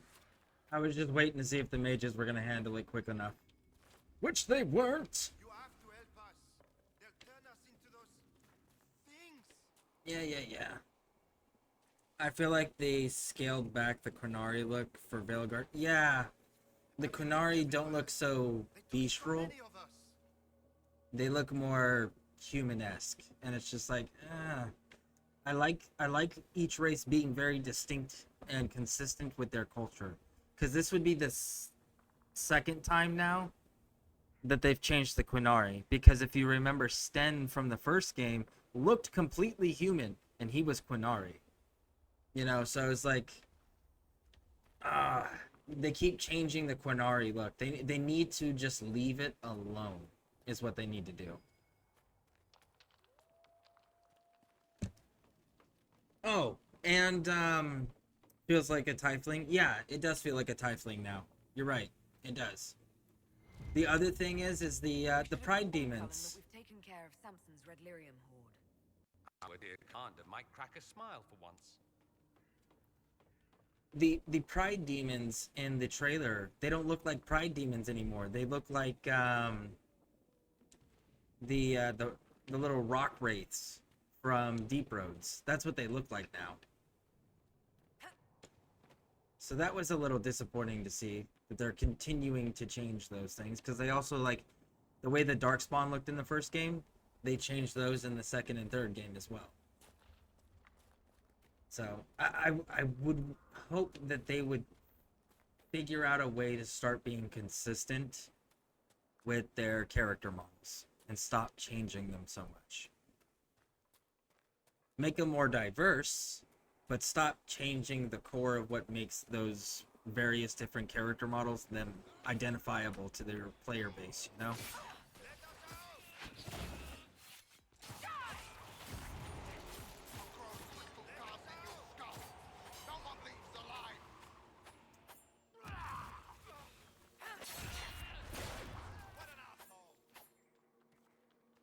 All right.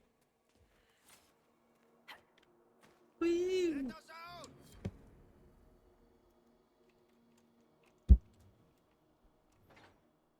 Have you freed everyone? I will say the ogre change that they did from the first game to the second and third game was also a little shocking and disappointing, because they deliberately took the ogre model from the first game and put it in Mass Effect 2 in one of the in the Kasumi DLC, and they have the same exact model from the first game. So now when they changed it for the second and third game, now the model no longer matches, and there's going to be people that might not play the first Dragon Age game that won't get that reference. So that's another reason why you shouldn't change your character models.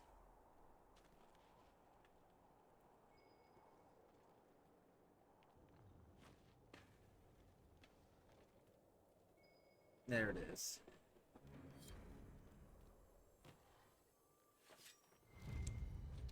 A note from Samson about spreading Red Lyrium. Oh. Okay. Iron Bull just yanked him up there.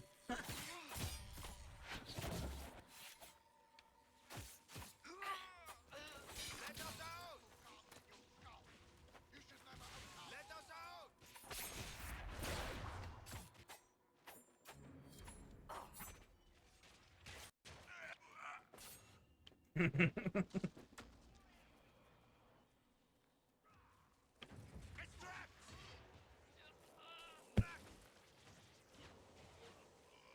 could use a new Mass Effect game. Well, there's one in development. They leaked a teaser for it. We know Liara's gonna be in it, and she finds a piece of Shepard's armor, if I remember correctly. So the only question is, there's two questions that come into play with this. I'll explain after this dialogue's done. Have you looked everywhere?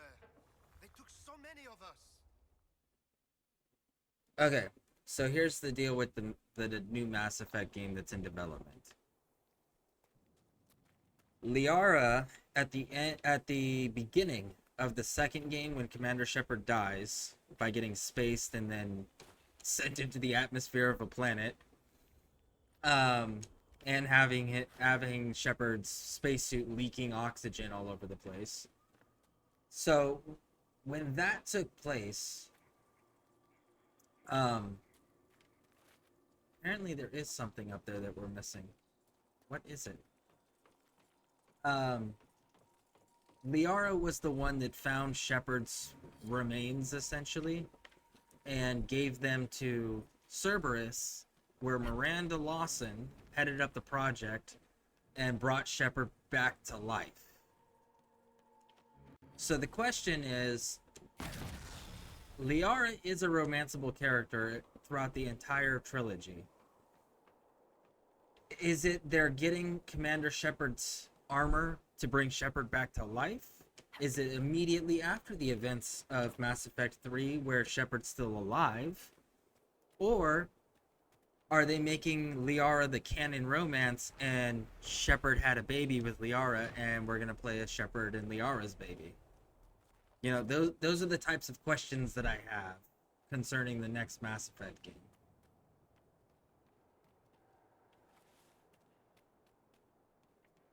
And I really hope that they don't treat the next Mass Effect game the way they treated Andromeda. Because the way they treated Andromeda was insulting to the fan base.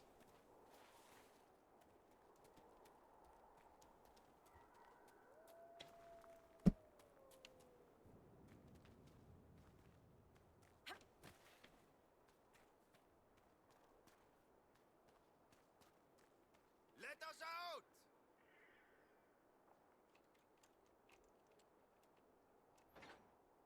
Are all the cages open?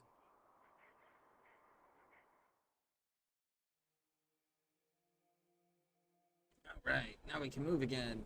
Woo! Inquisitor, please. You don't seem well. What's wrong? The red crystals. I can feel them at the tips of my fingers, beneath my nails, under my eyelids. I know what happened. I have a letter for my love. Would you place it in the hollow of the marked tree by the river? When he returns from the war, he'll know to look there. Let him hate me and move on. You know, I liked Andromeda, like, as a standalone, if I don't think of it as a Mass Effect. Yeah, there's that. But, so here's where my hang-up with Andromeda is the ending. They left it on a cliffhanger, and then the studio immediately said they're not supporting DLC for it. So why did you leave it on the cliffhanger? Why didn't you just give it a nice bow of an ending? Like, why bother doing that, you know? If you were gonna give us DLCs and then have the story continue in the DLC, sure. But they didn't do that. They just simply went, oh, we're not doing any DLC. Cliffhanger, deal with it. Which is like, oh, dicks. But you're gonna keep supporting the multiplayer? Okay. Because, you know, Mass Effect has always been known for its multiplayer. That's why the fans buy your game and play it. For the multiplayer.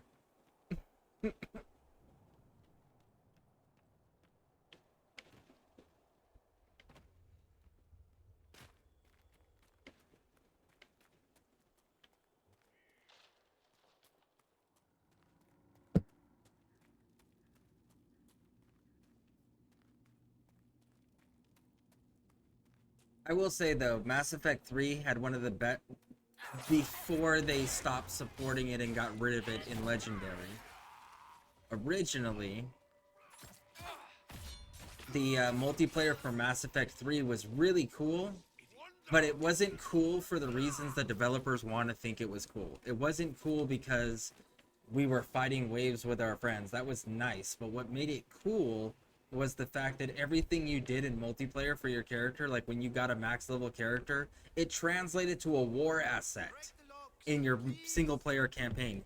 That is what that's what drew the multiplayer community to Mass Effect 3, was the fact that it had an effect in your single player game. But the studio missed that fact.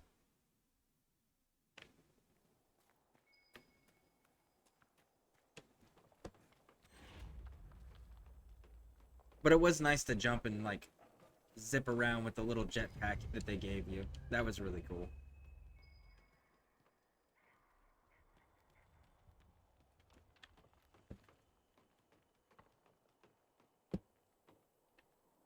And I liked how big the ship was. That was really nice. Having a ship that massive, that felt that massive, that was cool. Not gonna give it to me? There we go. I found a letter from Samson himself.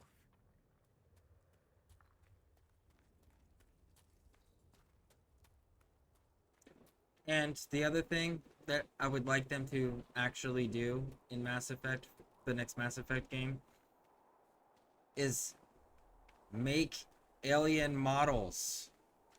Like, if you're gonna have romance scene options with them, give us the actual romance scenes properly, like you do the humanoid characters, right?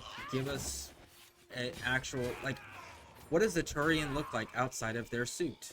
I would like to know what a Turian looks like outside of their suit, like even in just like casual clothes that's not the giant armor that's always bulging behind their head, you know?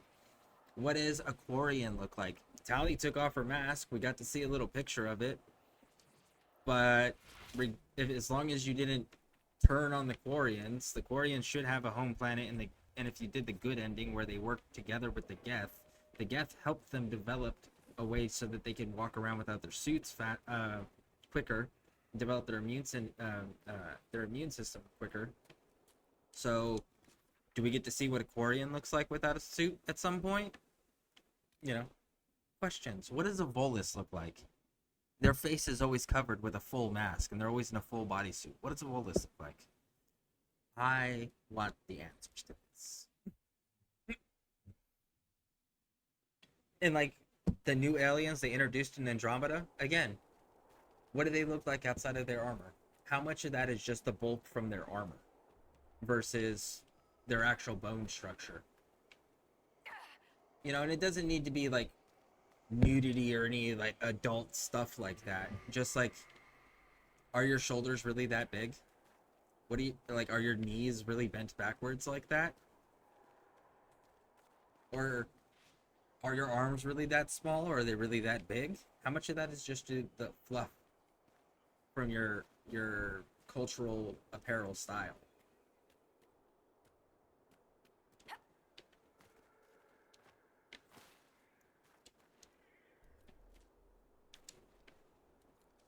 Because like the Turians, for example, I imagine them underneath their armor being very like bony skeletal structure, not a lot of mass, and then the armor is because their bones break easier because they're more exposed. That would be my idea of what they would look like underneath there, but we'll never know because they refuse to develop alien character models.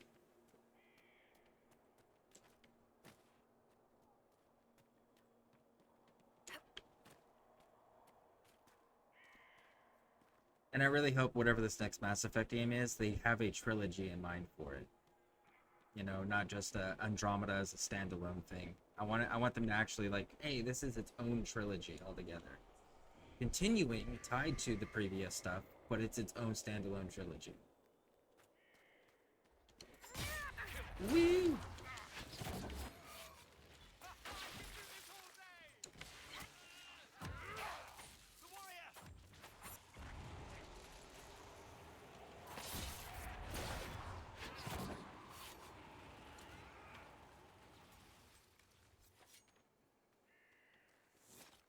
It's easy to slap armor on things. Exactly. That's super easy to do. But what does the character model look like? That to me always felt like it was lazy to do, right? Just you only get to see them in armor.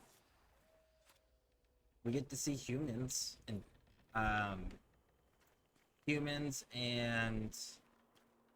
oh, what's the other one? Liara is one of them. Oh, I can't remember the race that Liara is. Ah. Dang, I can't remember her race. Anyways, but like we get to see them in different armors and outfits that's like some of it's bulky, some of it's, you know, night slender, some of it shows off like their shoulders or their arms, you know, things like that. Like there's various different degrees of character models. Asari, that's what they're called. They're Asaris. And we got to see the Banshees, which was the Asari model of the Reaper models. That was really cool too.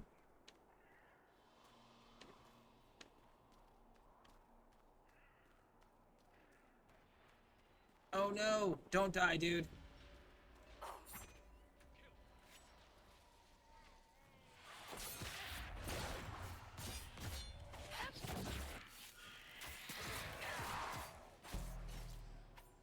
Alright. Hey, bud. Bad news, Herald. Your efforts to drive off the Red Templars have not gone unnoticed. Imshale knows we're here. He sent Red Templars after me, and a pack of shades descends now upon Sarnia. The people are defenseless. I must return without delay. It's up to you to destroy Imshale. Alright. Will do, bud. Woo! Sad splinters.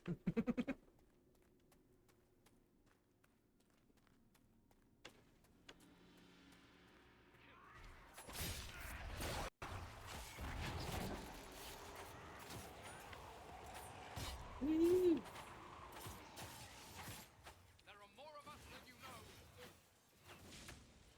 That's cute. That means I could just farm you all for experience.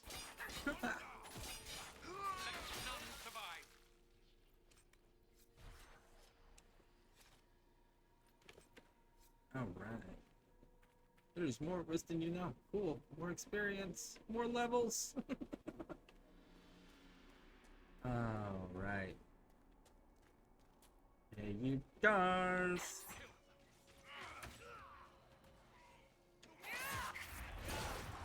Woo!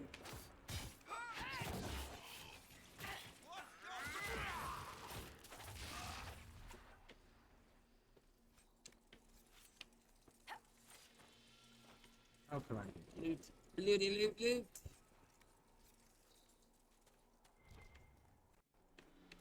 Do we just smash it all, or what? No, I'm trying to, like, read this. There we go. Open the door!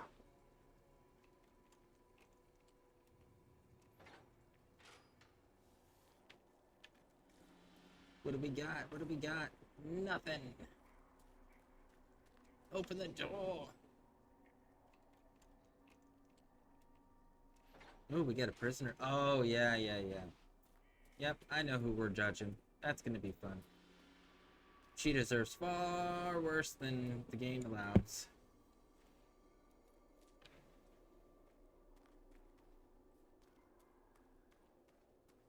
Alright. Fight you. I love when that goes off. Woo! Alright. Sneaky, sneaky. Poison time, poison time. Woo!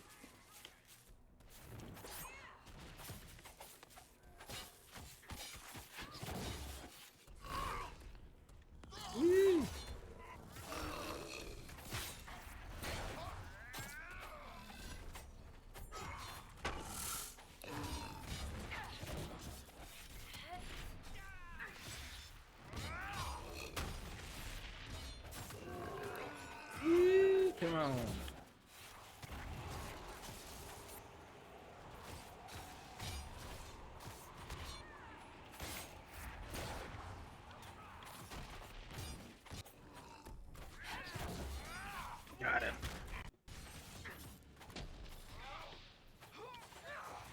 Alright. There we go.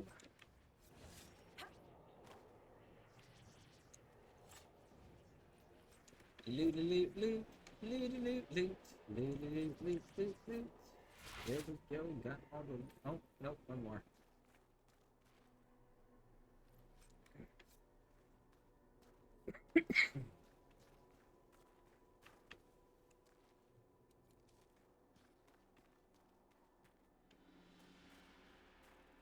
Alright, so now, pain in the ass part that this thing is. So you gotta climb up this tree, and you gotta walk up this tree and try not to fall.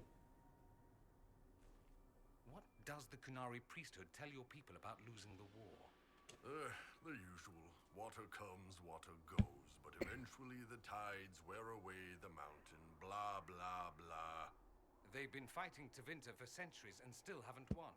Wait, you think we've been at war all this time? It's barely an eye-watering slap fight, I'll grant you, but every now and again it heats up. That's just force of habit. A real invasion's different. What are they waiting for? Don't know. Someone to tell someone to tell someone it's on again, I guess. You know, I really wish you guys would do the romance banter already. Alright, so there we go. We got the bottle. Woo! Alright, so let's get on down here. And then, let's see, where is it?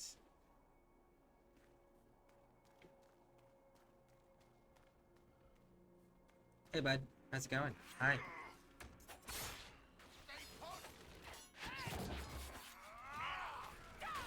Deal with you. Oh, no.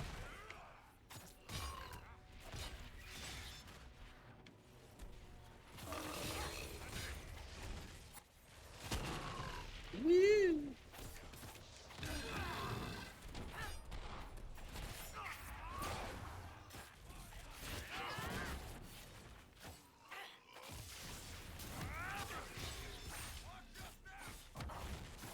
Alright, he's down.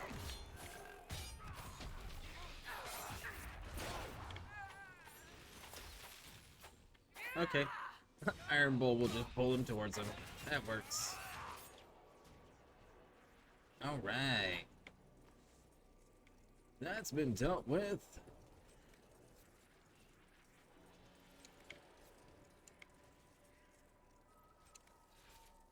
Now, if we wrap around in here,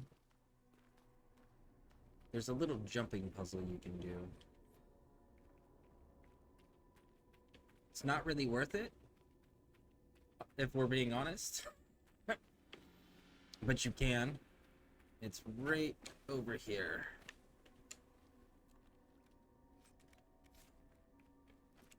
Jump on the railing. This jumping system is extremely clunky. Jump on the railing.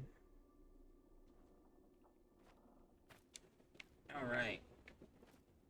Jump on these. Come around.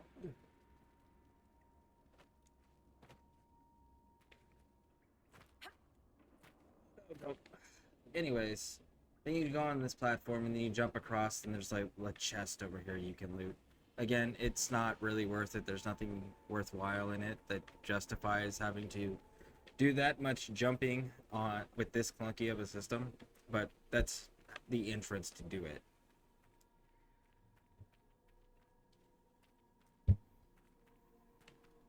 Now, Fallout 3. When we play Fallout 3, because it's on console, we won't be using any mods. Same with New Vegas. Now, Fallout 4, on the other hand, has mod support. So there are going to be certain mods that I use, just so that we have access to the storylines quicker. Because some of them are level locked.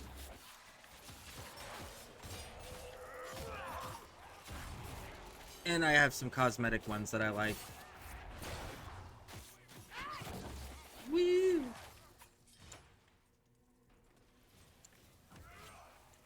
Loot, loot, loot. You guys can handle whatever it is.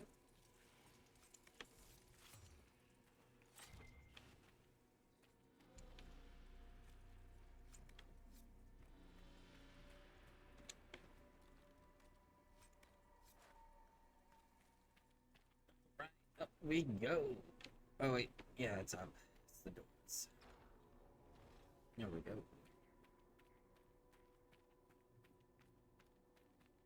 And then the doors opened again.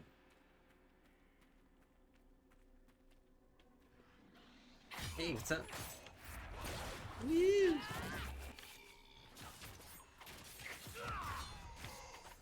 That's 2 down. 3 down.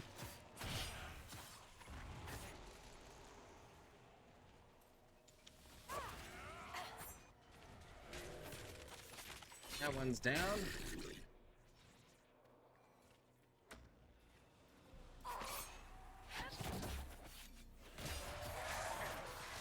Woo! There we go. Clear.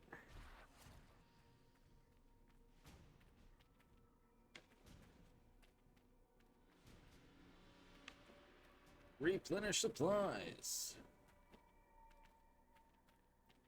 You can make deals with this dude. It's not really worth it. Just kill him. Ah, the hero arrives. But is it hero or murderer? It's so hard to tell. You're the demon called Imshale. Ahem. Choice spirit. Talky ones. I hate the talky ones. Wait, wait, wait! These are your friends? They're very violent. It's worrying. True to my name, I will show you that you have a choice. It doesn't always have to end in blood. But it does. No, you die, demon. Alpha. Choice spirit. If you won't be smart, be afraid.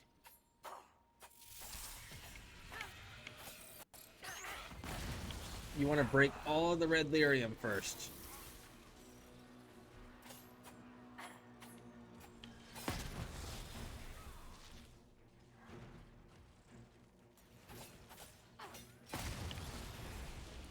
Now that you've broken the red lyrium, now deal with Ishmael.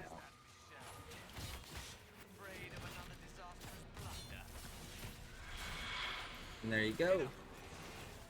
Whee!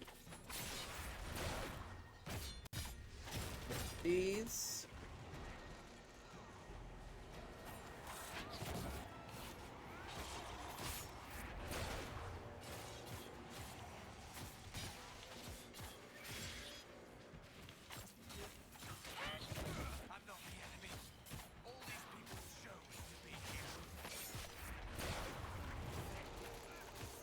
Next.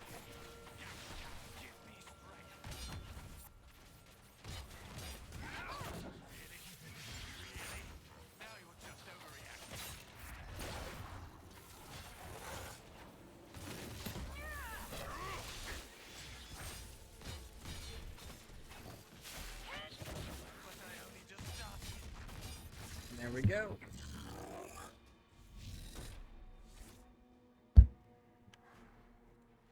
All right. Boom. Now, we'll go on up here and claim the keep.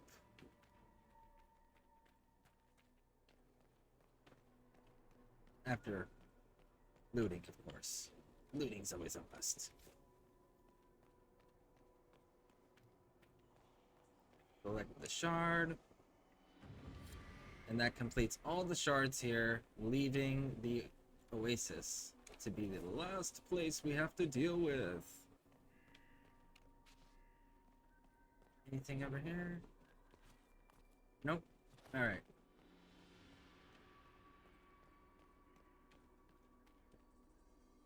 Is he gone? The demon is finally gone. He's not gonna make it, boss. Delirium has taken hold. He doesn't have long. Why was the demon here, working with the Red Templars? A garden needs a gardener. Nurturing gentle hands. Directing the change. Not too fast. Not too slow. Just right. Has to be just right. So you tend to red lyrium like a horticulturist. Interesting, if repulsive. All right. Raise the flag.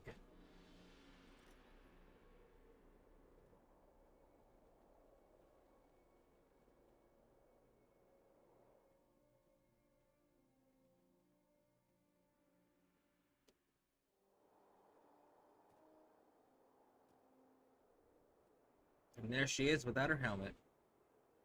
Whee! All right. Now, go talk to this guy. Ah, your worship, welcome. I am Baron Edouard Desjardins of Leeds. I am pleased to meet you. Ambassador Montillier speaks highly of you. Any news, Baron? Judicale's crossing has been rebuilt, thanks to our combined efforts. Keeping busy, Inquisitor? Any news, Baron? We plan to push into the region to make it safe for trade and travel. What is your role here, Baron? Oh, well, the ambassador entrusted me with handling the Inquisition's enterprise in the Dales. Much of our efforts are concentrated. Make her watch over. There we go. Now, all that to deal with. First,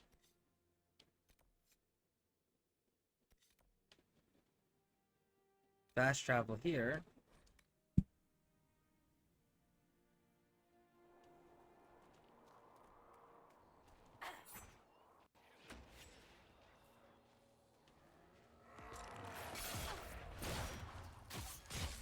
Woo!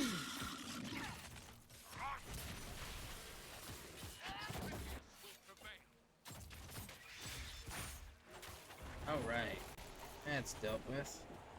Come on, get around Iron Bowl. There you go. Woo!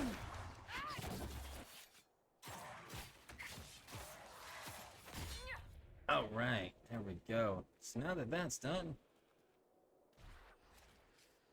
claim the first tower. Well, it's actually the third tower, but because they're going in the opposite order. Come down here and we'll go get the next one.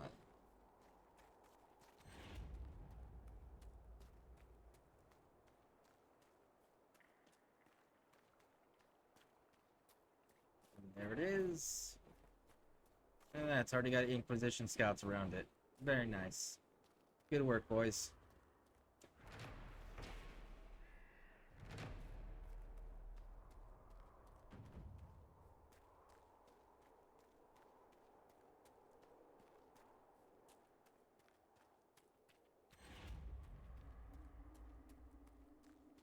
Now we just gotta go claim the third one.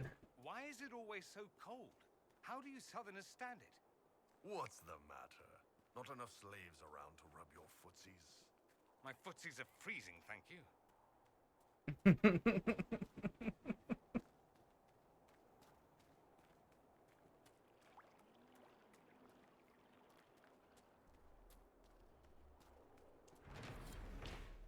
There we go.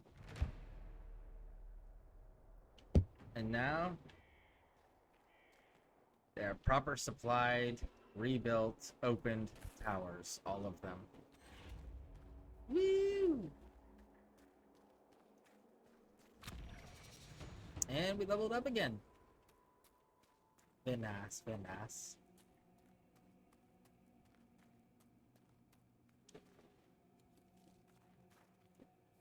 Right down here next to the front of this bridge. I love how when the Inquisition rebuilt it, they actually rebuilt it and then put statues back up on it. Woo! There we go. Now,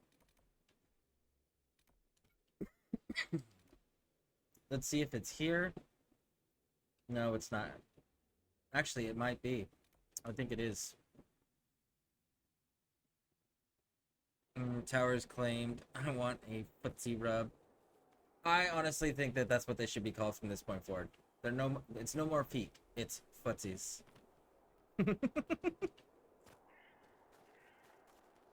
And as a Scottish lord, I declare it law. How about that? There we go. It is now law on the lands of Scareborne.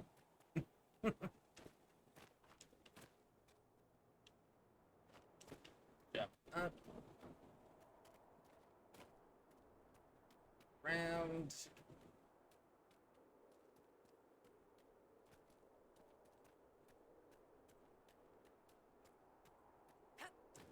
Up again. And we're still not high enough up. Okay.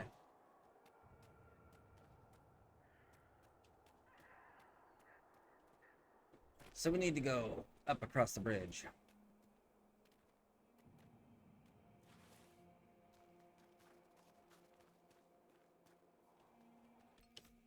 We'll level up and take care of that too. Got all those. I kind of want to put Death Mark on.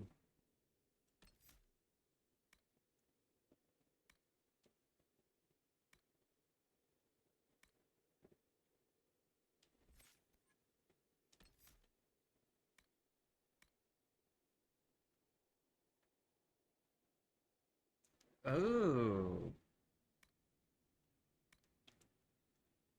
Yes. And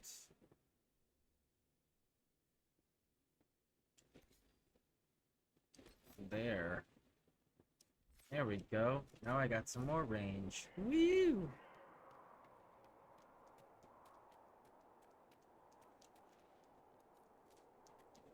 Goes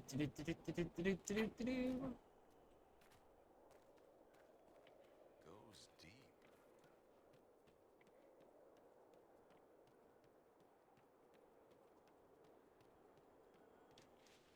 Wait a second, that was a dwarf.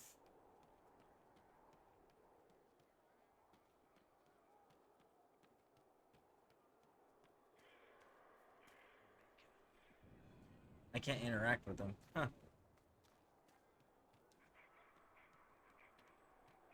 We're in the mountains and there's no dwarven ruins here. It's so strange to see a dwarf. Huh. That's not in Inquisition armor, at least.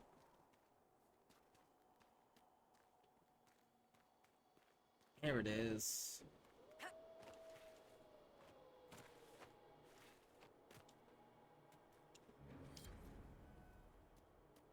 All right. Now, go here.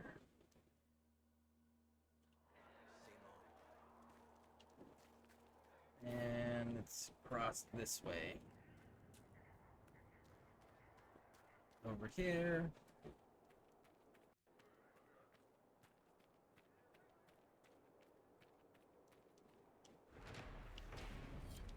And that completes that.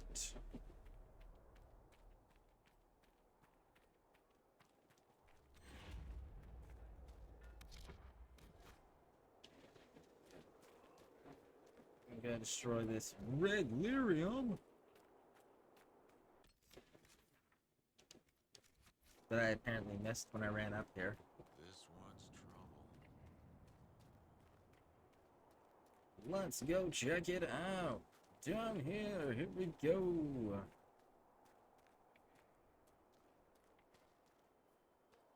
Elf fruit.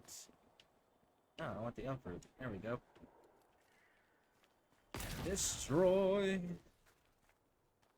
Loot.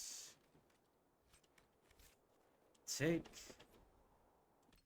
Alright, now we head back down to this place. I've news, sir. No, you don't. Don't lie to me. You have a request for rocks and plants.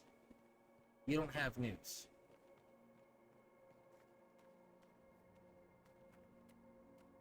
Alright, let's turn old mama's ring. Where's old mama? Oh, dearie. There you are. No, I dropped it. It's gone. Gone. Mama's ring. You found it. Oh, thank you, thank you. I'll never let it go again. Grab him. No sign of trouble at the moment. It's done. The demon is dead. It is finally over. I wish I could have heard him scream, but Sarnia is safe. It is a good day. Now I find myself free to choose a new direction. I would be honored to serve the Inquisition, if it will have me. The Inquisition welcomes you, Michel de Chauvin. I shall return to your outpost to await further instruction. All right.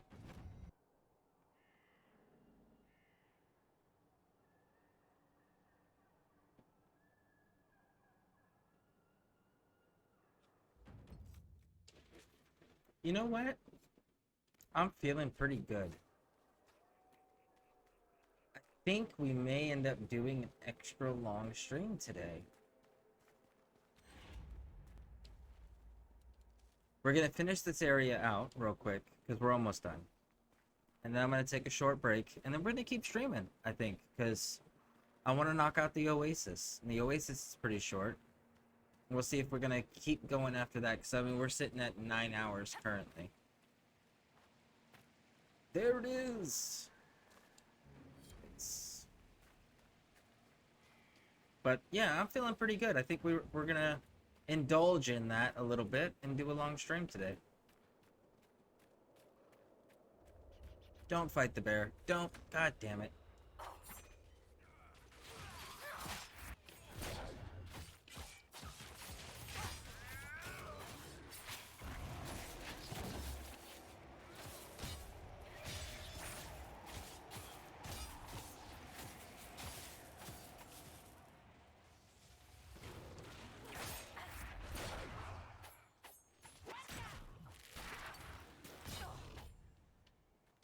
All right.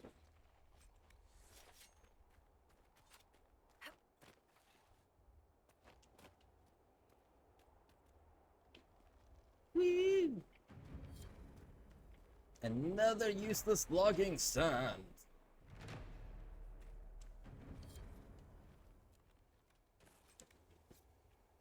All right.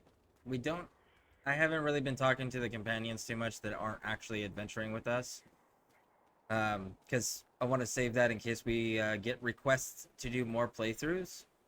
So, eventually, if you talk to Cassandra, she gives you a quest that actually brings us here for outlaw mages and Templars that she has us tracking.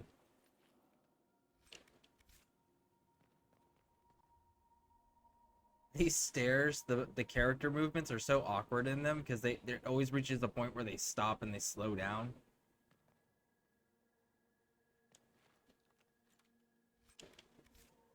Right.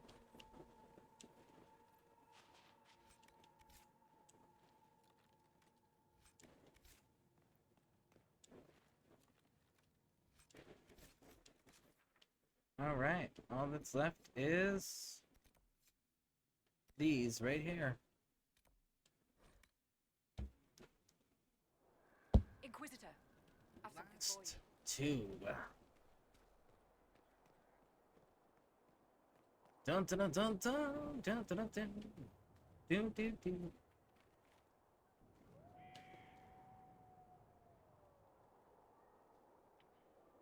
You guys didn't even pick up the bodies? Like, really?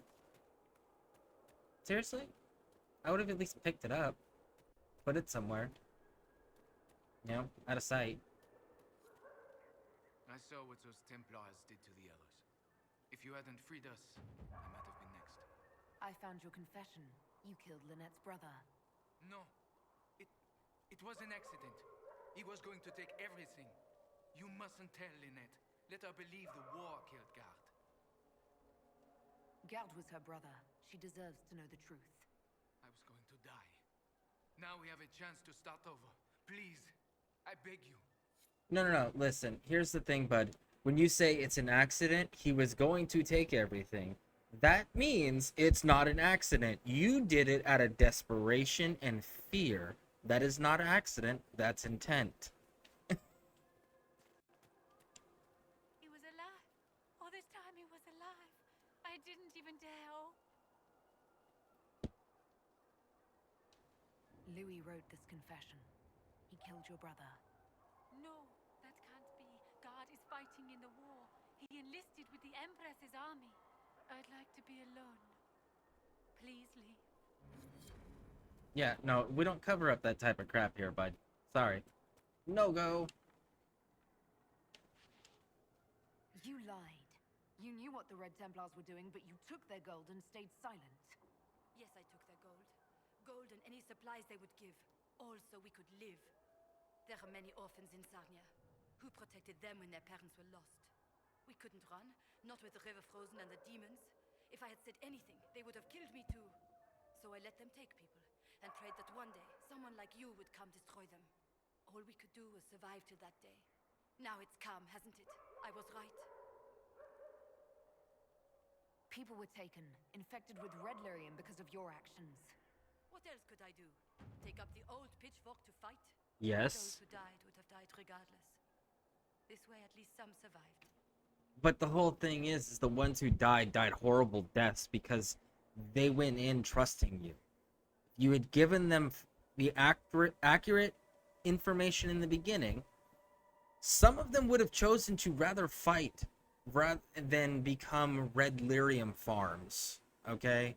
So what you did was wrong, and you lied to your people that you were in charge of. You failed in your duties and responsibilities. All right.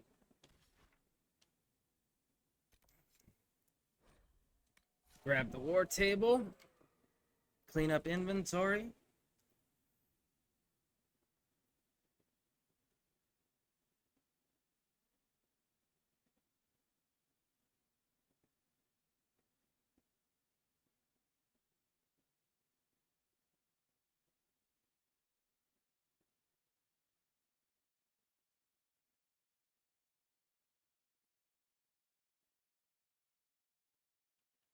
Whee!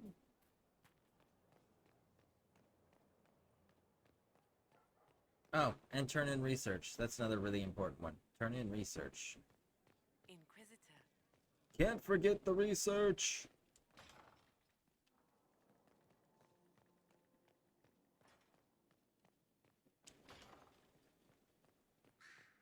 Here is the request the leader of the tradesmen made.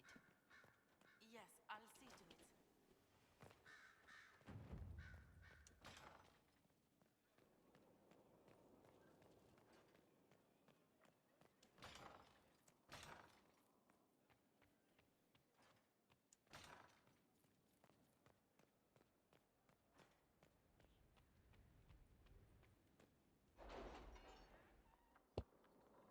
All right.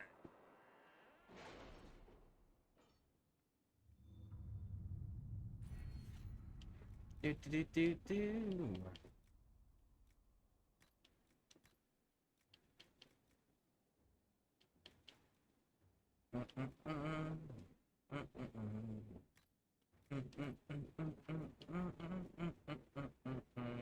I might do that one.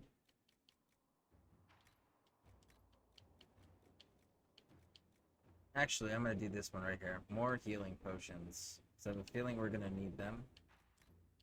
Now we can do the enhanced studies. And there we go. Perfection. Alright. Back on over here. Salted Plains, gather leather, resources, graves, signing, best opportunity, draw out the Templars. Looks like Fairbanks was good on his word. The freemen were helping the Red Templars smuggle red lyrium through the Dales. In exchange, they received gold supplies in which to go towards the furtherance of their cause. Their hopes were fueled, then exploited. We can end this by drawing out the Red Templars responsible for encouraging the freemen activity. The Red Templars were taken out. We've taken out. The The Red Templars know we've taken out their leaders, but the freemen all over the Dales, but there were freemen all over the Dales, will pose as surviving freemen cell and re-establish with connections with the Templars, asking them for a meeting and receive further instructions. The Red Templars have already sent reinforcements to the Emerald Graves to protect their operation there. We can capture some of them, some of their reinforcements, and delay them from Lyrium long enough, and they'll talk. I mean, that's better. Gather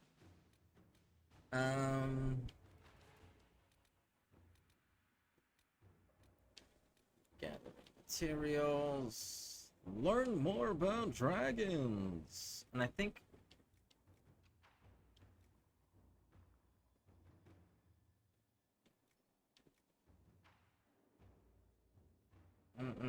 no. I want to have him go to this one here.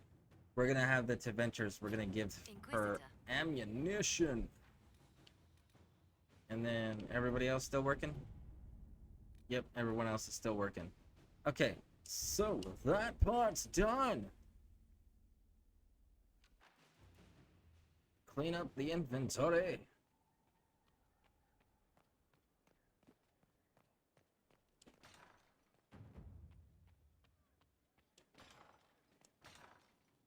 I guess we gotta judge the prisoner real quick. Judgy, judge.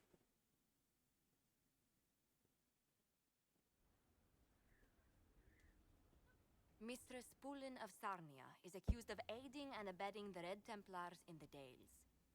She sold a quarry to them for a handsome sum. They used the quarry to grow red lyrium by enslaving townspeople. The only extenuating circumstance, Mistress Pulin was procuring supplies to keep the remaining townspeople fed. If you'd like to explain your intentions, speak. My crime was misjudgment. The land sale was meant to bring prosperity in hard times. Yet you kept taking coin from the Red Templars, even after you realized what they'd done to the people. Why not? It bought food for the ones remaining. Isn't that enough? You question whether greed or necessity led me. Tell me which you weigh me for.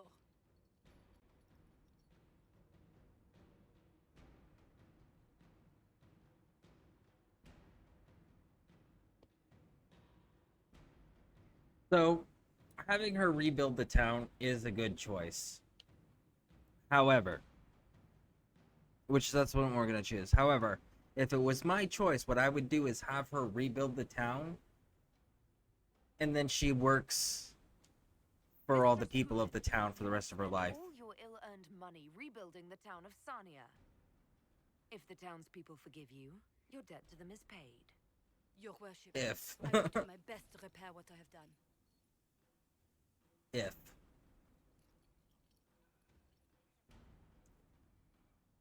That's a mighty big if.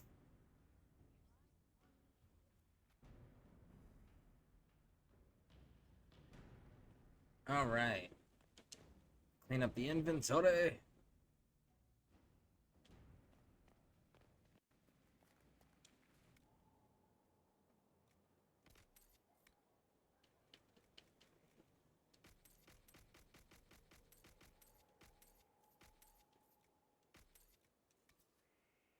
Every time an enemy dies, gains health. No.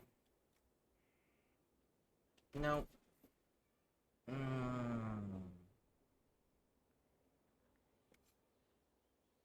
I might look into that one. This is all trash.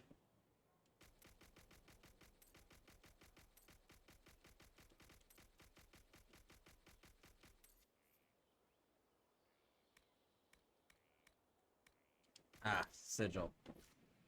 Sigil's always trash. Corrupt. I can get my corrupting one now. I'm still missing reverent hearts. Craft.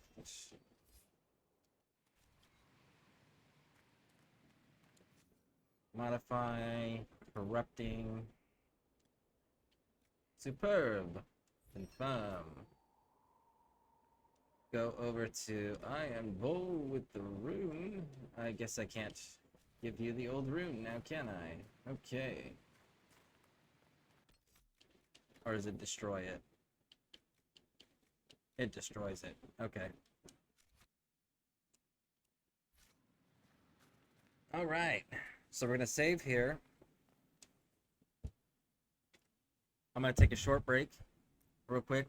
Fresh my tobacco. Have some more smoke. And we will continue this adventure and what we'll be doing next. So everyone knows. Wait a second. Ah. Let's go return these to Blackwall real quick.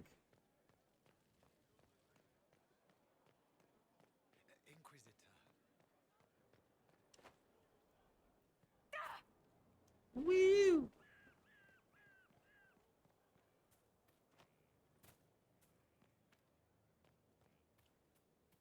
Your worship.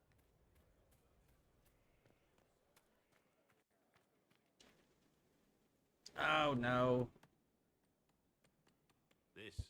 This is just... it's something to keep their hands busy.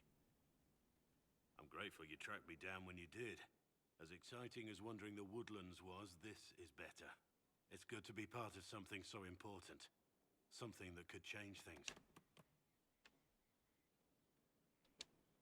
The Grey Wardens are huge and important. You're part of that.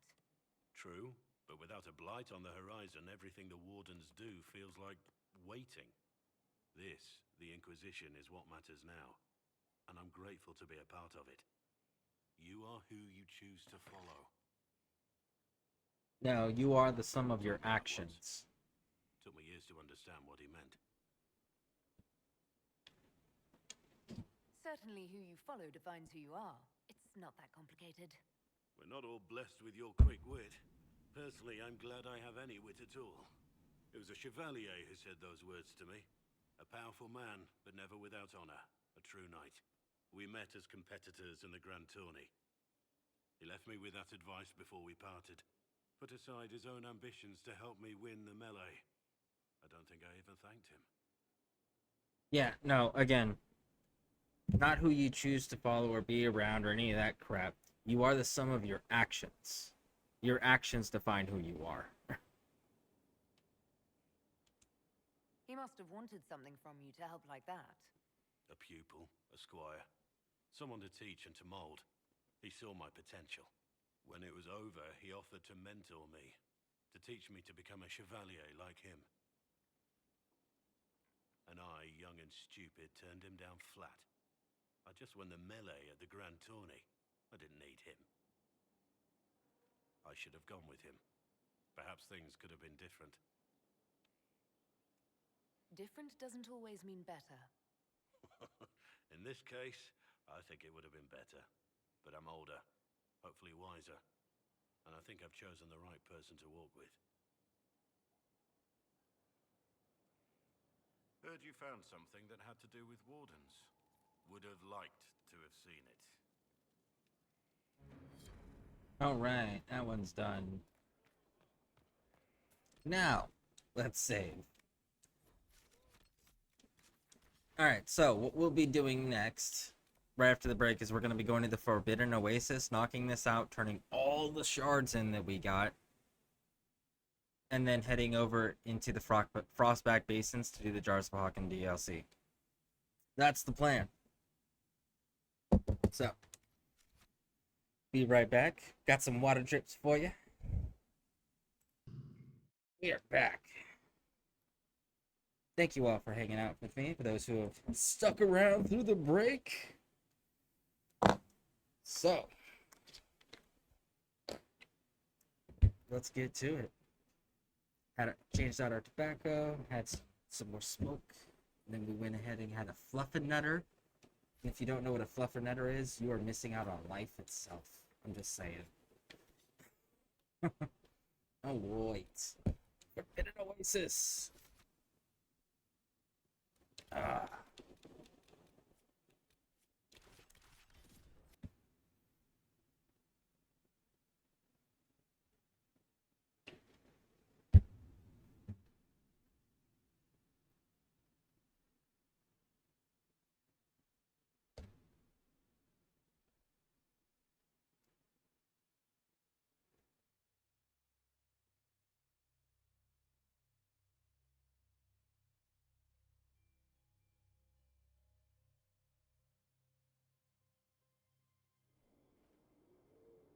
Inquisitor, I'm afraid we got here a little late. The Venatori were already here. We assume they're moving on the temple. Anything else I should know? Not much to tell. A mining company out of Valfremin used to have an interest here, but economies change, and they moved on. Strange the miners never marked the temple on their maps. Oh, and some of the scouts saw a giant roaming in the area. Keep your eyes open. Don't want you to get stepped on.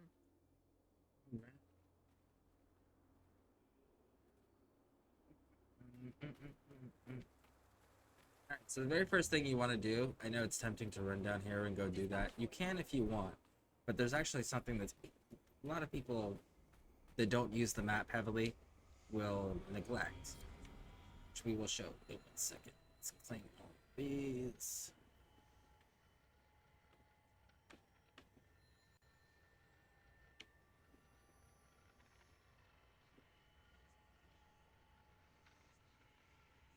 Look at that, some Venatori.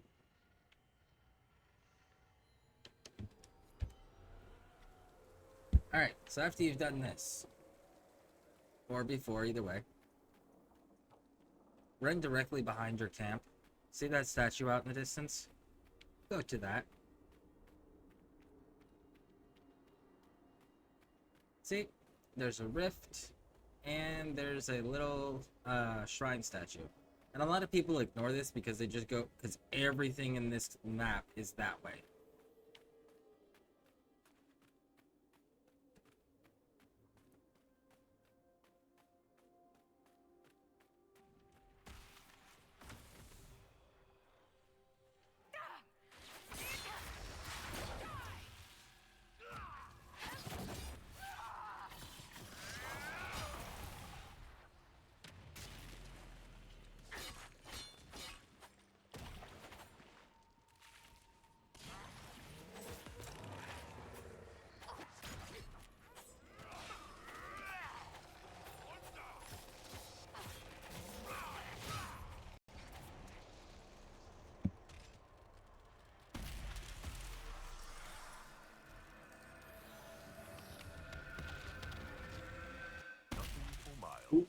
Long way to travel for a mining contract. It is. That'd be a damn good mining contract. Alright, so before we start heading to the right, we're gonna go over to the left.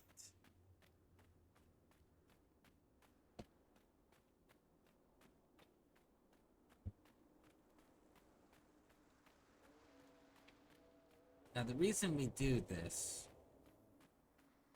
is because sometimes we can find the mining lady over here.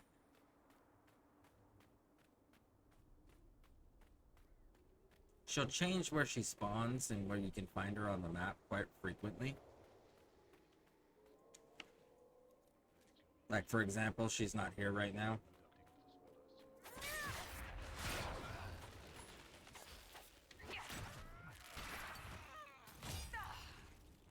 Well, Harding told us they were here. Keep your guard up.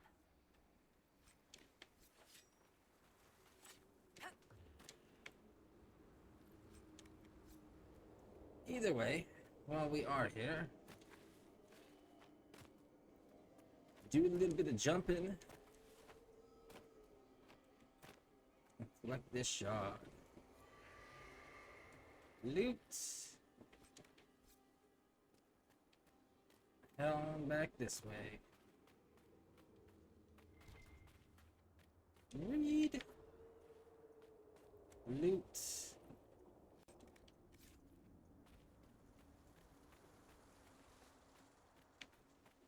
We gotta keep our eyes out for the miner lady, because she's got a quest for us that unlocks a cage.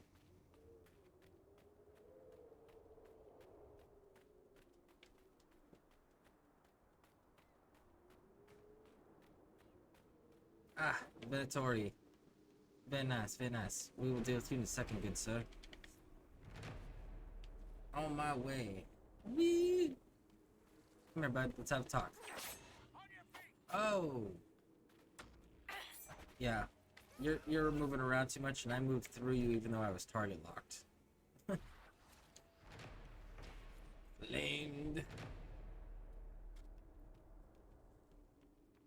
Do do do do do do do do do do do do do do do.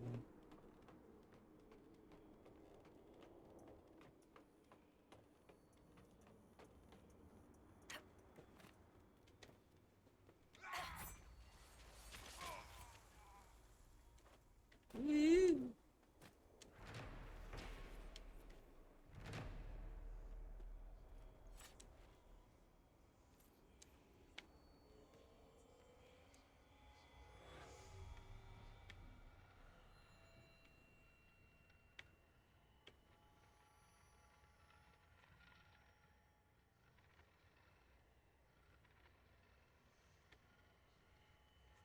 See?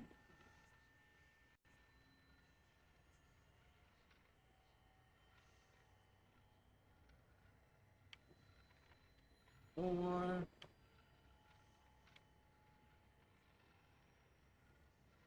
Five.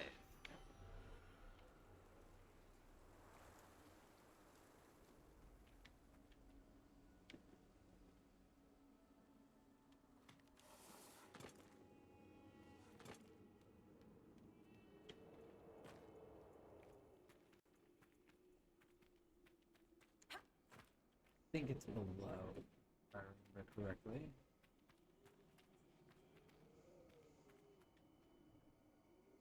Yeah, it's down there. Okay.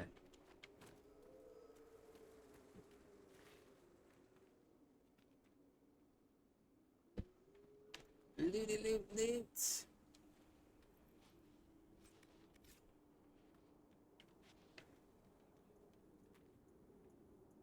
Wanna go up that way? No. Don't.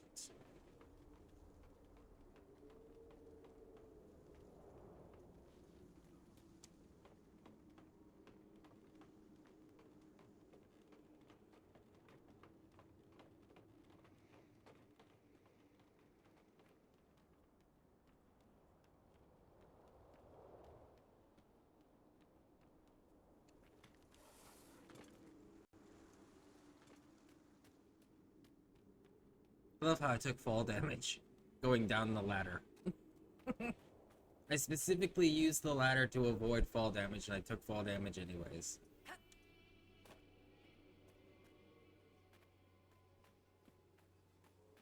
Inquisitor, I've something for you. At least that's closer to the truth.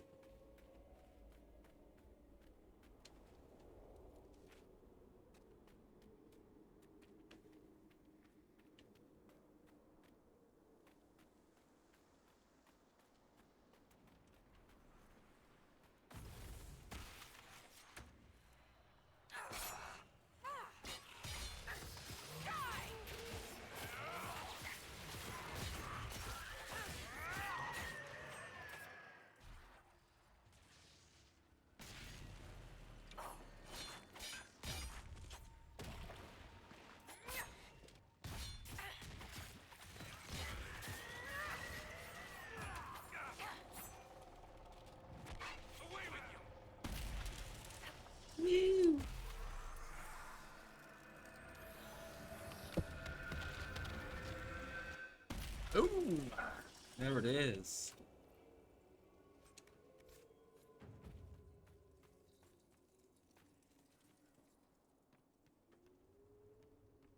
Let's get going. Through the cave, light the torch. More torches.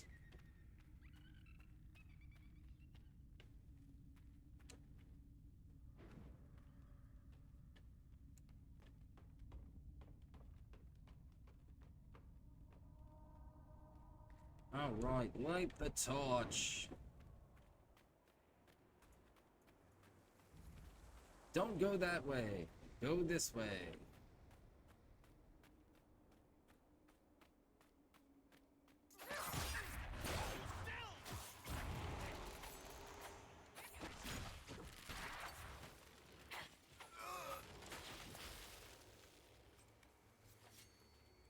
All right.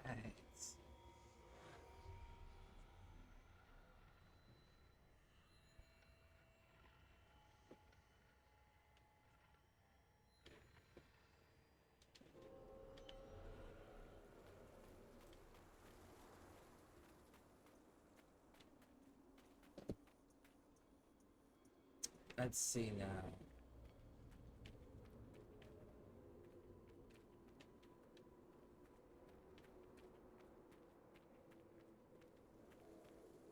There we go.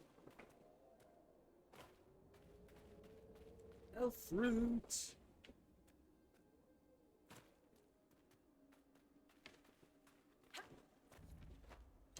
Woo.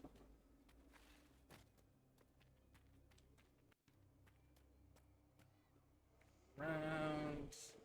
Grab the shard.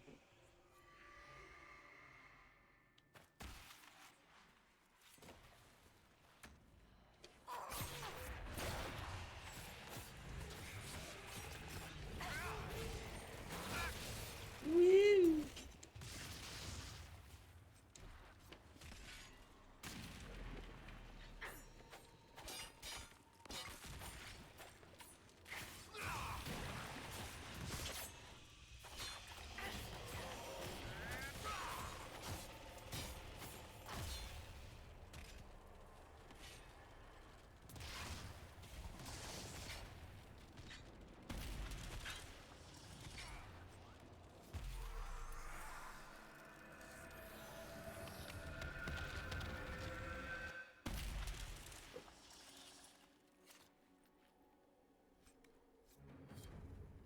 You could work here a year and never see anyone except your fellow miners.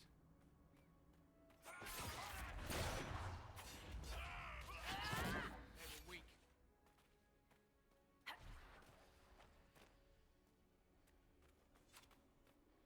I suppose this place does have a few sites to recommend it.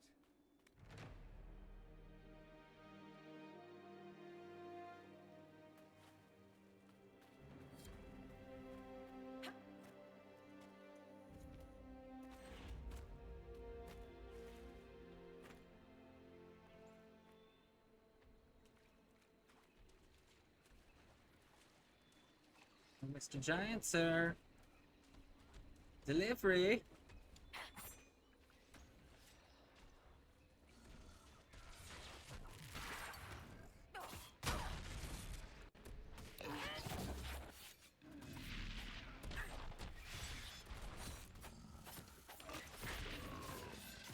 Woo.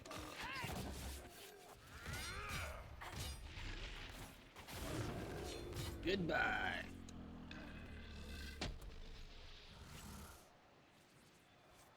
Now that that's dealt with.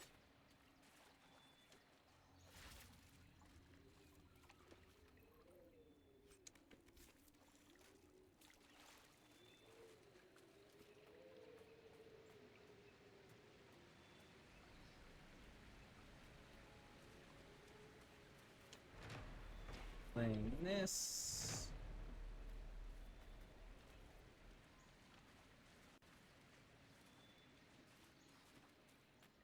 Jump up these.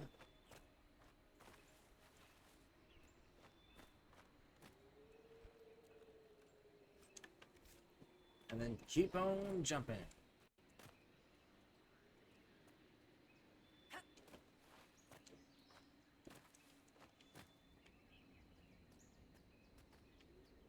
I guess we haven't discovered it yet. It must be from that one over there. Alright. I am actually.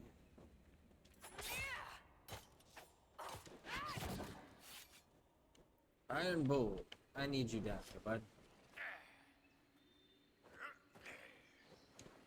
Oh, come on. There we go.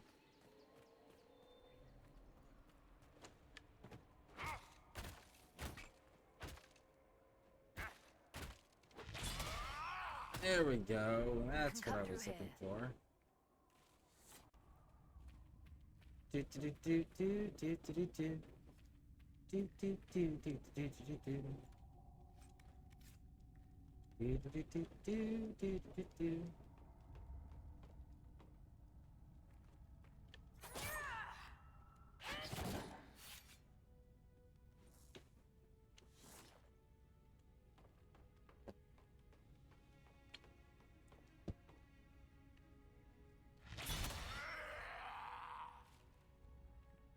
There we go.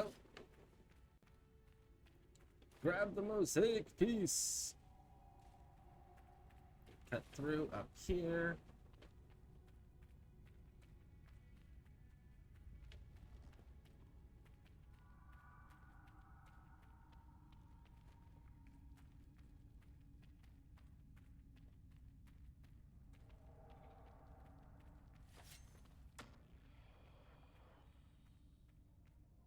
What are you running for, bud? You just want to have a chat. One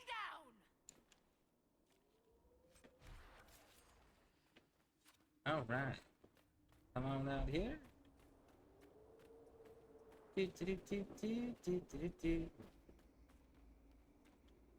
Cross over this way.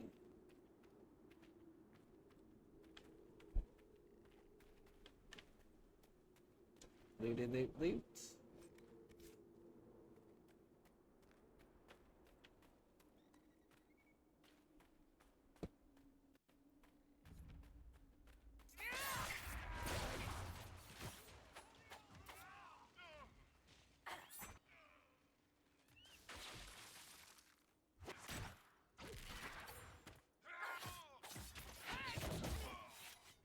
Woo! Man, I love that hook ability.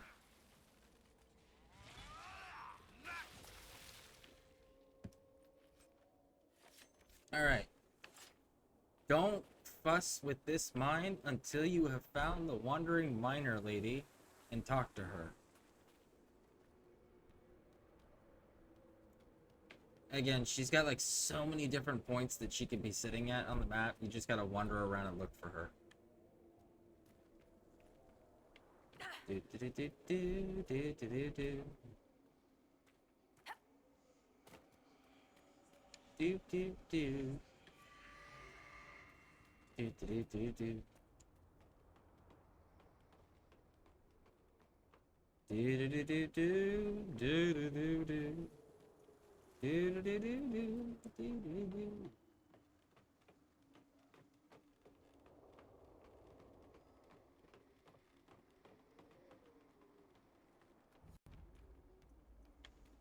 There's an elven artifact nearby. There is, you are right.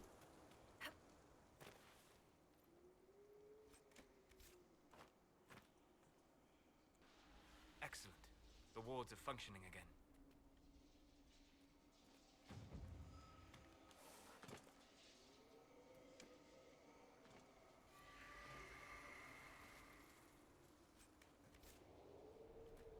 There is one more thing that I need you to do though, so let's... Well, actually, I'm gonna use Dorian, it's sure closer.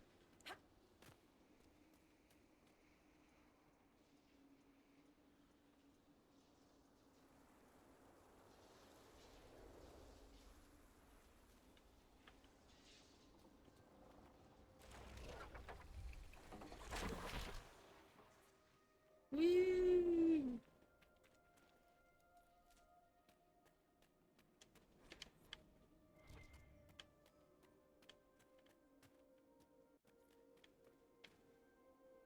We gotta drop down. Grab this shard.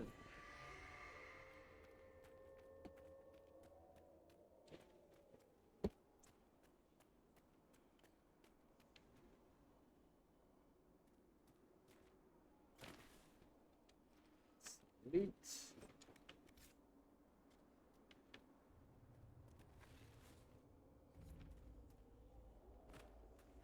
Woo!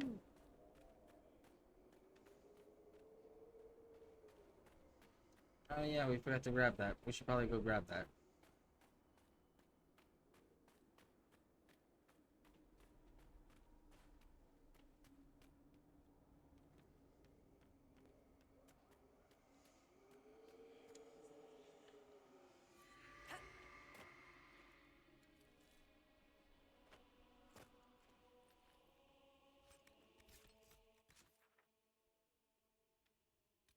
See, now she's over there.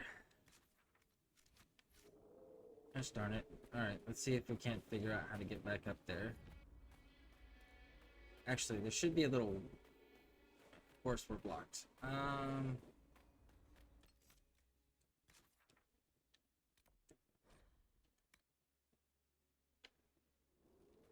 Let's see, is she still over there? Inquisitor, if you have a moment.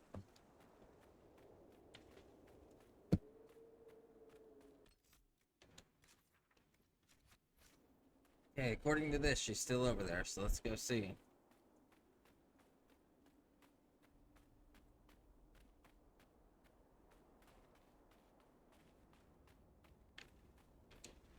Loot.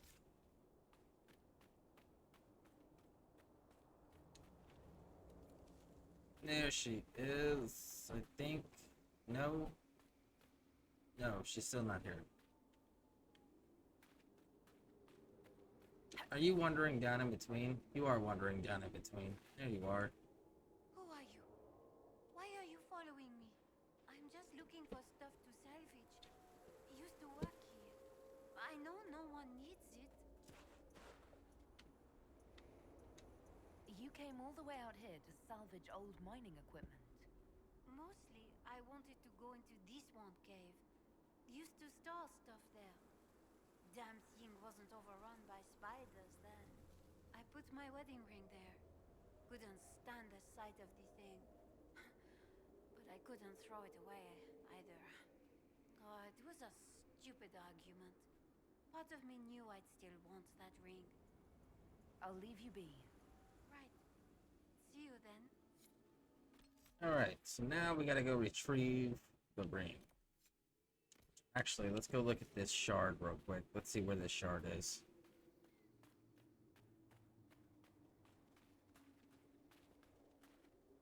Because we gotta get up in that area anyways.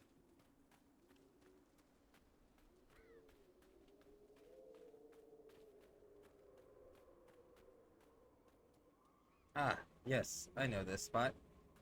Requires a mage.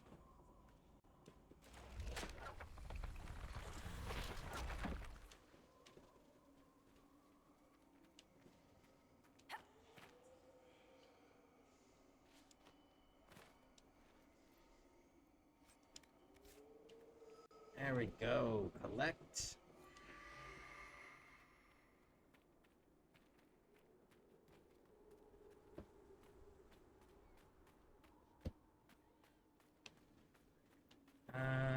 Where was it? We just passed it. Here it is. Oh, boy. Dorian, you've been to Minrathous, right? Of course. I'm not a plebeian. You ever been to that place in the Vivasi Plaza with the big cracked bell hanging off the roof? With the dances, yes. You're making me homesick.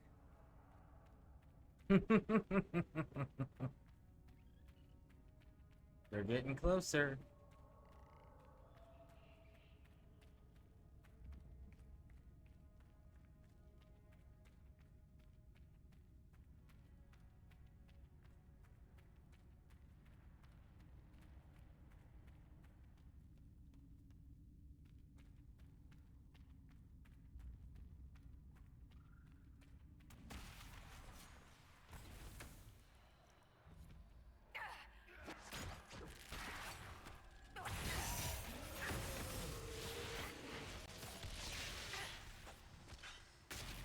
Might be something here. Better take a closer look.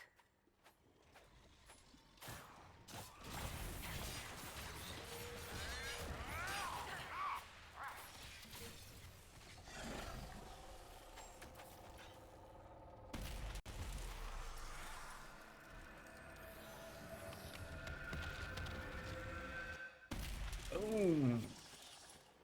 All right.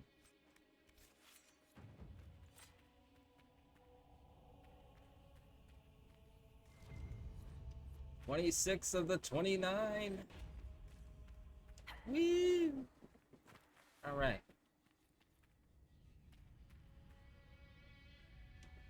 Oh, boy. There's another wall for you to break. Oh, it's not a wall. Never mind.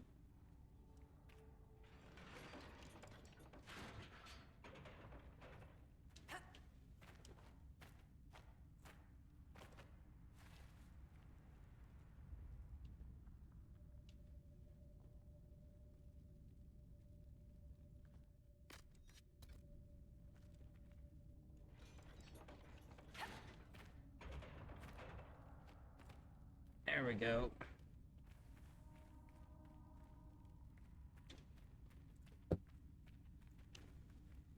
Nope. I want to go up.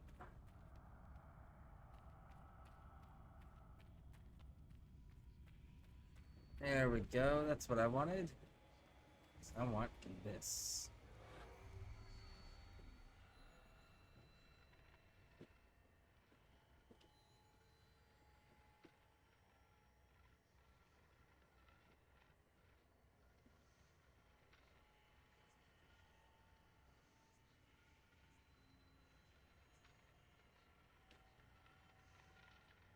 There it is. Let's go.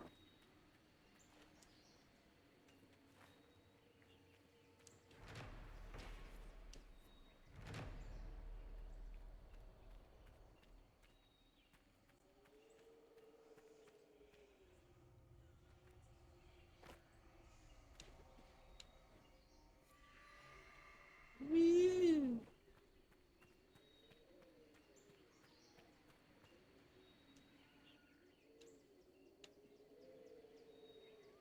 All right, so I guess we'll just run with this.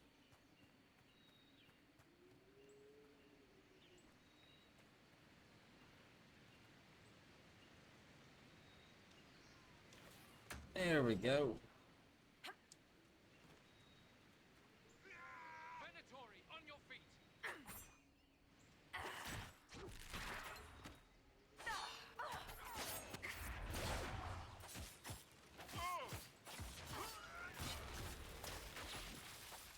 Woo!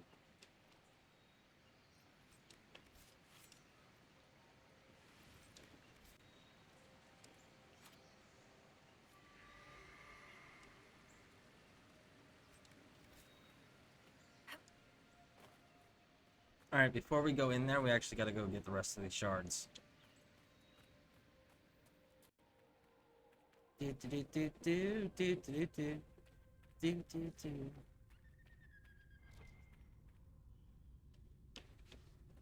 Bash.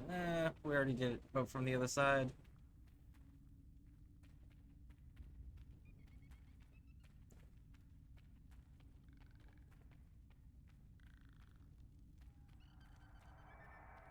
Little Nug, if you don't get out of my way, I'm gonna end up having to stab you. There you go.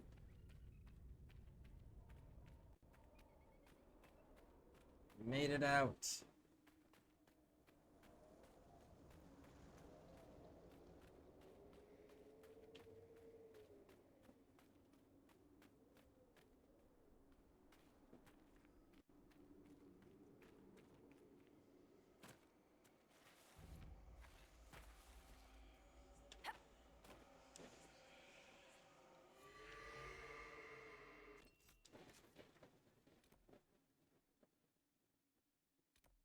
Come back here. Go grab the shard.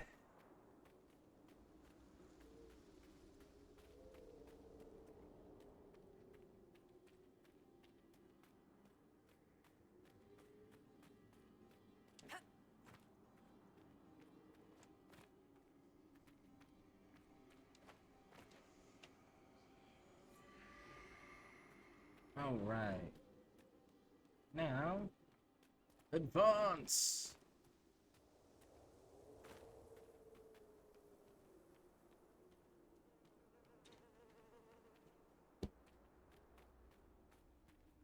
We got 4 more to get, and we gotta go over the top of the waterfall over by the mine, so we can clear the mine too while we're there. Woo!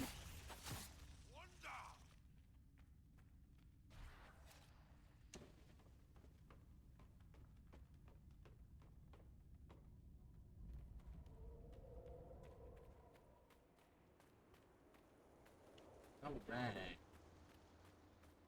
Cut down here and turn right.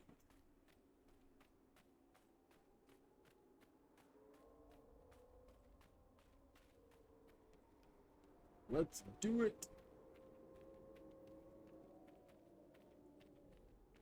There we go.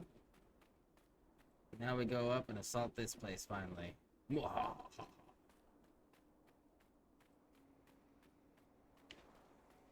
Actually, we should probably go grab this one real quick. Just real quick.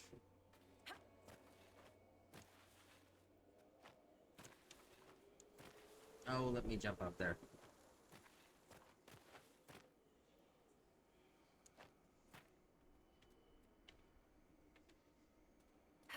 Is that the tree one? That one might be the tree one. Let me double check. Let's go around the side and see if there's an upper there. Never mind. This is not the tree one. There's one down there that's behind trees that you have to get to. It's down in the trees by the camp. Alright. 3 more shards and then we can unlock every single room. Tall Canadian, hey, how's it going? Welcome in, welcome in.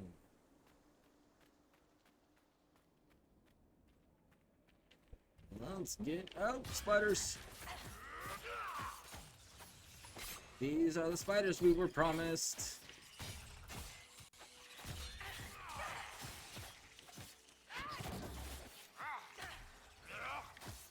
Whee!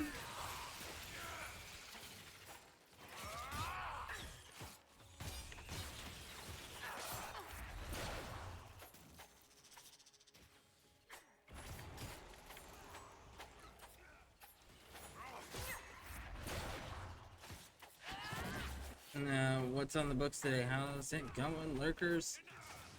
We're 10 hours in right now. And we are wrapping up the Oasis because we finally finished all the other areas that are non-DLC areas. So we're wrapping up the Oasis, getting all of our buffs, and then we're heading into the Jaws of Harkin DLC, and from the Jaws of Harkin DLC, we will then go to the Deep Roads DLC, and then from the Deep Roads DLC, we'll finish out the story and get into the, what do you call it? The post-game Trespasser DLC. So, how much of that we're going to get through? I don't know. But, that is the objective. But, again, we are running at 10 hours so far. 10 hours. Oh yeah, I see. That's crazy. You've played all night. Never done that before. I will say that I think the longest stream I've ever done is 12 hours, but that's only because the live streams that I do are getting uploaded to YouTube now afterwards. And YouTube has a limit of 12 hours for the export. So that's where the hard limit is for the export stuff. When we get to 12 hours, we'll see how we're feeling. We may just like stop and restart the stream so that way we can still import. But we will definitely see.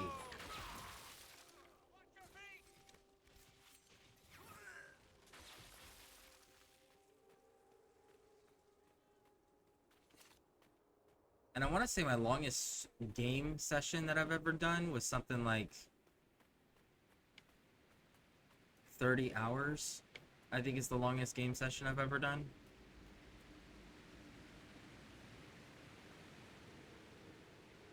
Around 30 hours. Might be a little bit more.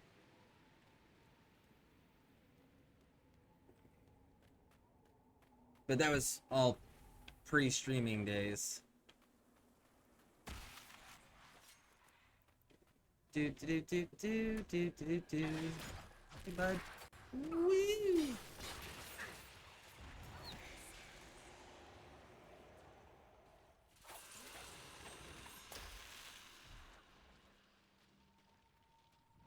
You guys are gonna tag him. You're not gonna shoot him first? No? No? You're gonna make me come up here and stab him? Okay.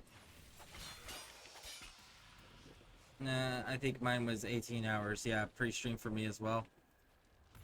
Yep. Oh man, come on.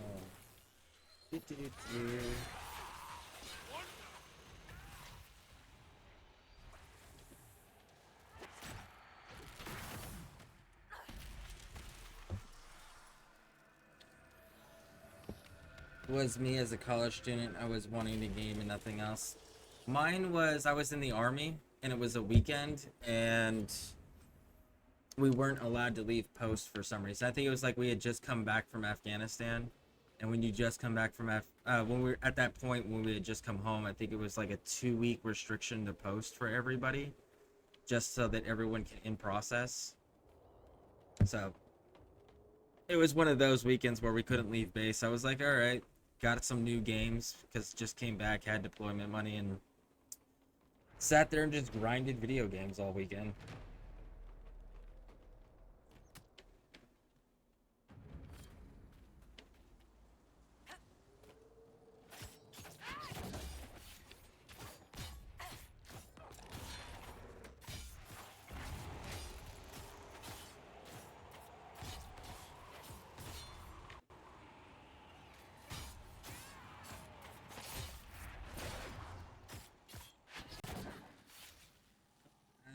That one's done.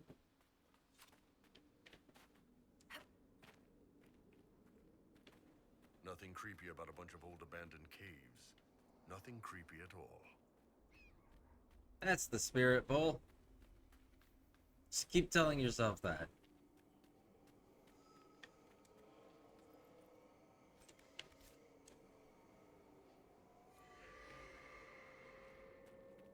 All right, we're almost back.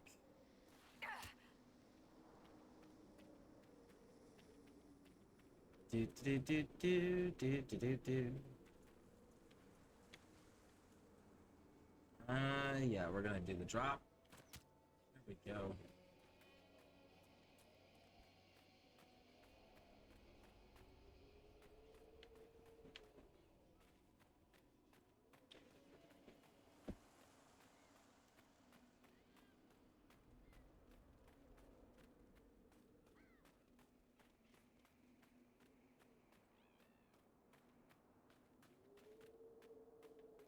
Oh, where did you go, you minor lady? Haha,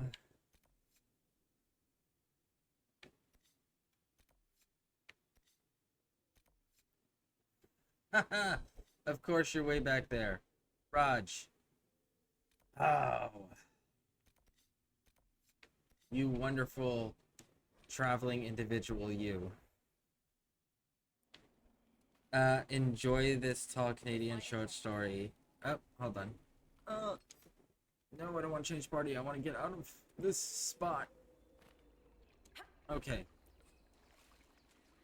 After high school, I went to college, moved with my girlfriend at the time. She was a piece of work, but that's another story anyways. I never really got the chance to live up to the typical college lifestyle because of her. The game I was playing the game I was playing hard back then was Aliens vs Predators and a lot of Delta Force games. Ah, nice. See, me, it was in my army days. I did a lot of World of Warcraft, and the reason why, there's actually a good reason for this. So the reason why I was doing World of Warcraft back then was my platoon sergeant, which is our senior ranking NCO. And what he did was he would let us out of work early and let us out of details, like cleaning details and counting inventory details, like stupid things. He would let us out of it, but only if we played World of Warcraft with him after work. That was the only way you could get out of work. So it was like, if I wanted to get off work early, all I had to do was play World of Warcraft. So that was the primary game. And then the other one that I was doing during that time was Blitz the League 2. The football game where you got to like break bones and stuff. LOL, that's not a bad deal. I know, it wasn't a bad deal at all. That's why I was like, oh, I'll absolutely take that. I will pay the, what was it, like $15 a month to play WoW back then, on top of having to purchase the game. Like, I will absolutely take that trade any day of the week. Alright. She just might not get her ring back because I'm not playing this little ring around the rosy game with her. Alright.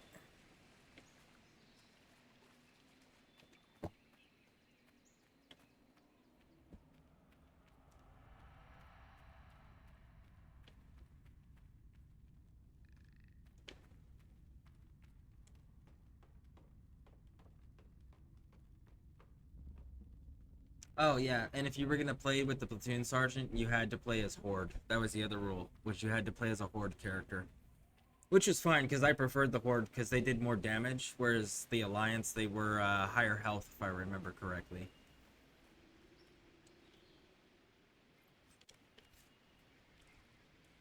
But I have not played since then. Something feels wrong here. It's worth by the door. The feeling at the door, it's gone now. I believe it was a magical ward of sorts. A warning, perhaps, or a test.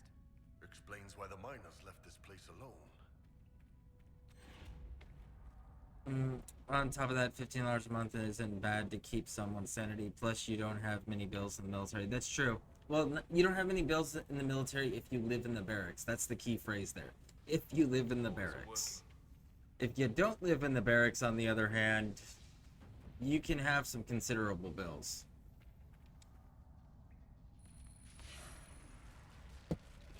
But honestly, like, I don't know that I can bring myself to play World of Warcraft anymore, just because like there are quite a few dudes that we used to game with, and they're no longer with us. They didn't make it home, so it's one of those like it brings back too many of those memories of like doing raids and dungeon runs and like attacking Alliance settlements and stuff to be a enjoyable experience. You know, it's one of those, it's turned into a bittersweet thing. But it was cool while it lasted. For sure. Definitely one of the better experiences. Alright, let's get these resistances. And there we go. Magic was drawn to you, possibly because of your mark. The effects were purely benign. It wasn't a trap. What was it? It may be a reward for those who prove themselves worthy. Woo! Where's the bad guys? Here we are.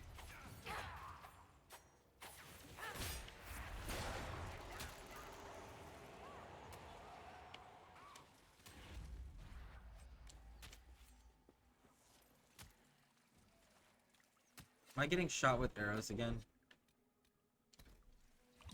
I am. Okay. There's this weird glitch that's happened twice on this playthrough, where you'll hear like arrow sounds flying through, and you'll see arrows start sticking out of my character's body, but my character won't be taking any damage and we won't be in combat.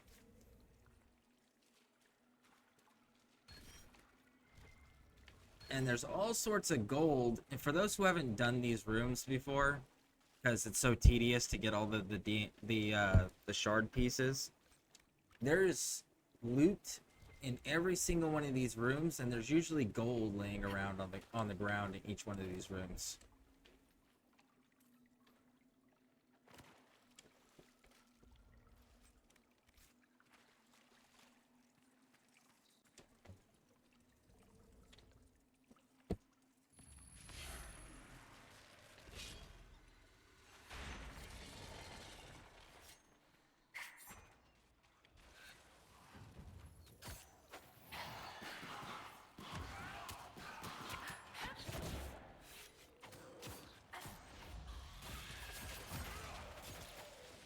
Woo!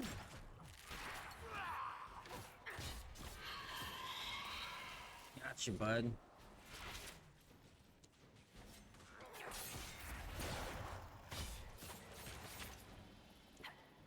All right, nice healthy pile of gold right there. Look at that.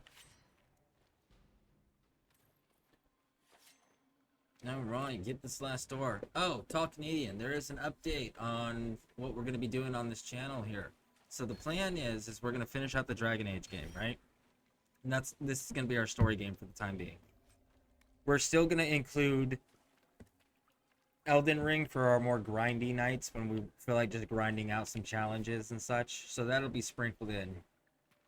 But we have a regular viewer who has not played or seen any of the Fallout gameplay, and got interested because of the TV show, the show that Amazon did. Which, by the way, if you guys haven't seen it, it's a really good show. Especially if you're a Fallout fan, you'll love it. They did a really excellent job. So what we're going to be doing after we finish Dragon Age is we're going to start with Fallout 3. We're going to do most of the DLCs. There's one DLC in specific that I'm not going to do because it's not relevant and it's just full of damage sponges. And then we will be doing New Vegas, and we will be doing Fallout 4 after that as well. And those will be our story games while we're waiting for Veilguard to come out. And as soon as Veilguard comes out, it doesn't matter what game we're playing, we're stopping everything and immediately going into Veilguard on the first day of release. Or at least on the first day they let us play, because who knows? Maybe they'll do like a cool little thing where if you pre-order, you can play it early a few days. But that is the current plan. So when we finish this, we will be doing Fallout playthroughs. With minor spoilers. What in the hell was that? I got hit with my own hidden blade somehow. That was wild. I've never had that glitch before. Getting hit with your own attack. And it killed me too. Oh, that was beautiful.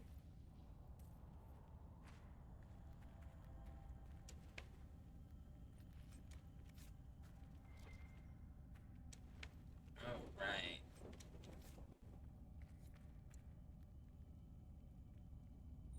We are going to be doing super heavy lore discussions because I have played all of the Fallout games. And when I say all, I mean both Fallout 1 and 2 on PC. But I've also played the bastard little redhead stepchild of the Fallout universe, Brotherhood of Steel Tactics. I've also played that game, so I've got quite a bit of Fallout lore and experience under my belt.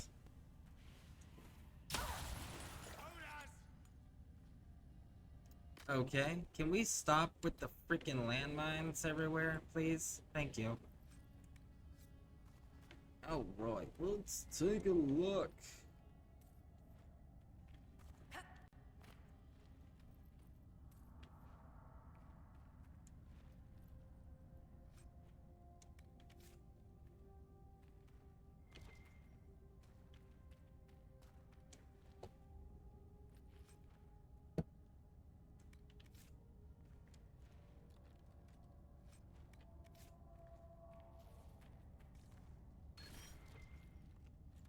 Make sure you look behind every pillar, because again, there's just tons of loot in each one of these rooms.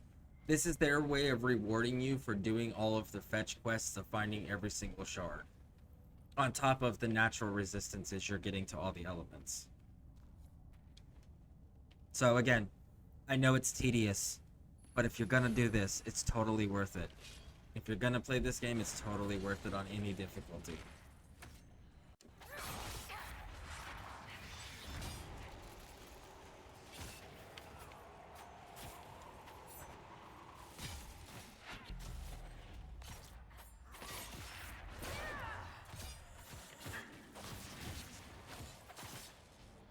And there we go. Finished. And we got a Reverend Heart, so maybe we'll have enough to do our superb rune that we've been wanting to do for our other dagger. We'll have to check. Please tell me those are disarmed now. I'm gonna be pissed if I walk over another one and it kills me. Getting tired of using my health potions that way.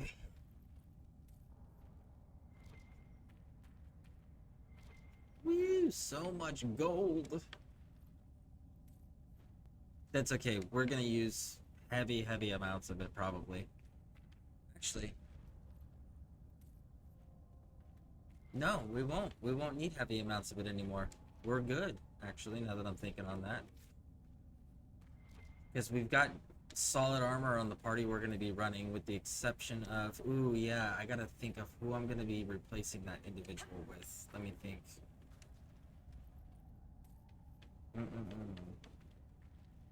Who's a good candidate?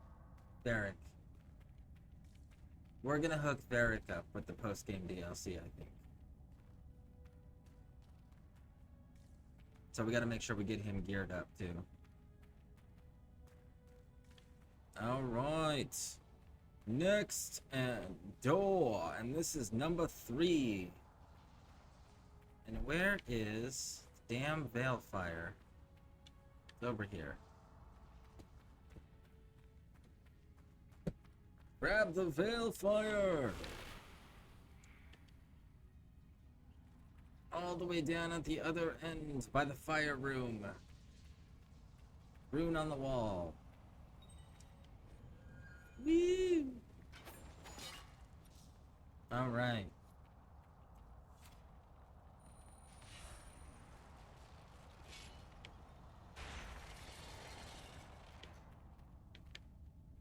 Starting out with gold. Nice.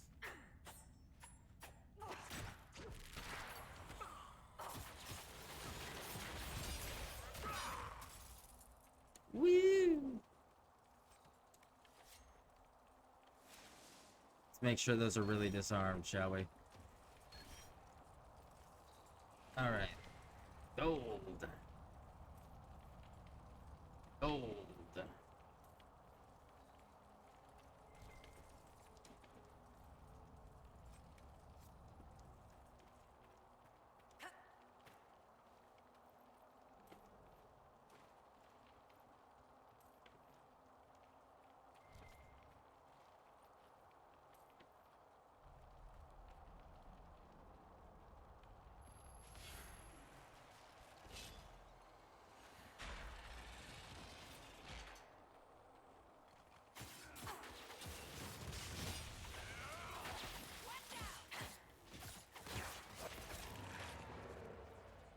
Woo!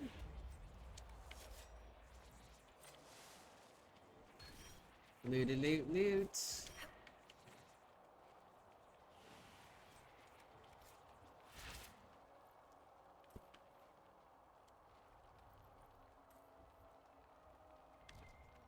Legitimately, I can say that as of right now, there is only 2 video games that I will never play again. One is World of Warcraft, and the other one is actually the Medal of Honor that they did for PlayStation 3. The very first one they did for PlayStation 3. Those are the 2 video games that I just will never touch again. As long as I live, I will never touch those 2 games again. Oh, come. Stop getting stuck in the terrain.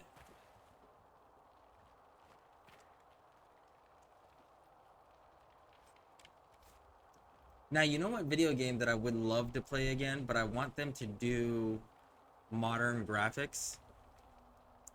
And I'm not sure if they can get away with doing it in modern graphics. That's the only problem. But I want them to do Spec Ops The Line. Shards collected. Wait. Where are my shards missing?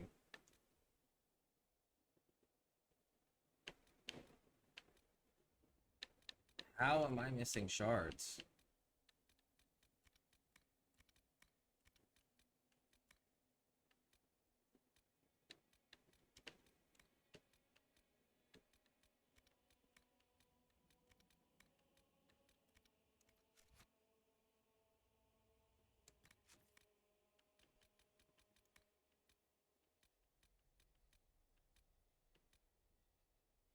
Shards of the Coast. I didn't finish the Storm Coast ones. I guess we're going back to the Storm Coast. I thought I finished those.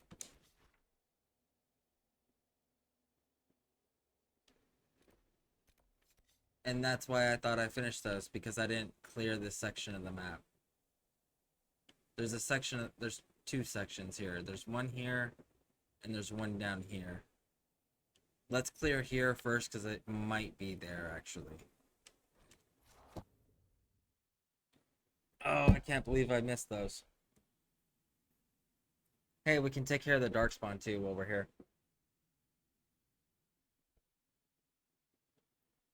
Man, I gotta fight all the way back up into that cave. Damn it.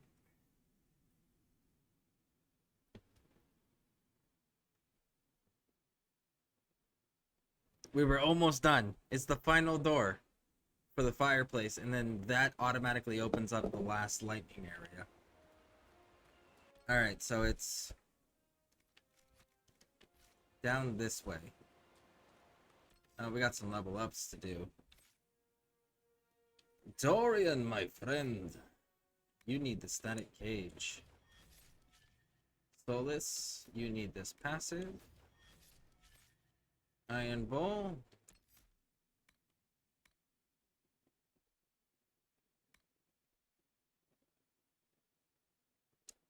Let's weaken them.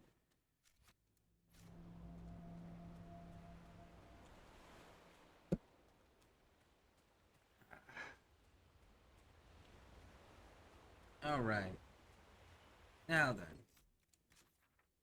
Nope. Still, it's there. So, I mean... No, because it's on the other side of the mountains. Hey, it looks like it's getting... Am I seeing that correctly? It's getting more clear? Yeah.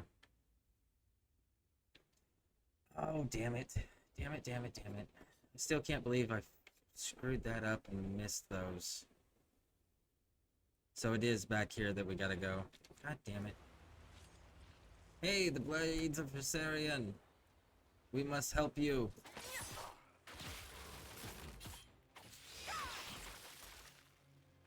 Good job, dudes. Keep up the good work. Alright, so it's around this bend. Woo! I didn't want you to pick that up, I want you to jump. But I guess you can just slide down that, so we'll just go around. Yes, indeedy. I don't know what that was you guys just triggered a fight with, but we are leaving. Okay? We are busy. We got these things to fight.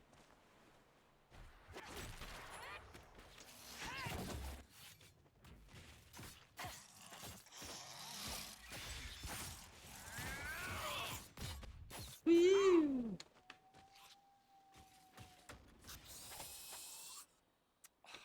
I'll never get all the blood out of this. Oh, it'll be fine. It's black. It won't show. That's why we did the Inquisition colors.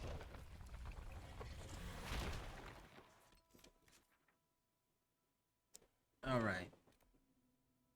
So let's take... Well, hell, at this rate, let's just follow the river down.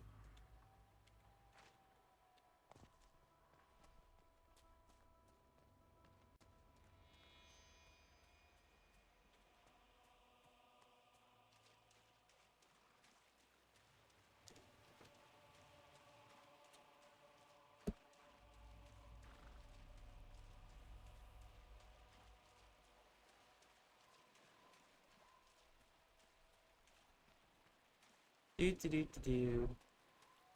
You know, we've completed almost all the exploring areas, and you guys still have not done the one piece of banter that I have been waiting on so that I can use the freaking horse.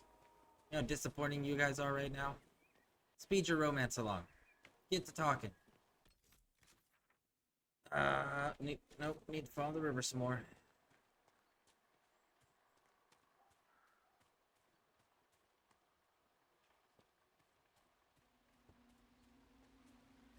Whoever wrote Spec Ops The Line needs to make more video games like that. That was such a cool storyline. It was such a psychological, I don't know what you would call that. Would you call it a horror game? Or would you call it like a thriller, a psychological thriller? There you go. I think that's what you would call that, a psychological thriller. Such a killer storyline and such a good game. But now that I've been in the military and I've seen some of the things that the weapons that they were using in those games actually do to people in real life, I'm like, I want to see you guys do this with modern graphics. But at the same time, like, there's a scene in there where your character launches white phosphorus all over a bunch of enemies and then goes and inspects it, and then it you find out it was a bunch of civilians that got hit with it, and like nobody survived, and you are walking through the wreckage and realizing the horror of everything. And when you do that, the way that the bodies would look if you were to use realistic modern graphics, I don't know that they could put that in a video and get away with it for censorship reasons, because what white phosphorus actually does to someone is horrific. But it would definitely add a whole new level of like, oh my god, this is awful, you know?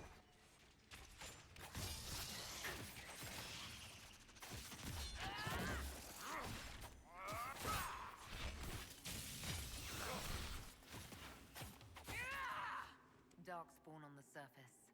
I imagine Ferelden saw more than enough of them during the Blight.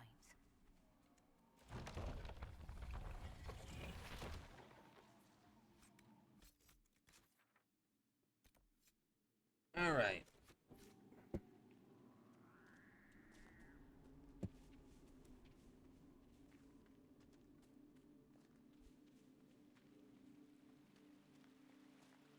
See if we can avoid these dudes. Cut left! Go left! Oh great, bears.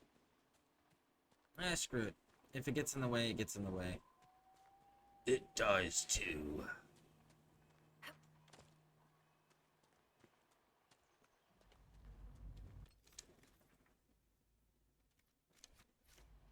Alright, so right around this area is another area we have not explored, so maybe, just maybe,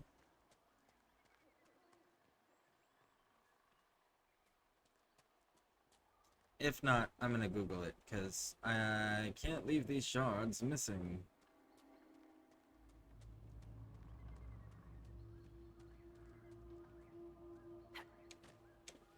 And I don't see any skull icons on the map. Hey, buds.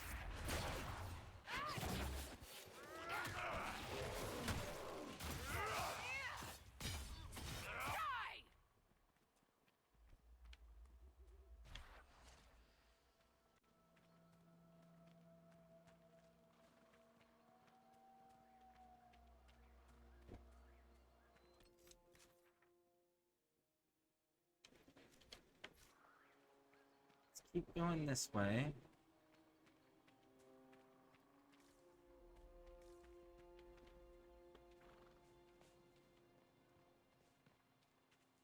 Oh, you know what? I wonder if it isn't over here.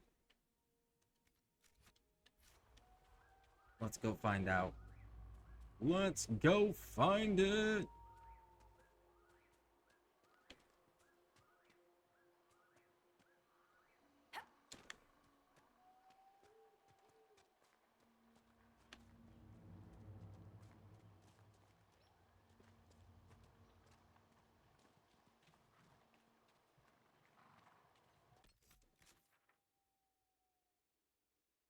Hot dang, where is this?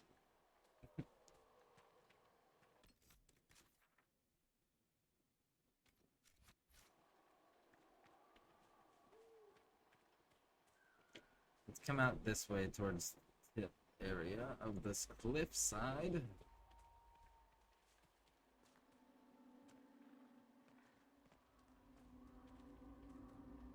I guess we could have stayed up on the cliff. See if we can't see it from here.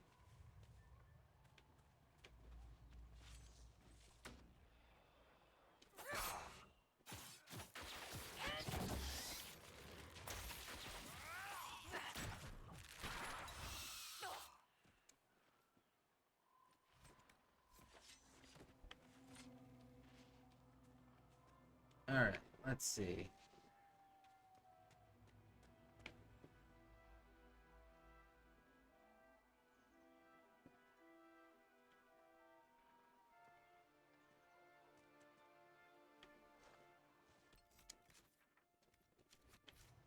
I'm not seeing one, but let's go check this corner just to be certain. Woo!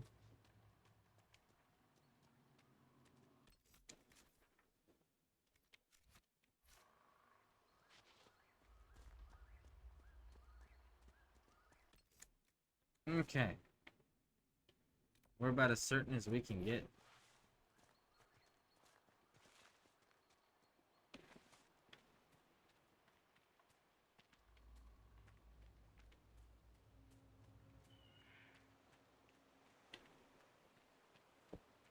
Let's go check over here. Maybe there's one over here we missed.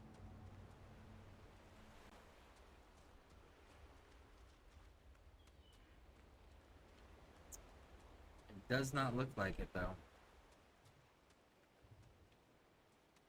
So yeah, we're gonna have to Google where this thing is.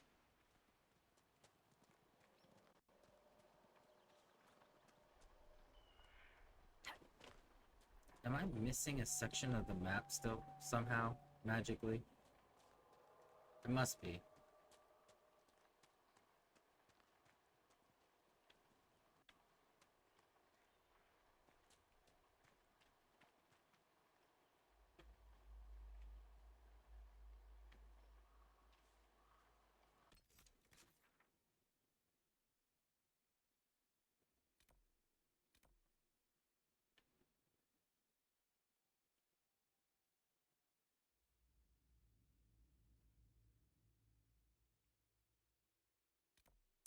You know what?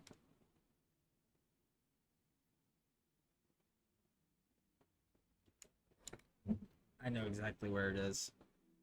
God damn it. Oh, man. Alright, let's go back.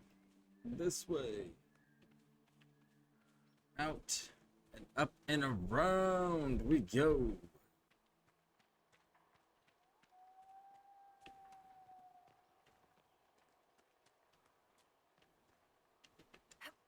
Jump and jump, jump.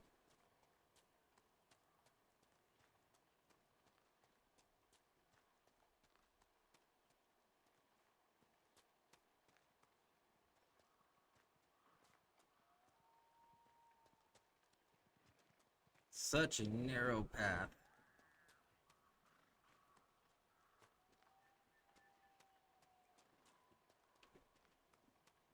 Okay, here we go. Yep, it's over here. Blades of Asarian. We must defend them.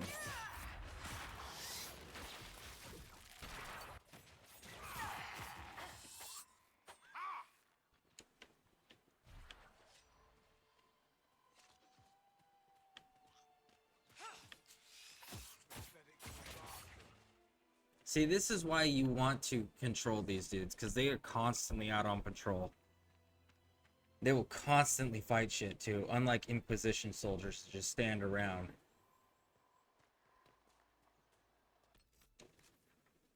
Yep, it's all back here. All this was not explored.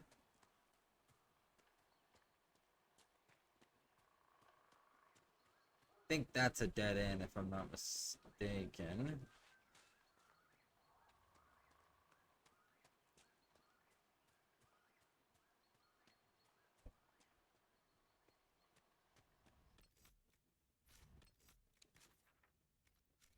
Okay, what is this?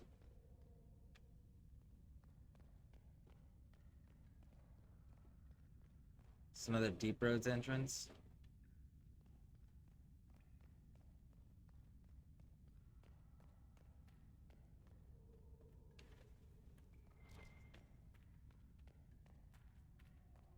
Nope, just a random loot cave. Okay. Sure, we'll take it.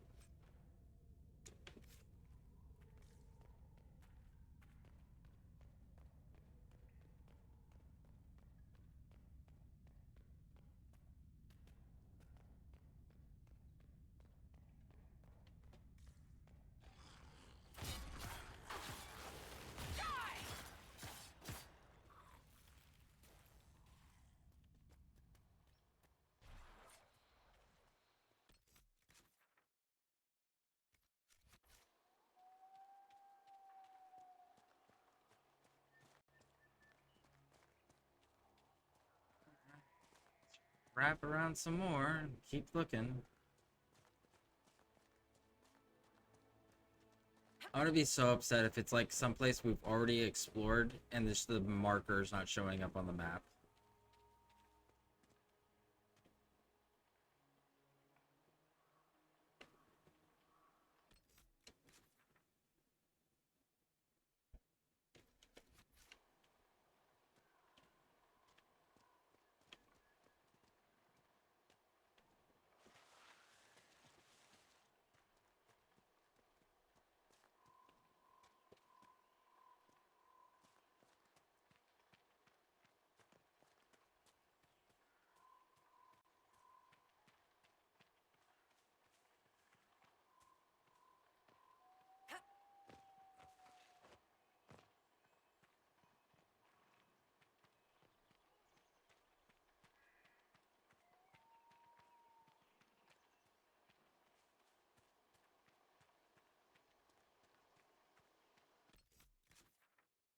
Yeah, now we're getting into territory we've already been in.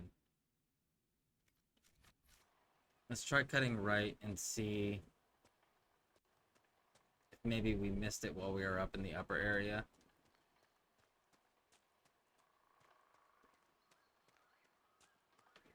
Because it's got to be somewhere. It's got to eventually show up on the map.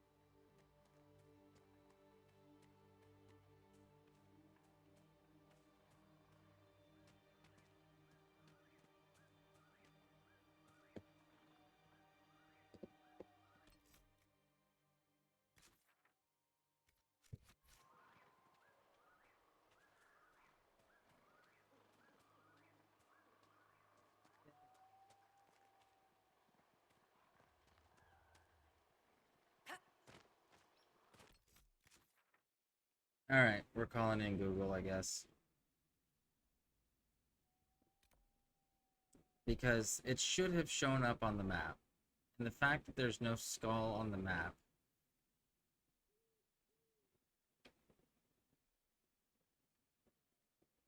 Alright, let's Google it.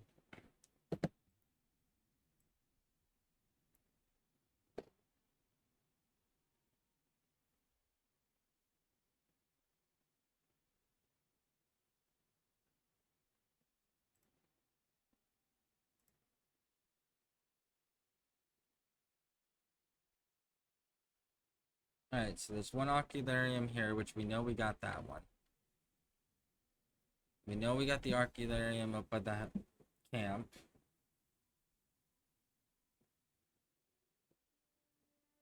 We know we got the Ocularium inside the cave, so we're missing the one that's right next to this camp, and for some reason the marker is not on the map.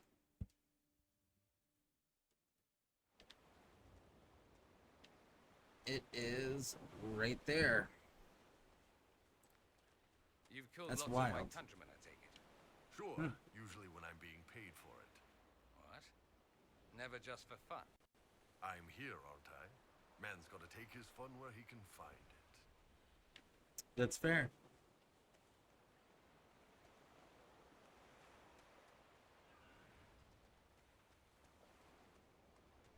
See, and Bull's got a healthy perspective of violence. Like, violence for violence sake is wrong, but violence for purpose, on the other hand, can be enjoyable. There's 1, 2, 3.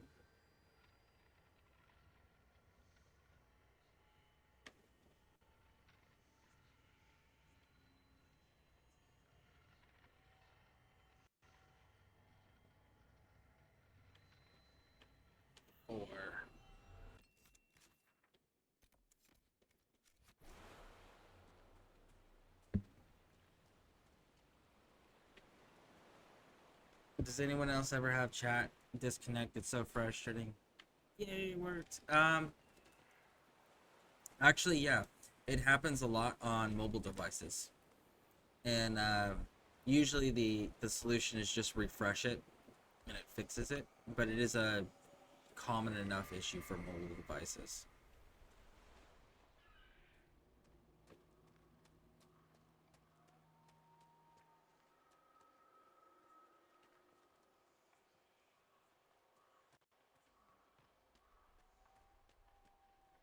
Now, for PC, if you guys are watching on a computer, the one thing that does happen is the chat will the video will sometimes fall out of sync, and to fix that, you just got to refresh your browser. All right, let's see. Where is these? Where be these? Do I want to get there from here? No, I don't. I want to get there from here. Inquisitor, I've something for you. I have to close the whole app like a few times. Good to know. Yeah, it's a surprising issue. I'm not gonna lie. There's a lot of things that I'm surprised that are still issues or missing features as far as Twitch is concerned, considering that they're owned by Amazon. You know, with Amazon's budget and Amazon's people that they have that work for them, you would think that everything would run a hell of a lot smoother.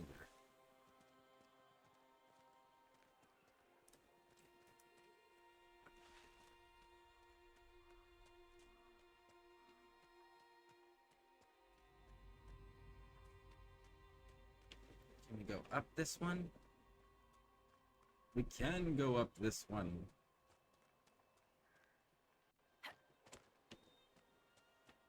Frost. Up the rest of the way. And grab it. Go back to the camp. And this time, go down.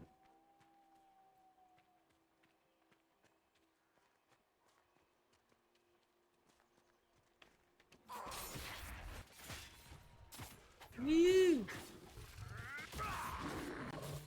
One down.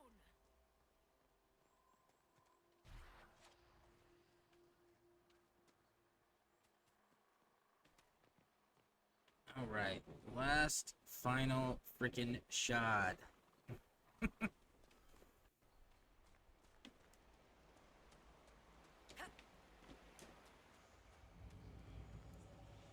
All right, now while we're here, let's close the rest of these openings.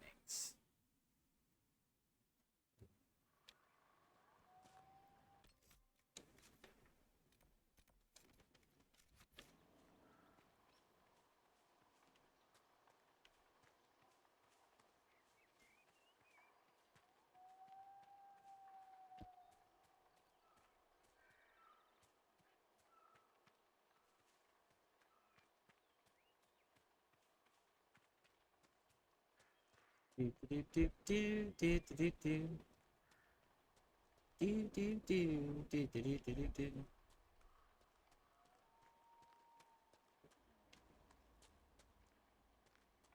You know, Iron Bull, Dorian, if you guys talk more and progress your guys' romance, I'll give you guys a raise. Promise. No? No takers? Okay, fine.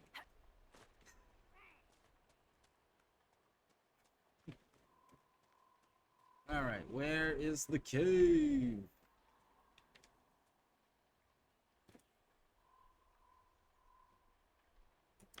I don't think that's the cave. I think the cave is up here.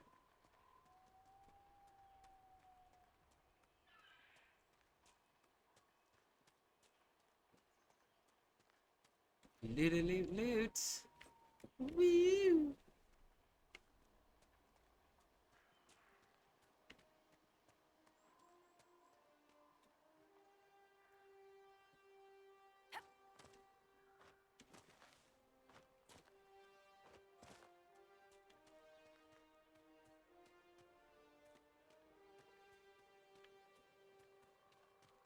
Right over here. somewhere over here.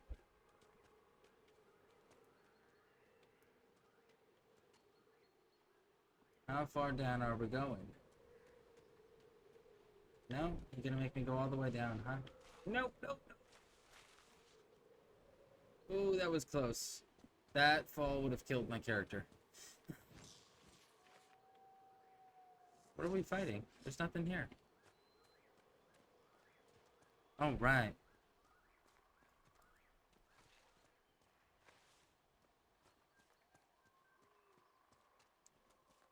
Hey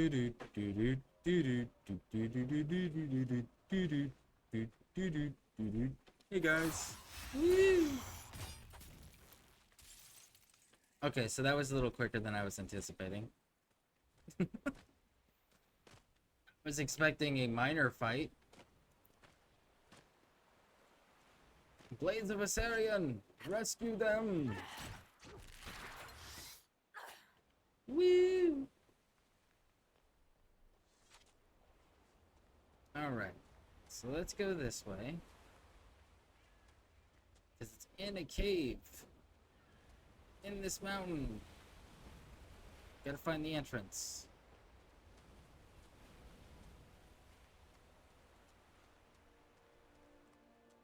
There we go.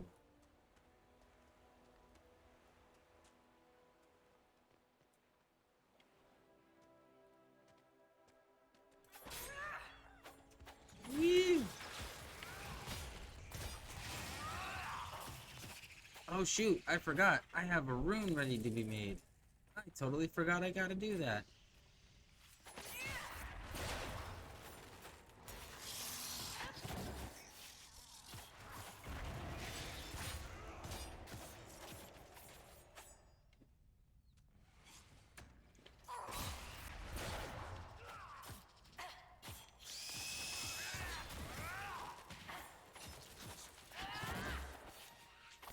Got him.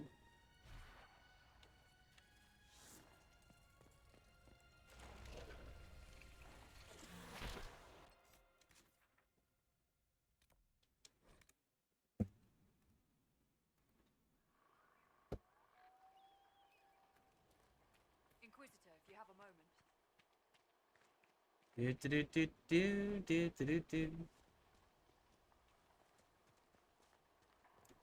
One last one. Jump. Don't loot. Jump. And it's over in this cave back here.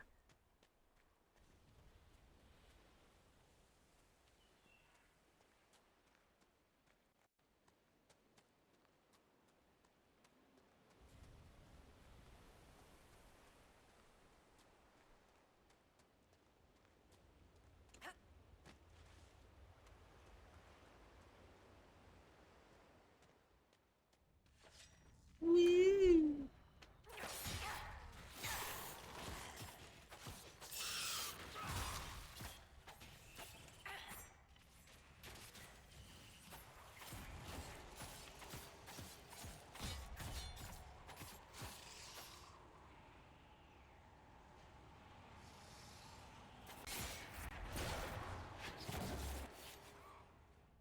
All right. Dorian. Trying to adult, I hate it. Oh, I totally understand. Adulting sucks. I don't think anybody enjoys it. Alright.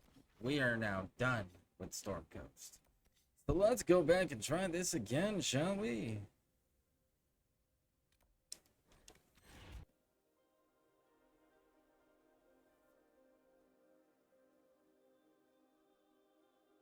This may be a new job idea, an adulter you can hire.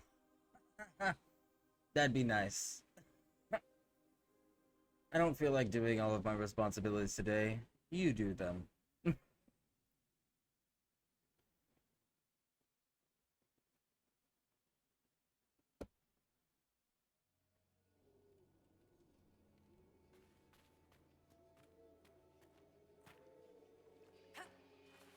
Jump a jump jump. Alright, let's fight our way back into the temple. Yay!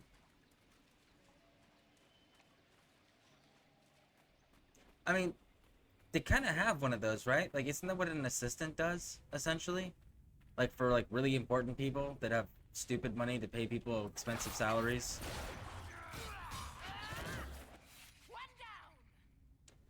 There you go. Gotta get an assistant. Just send them to do all the things you don't want to do.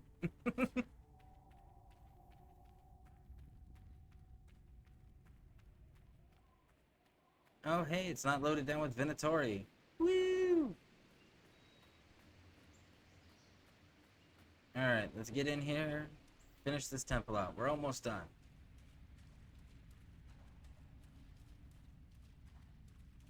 Oh, well, like executive assistants, yes. There you go. Yep, there you go. Executive assistants. That's what they're called. Woo!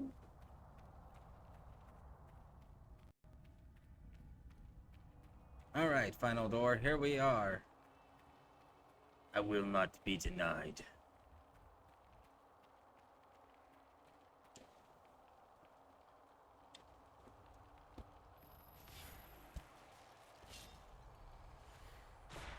There's one door left in the main hall.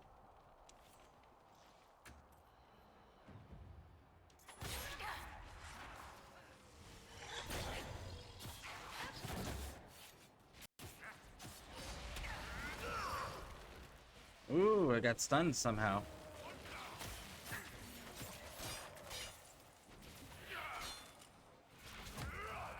Get out of my... Stop pushing me, Dorian, damn it.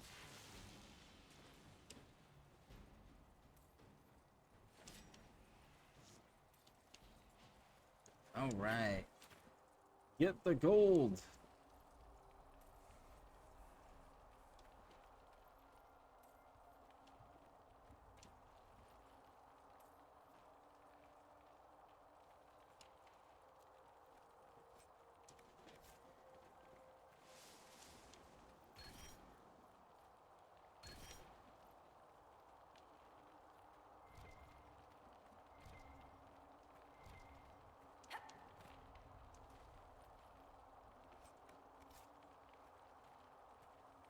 Loot. There was gold back here that we missed.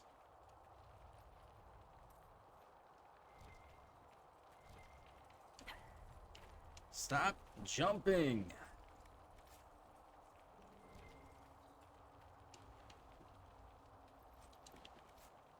Inquisition Scout Hat. Inquisition Scout Hat. That's a crazy piece of loot to find in an ancient sealed temple ruin. Pretty sure that our Inquisition Scout helmets did not exist when this thing was built and sealed. Just throwing that out there.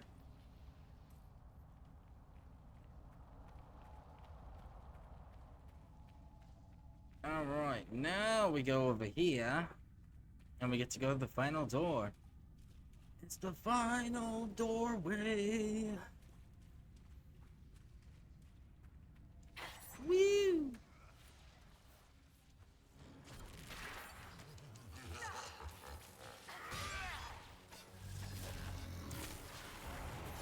Woo! Got you, bud. Now it's just your little friends.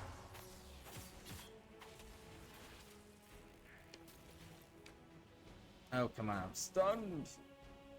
Get around the ground traps. There we go.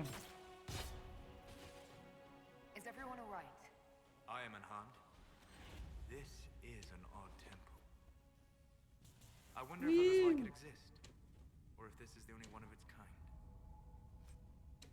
And there we go. Now we get the electricity resistance. Boom, boom, boom, boom, boom, boom, boom.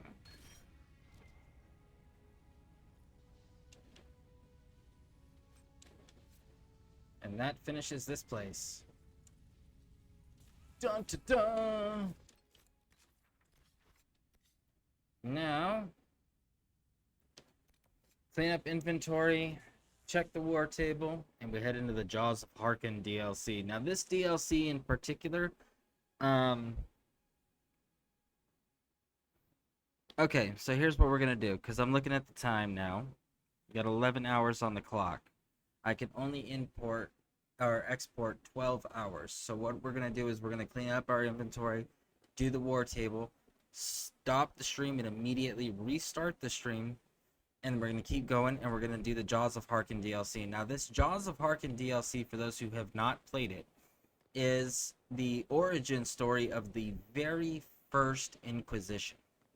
And we get to learn all the lore there and who the very first Inquisitor was and what ended up happening to the very first Inquisitor and what happened to the remnants of the very first Inquisition. So, it's kind of cool. Oh, look at that. Josephine is ready. Just in time. Let's go grab some more Arbor Blessings real quick.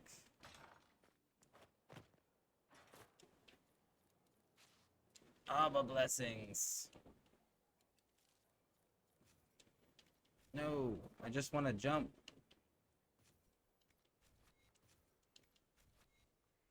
Am I seriously stuck? Oh, god damn it. I'm seriously stuck. Oh, there we go. I finally got out. I was like, man, if I'm seriously stuck and I gotta fast travel back here, that's gonna be so disappointing. Alright. I've never had that happen.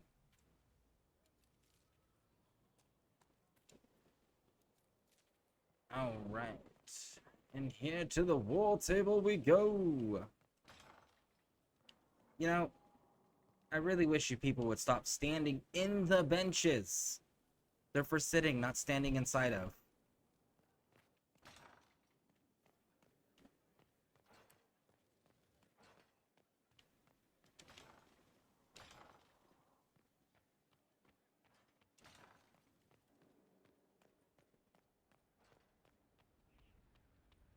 You'd think they'd never seen a bench before, or they haven't been able to look around and see everyone else sitting on them properly. Rude. Alright, Josephine, you're ready. Very nice, thank you. So now we got a new mount. Yay, alright. The Darkspawn have been driven back on the Storm Coast. Let us pray they do not return. Alright, war table is dealt with. Clean up the inventory time.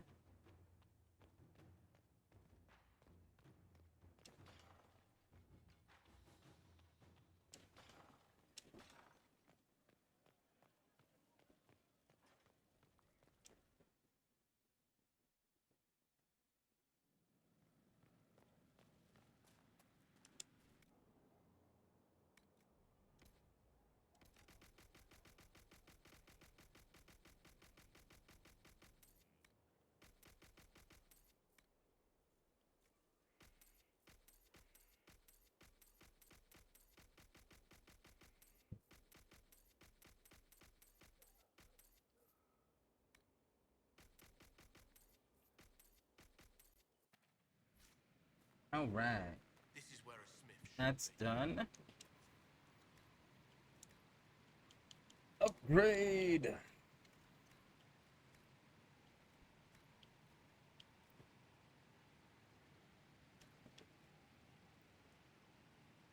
Imbriums and Rashville metals. Sigils. I still don't have 6 Reverend Hearts. Arrgh, so frustrating.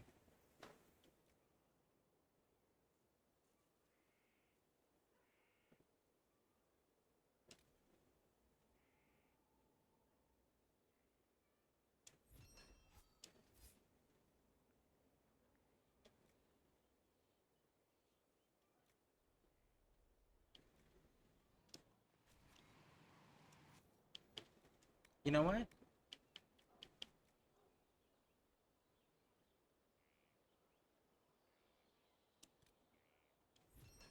Let's do it.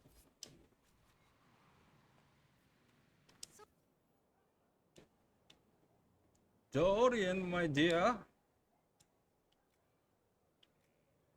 Oh, it's non-staff only. God damn it. Iron Bowl. You can have that.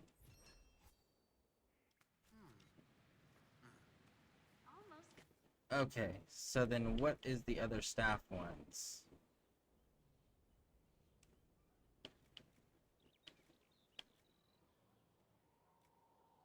For non-staff, for non-staff.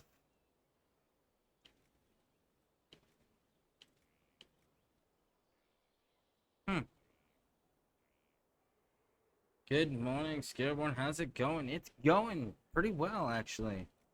So far. Let's give this one to Solbus.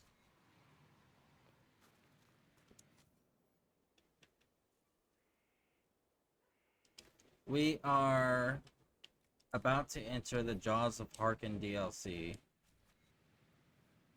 We just finished all the base game areas with the exception of the storyline stuff. So all the areas are done now. We just finished knocking out all of the temples for the shards. So next is Jaws of Harkin. 11 hours going strong. Yes! However, here's the catch. Lady Pixie has been helping me with the YouTube channel. And what she's been doing is importing all of the stuff that she makes over here. And one of the things that she's been doing is she's also importing the live streams that I do.